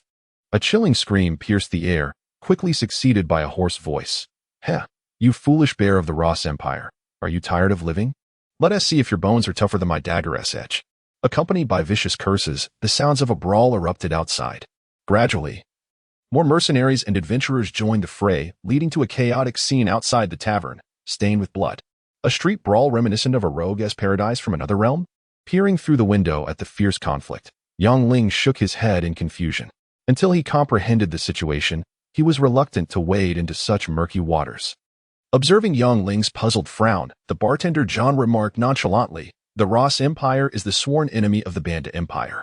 For over a century, their grievances have been unending, with border skirmishes perpetually ongoing. It is not uncommon for their mercenaries or adventurers to clash." "Oh, is it truly a common occurrence?" Watching the heavily armored warriors springing forth from nowhere, and the few cloaked figures concealed in the large tree across from the tavern, Yang Ling smiled coldly. This was undoubtedly a conspiracy.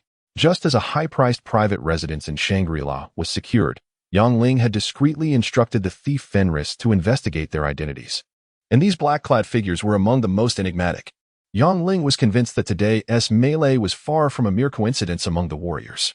Dear readers, due to a complete power outage in my neighborhood, I spent over an hour searching for an internet CAF to update, hence the delay. According to notifications, power will be restored after 6 o'clock, and updates will not be delayed. I welcome you all to support at that time. Thank you. Upon hearing of the large group of mercenaries and adventurers clashing outside the Night Jasmine Tavern, and knowing Yang Ling was inside, Cassie wasted no time. Swiftly leading the warriors, with the front line headed by the barbarian warrior Garuk. "My lord, should we separate them?"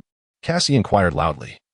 Observing the unprecedented scale of the brawl and the bloodied ground, before Yang Ling could respond, the hot-tempered Garuk swung his massive axe, Ebolus, to hell with separating them.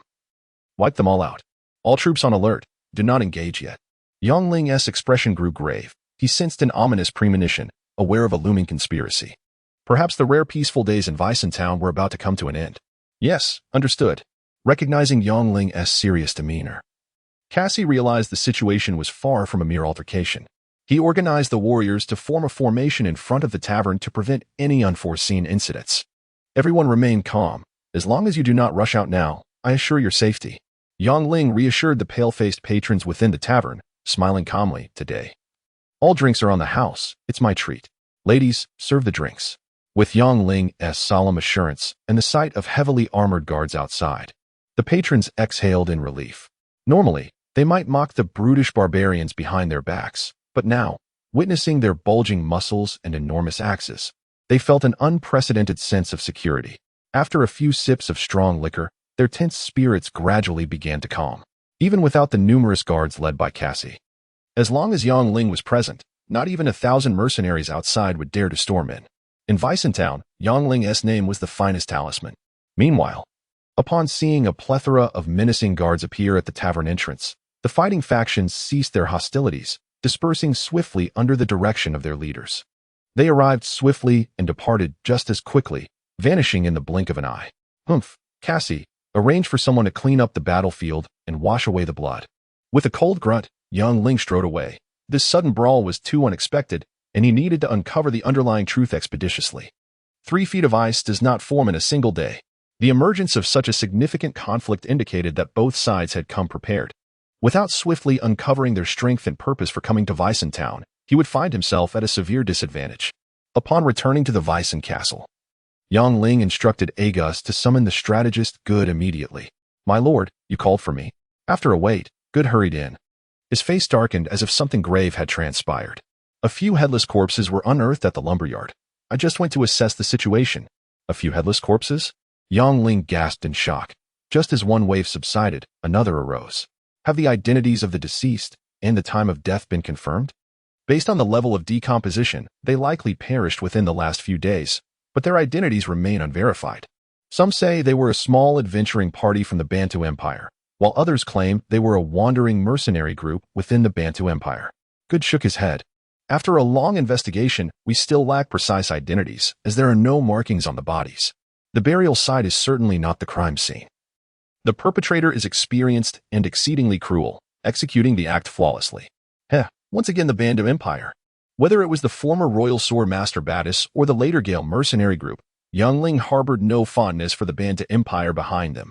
Good had been framed, and the bartender was forced into a difficult situation, as if any connection to the Bantu Empire promised nothing but trouble.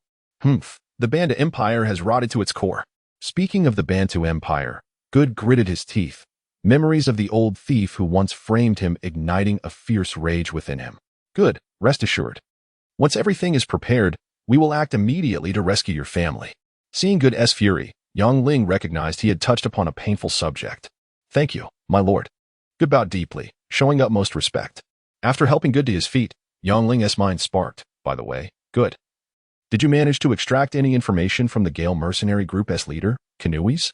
"No, that fellow is remarkably tight-lipped, knowing he faced certain death. He refused to divulge anything." Good shook his head, then continued. "However, according to reports from the scouts, he muttered something about the Lord of Weissen in his dreams.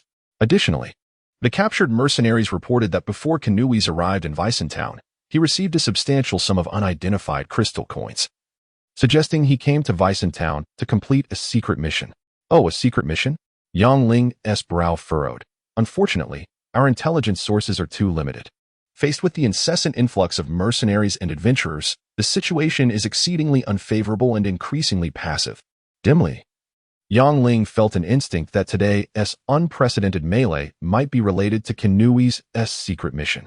Regrettably, the capacity for intelligence collection was severely lacking, preventing him from obtaining compelling evidence. "My lord, there happen to be a few individuals in the dungeon who are adept at gathering intelligence. If we use the life spring water to detoxify them," perhaps Good hesitated, observing Yang Ling's furrowed brow. "Good, you handle these matters as you see fit. If the previous half bottle of life spring water is insufficient, come back to me." Yang Ling understood Good's intent and added, "Furthermore, by any means necessary, you must pry open Tenuous' lips and extract his secrets." After imparting those instructions, Yang Ling strode toward his quarters. In the face of unknown peril, acquiring accurate intelligence and rapidly enhancing strength became the paramount path to survival. Even if one cannot advance, it is still worthwhile to refine a few more talismans in the meantime. During the few days that Yang Ling devoted himself to his cultivation, people gradually uncovered a number of headless corpses. At times, some residents would wake up early only to discover someone had died violently at their doorstep or in their backyard. On that day, the brawling factions outside the tavern engaged in relentless conflict, frequently erupting into public skirmishes of varying degrees.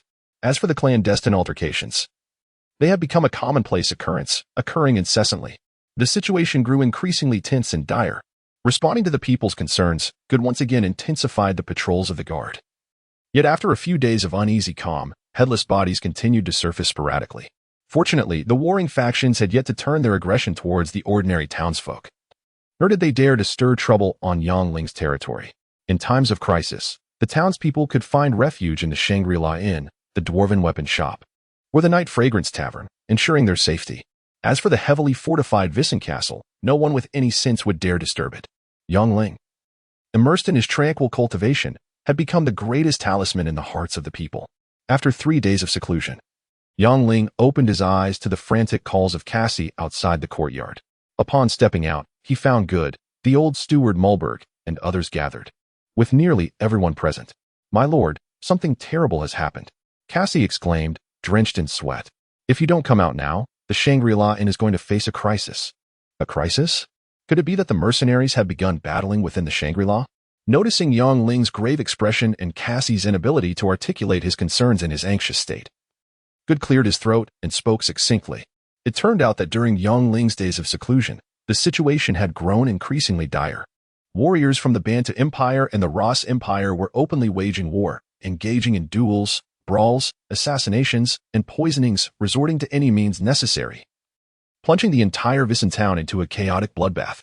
For safety's sake, mercenaries and adventurers residing in tents had flocked to the Shangri-La, fearing they might fall victim to mistaken killings while camped outdoors. With limited rooms at the Shangri-La, mercenaries bickered incessantly over a place to sleep, with ordinary rooms that typically cost 10 black crystal coins being hiked up to 100. Unable to secure a bed or lacking funds, many mercenaries and adventurers simply set up tents in front of the Shangri-La or found any spot within the inn to lie down. It was one thing to crowd together, but in recent days, numerous injured mercenaries of unknown origins had also sought refuge in the Shangri-La, pursued by a throng of black-armored warriors. Although they had yet to dare unleash their fury inside the inn, the situation at the entrance was growing increasingly precarious. A large group of black-armored warriors had blocked the entrance to the Shangri-La. Yongling chuckled coldly, taken aback by their audacity. After a moment of contemplation, he summoned his unicorn and mounted it. "Cassie, gather your warriors and follow me to the Shangri-La, quickly." "My lord, the situation is critical. We must not act rashly." As Yongling prepared for confrontation, Good hurriedly interjected. "Good, precisely because the situation is critical, we must take action," Yongling replied, patting his unicorn. "If we do not respond, the black-armored warriors will only perceive us as cowards, and their actions will grow increasingly bold. That would be the true unraveling." After a brief wait, seeing that Cassie was nearly ready, Yongling urged his unicorn forward, charging forth like a gust of wind. Behind him, Cassie and numerous guards followed closely, with Good and Mulberg also riding along. Before long, the unicorn's cries caught the attention of the black-armored warriors. A leader among them, flanked by guards, approached. "Lord Yang, please hold," he called. "Give me a reason to spare your lives." Yongling regarded the approaching black-armored leader coldly, forming a hand seal to summon his monstrous army in a steady stream. Secretly grasping a talisman, Yongling coldly declared, "I will count to 3. Give me a reason to spare you, or else." "My lord, this is a misunderstanding. The leader of the black-armored warriors attempted to speak further, but upon witnessing the glint of cold light in Yongling's eyes and seeing Cassie leading a tide of cavalry rushing in from the distance, his tension escalated. "Humph. Seeking death," Yongling scoffed, signaling the evil eyes to attack, delivering a swift blow to instill fear in his adversaries. Instantly, a barrage of light projectiles rained down upon the black-armored warriors, and in a mere instant, dozens of black-armored corpses lay charred on the ground. Very well. Retreat." Faced with Yongling's formidable prowess, the leader of the black-armored warriors felt both shock and rage. He quickly turned and commanded his warriors to withdraw, vanishing into the depths of the forest in disgrace, aware that they were no match for Yongling without a substantial number of mages to support them. The leader resolved to wait for reinforcements to arrive in Vissen town before seeking revenge, intending to make Yongling taste the might of the Bantu Empire's black-armored army. As the black-armored warriors retreated, cheers erupted from within the inn. At that moment, whether they were merchants seeking fortune or mercenaries and adventurers, everyone firmly believed that the Shangri-La was the safest haven in Vissen town. Gazing at the masked sorceress Michelle's long legs and delicate waist, Yongling finally understood the concept of the golden ratio, realizing what true beauty entailed. The only regret was the presence of the knight beside her, who seemed like a mere fly. "Miss Michelle, I never expected to see you again." Yongling smiled. "Thanks to your tremendous assistance last time, Sophia avoided trouble." Since their fortuitous encounter in the Tress Forest, he had skillfully gleaned the masked sorceress's name from Sophia. If he was not mistaken, Sorceress Michelle and Knight Cruz were likely envoys of the church. While Cruz was proud and aloof, Michelle was warm and friendly, perhaps once acquainted. She could divulge some secrets regarding the dragon's treasure. Due to rumors of the dragon's treasure being discovered in the Tress Forest, an increasing number of mercenaries and adventurers flooded into Vicen town, causing the situation to grow more chaotic. Only by grasping comprehensive information could one seize the initiative. The distinguished envoys of the church certainly possess significant insights, and Yang Ling would not miss any opportunity. Turning around, he noticed Yang Ling's beaming demeanor and the intensity of his gaze fixated upon her, causing Michelle's cheeks to flush. Yang Ling's presence felt uniquely compelling, though not strikingly handsome. His languid smile and distinctively dark eyes exuded an unusual charm. "My Lord Yang, there's no need for formality. It is our duty." Taking a deep breath, Michelle quickly regained her composure. "By the way, my Lord Yang, could you assist in finding 2 guest rooms? There are too many injured mercenaries, and I need to treat them nearby." "Humph, what's so special about a dilapidated castle?" Seeing Yang Ling's unwavering focus on Michelle, Cruz seethed with anger. For some reason, he felt an overwhelming sense of irritation upon seeing Yang Ling, as if discomfort coursed through him. "Indeed, it is merely a dilapidated castle, which is why I have only invited Miss Michelle." As Yang Ling gazed into the fiery eyes of Cruz, he smirked disdainfully and feigned a theatrical tone, saying, "Oh great, mighty knight, my family's circumstances are rather modest, thus I cannot afford your splendid shell of a knight." A shell of a knight? The illustrious Sky Knight armor, blessed by the Pope himself, was being referred to as a mere shell? Observing the grinning Yang Ling juxtaposed with the crimson-faced Cruz, Michelle stifled a laugh. For years, upon discovering Cruz's prestigious identity, people treated him with utmost reverence. Yet here was Yang Ling, time and again provoking him to the brink of fury. "You scoundrel, I challenge you to a duel." Cruz seethed, gritting his teeth. With a swift motion, he brandished his sharp black iron spear, eager to inflict harm upon Yang Ling. Sleeping on the floor? To stoop to the level of a foul-smelling mercenary, akin to a common refugee, was utterly intolerable. "Scoundrel, I shall slay you." As Yang Ling departed, Cruz nearly choked on his wrath, yet in the presence of the lovely Michelle, he restrained his volcanic anger to maintain his so-called knightly image. He silently vowed that one day he would rip out Yang Ling's insolent tongue and trample it underfoot, rendering him powerless as one would an ant. With a full bottle of life-giving spring water in hand, Good was confident as he selected 20 skilled individuals from the former Anka family, comprising great sword masters, magicians, and cunning strategists adept in intelligence gathering. After ensuring that all toxins were purged from their bodies, the captives pledged their loyalty to Yang Ling under his guidance. Utilizing this rare talent pool, Yang Ling summoned additional personnel to establish a preliminary intelligence network, codenamed Parrot. The situation in Weisentown grew increasingly intricate. Without timely and accurate intelligence, they would be at a significant disadvantage. With ample human and material support, the Parrot network swiftly gained momentum. Some masqueraded as newly arrived mercenaries blending into the ranks. Others posed as street vendors, while some affected the guise of homeless wanderers. Coupled with the townsfolk's discreet tips, a wealth of intelligence began to flow in. To verify the accuracy of the information, under Good's direction, Cassie discreetly apprehended several suspicious individuals and subjected them to rigorous interrogation. As mercenaries and adventurers flooded into Weisentown, conflicts among various factions erupted incessantly, and the sudden disappearance of a few individuals raised little suspicion. Gradually, the situation became clearer through the amalgamation of various reports and the testimonies of the captives. It turned out that ever since rumors of an ancient dragon's treasure being discovered in the Teras Forest spread, a multitude of mercenaries and adventurers had converged from all directions, eager to seize the opportunity to uncover the dragon's hoard. There were even whispers that some formidable figures, long hidden from the world, had also made their way there. Although the influx of mercenaries and adventurers was substantial, most hailed from the Banta Empire, the Ross Empire, and the Livenza Principality Alliance. These 3 factions were the closest to the Teras Forest, and their relationships were complex and nuanced. The Banta Empire, rich in resources and robust in power, stood in stark contrast to the vast expanse of the Ross Empire, renowned for its cavalry prowess. For over a century, these 2 empires had been at odds over land and the crystal mines along their borders, their long-standing grievances often erupting into large-scale conflicts over trivial disputes. The Liaisons Principality Alliance, sandwiched between the Bantu and Ross empires, comprised 15 principalities, with a thriving commerce. It boasted not only a plethora of magicians but also numerous formidable mercenary companies. Despite both the Bantu and Ross empires' aspirations to annex these principalities over the years, they had been thwarted.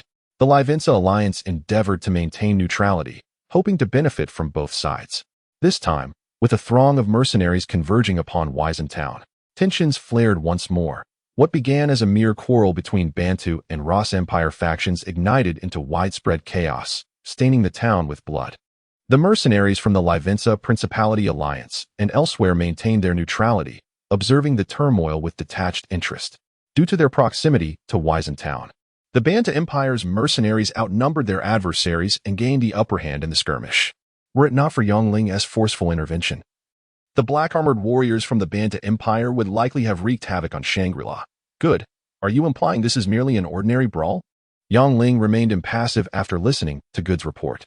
With insufficient intelligence, he was unable to ascertain whether there were deeper motives behind the conflict. Good hesitated for a moment before adding, however, as more and more individuals flock to Town, it would be prudent to bolster our defenses. Secretly registering the resident population and their assets? Good. Don't you find this a bit peculiar? Yongling produced a piece of intelligence from his pocket, speaking coldly. The mercenaries arriving in Town are either hired by accompanying merchants or undertaking tasks to hunt magical beast cores. Yet, have you ever encountered mercenaries concerned with registering residents and their possessions? Upon receiving the intelligence that Yongling tossed onto the table, Good was struck with realization. First, these mercenaries were certainly involved in something far more intricate than mere brawls. Second, Yongling possessed a covert source of intelligence, aware of many secrets without even stepping outside. Those in positions of power invariably had multiple informants and confidants. Although surprised and astonished, Good quickly regained his composure. Yongling's origins remained enigmatic. While it was evident he hailed from a prestigious noble family, the specific lineage remained a mystery. For affluent and powerful nobles, having numerous informants was commonplace. Having only one would be deemed unusual. Good was taken aback. But had he known that Yongling had engaged the brother of the Gardagusu and the thief Akusu for covert investigations, he would have been even more astonished.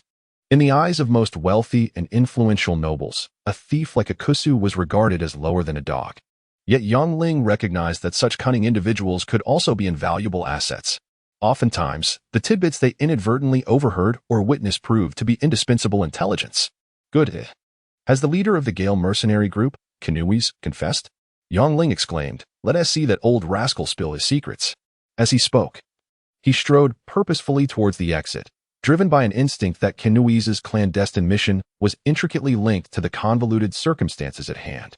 By prying open the old man's lips, he hoped to uncover a crucial breakthrough. Under the dim light, the once formidable Tenuous lay motionless on the cold floor, his body marred with blood. It appeared he had endured considerable suffering. "Get up, Iblis. Stop pretending to be dead." At Yongling's signal, two burly barbarians hoisted Tenuous upright and doused him with a bucket of icy spring water. Instantly, Tenuous shivered, weakly opening his eyes. "Tenuous, I shall grant you one more opportunity."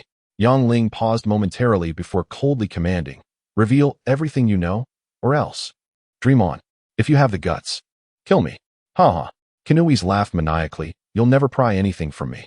Even if I become a ghost, I will not spare you. Ha ha, soon enough. Someone will come to collect your lives. You shall all accompany my son and me to the grave." With his son slain and his mercenary group annihilated, Tenuous had sunk into despair.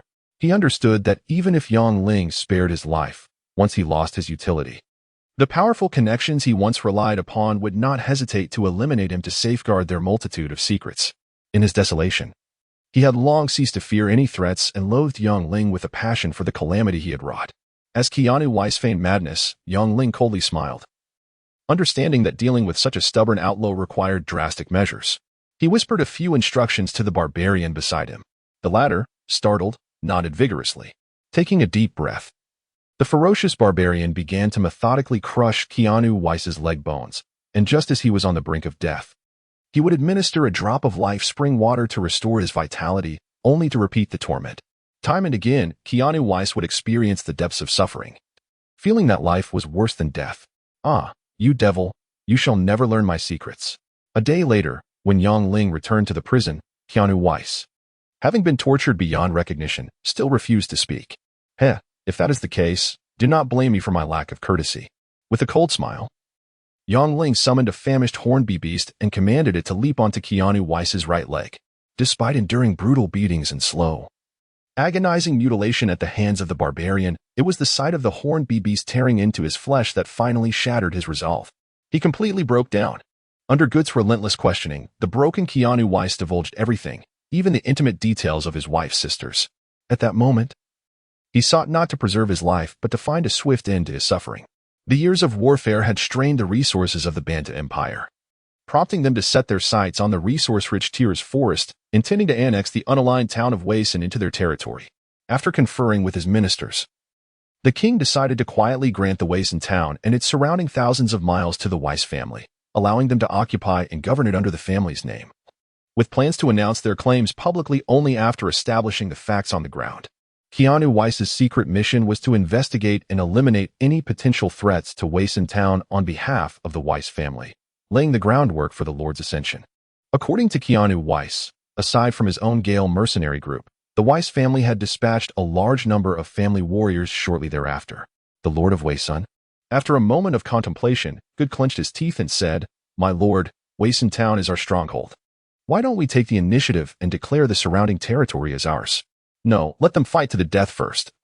There is no need for us to stick our necks out at such a critical juncture." After a moment's hesitation, Yang Ling rejected Good's enticing suggestion.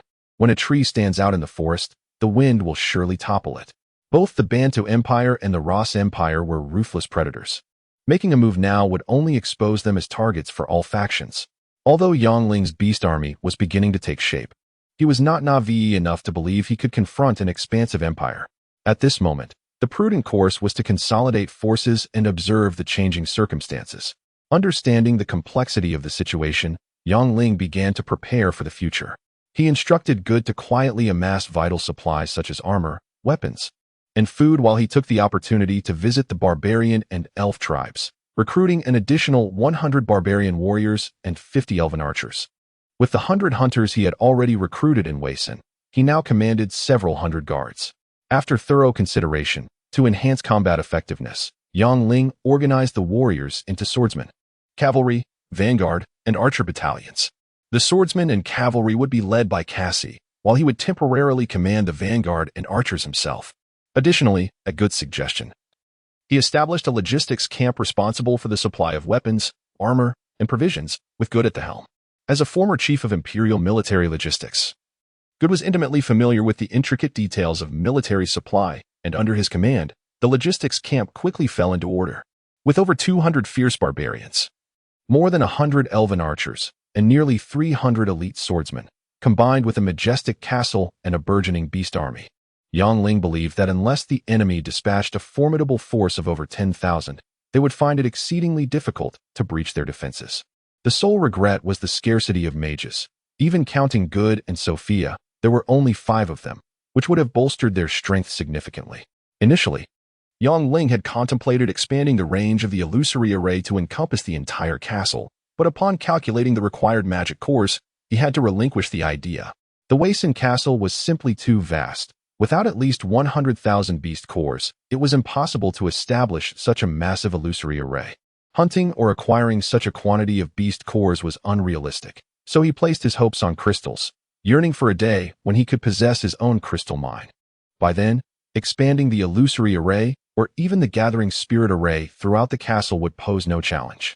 To ensure safety during his secluded cultivation, he ordered a Gusu to heavily guard his residence with his elite guards, summoning the hornbeam beasts, evil-eyed creatures, unicorns, and withered-wood warriors to protect him. As the situation in Wayson Town grew increasingly complex, no one knew whether top-tier experts or assassins would stealthily infiltrate. He did not wish to be caught off guard during his cultivation. Once seated cross-legged, observing the withered-wood warriors transformed into ancient trees around him and the towering life sapling nearby, Yang Ling felt a surge of inspiration. He attempted to multitask, channeling his inner shamanic energy while silently reciting the summoning incantation. Gradually, not only did the rich spiritual energy of heaven and earth penetrate him, But the ancient trees formed from the withered wood warriors also began to emit faint green glows. Under the clear state of his spiritual platform, he sensed the influx of spiritual energy becoming ever more substantial, and the green life energy he absorbed grew increasingly potent. The two types of energy intertwined, flowing along mysterious pathways autonomously, picking up speed with each cycle. With every complete circuit, his bones and tendons were refined anew. As time passed, Ling felt an extraordinary sense of ease, as if riding on clouds. The whispers of the barbarians faded away, and the distant sounds of the forest fell silent. His consciousness becoming increasingly hazy. Should anyone pass by, they would observe his body shifting in hues from deep crimson to dark green, then gradually fading, and at times, even appearing to vanish entirely. After an indeterminate duration, a gust of cold wind carrying snowflakes brushed past, awakening Ling to a slight chill. Slowly, he opened his eyes to see snowflakes drifting through the sky, blanketing the distant Tira's forest in white. While the ancient trees formed from the withered wood warriors were also adorned with a layer of snow. Winter had finally arrived. Ling, you have finally emerged. If you hadn't, things would have turned dire. As Ling opened the wooden door, the pacing dwarf, Lumi, shouted, "Pity me, it's been almost a month without wine. Who could be more wretched than I?" Seeing the downtrodden dwarf Lumi, Ling shook his head. "What's going on? Why is everyone gathered here?" Ling, "The Night Fragrance Tavern has been demolished." Upon seeing Ling finally emerge, Sophia rushed into his arms, tears streaming down her face. Had she not known he was in seclusion and could not be disturbed, she would have burst in long ago. "The Night Fragrance Tavern has been destroyed?" Ling was taken aback. Who in Wayson Town would dare to act so brazenly? Could it be that lord? Confused, Ling's expression darkened. Soon, with Good's explanation, he discovered he had not been mistaken. In fact, he had spent a full month and a half in seclusion. Half a month prior, a noble named Steve arrived with a black-armored army of 3,000, claiming to be the lord of Wayson Town, appointed by the king of the Bantu Empire, proclaiming that from this day forth, the entire area of 5,000 miles surrounding Wayson Town belongs solely to him. Steve, the so-called lord, unleashed a tempest of bloodshed upon his arrival. He ruthlessly slaughtered mercenaries and adventurers hailing from the Ross Empire. However, the forces of the Ross Empire were not inclined to remain passive. Having retreated into the Tress Forest to recuperate, they periodically emerged to assassinate Steve's soldiers. In an instant, Wayson Town was engulfed in chaos, with numerous bodies littering the streets daily, instilling fear among the townsfolk. Perhaps due to the previous defeats suffered by the black-clad warriors at the hands of Ling and their subsequent caution, or perhaps because they deemed the timing not yet ripe, Steve initially refrained from openly targeting the ordinary citizens of the town. However, once he had expelled the forces of the Ross Empire and secured his dominance, he finally revealed his true nature, commencing a widespread imposition of taxes upon every household. Commerce incurred taxes, logging incurred taxes, hunting incurred taxes, and even infants still nursing were not spared from the head tax. Even the deceased, as long as they had not yet been buried, were subject to this extortionate tax, leading to rampant oppression. Without Ling's support, despite their simmering resentment, the townspeople dared not voice their anger. At first, Steve was cautious not to provoke Ling, but as his coffers swelled with crystal coins, his appetite grew insatiable. He first set his sights on the bustling Night Fragrance Tavern. One fateful night, several black-armored soldiers, under the pretense of a fly found in rum, assaulted the bartender, John, and even attempted to molest the young and beautiful waitress. After being thwarted by the guards, a horde of over 100 black-armored soldiers suddenly surged forth from the shadows, launching a frenzied attack on the barbarian guards. Fortunately, Cassie arrived with reinforcements just in time, rescuing the terrified waitress and the severely injured barbarian. Although they managed to save the individuals, the Night Fragrance Tavern and the brewery were left in ruins, with the rioting black-armored soldiers shamelessly threatening to raid Wayson Castle. To raid Wayson Castle? What a formidable lord indeed! Embracing the countless efforts invested in the Night Fragrance Tavern and the brewery, Ling could only smile coldly. There are two types of villains in this world: those who, after receiving a severe beating, learn to behave themselves, and those who, after being punished, stubbornly persist in their ways, refusing to shed tears until confronted with death. Clearly, this oppressive lord belonged to the latter category. After a moment of contemplation, Ling conceived a brilliant counter-strategy. After comforting those around him, he exchanged a knowing glance with Good and strode towards the hidden chamber behind the council hall. It had been over a month since he last visited, and the table in the chamber was cluttered with categorized intelligence reports. Good. What is your assessment of this so-called lord? Yang Ling inquired upon entering. Pausing briefly, Good replied, in addition to 3,000 black-armored guards. Steve has also brought along several dozen mages. A few days ago, I stealthily infiltrated their camp with a great swordsman. But we were violently ambushed before we could near Steve's tent. If I am not mistaken, there are indeed skilled guardian warriors alongside him. As he spoke, Good undid his shirt, revealing a gruesome scar stretching from his collarbone to his ribcage, a stark reminder of their narrow escape. The accompanying great swordsman fared even worse. Having lost an arm and suffered a complete dispersion of his protective energy, leaving him severely weakened, likely unable to recover fully in this lifetime. Had it not been for Cassie and a few experts' timely rescue, neither would have made it out alive. Several dozen mages and skilled guardian warriors? Yang Ling's expression grew grave. Realizing the formidable strength Steve commanded, this man was no simple foe, and the family behind him was likely even more powerful.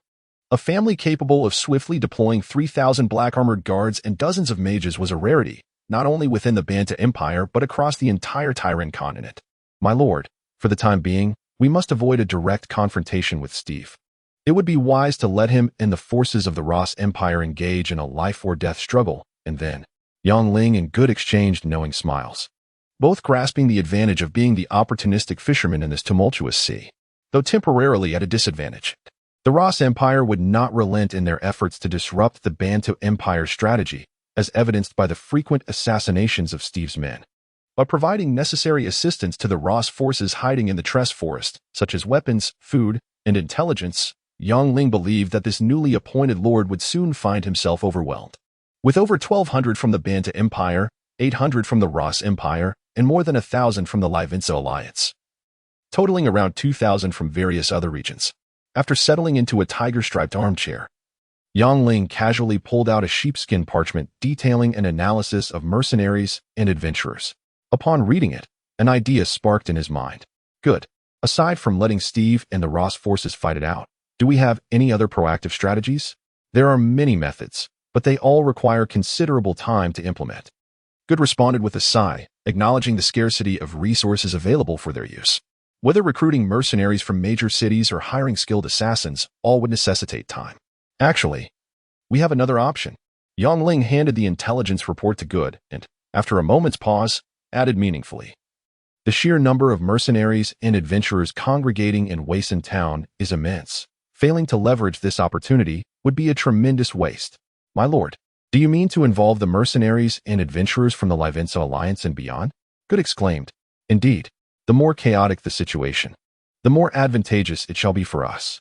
Yang Ling replied with a cold smile, continuing, if one day, the neutral mercenaries and adventurers suddenly find their comrades dropping dead and are left to await their doom in hiding or face pursuit while fleeing. It would surely be quite the spectacle, but how can we incite the mercenaries to turn their wrath upon Steve? Good grasped Yang Ling's intent, but found himself momentarily at a loss for the specific execution. After all, mercenaries were not fools. They would not recklessly engage in conflict with someone as formidable as Steve. Leaning back in his comfortable chair, Yang Ling gently rubbed his temples, stating, it's rather simple. We merely need to leave behind some incriminating evidence at the assassination scenes, perhaps a dead black-armored warrior, a piece of black armor, or a badge of sorts. The mercenaries will naturally deduce who the perpetrator was. Though Yang Ling spoke casually, Good still felt unease. My lord, forgive my ignorance. But why would the mercenaries believe that Steve would seek to eliminate them? A king values his rule above all else. Anyone who threatens their reign and status will undoubtedly be dealt with without hesitation. A lord, too, would not be an exception, especially one whose foundation is still shaky. They would never tolerate a large group of armed individuals who do not heed their commands within their territory. Observing Good's attentive demeanor, Yang Ling continued. As long as we disseminate a plethora of rumors at the opportune moment, the mercenaries will have no reason not to believe them. Repeat a lie 1,000 times, and it becomes the truth. Yang Ling firmly believes that with meticulous planning, he can certainly stir the waters, leaving Stav in a state of utter disarray. When the opportune moment arises, he will deliver a decisive blow, ensuring that this parachuted lord will never rise again. A stroke of insight. After a moment of contemplation, Gouda, grasping Yang Ling's intentions, could not help but feel a renewed admiration. The vast power and the intricate schemes left him grateful that he was not Yang Ling's adversary. As an ancient summoner and a tree shepherd, either identity alone could instill terror in others. Gouda pondered in awe about Yang Ling's origins, wondering which noble family on the continent he hailed from. Possessing such remarkable skills and abilities at such a young age, the more he learned about Yang Ling, the more astonished he became. Nonetheless, he understood that as long as he remained loyal, Yang Ling would perpetually treat him as an esteemed guest. As long as he made his worth clear, Yang Ling would undoubtedly keep his word and strive to rescue his family. As a middle-aged man who had lost everything, he felt fortunate to have encountered such a master. With Gouda's assistance, Yang Ling felt considerably relieved. Otherwise, if he had to painstakingly consider how to establish contact with the Russians, spread rumors, liaise with the Assassins' Guild, and other trivial matters, he would likely age a decade overnight. My lord, the detestable Lord Stav has come to visit. Just as Yang Ling felt he had discussed sufficiently with Gouda, the guard Agus gently knocked on the door. Detestable lord? Yang Ling exchanged amused glances with Gouda, realizing that Stav was viewed quite unfavorably by the public. Once a revered lord, he was now perceived as a gluttonous, slothful creature, akin to a lazy pig. After finishing a cup of tea, Yang Ling strolled leisurely into the hall, where a multitude of individuals had already gathered. Clad in the heavy armor of Kila, there were warriors, robed mages, and mysterious knights shrouded in cloaks, all surrounding a somewhat pallid young man seated grandly in a large chair. Taking a seat opposite the young man with a smile, Yang Ling noted that Gouda and others formed a semicircle behind him, glaring pointedly at the guard Stav had brought. Before Stav could utter a word, an elderly man with slanted eyes beside him disdainfully remarked, "Humph, Lord Yang is quite imposing. Making us wait for half an hour, like a barking dog?" Yang Ling retorted with a playful jab, leaving Gouda and his companions stifling laughter, their faces flushed. The elderly man, intending to assert dominance over Yang Ling, trembled with suppressed fury under Stav's piercing gaze, ultimately forced to keep his mouth tightly shut. With a cold huff, Stav icily stated, "I have long heard of Lord Yang's exceptional talents, and it appears the rumors hold true. Your Excellency overestimates me. Compared to you, I am but a mere beggar." Yang Ling feigned humility, shaking his head. "You, a young lord, already hold dominion, while I struggle for mere sustenance. What a failure." Struggle for sustenance? Stav's eyes flickered with cold intensity, realizing he was dealing with a formidable opponent. Nevertheless, he was determined to assert his authority during this encounter. Stav scrutinized Yang Ling and the warriors behind him, while Yang Ling maintained an impassive exterior, secretly calculating Stav's intentions. Intelligence indicated that this so-called lord was the son of the Minister of Finance from the Bantu Empire, known for his arrogant demeanor in the imperial capital. It was evident that upon assuming his position, he had imposed exorbitant taxes, a clear indication of either overestimating his capabilities or being a fool. Understanding that every individual has their flaws, Yang Ling began to formulate a strategy to counter Stav's approach. In the face of a formidable adversary, certain creatures in nature feign death to evade danger. Similarly, maintaining a low profile in the presence of a powerful foe is the most effective means of preserving strength and seeking an opportunity to retaliate. You possess such remarkable abilities at such a young age. Which family do you hail from? Stav inquired casually, feigning interest. He believed he could command 3,000 black-armored warriors to raise Yang Ling's castle, yet he remained wary of the family backing Yang Ling. Stav was not overly concerned about Yang Ling's personal guard or the beastly army. He could easily dispatch the continent's most skilled assassins to eliminate Yang Ling quietly. However, he was cautious regarding Yang Ling's family. Rumors from the townsfolk of Weisin, coupled with Yang Ling's lavish expenditures on the construction of Shangri-La and a dwarven weapon shop, indicated that his lineage was anything but ordinary. Although there were countless methods to eliminate Yang Ling, Stav was reluctant to act rashly. "Alas, it may amuse you, but my hometown suffers from annual floods, leaving my family destitute. Hence, I inadvertently wandered to Weisin town to make a living." Yang Ling feigned ignorance. Aware that Stav was attempting to glean information from him, Yang Ling remained vigilant. Although Stav exuded confidence, he was far from a fool, and revealing any insight into his background would be perilous. At that moment, the elusive family behind him served as his greatest asset. Indeed, the more Yang Ling rambled, the more others believed he hailed from a powerful family, and Stav was no exception. Despite his internal fury, he refrained from breaking the facade for the time being. The unknown adversary is the most formidable. Had Yang Ling been an ordinary commoner or a typical noble, he would have already ordered the destruction of the Waisan castle. To uncover Yangling's secrets, Stav engaged in trivial conversation, discussing the geographical features of Waisan town, the legendary mermaids, and the reasons for the vibrant flowers, even quickly establishing a brotherly bond with Yangling. However, after much effort, he found Yangling to be an impenetrable fortress, revealing nothing about his lineage, and was left with no choice but to silence himself. More cunning than a snow rabbit? Stav seethed, gritting his teeth at Yangling's elusiveness. He had dealt with locust-like thieves, punished tax evaders, and executed corrupt officials, yet he had never encountered someone as shrewd as Yangling. However, despite the inability to uncover Yangling's background, he was unwilling to concede defeat. Chapter 36. The Lion's Demand. In order to accomplish his mission, Stav brought with him a formidable force of 3,000 valiant black armored soldiers. However, to hasten his journey to Waisan town, the supplies he carried were woefully insufficient. Lacking adequate provisions, warm clothing, and even the necessary weapons and armor to replenish his troops, he found himself compelled to impose heavy taxes shortly after assuming command. He understood that such a drastic measure would be detrimental to his future rule, yet faced with dwindling food supplies and the impending harsh winter, he felt he had no other option. Nevertheless, he was confident that before his 3,000 black armored army, no townsfolk would dare to revolt, not even the powerful Yangling. As long as the empire continued to receive a steady supply of monster cores, ores, and timber, royal favors would not be far behind. Stav believed that the ever-generous monarch would not hesitate to bestow a title of count upon him, thus elevating his standing within the family. After a moment of contemplation, Stav decided to speak plainly, addressing Yangling directly. "Brother Yangling, I have come in haste, lacking both funds and provisions, and even a place to stay. Would you be so kind as to lend me a few crystal coins to alleviate my predicament?" "Of course, my lord. How many do you require?" Yangling replied, feigning a smile, fully aware that Stav had finally revealed his true intentions. "It is my honor to serve my lord." At the negotiation table, the first to reveal their cards is not necessarily the loser, but the winner will undoubtedly hold back their hand, never exposing their trump card too soon. Observing Stav's impatience, Yangling could not suppress a cold smile.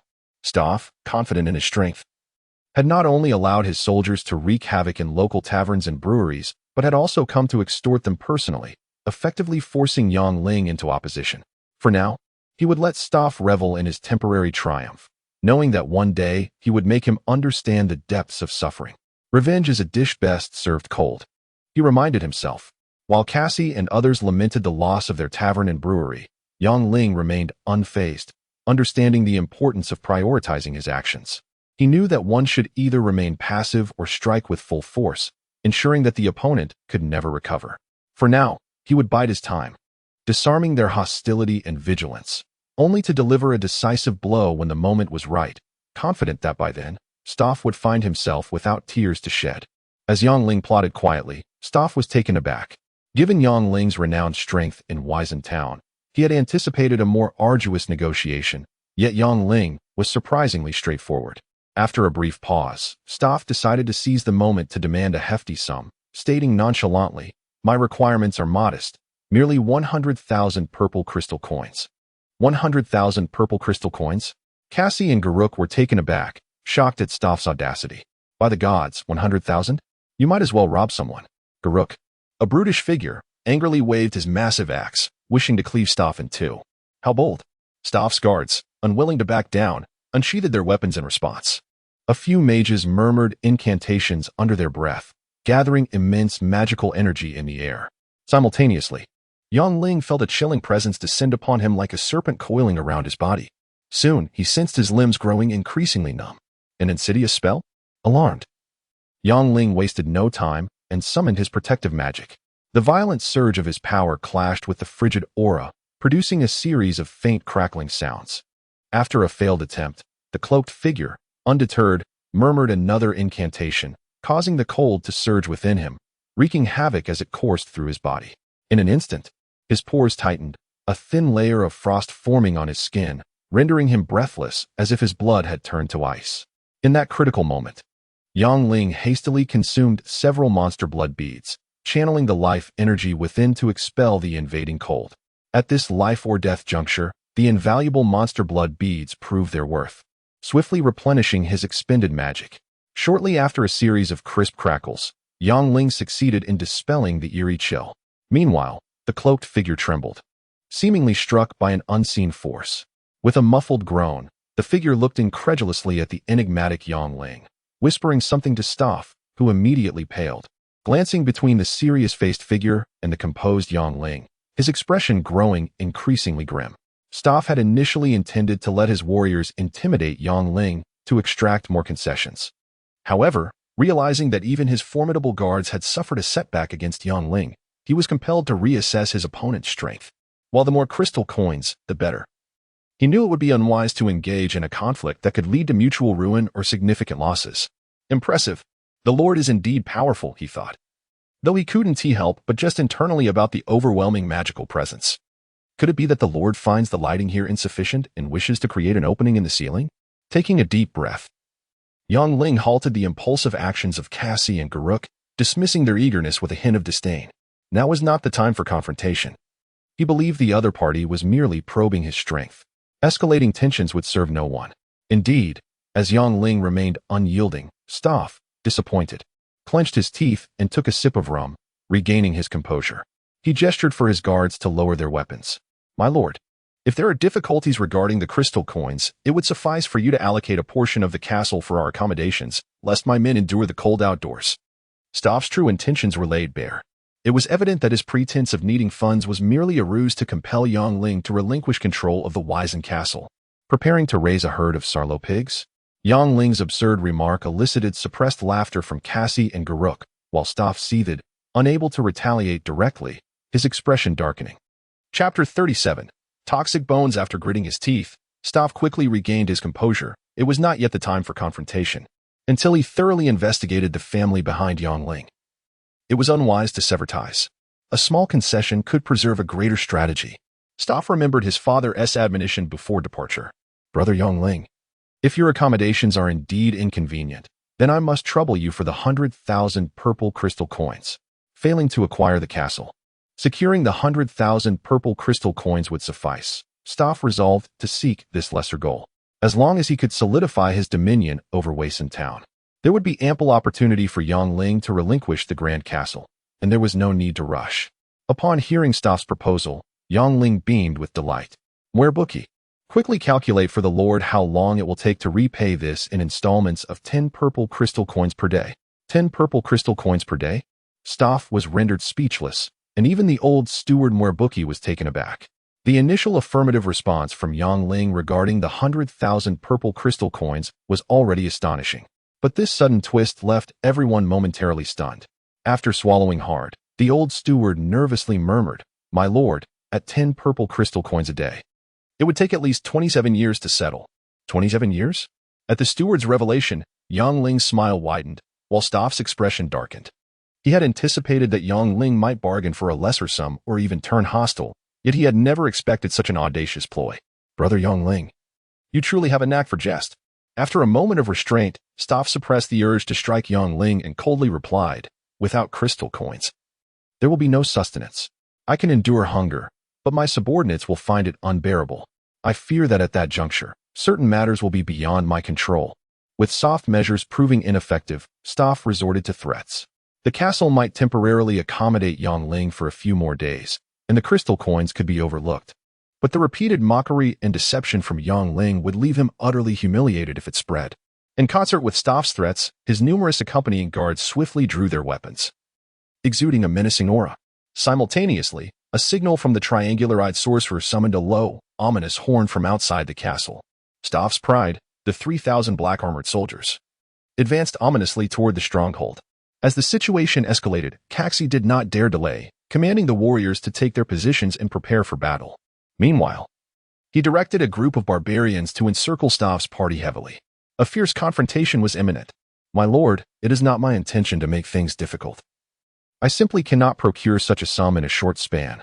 Faced with Staff's formidable power, the crowd was tense, yet Yang Ling remained unfazed, smiling gently. Several hundred individuals mean numerous mouths to feed. I am already struggling financially. How about this? Shangri-La still receives a small amount of crystal coins daily.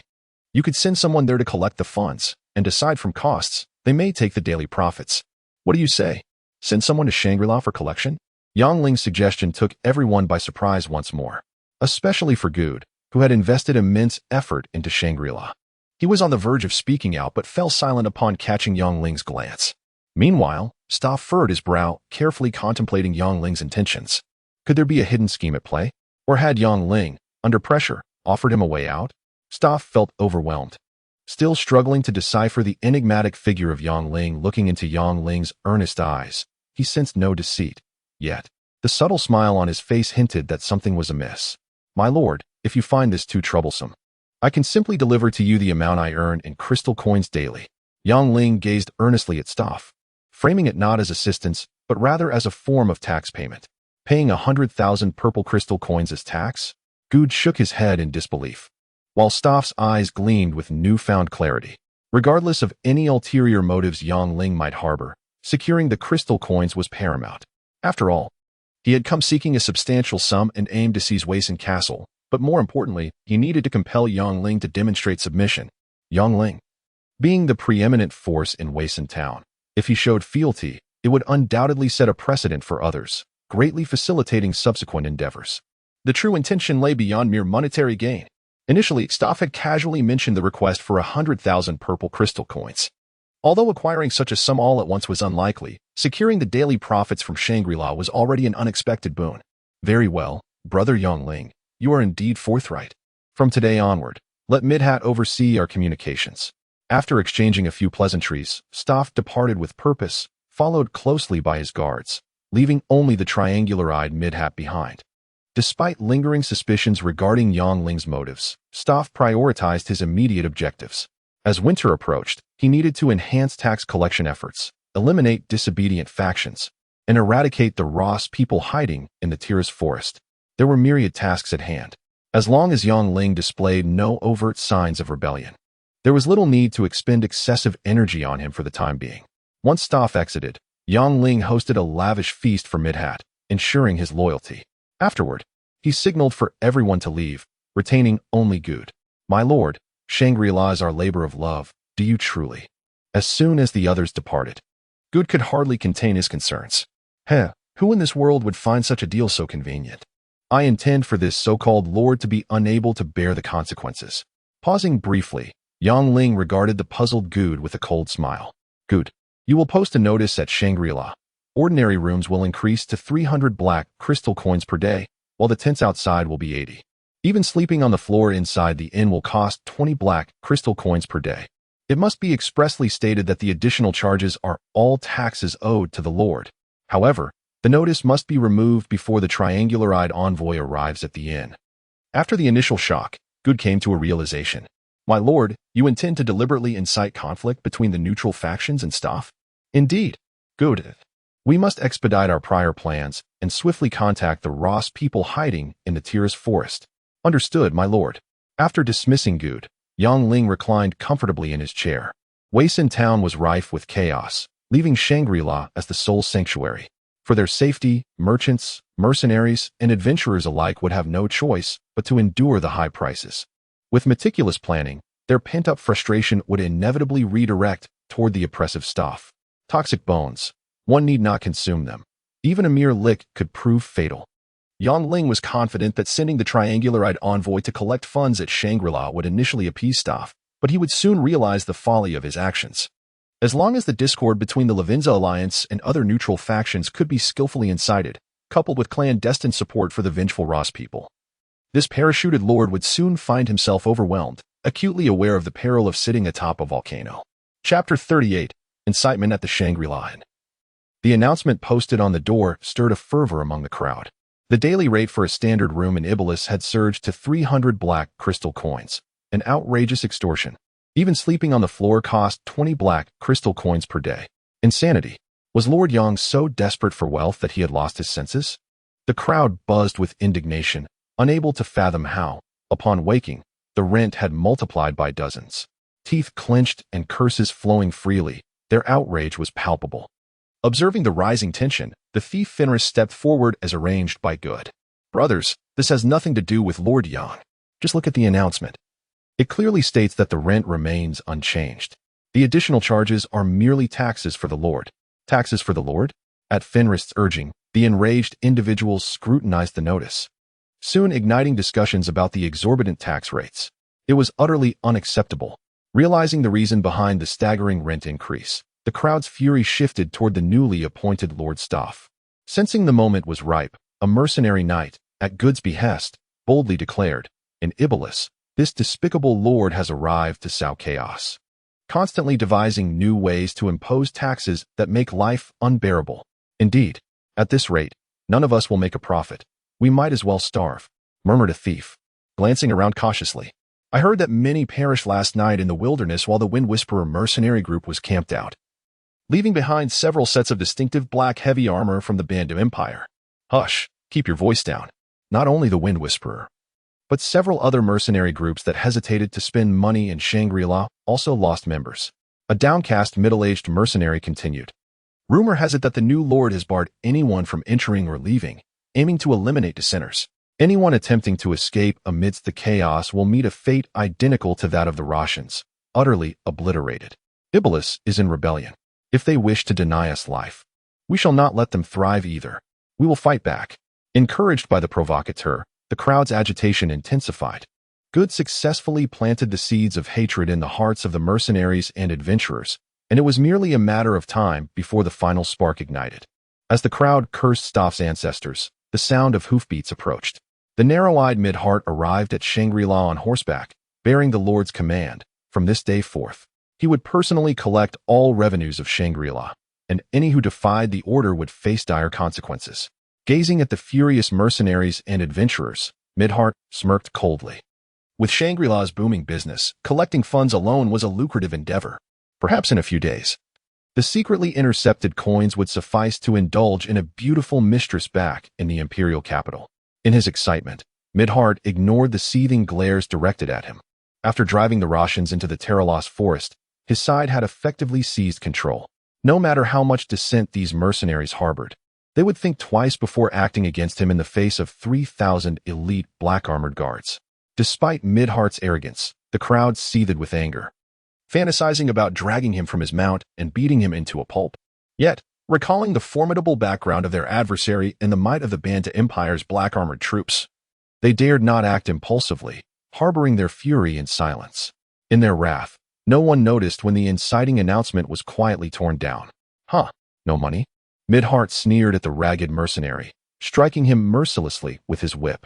"If you lack funds, get lost. This isn't a charity." With a pained cry, the destitute mercenary stumbled out, clutching his bloodied head. Behind him, some shook their heads in pity, others glared at the arrogant Midheart, while a silent few polished their gleaming axes with grim resolve. After a display of intimidation, Midheart successfully amassed a considerable sum of coins. As he stepped out of Shangri-La with a smile, he remained unaware of the fiery gazes burning into his back. Nor did he realize he had unwittingly become the harbinger of his own demise. In the early morning of Weisentown, an unprecedented storm brewed. Midheart had accomplished his task. Yet his master Staff wore a troubled expression. For reasons unknown, within a mere day, the Russians launched a frenzied counterattack. They would pounce on the isolated black-armored knights under the cover of darkness, leveraging their numerical superiority to strike fiercely, then vanish before reinforcements could arrive. In just one day, he lost over 60 elite knights and 3 accompanying mages, suffering heavy casualties. With the escalating skirmishes, the injured knights numbered in the dozens. Had a large contingent of reinforcements arrived? Staff was at his wit's end. Having believed the Russians to be weak and expected to swiftly complete the task of dominating Weisentown, he could not comprehend how the Russians mounted such a sudden counteroffensive. Nor could he fathom how they consistently ambushed his lone soldiers. Amidst the chaos, neither Staff, newly arrived, nor the townsfolk who had lived in Weisen for decades noticed that, at some point, several key intersections had sprouted large trees. They remained oblivious to the fact that many trees now housed hornet beasts, each the size of a fist. Chapter 39. The Moon Priestess as anticipated, without the need to mobilize a single soldier, merely providing the Russians with crucial intelligence, along with some provisions and weaponry. The arrogant Lord Staff found himself overwhelmed, deeply tasting the bitterness of his predicament. Reluctantly, Staff ordered a contraction of patrols, striving to minimize any chances for the Russians to launch a surprise attack. Concurrently, he dispatched numerous scouts in hopes of uncovering the enemy's stronghold and strength. aiming to annihilate all the Russians in one fell swoop. While Staff fretted, Yang Ling enjoyed a carefree existence. Day in and day out, he either practiced in the courtyard, strolled with Sophia in the tranquil garden, or indulged in the soothing massages provided by Alice. The sprawling Vissen castle exceeded Yang Ling's imagination. With a single ordinary garden sprawling across several golf course-sized expanses, the refreshing air, rustling leaves, and dim light offered Yang Ling and Sophia a perfect rendezvous. Embracing the slender waist of the enchanting elf maiden and kissing her soft lips. Each time they reached a critical moment, Sophia resolutely pushed Yang Ling away. The forest elves are a race of exquisite beauty. While intimacy before marriage may seem inconsequential to humans, it is regarded as a grievous sin among elves. That which remains unattainable is the most precious. Each time Yang Ling forcibly restrained his impulses, he could only console himself thus. Yet, the flames of desire grew increasingly intense, easily provoked by external stimuli. Occasionally, when Alice gently massaged his thigh, he found himself uncomfortably aroused, unable to conceal his excitement even beneath a thick blanket. Every time Alice caught sight of his evident arousal, her cheeks flushed crimson. After the winter, she would turn 15. Although still somewhat naive regarding the matters between men and women, she had gleaned some knowledge of their distinctions. Initially, when she began to serve Yang Ling, it was merely to repay her gratitude for rescuing her grandfather. However, as her understanding of him deepened, she found herself increasingly drawn to his company. When Yang Ling was joyful, her smile would bloom effortlessly. When he frowned, she would feel waves of sadness. It was unclear when it began, but she often saw Yang Ling's silhouette in her dreams.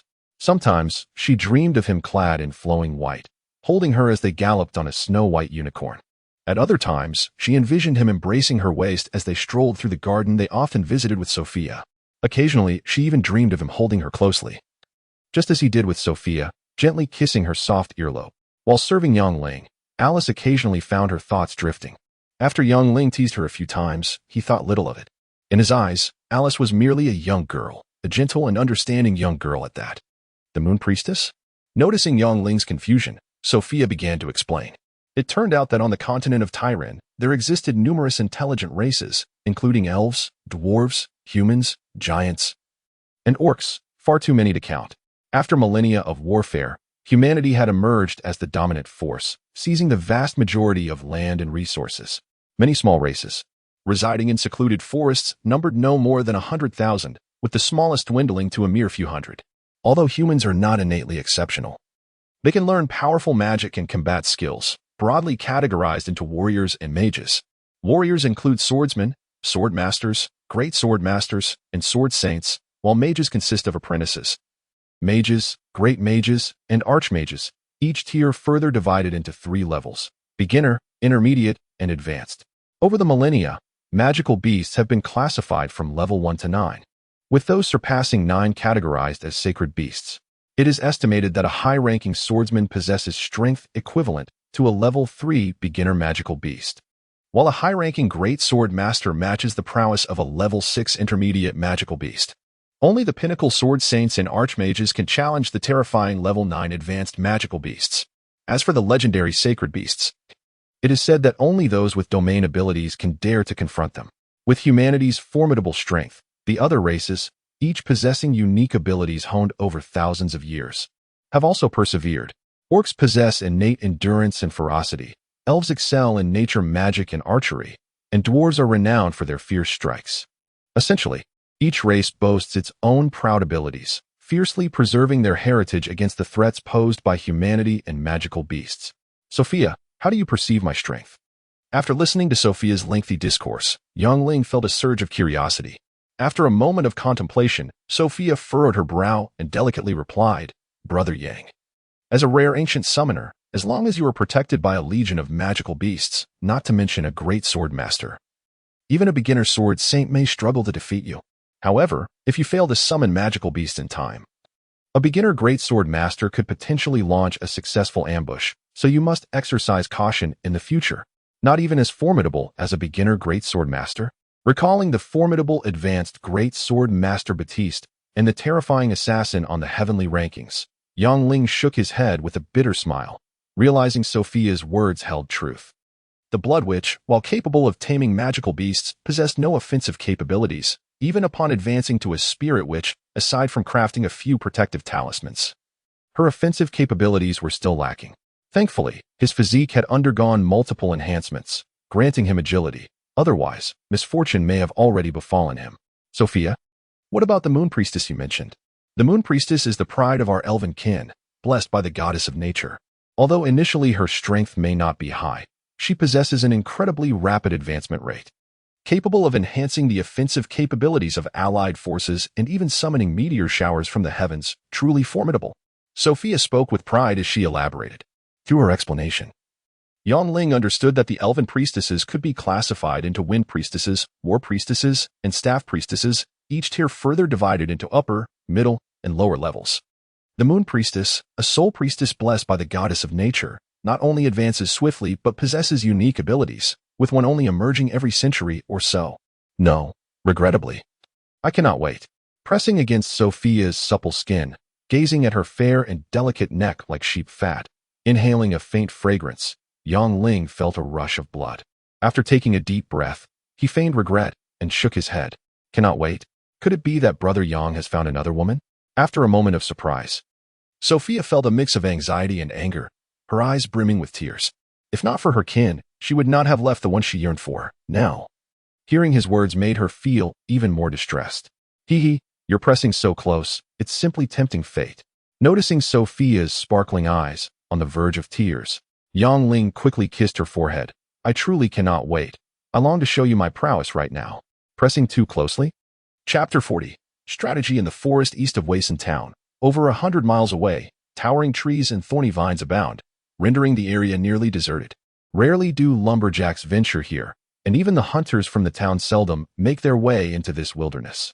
However, as the sun dipped below the horizon, several swift shadows darted through the desolate landscape, gliding across the snow like great geese, leaving behind only faint footprints that were quickly concealed by the accumulating snow. After traversing a thicket and confirming that they were not being followed, a few figures clad as warriors slipped beneath a rock. A gust of cold wind, laden with snowflakes, swept through, erasing any lingering scents or traces. Behind the rock lay a vast natural cavern, adorned with sharp stalactites. The ground was frigid, covered in a thick layer of ice. Beneath the cavern, Selong successfully retrieved the latest distribution map of the Bantu forces and their patrol routes. Upon entering a dark green tent, the leading warrior knelt before a young man resting against a grand chair, producing a thin piece of animal hide from his bosom and presenting it to a sword-bearing guard who approached. Selong, if my memory serves me right, you are still a baron, correct? The young man paused after receiving the parchment and observing the still wet ink, then continued in a measured tone. I have heard that there is uncultivated land in the Luya Valley. After all your hard work over the years, it is time for you to receive a territory. Territory? Thank you, Your Highness. Understanding the young man's intent, the warrior named Selong was overwhelmed with joy and excitement. According to the customs of the Tyran continent, barons hold titles without land and cannot bequeath their titles to their descendants. Only upon being elevated to viscount can one possess land and hereditary privileges, truly entering the noble circle. Though the Luya Valley lies at the southernmost edge of the empire, dubbed a savage land, Selong was still exhilarated. The leap from baron to viscount is a prospect that most would scarcely dare to imagine. Selong, this is the reward you have rightfully earned. Noticing Selong's elation, the young man in splendid attire smiled faintly and, glancing at the other envious warriors, said slowly, Our mission in Wason Town is arduous. However, should we succeed, each of you shall be richly rewarded. By the way, Selong, how did the negotiations for food and armor go? Your Highness, Selong hesitated, and after a moment of contemplation, gritted his teeth and replied, Your Highness, the other party is exceedingly shameless. They demand 500 purple crystal coins for a cart of barley, and 10 coins for a single long arrow, almost 10 times the normal price. So, observing the young man's composed demeanor, Selong was drenched in a cold sweat, having just received an unexpected reward. He feared that if the negotiations for food and armor went poorly, the young man's wrath could not only nullify his reward, but also subject him to severe punishment. After all, on the vast expanse of the Rosslands, the young man's strictness is as renowned as his generosity. It is said that once, the young man brought a personal guard to visit a minister, instructing the guard to don formal attire beforehand. However, due to time constraints, a small stain on the third button of the guard's jacket displeased him, resulting in the unfortunate guard being reassigned to the military to wash soldiers' clothes for an entire year. Oh, do they only require crystal coins? Noticing Salong's nervousness, the young man remained unfazed. Having spent many years beside his father, he had mastered the art of managing subordinates. For the average person, tens or even hundreds of purple crystal coins might seem like an astronomical sum, but for the vast and populous Ross Empire, it is but a drop in the bucket. At critical moments, he does not mind paying a few extra coins, rather. He is concerned about the underlying motives that Yongling may harbor behind this assistance. Upon arriving at the remote Wason town, much like Staff, he developed a keen interest in Yongling, who held a dominant position. Despite expending immense effort, he found no clues related to Yongling's background. After the chaos of battle, realizing he was no match for Staff, he chose to retreat with his subordinates into the Telly's forest, spanning thousands of miles. The Telly's forest is the largest primeval forest on the continent, teeming with magical beasts and towering trees.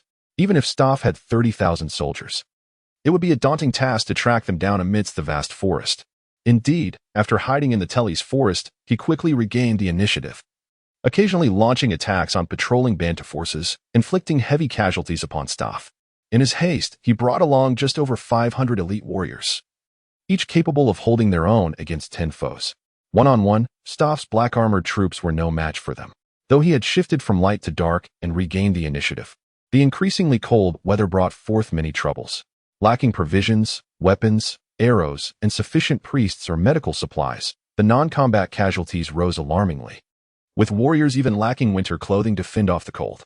In his moment of desperation, Yongling's strategist unexpectedly approached him, taking great risks to offer various supplies and even intelligence, which delighted him, leading to a swift agreement between the two. Your Highness, during our secret incursion into Wason Town, we did not encounter Lord Yang. After waiting for some time and seeing that Your Highness was not enraged, Salong sighed in relief. However, according to his strategist, good. Lord Yang wishes to meet with you in person. Oh, a personal meeting? The young man remained impassive, casting a silent glance at his strategist.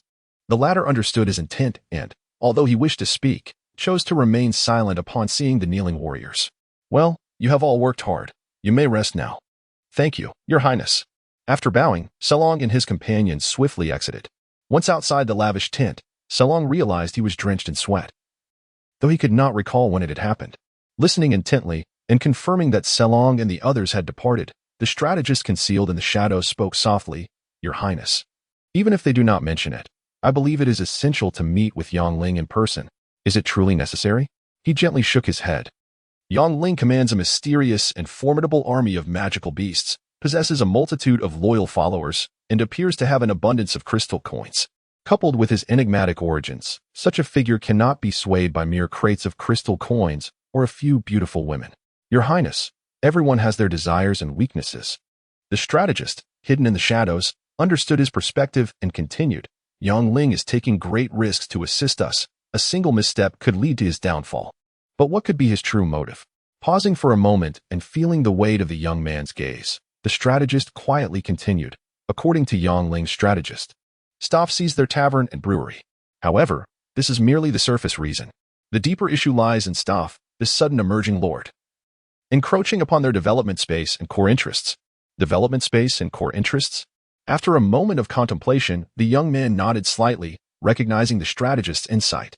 Metadamon, how can we bind this local power to our chariot and disrupt the strategies of the Bantu Empire? Your Highness, it is quite simple. There exists a way to satisfy Yongling's demands while greatly benefiting our empire. The strategist, still concealed, paused briefly before continuing. I believe His Majesty would be most pleased to possess an enclave in the rear of the Bantu Empire. An enclave? After the initial surprise, the young man rejoiced. If Yongling were granted the title of Lord of Wason, it would not only fulfill his ambitions and desires, but also yield boundless benefits for the empire, with implications far more profound than merely undermining the Banta Empire's strategies. Naturally, upon achieving this, his standing in his father's eyes would be further solidified, granting him a significant advantage in the contest for the throne. Chapter 41. The surge of public sentiment under the instigation of some malicious individuals, Staff, who was forced to impose heavy taxes due to the shortage of clothing and food, became the target of public scorn. His black-armored troops transformed into objects of hatred and vengeance. Incidents of small-scale conflicts against the black-armored soldiers grew increasingly frequent, and despite Staff's efforts to enhance patrols, The situation continued to deteriorate. Gradually, relations between the black-armored troops and the townsfolk became increasingly strained. The populace lived in fear of sudden calamities, hurrying along the streets and closing their doors tightly at dusk. Simultaneously, the black-armored soldiers were ever wary of ambushes, with groups of them venturing out together to taverns. As no one dared to act alone, within the ranks of the black-armored troops, a resigned joke circulated, regardless of the time or place. One must act in concert with comrades, patrolling the streets, relieving oneself, or even pursuing romance, even when seeking the company of women. At least two must go together, one to indulge in pleasure, while the other stood vigilant, weapon in hand, ready to fend off any sudden assaults from the Russians. For instance, the diligent cleaning lady, Aunt Lise, who previously cleaned the floors once a day, now took it upon herself to do so thrice daily without needing reminders from the elderly steward, Mulberg. Similarly, Penny, responsible for procuring groceries, would praise Lord Yang's kindness towards his servants, causing envy among the townsfolk, who would incessantly inquire whether Yang Ling's household required additional help. As days passed, the situation in Weisentown did not ease. Rather, it grew increasingly tense, with the rising number of black-armored soldiers falling victim to attacks and the weather growing colder. The temperaments of the starving soldiers became more volatile, and their discipline deteriorated. One day, as Yang Ling reclined in his chair enjoying a massage from Alice, his guard, Agusu, strode in. "My lord, the tavern owner Andrew and the blacksmith have come to visit. Please, let them in," Yang Ling replied, straightening himself. "Alice, you must be weary. Go rest. Be cautious in this cold with such little clothing." Observing Alice's thin shoulders and scant attire, Yang Ling shook his head and draped his leopard skin coat over her. Alice responded with a soft and cheerfully departed, wrapped in the warm garment. No sooner had Alice left than a cacophony of footsteps echoed outside, and Yang Ling looked up to see Agusa leading a large group into the room. In addition to tavern owner Andrew and the blacksmith, there were numerous strangers, men and women, young and old, totaling nearly 100. The sudden influx of so many people surprised Yang Ling, but their expressions astonished him even more. Some looked dazed, murmuring incoherently as if afflicted by dementia. Others wore dark, rigid faces, as though owed a substantial fortune, while a few, with tear-streaked faces, looked upon sighting Yang Ling as if they had encountered a long-lost relative. "My lord, we can barely survive any longer." Andrew gritted his teeth and exclaimed, "A few days ago, you lent me a sum of crystal coins to purchase land for a tavern. I found a good location just yesterday and was preparing to finalize the payment. However, as soon as I stepped out that morning, a group of black-armored soldiers robbed me, breaking 2 of my ribs in the process." As Andrew spoke, he lifted his shirt to reveal a multitude of bruises and scars. His persistent cough and furrowed brow indicated the severity of his injuries. 2 ribs broken? Yang Ling's expression darkened as he examined Andrew's wounds. The man was over 50, and such injuries could lead to lasting repercussions even with prompt medical attention. It appeared Staff's black-armored troops had grown increasingly brazen, willing to inflict harm upon an unarmed elder. After a moment of contemplation, just as Yang Ling was about to offer words of comfort to Andrew, a young girl in a coarse linen dress suddenly rushed forward, kneeling before him with a resounding thud. "Am I being accused of being a traitor to the Russians?" Yang Ling gazed at the tearful, pitiful Christine and shook his head. It seemed that after suffering heavy losses, the black-armored soldiers had become jumpy, mistaking even an ordinary hunter for a spy. "Christine, please rise," Yang Ling urged as he helped her up, noticing her sobs and repeated gestures of reverence. "Rest assured, I will dispatch someone to tend to your father. Everything will be fine." He signaled to Agusu, who promptly assisted the distraught Christine to a nearby chair. With Yang Ling's promise to help Christine, the others began to voice their grievances. Some lamented that their winter supplies had been completely seized by the black-armored troops, leaving them without sustenance for days. Others recounted how family members had been captured as spies while hunting in the terrace forest, pleading for Yang Ling's assistance in securing their release. Some even related the heart-wrenching tale of a daughter who had been brutally assaulted by a rowdy group of black-armored soldiers, begging Yang Ling for justice. "My lord, if this continues, we shall truly perish." As the crowd poured out their woes, Andrew knelt down, desperate for a response from Yang Ling. "Indeed, Lord Yang, please save us. Lord Yang, if you take the lead, we will fight back against those vile beasts. Staff, that wretched lord, is nothing but a thief, unlawfully seizing our property. No one but you, Lord Yang, is worthy of being our lord. Let us rise against them." As the fervor of the crowd grew, their anger directed squarely at Staff. They implored Yang Ling to take a stand, hoping he would eradicate Staff's influence as he had with the Anka family. In their hearts, if Weisentown were to have a lord, it must be Yongling. My friends, I regret to inform you that I am merely a humble merchant, lacking the power or means to confront the lord. Yongling calmly declined their pleas, aware of the tension in the air. Who knew if any among them might be spies sent by Staff? He had no desire to provide the black-armored troops with any leverage. Moreover, the conflict between Staff and the Russians had yet to reach a definitive conclusion. Engaging now would only lead to costly victories, potentially benefiting the Russians lurking in the forests, waiting for the opportune moment to strike while both sides were weakened. My lord, disappointment washed over the crowd as they knelt, despairing at the thought of allowing Staff's black-armored troops to continue their rampage unchallenged. Yet upon hearing Yongling's words, a glimmer of hope ignited within them. Yongling was powerful. If he instilled courage in the black-armored troops, they would likely refrain from wreaking havoc within the castle.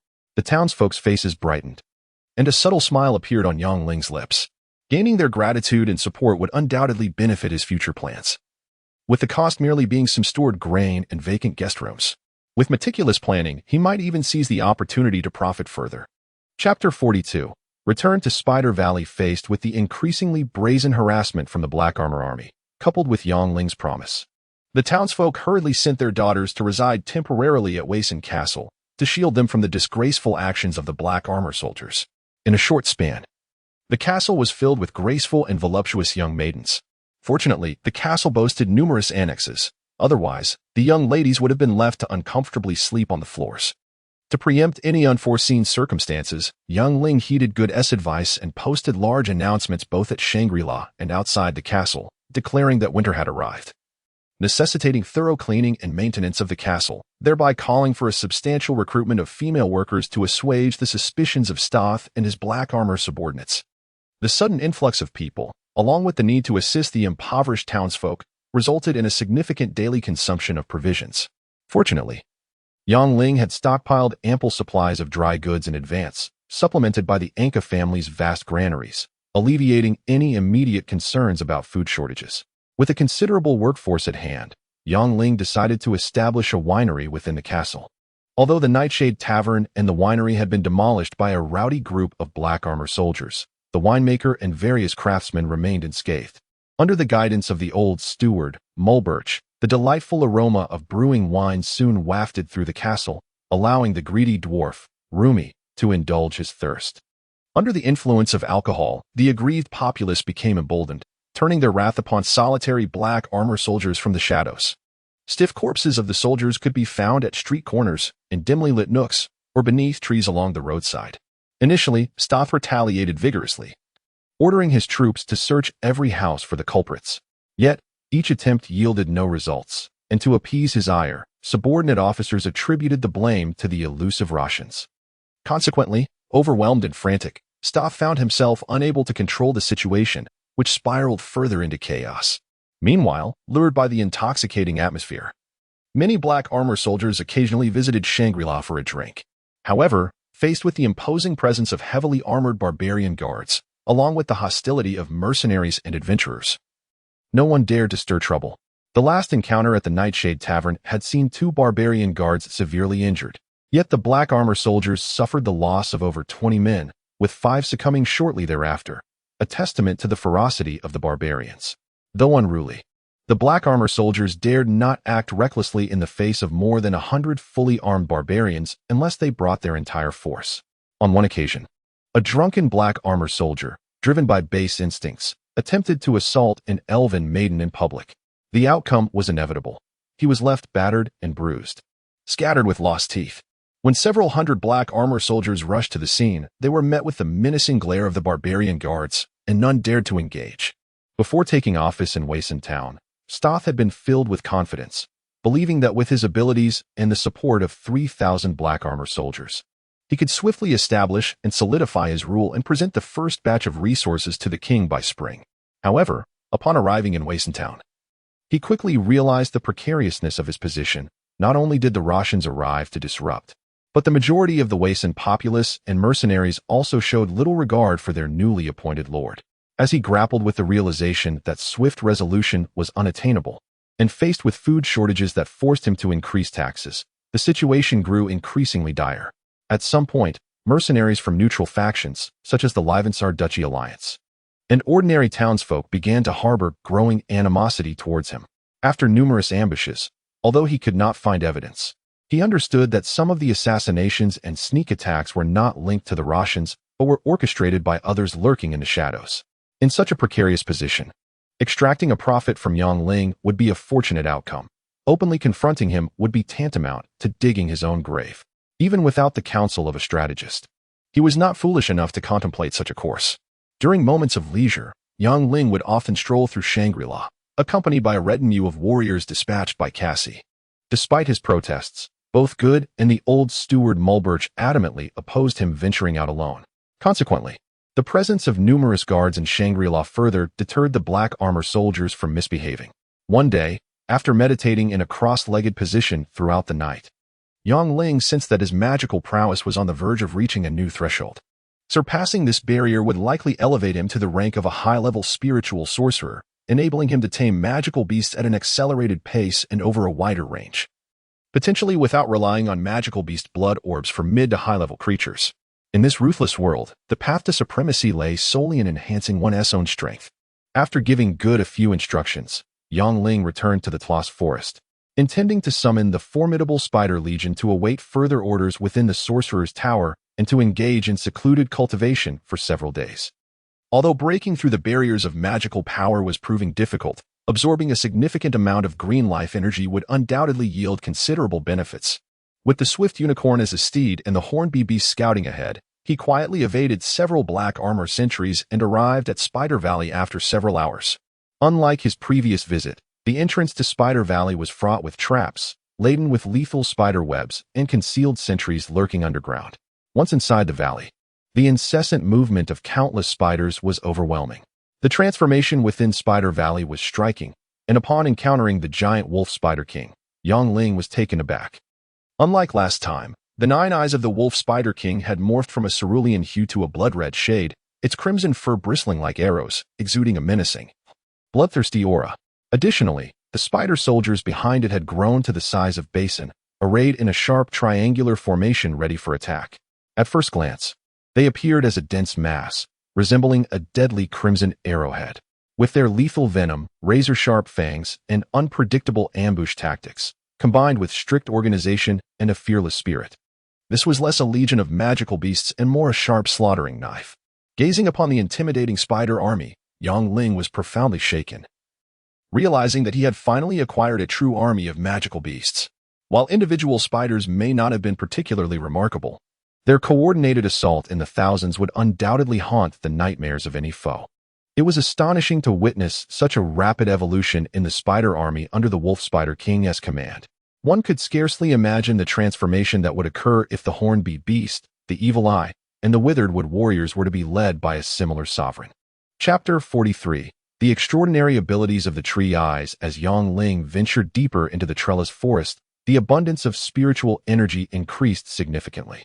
However, for the sake of safety, he chose not to delve too far and instead opted for a secluded valley near Spider Valley, rich in spiritual energy for his meditation. According to the unicorn's recollections, the depths of the forest were inhabited by elusive high-level magical beasts, posing dangers at every turn. Even the unicorn treaded carefully, and Yang Ling dared not be careless. While he might escape, or even achieve a Pyrrhic victory against a high-level beast through sheer numbers, incurring losses at this juncture would be tantamount to courting death. Even if he were to fortuitously tame a high-level beast, the cost would outweigh the benefits. Extracting over 200 crystal cores from his spatial ring, Yang Ling set up a rudimentary maze formation at the valley's entrance and summoned his army of magical beasts for protection. Under his command, the withered wood warriors transformed into towering trees, effectively blocking the narrow valley's entrance to prevent any passing magical beasts from discovering their presence. The evil eyes formed a formation in the valley's center, tasked with mid to long-range attacks. The Wolf Spider King led its army to lay webs around the valley as traps before swiftly submerging underground to ambush, responsible for low-altitude defense, close-range sniping, and surprise attacks. The hornet beasts were divided into 5 squads, with one patrolling outside the valley while the remaining 4 stood ready within, guarding the 4 cardinal directions, responsible for aerial defense, airborne strikes, and long-range ambushes. Meanwhile, the unicorn, a high-level magical beast of the 8th tier, remained by Yangling's side to bolster their defenses. With the valley being easily defensible, the simple yet effective maze formation, coupled with the vigilant magical beast army, Yangling felt reassured that he could defend himself, even against a high-level beast. If worst came to worst, he could command the magical army to cover their retreat while riding on the swift unicorn to escape. After settling into a cross-legged position, Yangling took a deep breath, slowly circulating the mystical power within his body while reciting an enigmatic summoning incantation. Gradually, the dense spiritual energy from the heavens and earth permeated his being, and the surrounding trees radiated a subtle green life energy. Unlike the life spring water, the effects of the magical beast blood pearls were limited but plentiful, allowing for substantial acquisition for mercenaries and hunters, or through commanding the magical beast army or guard teams to hunt beasts for them. Though abundant, the magical beast blood pearls paled in comparison to the green life energy emitted by the trees. The trellis forest stretched for thousands of miles, not to mention centennial trees. Even millennial trees were innumerable. A few days of meditation within the forest would yield a considerable amount of green life energy. Although he had yet to fully comprehend the mysteries of the green life energy, Yangling understood that absorbing a large quantity of it would undoubtedly yield immense benefits. It could accelerate his cultivation, rapidly restore consumed mystical power, and even facilitate automatic healing from injuries. More intriguingly, it seemed that the more abundant the green life energy, the larger the mysterious space of the magic tower.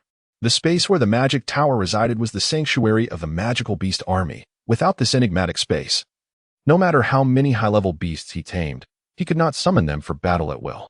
Yangling realized that without the mysterious space of the magic tower, he would essentially be a solitary commander.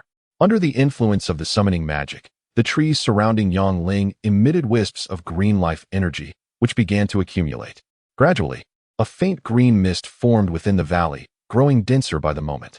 Sitting cross-legged on the ground, Yangling's mind cleared, and the overwhelming spiritual energy and green life energy flowed into him. The misty green energy, in particular, surged in like a relentless tide. As the magnificent spiritual energy entered his body, it swiftly transformed into a violent crimson mystical power, causing his muscles to swell and contract violently, repeating this cycle incessantly. Concurrently, the cool green energy diligently followed suit, gradually repairing the meridians damaged by the mystical power. As the green mist within the valley thickened, so too did the green energy within Yangling, evolving from a meandering stream to a raging river.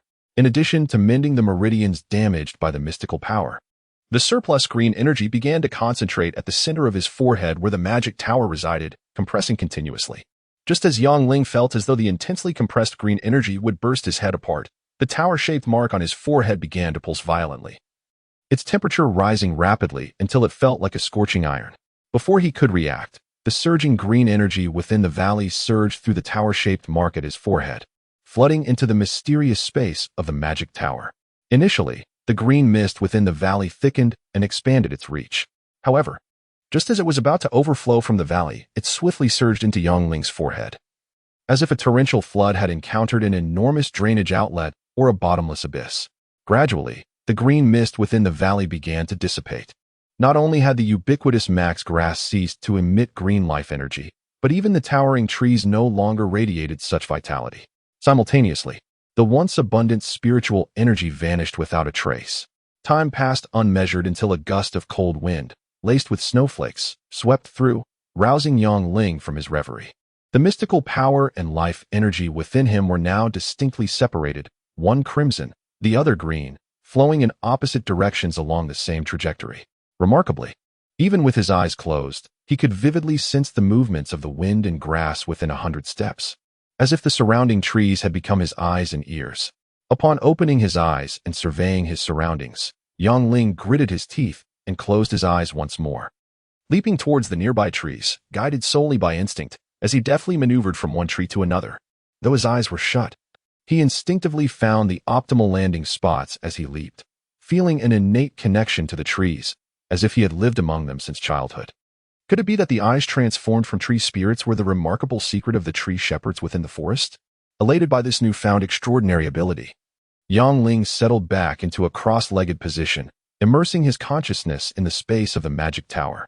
Indeed, the mysterious space of the magic tower had expanded significantly since his last experience. It even seemed that the tower itself had grown, with the patterns of tigers, leopards, and five-clawed golden dragons becoming much clearer. For a fleeting moment, he could almost hear a faint dragon's roar, as if the vividly depicted five-clawed golden dragon on the tower was about to take flight. Chapter 44. The Secret of the Wolf Spider King, Unleashed. With the wondrous ability of the Tree Eye, a formidable army of magical beasts, and an abundance of mystical energy, Yang Ling was filled with confidence for the future following the initial surprise. For others, the sprawling expanse of the Tress Forest might seem fraught with peril, but for him, it was undoubtedly a rare sanctuary. This land was rich with untapped timber, minerals, countless magical creatures ready for domestication, and an inexhaustible supply of verdant life energy. He was convinced that with careful stewardship, the Tress Forest would become his stronghold, and the town of Wason would serve as his base of operations. Perhaps this unfamiliar world was better suited for his existence? Reflecting on the days of abject poverty and the monotonous grind of a 9-to-5 existence, Yang Ling felt a wave of nostalgia. Here, the air was perpetually fresh. Here, he was spared the daily ordeal of cramming into overcrowded public transport at the break of dawn. More importantly, here he had acquired extraordinary powers that had allowed him to embark on an entirely new life. The thrill and excitement of this new existence far surpassed the drudgery of his former routine. Shaking his head, Yang Ling dismissed the alluring thought and began to gather the magical beast once more. Just like before, after consuming a significant amount of verdant life energy, the magical beast exhibited notable changes. The wingspan of the horned beast had increased, the tentacles of the evil eye had grown thicker, and the tree armor of the withered wood warriors had become sturdier. Yet, the most dramatic transformation had occurred among the spider army led by the Wolf Spider King. At first glance, the spiders appeared unchanged, but upon closer inspection, their venomous fangs had sharpened, and the shells on their backs had begun to harden into a chitinous form. Yang Ling tested their defenses with a sharp dagger. Although they still paled in comparison to the heavily armored withered wood warriors, they were undeniably stronger than before. These spiders possessed potent venom, capable of targeting ground enemies and those flying at low altitudes with deadly precision. Coupled with their trap-like webs and the ability to ambush from underground, they were undoubtedly a formidable asset, in stark contrast to their remarkable offensive capabilities. Their defensive prowess was dismal, with fragile exoskeletons that could barely withstand an attack. Should they encounter an enemy skilled in close combat without the support of other troops, they would likely face utter defeat. Watching the spiders consume vast amounts of life energy and witnessing the hardening of their shells, Yang Ling realized he had discovered a shortcut to elevate their powers. A potent combination of offensive strength and turtle-like defense could transform them into a truly elite legion. Perhaps reaching a developmental bottleneck, the ordinary spiders displayed significant changes, while the Wolf Spider King showed no apparent alterations. The only surprise was that this creature, the size of a calf, seemed unusually agitated, circling around Yang Ling and emitting incessant squeaks, as if striving to convey something. Had the consumption of such vast life energy enhanced the Wolf Spider King's intelligence? After a moment of contemplation, Yang Ling, intrigued by the Wolf Spider King's behavior, settled down once more. He gently placed his right hand upon the creature's forehead, cautiously probing its inner condition. Despite his careful approach, the infusion of wild mystical energy caused the Wolf Spider King to spasm violently, its limbs twitching. Its blood-red eyes widened, claws scraping the ground in distress as it roared in apparent agony. Seeing the Wolf Spider King trembling in pain, Yang Ling promptly reduced the flow of mystical energy. Instantly, the creature seemed to improve. Yet, any increase in intensity caused it to convulse again. Was his method flawed? Recalling his own experiences of absorbing vast amounts of natural and life energy, Yang Ling had a revelation and decided to introduce a cooling life energy. Indeed, the Wolf Spider King ceased its frantic thrashing, gradually absorbing the mystical and life energies he provided. After several comparisons with ordinary spiders, he noted that the crystalline core in the Wolf Spider King's head was exceptionally developed.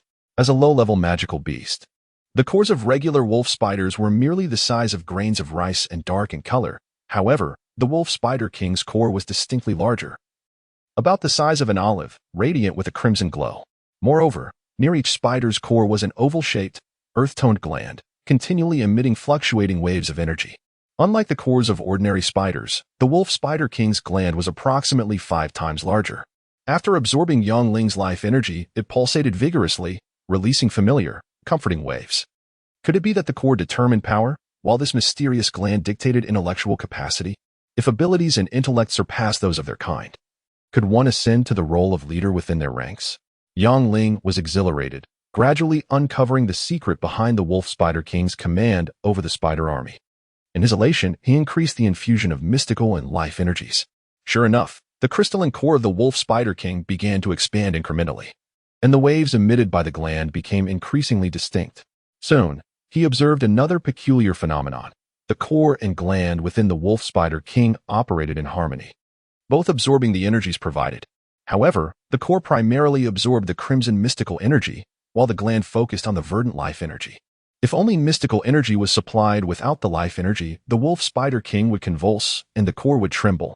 Conversely, if only life energy was provided, the gland would expand or contract erratically, producing chaotic waves. It seemed there existed a delicate balance that must be maintained between the mystical and life energies.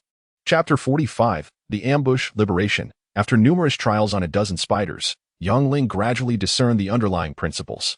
Essentially, for every unit of crimson mystical energy sacrificed, 2 units of verdant life force were required. After more than 2 hours of effort, he successfully elevated 10 spider captains under the command of the Wolf Spider King from the 2nd tier to the 3rd tier. Upon their ascension, the 10 spider captains grew from the size of a bathtub to that of a calf. Their carapaces further hardened, and their intellect saw a significant enhancement, no longer exhibiting the previous mechanical rigidity.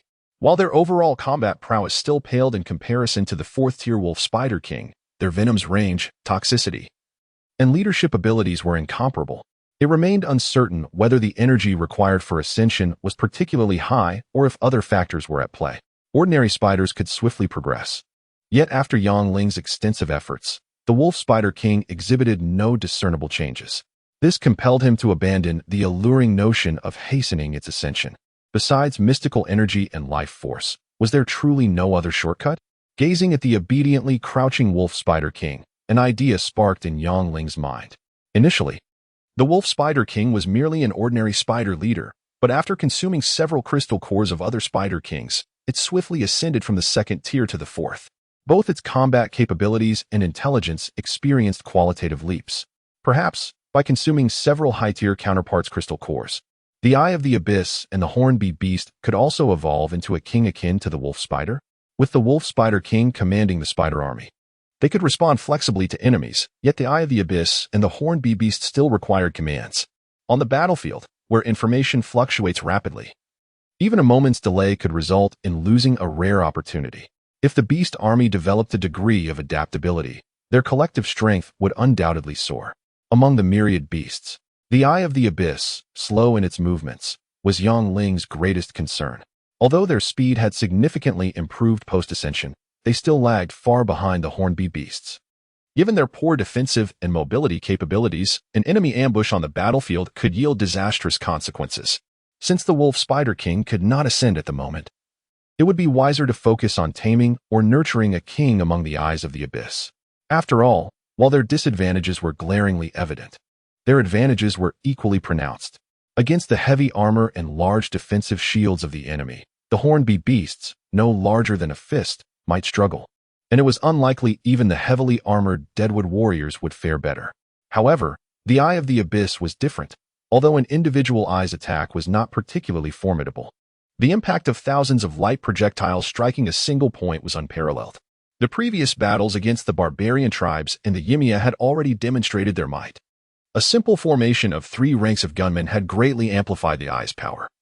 Yang Ling could hardly fathom the combat potential if the Eye were to have a king like the Wolf Spider, complete with efficient management and command. After a moment of contemplation, he resolved to return to the fabled cursed Valenia Valley, the locale most frequented by the Eye of the Abyss. If fortune favored him, he might hunt several groups of eyes within a day or 2, successfully nurturing a king for the army of eyes. With the swift unicorn as his steed, Yang Ling reached the desolate Valenia Valley in just over an hour. Outside the valley, snowflakes danced in the air, while within, thick plumes of smoke intermittently emerged, creating a stifling and warm atmosphere.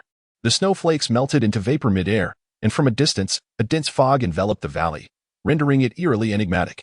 To avoid alerting any lurking dangers, Yang Ling concealed the unicorn upon entering the valley, releasing only a squad of Hornbeam Beasts for close protection. With his reinforced physique, he swiftly navigated the rocky terrain, Since his objective this time was the crystal cores of high-tier eyes, there was no need to squander time on solitary low-tier eyes. The deeper he ventured, the higher the ground temperature became, but after multiple enhancements, his constitution had far surpassed that of an ordinary person. Otherwise, he would have found himself at a standstill, unable to find footing. As he delved into the Valenia volcanic valley, he occasionally spotted exposed darkfire crystals, though their impurities rendered them unsuitable for formation requirements. Nevertheless, the abundance of darkfire crystals on the surface suggested the possibility of a vast crystal mine beneath, which he could exploit for large-scale excavation in due time. Along the way, he encountered not only a few stray eyes but also gigantic lizard-like creatures capable of unleashing fiery blasts. Unfortunately, their sluggish movement and low defensive capabilities rendered them nearly equivalent to the eyes, while their offensive power was significantly lacking, making them unworthy of the investment of his vitality and mystical energy for taming. According to the memories of the tamed eyes, the depths of the valley housed a vast basin riddled with caves and low shrubs, serving as a habitat for wild eyes. Thus, Yang Ling traversed the terrain with remarkable agility, at times leaping directly from one rock to another to expedite his journey. Before the obstructing giant lizard could react, he swiftly glided past like a hawk. Upon reaching the basin at the valley's depths, he indeed encountered an increased number of eyes, spotting clusters of them meandering slowly, searching for darkfire crystals or a fruit resembling sand pears to consume. Unlike typical creatures, the eyes possessed no hands or feet. In their unevolved state, they had only 2 tentacles, one on each side, relying on their innate levitation abilities to move. However, unlike flying creatures, they could only float a few inches off the ground, and any obstacles such as protruding rocks or tree roots forced them to take detours, resulting in a notably sluggish pace. Upon ascending to the second tier, each eye would grow an additional green tentacle on either side, primarily serving to expedite the recovery of their magical energy, without significantly enhancing their mobility. Only upon evolving to the third tier would they sprout yet another tentacle on either side, resulting in a noticeable speed increase. After passing several sluggish eyes, Yang Ling set his sights on a group of eyes that exhibited a slightly faster pace. While he could not discern any prominent kings among them, he at least identified several that had evolved to the second tier. Observing the movement speed of the remaining eyes, it was likely they had also progressed to the later stages of the first tier, significantly outpacing their sluggish counterparts. Trailing the target to the mouth of a small valley, he watched as they swarmed into the valley to forage, oblivious to the lurking danger behind them. Yang Ling smirked coldly, retreating to the side to quietly summon his army of beasts. Although he was confident in directing the army to swiftly overwhelm and eliminate this unsuspecting group of wild eyes, he proceeded with caution. Based on the memories of the tamed eyes, the basin deep within the valley was riddled with caves, some unfathomably deep, potentially leading to a mysterious underground city.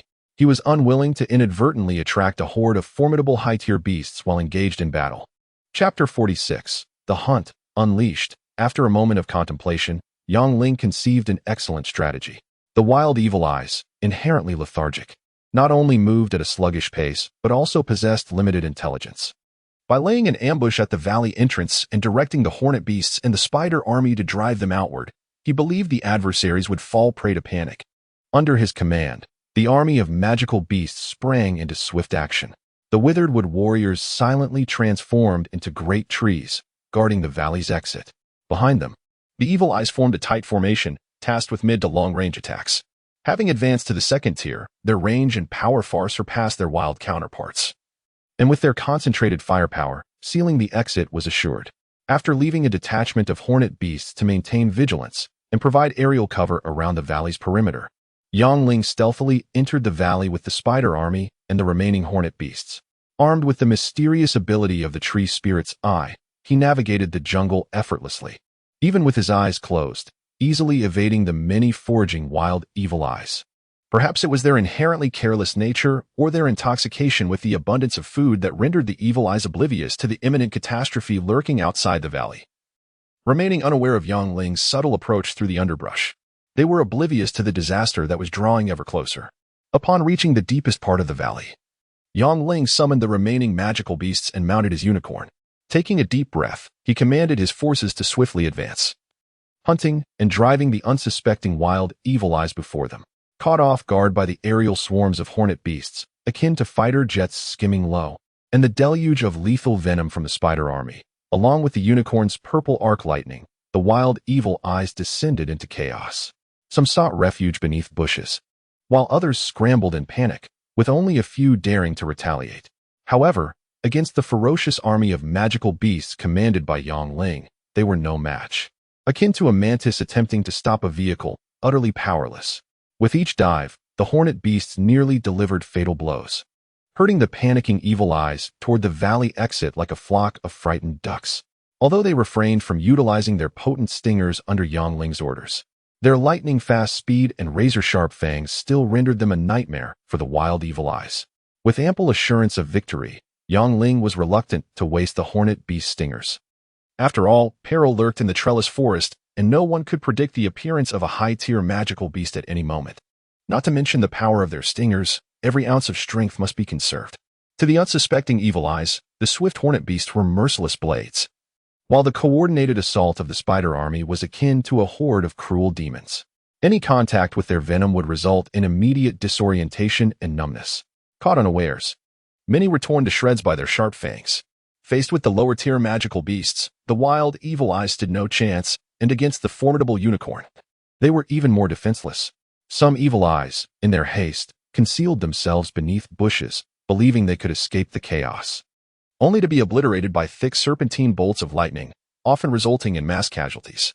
Soon, after witnessing the might of Yongling's magical army, the wild evil eyes began to retreat, surging toward the valley's exit like a tidal wave. In their desperate bid for survival, they unwittingly fell into Yongling's trap. Indeed, those fleeing toward the valley's exit were akin to moths drawn to a flame. Compared to the hornet beast and spider army, the evil eyes attacking in formation were even more formidable. After a barrage of concentrated light projectiles, the valley exit was strewn with carnage, blood splattering everywhere. Beyond their hard crystal cores, the wild evil eyes often found their most robust skulls shattered into fragments. In the face of their similarly tiered kin, the wild evil eyes were utterly defenseless. Even if a few managed to escape, they were crushed into pulp beneath the massive feet of the withered wood warriors. The slaughter was an overwhelming one-sided massacre. Surrounded by Yongling's magical army, it was not long before over 1,000 wild evil eyes met their demise. The valley ran red with blood, the air thick with the scent of carnage, and bloodied tentacles scattered about. In warfare, quality trumps quantity. With over 2,000 evil eyes at his disposal, Yongling was unwilling to expend more magical energy or blood on these low-tier creatures, allowing his army to rampage freely. Unless facing wild evil eyes evolved to the 3rd tier or above, they held no value for taming. After collecting the crystal cores of the fallen evil eyes, Yongling recalled his magical army and swiftly departed the bloody valley in search of his next target. Little did he know, just after his departure, the valley would be graced with an unexpected guest. Next, utilizing various advantageous terrains, Yongling successfully encircled and annihilated several large groups of evil eyes, amassing over 10,000 crystal cores in just 3 days. These tiny, grain-sized cores might be dismissed by most, but for the desperately evolving evil eyes, they were treasures of immeasurable worth. As anticipated, after consuming several cores of their kin, the evil eyes evolved to the 3rd tier. Their movement speed noticeably increased, and, more importantly, they gained an additional ability. Each attack now carried a paralyzing magic. Yongling tested it. While the effect was not as potent as the hornet beast stingers, it had the advantage of stacking. The first encounter brought a tingling sensation, the second led to muscle stiffness, and the third resulted in complete numbness, and so forth. After multiple accumulations, the effect became increasingly pronounced, with the blinding flash beam and self-inflicting paralysis with each strike, coupled with a several-fold increase in speed. Yongling brimmed with anticipation for the comprehensive combat prowess of the evil eyes. He believed that as they continued to evolve, these creatures, once regarded as worthless by ordinary humans, would transform into a powerful artillery battalion, an otherworldly version of a 2nd Artillery Strategic Corps. Observing the more than 2,000 evil eyes standing in formation, their grotesque single eye glaring back, he nodded with satisfaction. As their levels increased, the attack range of the evil eyes would extend further. If they were akin to rocket launchers now, they could potentially evolve into heavy artillery in the future. Indeed, should they reach the 9th tier, or even the legendary super tier, they could become a strategic corps akin to China's 2nd Artillery Corps. This world is ruthless, governed by the law of the jungle. Yet, it is also captivating. Yang Ling found himself increasingly enamored with this thrilling, exhilarating, and splendid life. He looked forward to enhancing his abilities, relishing the sight of his magical beasts growing stronger, step by step. He believed that one day, the vast primordial forest of Tyran beneath his feet would become his very own backyard. Volume 2. Chapter 47. Encountering a nest of evil eyes. All evil eyes have evolved to the third stage. However, regrettably, even selecting the most formidable among them, after consuming 10 crystal cores, it still remains incapable of evolving to the fourth stage, let alone transforming into a king-like creature such as the wolf spider king. It appears that the disparity between the fourth and third stages is far more significant than anticipated. Perhaps only the crystal cores of advanced evil eyes can expedite this evolutionary process. Much like the wolf spider king, consuming ordinary spider crystal cores now yields little noticeable effect. Only by devouring cores of the same or higher tier can one achieve substantial benefits. Having ventured deep into the lair of the evil eyes in the Valenia Valley, Yang Ling was unwilling to squander this opportunity and continued his search for suitable targets within the basin. Unfortunately, not only were third-stage evil eyes scarce, but even second-stage ones that had naturally evolved were exceedingly rare. As for fourth-stage evil eyes, despite several days of searching, not a single trace could be found.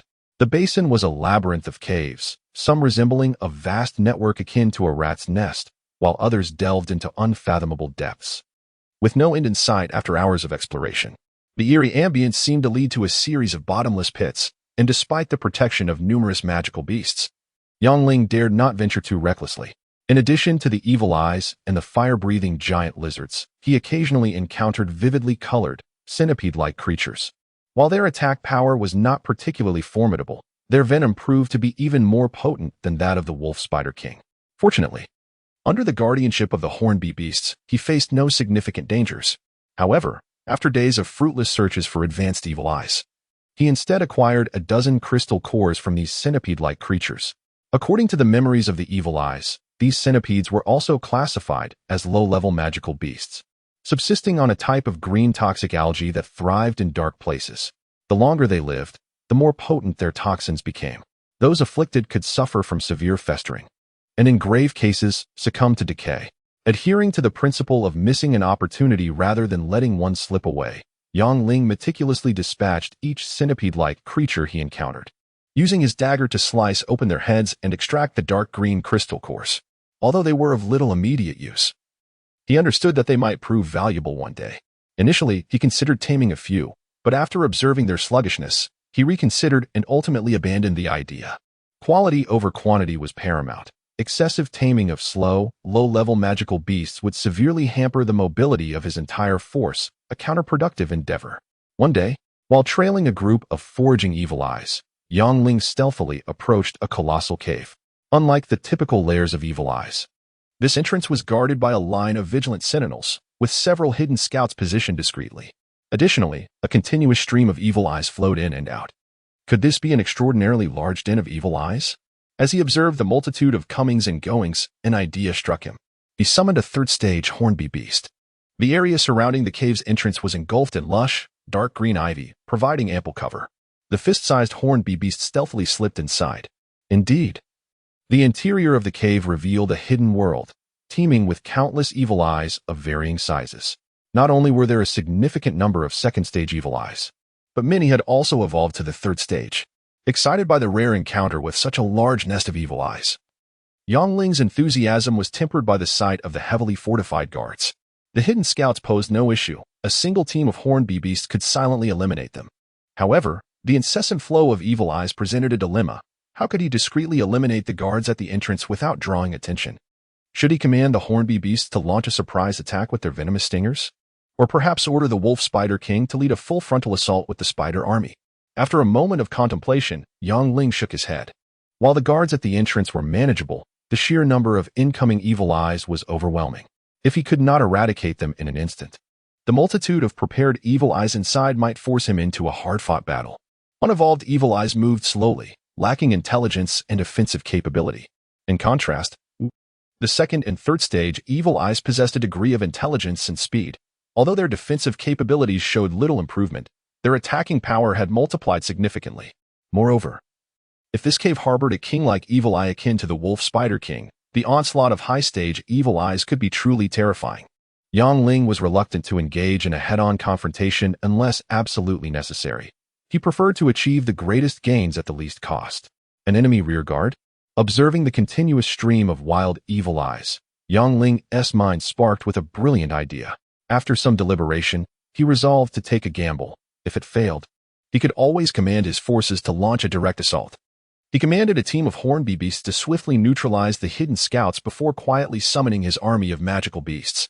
Over 2,000 evil eyes were divided into 10 groups, tasked with infiltrating the cave and, upon receiving the order, swiftly dispatching the enemy's elite while securing key passages and advantageous positions. The horned beasts were divided into 5 teams, responsible for a rapid assault. Once the evil eyes were in position, they were to eliminate the guards at the entrance with utmost speed and quickly rush in to support their more vulnerable kin. Time was of the essence. Once everything was arranged, Yang Ling mounted his unicorn and commanded the evil eyes to act. Perhaps the sheer number of passing evil eyes was too overwhelming. Neither the incoming creatures nor the guards at the entrance noticed as groups of unfamiliar evil eyes stealthily blended into the cave. Had they been more observant, they would have realized that these unfamiliar evil eyes, each with 3 tentacles, had all remarkably evolved to the 3rd stage. Unfortunately, none of the guards perceived this unusual situation. And thus, Yang Ling's plan progressed smoothly. Unbeknownst to the careless wild evil eyes, an unprecedented calamity was about to befall them. As his mystical power deepened, Yang Ling could now control every magical beast within a 5-mile radius with ease. Although finer control demanded greater expenditure of his mystical energy over extended periods, it was more than sufficient to handle the impending battle. Under his command, the infiltrating evil eyes seized advantageous terrain. After confirming that the evil eyes were in place, Yang Ling decisively commanded the remaining magical beasts to strike. In an instant, the poised horned beasts surged forth like supersonic fighter jets, targeting the guards at the cave entrance. Following a barrage of concentrated venomous stingers, the horned army swept through the entrance, caught off guard by their lightning-fast assault. The unsuspecting wild evil eyes stood no chance. Although unable to match the rapid pace of the horned beasts, the Wolf Spider King quickly directed its forces into action.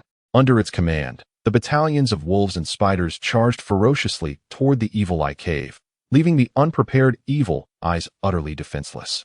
After positioning the remaining 2 teams of wolf spiders and the Witheredwood warriors to intercept any incoming reinforcements, Yang Ling swiftly followed the ferocious spider army on his unicorn. With these fearless spider soldiers, the powerful unicorn had no opportunity to engage directly. Inside the cave, the united forces of magical beasts were an unstoppable tide. A few high-level wild evil eyes had just gathered a group of low-level evil eyes for a counterattack when they suddenly fell victim to the concentrated assault of the horned beasts. In the ensuing chaos, the low-level evil eyes, lacking in intelligence, panicked and fled, failing to capitalize on their numerical superiority. As a result, with no suspense, Yang Ling soon gained control of the situation.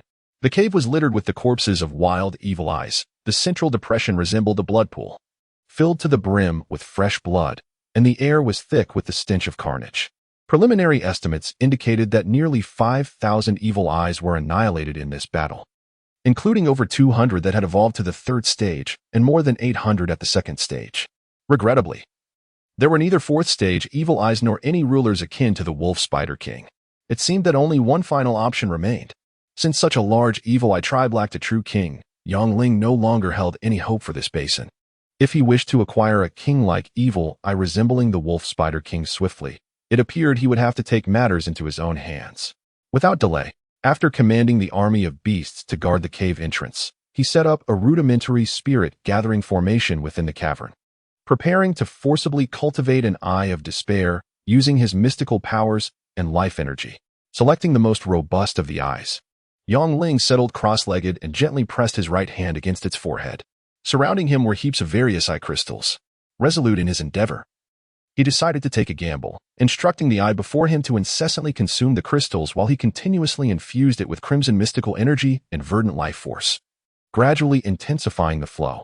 Under the combined influence of the crystals, mystical energy, and life force, the eye prostrated before Yang Ling began to tremble gently, its muscles and tentacles expanding and contracting in a rhythmic cycle. Simultaneously, under the effects of the spirit-gathering formation, The spiritual energy from the heavens and earth surged into the basin like a tidal wave. While it paled in comparison to other areas of the Telly's forest, it was nevertheless significant. Upon closer inspection, one could observe the corpses of wild eyes and the pools of blood emanating tendrils of crimson gas, rapidly seeping into the forehead of the eye. Volume 2, Chapter 48, The Tyrant of the Evil Eye. With each crystal core consumed, the evil eye let out an unconscious roar, swiftly merging the energy of the cores with the aid of witchcraft and life force. Gradually, its core expanded, emanating wisps of crimson light. The mysterious pituitary gland also grew, releasing waves of chaotic yet increasingly potent energy. Not one to hesitate. Noticing the evil eye's transformation becoming ever more pronounced, Yongling gritted his teeth and intensified the energy input. In an instant, the evil eye shuddered, its 6 appendages twitching violently as it roared in suppressed fury. Yet, concurrently, its core and pituitary gland accelerated their growth. As the pungent scent of blood wafted from the cave, distant, indistinct cries echoed, growing clearer, as if some monstrous entity were hastening towards them. Listening to the increasingly distinct howls outside and the muffled roars of the evil eye before him, the other evil eyes drifted anxiously, sensing an imminent danger. Soon, a dense formation of gunmen descended into chaos, their ranks thrown into disarray.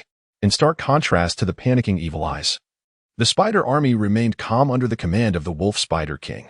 Seeing the turmoil among the evil eyes, they quickly ascended to fill the gaps left behind, preventing any sudden incursions by beasts. To further fortify their defenses, the wolf spider king dispatched an elite unit to lie in ambush beside Yongling, acting as his temporary royal guard. Although lacking the commanding presence of the wolf spider king, the hornet beasts managed to maintain a rudimentary formation, adhering to Yongling's vigilance commands. True to form, the sentient dryad warriors firmly blocked the cave entrance, their sharp stingers and resilient bark armor rendering them formidable heavy infantry. Meanwhile, the fierce unicorn remained steadfastly at Yongling's side, aware that their master was in a moment of heightened vulnerability. Despite his intense focus, Yongling also detected the distant cries. However, he found himself devoid of the energy required to command the hornet beasts to investigate. As time progressed, he noticed a peculiar phenomenon. Initially, the evil eye passively absorbed the witchcraft and life force he supplied, but at some point, it began to actively draw energy from within itself, the pace of absorption accelerating. Had the experiment failed? After absorbing a significant amount of witchcraft and life force, the evil eye before Yongling underwent rapid transformation. Its 6 appendages thickened and elongated, swelling from the size of a human wrist to that of a thigh, sprouting 2 blood-red tendrils on either side. The single eye atop its head expanded, growing from the size of a cup to that of a bowl, its color shifting from pale green to deep crimson. With its writhing appendages and its black and white mottled skin, it appeared grotesquely hideous and exceedingly fierce. While the external changes of the evil eye were striking, the internal transformations were even more pronounced. The fiery crystal core swelled to the size of a peach, radiating a searing red glow. The pituitary gland expanded 5-fold, emitting increasingly intense and clearer waves of energy. Just as Yongling sensed something amiss, a cacophony of piercing cries erupted from outside the cave, indicating that a horde of beasts had surrounded it. An enemy attack? Alarmed by the sounds, Yongling struggled to muster his focus, attempting to realign the panicked evil eyes and commanded a squad of hornet beasts to probe the situation. While the other beasts remained on high alert, Yongling's reaction was swift, but the enemy was swifter still. Before the hornet beasts could engage, the adversary launched their first wave of ferocious assault. With a sharp cry, a swarm of black, flying creatures darted in, their wide mouths and sharp claws leaving deep gashes on the resilient bark of the dryad warriors. From a distance, the half-meter-long triangular wings appeared powerful, resembling flying monkeys. Thanks to the evil eye's recollections, Yongling quickly identified the attackers as a low to mid-tier beast known as the gargoyle. Swift and sharp in their assaults, they fed on the brain matter of the evil eye and the wild fruits within the basin. It seemed their predations were the reason the basin had been unable to naturally evolve into the 4th-tier evil eye king. In the midst of their onslaught, even the lower-tier wild evil eyes struggled, and the once formidable hornet beasts found themselves at a disadvantage against the gargoyle's speed. After exhausting their poisonous stingers in battles with the wild evil eyes, the hornet beasts were unable to withstand the gargoyles in one-on-one confrontations. However, leveraging the spider's venomous attacks and their numerical superiority, they managed to engage the incoming gargoyles fiercely. While the dryad warriors were formidable in their strikes, Their speed was no match for the agile gargoyles, rendering their sharp stingers ineffective. The lined-up evil eyes, in an effort to avoid friendly fire against the hornet beasts, could not retaliate en masse. Fortunately, under the wolf spider king's command, the spider army tenaciously held their ground, unleashing a torrent of venom upon the low-flying gargoyles. Together with the hornet beasts, repelling the enemy's fierce onslaught. The cave was defensible but difficult to assault, although the incoming gargoyles were fearless and aggressive. The sheer number of hornet beasts and the coordinated efforts of the spider army inflicted heavy losses on them. In a mere half an incense stick's time, a thick layer of corpses littered the ground.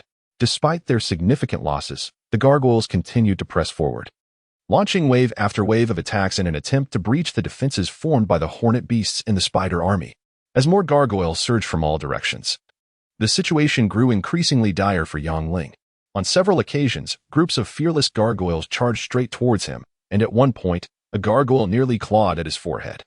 Fortunately, the wolf spider king had anticipated this, and the hidden spiders surged forth, swiftly eliminating the approaching foes alongside the unicorn. Desperate, Yangling decided to take a gamble. As the situation worsened, Yangling clenched his teeth and resolved to pour all his witchcraft and life force into the evil eye before him. In an instant, the evil eye writhed in agony, roaring loudly as if in immense pain. Fully concentrated, Yangling failed to notice that under the influence of the spirit-gathering formation, the corpse of the fallen gargoyle began to emanate streams of blood energy, seeping into the forehead of the evil eye. Gradually, as copious amounts of energy flooded in, the evil eye swelled rapidly like a balloon, voraciously consuming his witchcraft and life force. After devouring the last bead of beast blood beside him, Yangling realized that the evil eye continued to voraciously absorb energy from within him, indicating that the experiment had failed. The urgency of the situation became apparent. If he did not cease immediately, he risked being drained to the bone. Just as Yangling prepared to forcibly detach the evil eye, an unexpected event occurred. The tower-shaped mark on his forehead grew intensely hot, radiating a tremendous life force that coalesced into a dense green mist, enveloping the evil eye entirely. The sudden emergence of the green mist was accompanied by oppressive roars, reminiscent of a dying beast struggling for life, yet upon closer inspection, it sounded like a tiger poised to strike.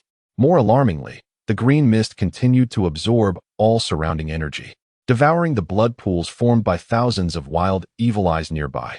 As Yangling settled against the cave wall, observing the eerie green mist, he cautiously retrieved a sharp dagger, striving to restore his internal witchcraft. Although the gargoyles' attacks came in relentless waves, the united defenses of the hornet beasts and the spider army ensured that a significant breach was unlikely in the short term. Yet, uncertainty loomed. No one could predict what transformation the evil eye might undergo within the green mist, and thus, vigilance was paramount. After absorbing a considerable amount of blood and energy, the green mist gradually dissipated, slowly revealing the grotesque outline of the transformed evil eye. The 8 tentacles, as thick as an adult's thigh and exceeding 2 meters in length, culminated in a head as large as a basin, with a blood-red singular eye occupying more than a third of its visage. Bloodthirsty and menacing. Gazing at the mutated evil eye, Yangling inhaled sharply, sensing a surge of formidable magical energy emanating from this hideous creature.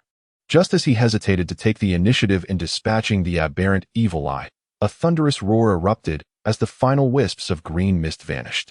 Instantly, the other evil eyes in the cavern floated over in terror, obediently positioning themselves before it. Had he succeeded? Observing the transformed evil eye and the densely packed legion of evil eyes behind it, Yangling felt a surge of exhilaration. He realized that his gamble had paid off, successfully cultivating an evil eye king akin to a wolf spider, evolving amidst bloodshed, reborn through carnage, bloodthirsty, ferocious, and frenzied. From this moment forth, I shall name you the tyrant evil eye. After a moment of alarm, Yangling shook his head, reflecting on how narrowly he had escaped becoming a mere husk for this creature. It seems prudent to refrain from forcibly elevating the ranks of magical beasts in the future. A careless misstep could result in a significant loss of one's own cultivation. Upon hearing Yangling's words, the mutated evil eye nodded eagerly, seemingly pleased with the title of tyrant. Much like the wolf spider king, although it could not articulate speech, it had developed a measure of intelligence, capable of expressing its intentions through body language. Combat is the sole measure of strength.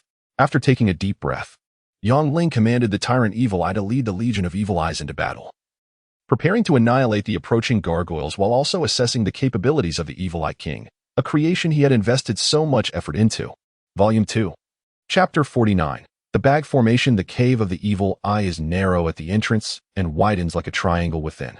Remarkably, about 50 paces from the entrance lies a circular earthen wall, likely a defensive structure erected by the wild Evil Eyes.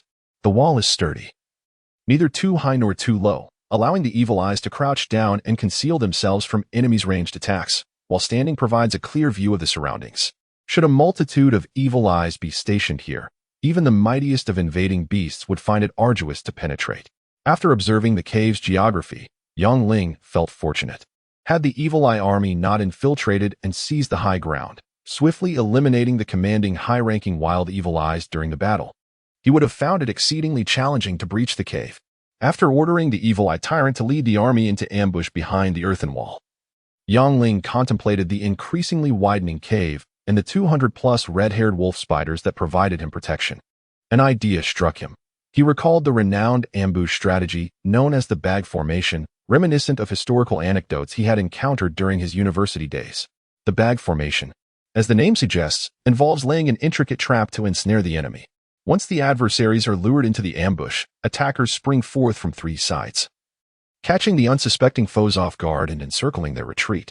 During the Liberation War, several notable bag battles occurred, such as when the Red 25 Army swiftly marched to Yuanjigo village and set ambushes in the surrounding mountains, annihilating the pursuing enemy with significant losses. A successful bag battle hinges not only on effective ambush placement, but also on the availability of sufficient firepower. If the enemy concentrates their forces and breaches the formation, the consequences could be disastrous. Following the Battle of Midway in World War II, American forces began advancing toward the Japanese mainland, contesting critical islands. In several instances, after seizing an island, American troops set up bag formations to ambush the attacking Japanese forces. Unfortunately, due to dispersed manpower and firepower, they failed to inflict substantial damage and were instead overwhelmed. Learning from these historical lessons, Yang Ling prepared to concentrate his forces in the center of the wall, calmly directing the Beast Army's maneuvers.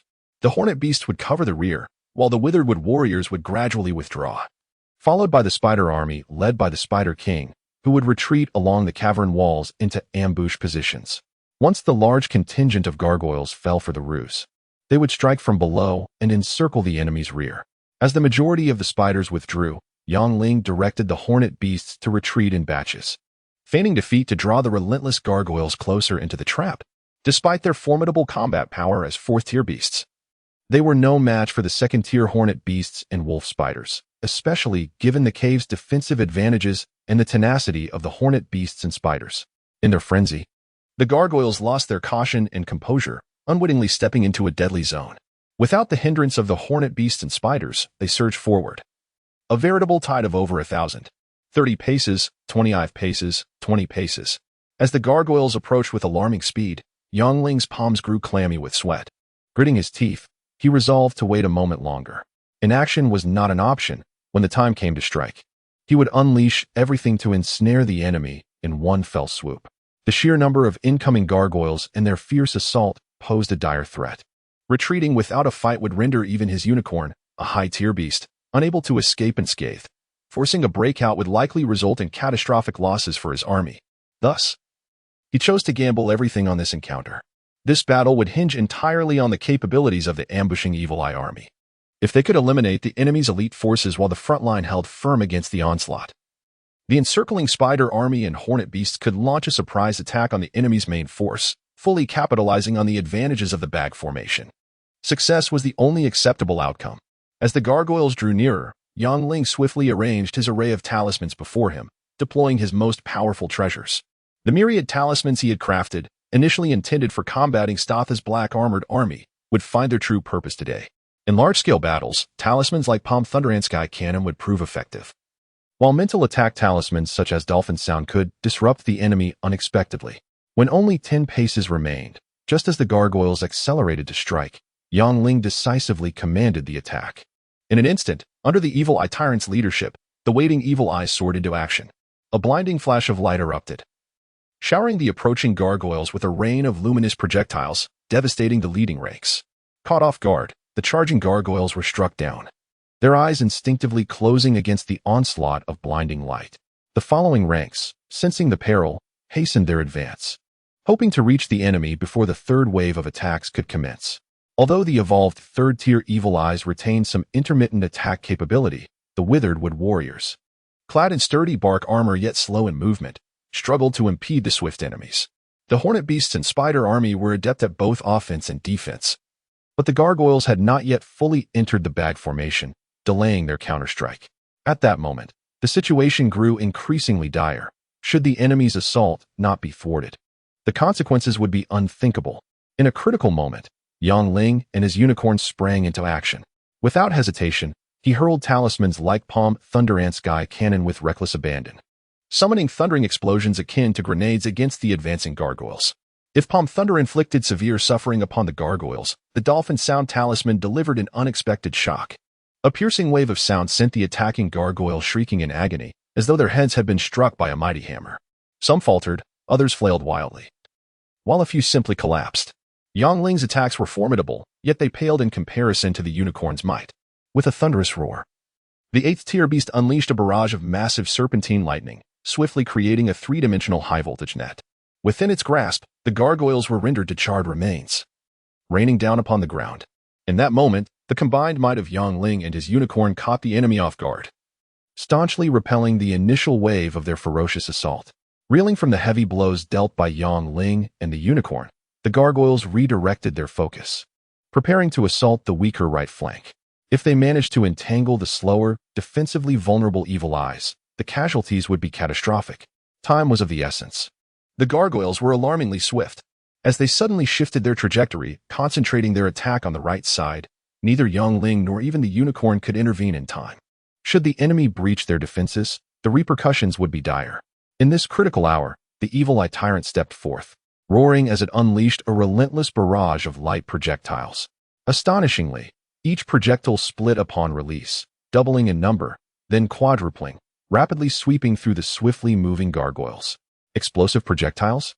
The fracturing light not only packed tremendous power but also delivered a paralyzing effect. After being struck, the gargoyles found it difficult to breathe, let alone retaliate, and they fell helplessly to the ground. Once they regained their senses, the gargoyles began to maneuver frantically, attempting to evade the light projectiles of the Eye Tyrant through their exceptional flying skills and remarkable speed. However, misfortune struck again. With a thunderous roar, the Eye Tyrant's solitary eye emitted beams of red light. Within the illuminated area, the explosive projectiles inexplicably altered their trajectory, pursuing the evasive gargoyles with lightning speed. Was that a heat-seeking missile? Observing the self-guiding explosives, Yang Ling was astounded, realizing that the Eye Tyrant possessed such a terrifying ability. It appeared that after consuming a vast number of crystal cores, magical power, and life energy, it had undergone an unimaginable transformation. Not to mention, it was significantly stronger than the similarly ranked 4-tiered beast, the Wolf Spider King. After repelling the gargoyles with a fierce assault, the Eye Tyrant appeared pale, its rate of firing light projectiles diminishing, and even its floating form began to sway precariously. It seemed that although the explosive projectiles and their self-tracking ability were immensely powerful, they required a tremendous amount of magical energy and stamina, rendering them unsustainable. Despite the Eye Tyrant's short-lived outburst, it was sufficient to grant precious time to the remaining eyes. As the Eye Army launched their assault, the gargoyles suffered severe damage once more. Like moths to a flame, they were courting their own demise. Recognizing the opportune moment, Yang Ling commanded the ambushing Hornet Beasts and Spider Army to launch a full-scale attack, encircling the enemy's rear. Under the combined onslaught of the Beast Army and their encirclement, the gargoyles that ventured into the trap were doomed.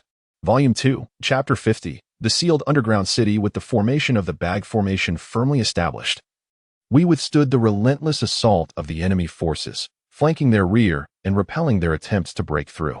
Victory was simply a matter of time. Under the combined onslaught of the monstrous army, the incoming gargoyles were swiftly brought down. Some fell victim to the paralyzing magic of the Cursed Eye's light projectiles, while others succumbed to the venom of spiders, were torn to shreds by the Hornet Beasts, or were reduced to charred remains by the Unicorn's lightning. Of course, Yang Ling's witch symbols played an indispensable role. The fierce battle soon approached its conclusion. The ground and cave walls were splattered with blood, and in the short span from the cave entrance to the surrounding walls, the bodies of gargoyles piled high. After commanding a team of hornet beasts to patrol the cave's exterior, Yangling swiftly began to clean up the battlefield. With a sharp dagger, he cleaved open the skulls of the gargoyles, extracting their earthen gray crystal cores. For those intact and possessing potential value, he dripped blood to tame them. Compared to the crystal cores of first and second-tier low-level beasts, the cores of the gargoyles were noticeably larger. Though they paled in comparison to the cores of mid to high-tier beasts like the Thunderbird, they still contained a substantial amount of energy, suitable for crafting some rudimentary maze or spirit-gathering formations. Many gargoyles lay dead, yet a considerable number remained grievously wounded, still convulsing. After a considerable time, Yangling exhausted his final vestiges of witch power to tame a total of 200 viable creatures. Although all were severely injured, he believed that a few days within the Witch Tower's space would see them restored to health. In due time, he would possess yet another remarkable beast army, characterized by lightning speed, sharp attacks, and fragile defenses. Although he had fortuitously captured the attacking gargoyles entirely, he had gained a profound understanding of the combat capabilities of these fourth-tier beasts. To a certain extent, the gargoyles bore similarities to the hornet beasts, with their offensive capabilities far exceeding their defensive strengths. When facing an enemy lacking in combat prowess, they might achieve swift victories. However, against a well-prepared opponent with robust defenses and a measure of offensive capability, they could find themselves at a loss, potentially leading to total annihilation. Nonetheless, despite these similarities, the gargoyles possessed distinct features that set them apart from the hornet beasts. Their sharp, hardened claws, coupled with a wingspan of half a meter and immense strength, rendered their frontal assault capabilities relatively prominent. Yet, when it came to ambush tactics, these gargoyles could not compete with the hornet beasts, which were no larger than a fist. Their diminutive size, extraordinary speed, and insidious venomous stingers made the hornet beasts the most formidable assassins to date. In a direct confrontation, a hornet beast would undoubtedly struggle against a gargoyle. However, in a sudden encounter, a large group of hornet beasts, fully armed with venomous stingers, could very well overpower an equally numbered contingent of gargoyles. Typically, the disparity between high-tier and low-tier beasts is quite apparent. When faced with higher-tier beasts, lower-tier creatures often have no choice but to flee. However, there are instances where tier alone does not dictate the outcome.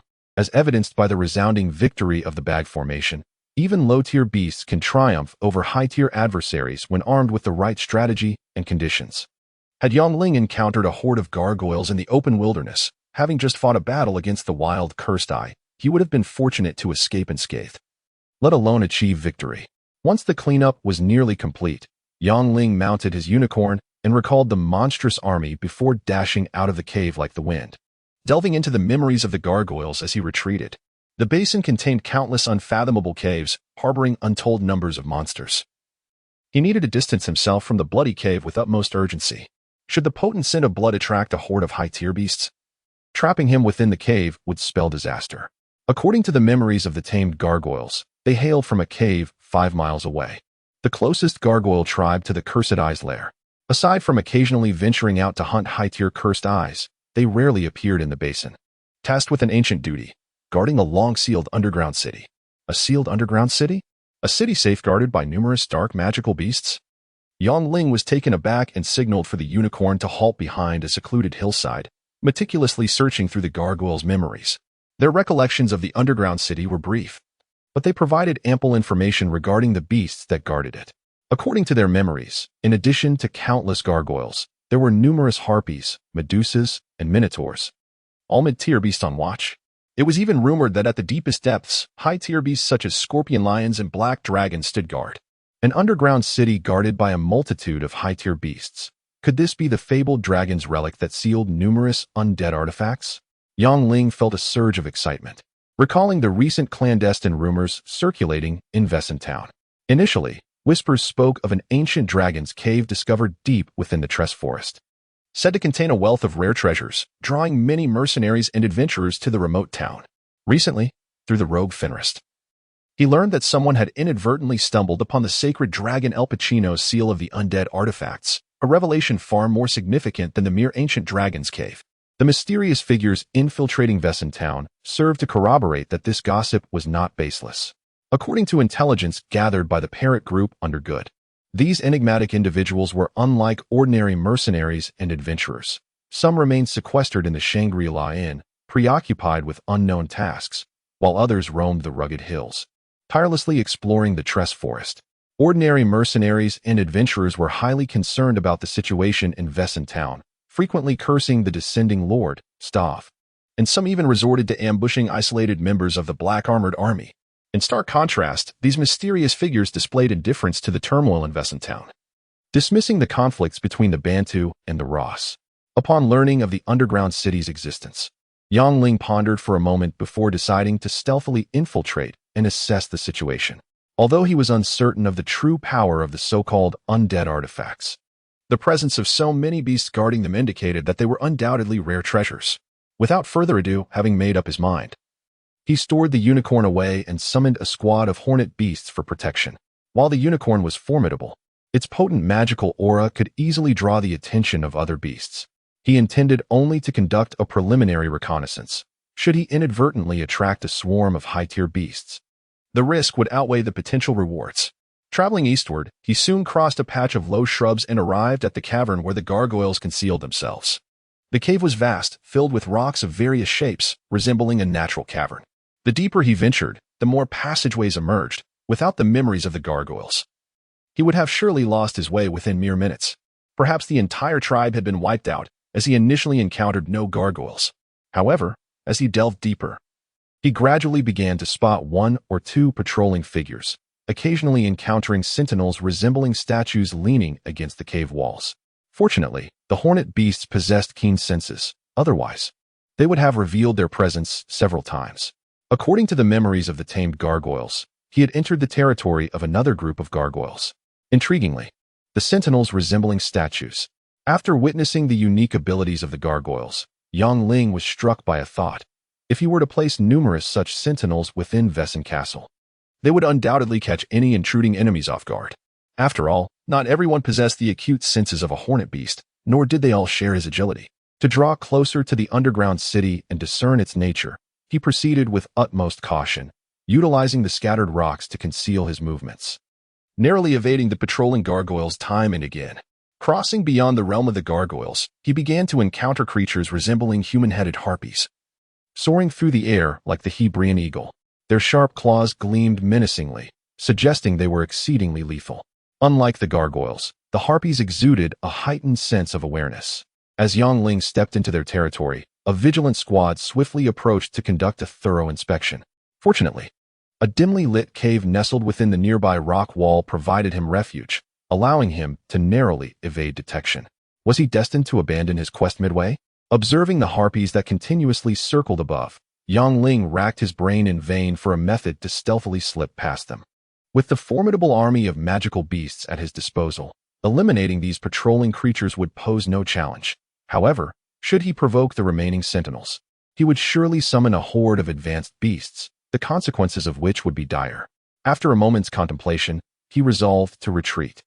According to the memories of the gargoyles, traversing beyond the harpies' dominion would lead him to encounter fifth-tier minotaurs or medusas. If the harpies proved to be such a formidable obstacle, one could only imagine the perils posed by the even higher-tier minotaurs and medusas, not to mention the lurking dangers of the advanced scorpion lions and black dragons that awaited him. Even if he were to miraculously infiltrate their ranks, the question of his escape would remain uncertain. Preserve the Green Mountains, and one need not worry about firewood. The Valnia Valley was seldom traversed by human beings, rendering the likelihood of anyone discovering this cave and venturing into the underground city exceedingly slim.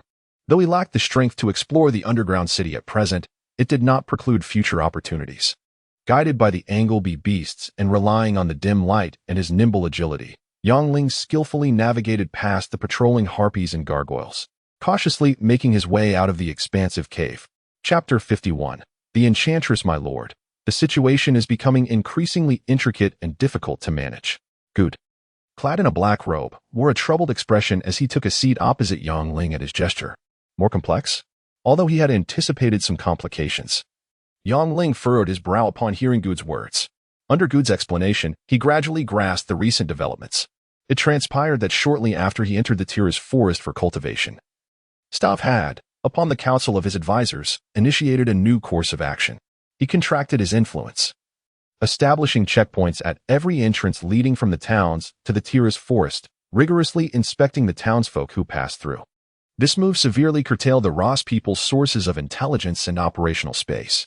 In the face of Stav's ruthless plunder, the townsfolk had initially risen in rebellion. But against the overwhelming might of the elite black armor troops of the Banta Empire, they were utterly powerless, lacking a leader to rally them. Although some mercenaries and adventurers later clandestinely joined the uprising, their efforts proved futile as Stav's black armor army systematically suppressed them, to instill fear in the enraged townsfolk. The black armor troops captured the warriors involved in the rebellion and brutally hung them from the large trees by the roadside. They whipped the corpses for 3 days before disposing of them in the Tira's forest, deliberately attracting packs of wild beasts to tear them apart. Perhaps killing them was not enough to quench their thirst for vengeance, or perhaps they sought to extract further profit from the chaos. Stav's black armor troops exploited the pretext of hunting down rebels and Ross people to invade homes, committing arson, murder, and plunder, leaving devastation in their wake. Countless families were left shattered and destitute. In the eyes of the populace, Stav was no mere lord, but a demon from the depths of hell. In just a few short days, Town was thrown into disarray. To escape the turmoil, many people fled with their families to seek refuge in Wizen Castle. Although Stav wielded significant power, he hesitated to confront the mysteriously born Yang Ling and his formidable guard force directly. The townsfolk faced oppression, while mercenaries and traders found their livelihoods severed. For the moment, while Stav appeared to maintain control, tensions escalated. Small-scale assaults on the black armor troops occurred sporadically. Simultaneously, rumors of an ancient dragon's lair discovered in the Tira's forest led to an influx of mercenaries and adventurers into Wizen Town, further complicating the situation. Is it government oppression that incites rebellion? Yang Ling pondered. However, inciting public outrage would undoubtedly jeopardize Stav's reign, with public sentiment unstable. It could serve as a sharp blade if wielded properly. Good. What is the current situation of the Ross people? My lord. The situation among the Ross people is somewhat dire. They have repeatedly requested that we provide substantial supplies of food, clothing, and weaponry, even with prices doubled. Their demand remains insatiable. Good paused for a moment before continuing. Moreover, they are also asking for more accurate intelligence, with Stav contracting his forces and intensifying patrols, and Yang Ling having taken away the horned wasps and deadwood warriors capable of gathering intelligence. Good found it increasingly difficult to obtain detailed information on the movements of the black armor troops. The Ross people's efforts were similarly hampered, each ambush's effectiveness diminished. And with the weather growing colder, they were as restless as ants on a hot pan. Good, from today onward, we shall sell supplies and intelligence to the Ross people at double the current price. Yang Ling reclined comfortably in his chair. Given the current circumstances, the Ross people would certainly be in a state of desperation. Even if the price were to be raised twofold, they would have no option but to comply. After all, compared to the strategy of undermining their adversary, the Banta Empire, a mere few tens of thousands of amethyst coins would hardly be of concern to them. If they did not seize the opportunity to extract more profit now, it would be a disservice to themselves. My lord, I recently raised the prices by a factor of 2. Wouldn't it be? Good hesitated, concerned that the Ross people might not acquiesce to the new terms. Rest assured, at this juncture, the Ross people have no alternatives. Yang Ling smiled lightly, asserting, the pursuit of profit is inherently a merchant's nature. If we were to continue providing various supplies at low prices during this critical time, it would be utterly abnormal. The pursuit of profit is a merchant's nature? Good contemplated for a moment and found himself in agreement. It would indeed be more likely to raise suspicions among discerning individuals if prices remained unchanged during such turbulent times. Good, select a few suitable individuals over the next few days to form a specialized team responsible for assassination and ambush operations. Observing Good's contemplative expression, Yang Ling continued. The chosen members must possess a calm demeanor, be as ruthless as a viper, and as swift as a clouded leopard, ensuring each strike is lethal. As for the name of this team, let us call it the Stingers, a dedicated assassination team? Good hesitated after the unexpected suggestion. Indeed, sometimes, we must lend a hand to the Ross people. The enemy of our enemy is our friend. Yang Ling chuckled. Stav has proven himself obstinate and disdainful. It is high time he received a lesson. Watching football requires a crowd, and drinking necessitates camaraderie. Unlike the alcohol-loving dwarf Rumi, Yang Ling preferred not to drink alone. Upon graduating, he often frequented bars with classmates or newly acquainted colleagues. For him, savoring chilled beer while engaging with lonely women or Na'vi young girls was a delightful way to unwind after work. Wizen Town lacked televisions to broadcast the UEFA Champions League, nor did it host games such as Warcraft. However, The local taverns offered a few similarities to his previous bar experiences. There were the same inebriated patrons, the same boisterous shouts, and, of course, an array of slender or voluptuous beauties. As usual, upon entering, Yongling casually greeted a few familiar mercenaries. He then plopped down onto a high stool at the bar, requesting the talented bartender John to prepare him a fine cocktail, savoring a delicate sip. "Boss, what brings you here today?" John smiled, presenting Yongling with a cocktail reminiscent of dry red wine. "Ah, no east wind. But I drank the northwest wind all night long. Quickly, bring me 2 bowls of peanuts. I'm positively starving." Yongling casually patted John's shoulder. After enjoying a sip of the exquisite beverage and munching on some alpine peanuts, Yongling relished the flavors. However, just as he was about to call for another drink, the raucous tavern fell silent. Following that, the clear, measured sound of footsteps echoed, accompanied by a faint, alluring fragrance. The scenery of the mountains appeared different from every angle. As he beheld the curvaceous figure of a woman in black, Yongling finally comprehended the meaning of tumultuous waves, observing her exquisite face and slender form. He understood the essence of an angelic visage combined with a devilish physique. If Ellie was a green apple in its youth and Sophia a blooming flower, then the enchanting woman before him was a ripe, red peach, brimming with irresistible allure. As she gracefully entered the Shangri-La, Meryl's sparkling eyes swept over the mercenaries before settling on Yongling. She believed that with her charm, a slight maneuver would surely leave him enchanted. Willingly relinquishing the serpent demon bloodstaff and joining the dark faction,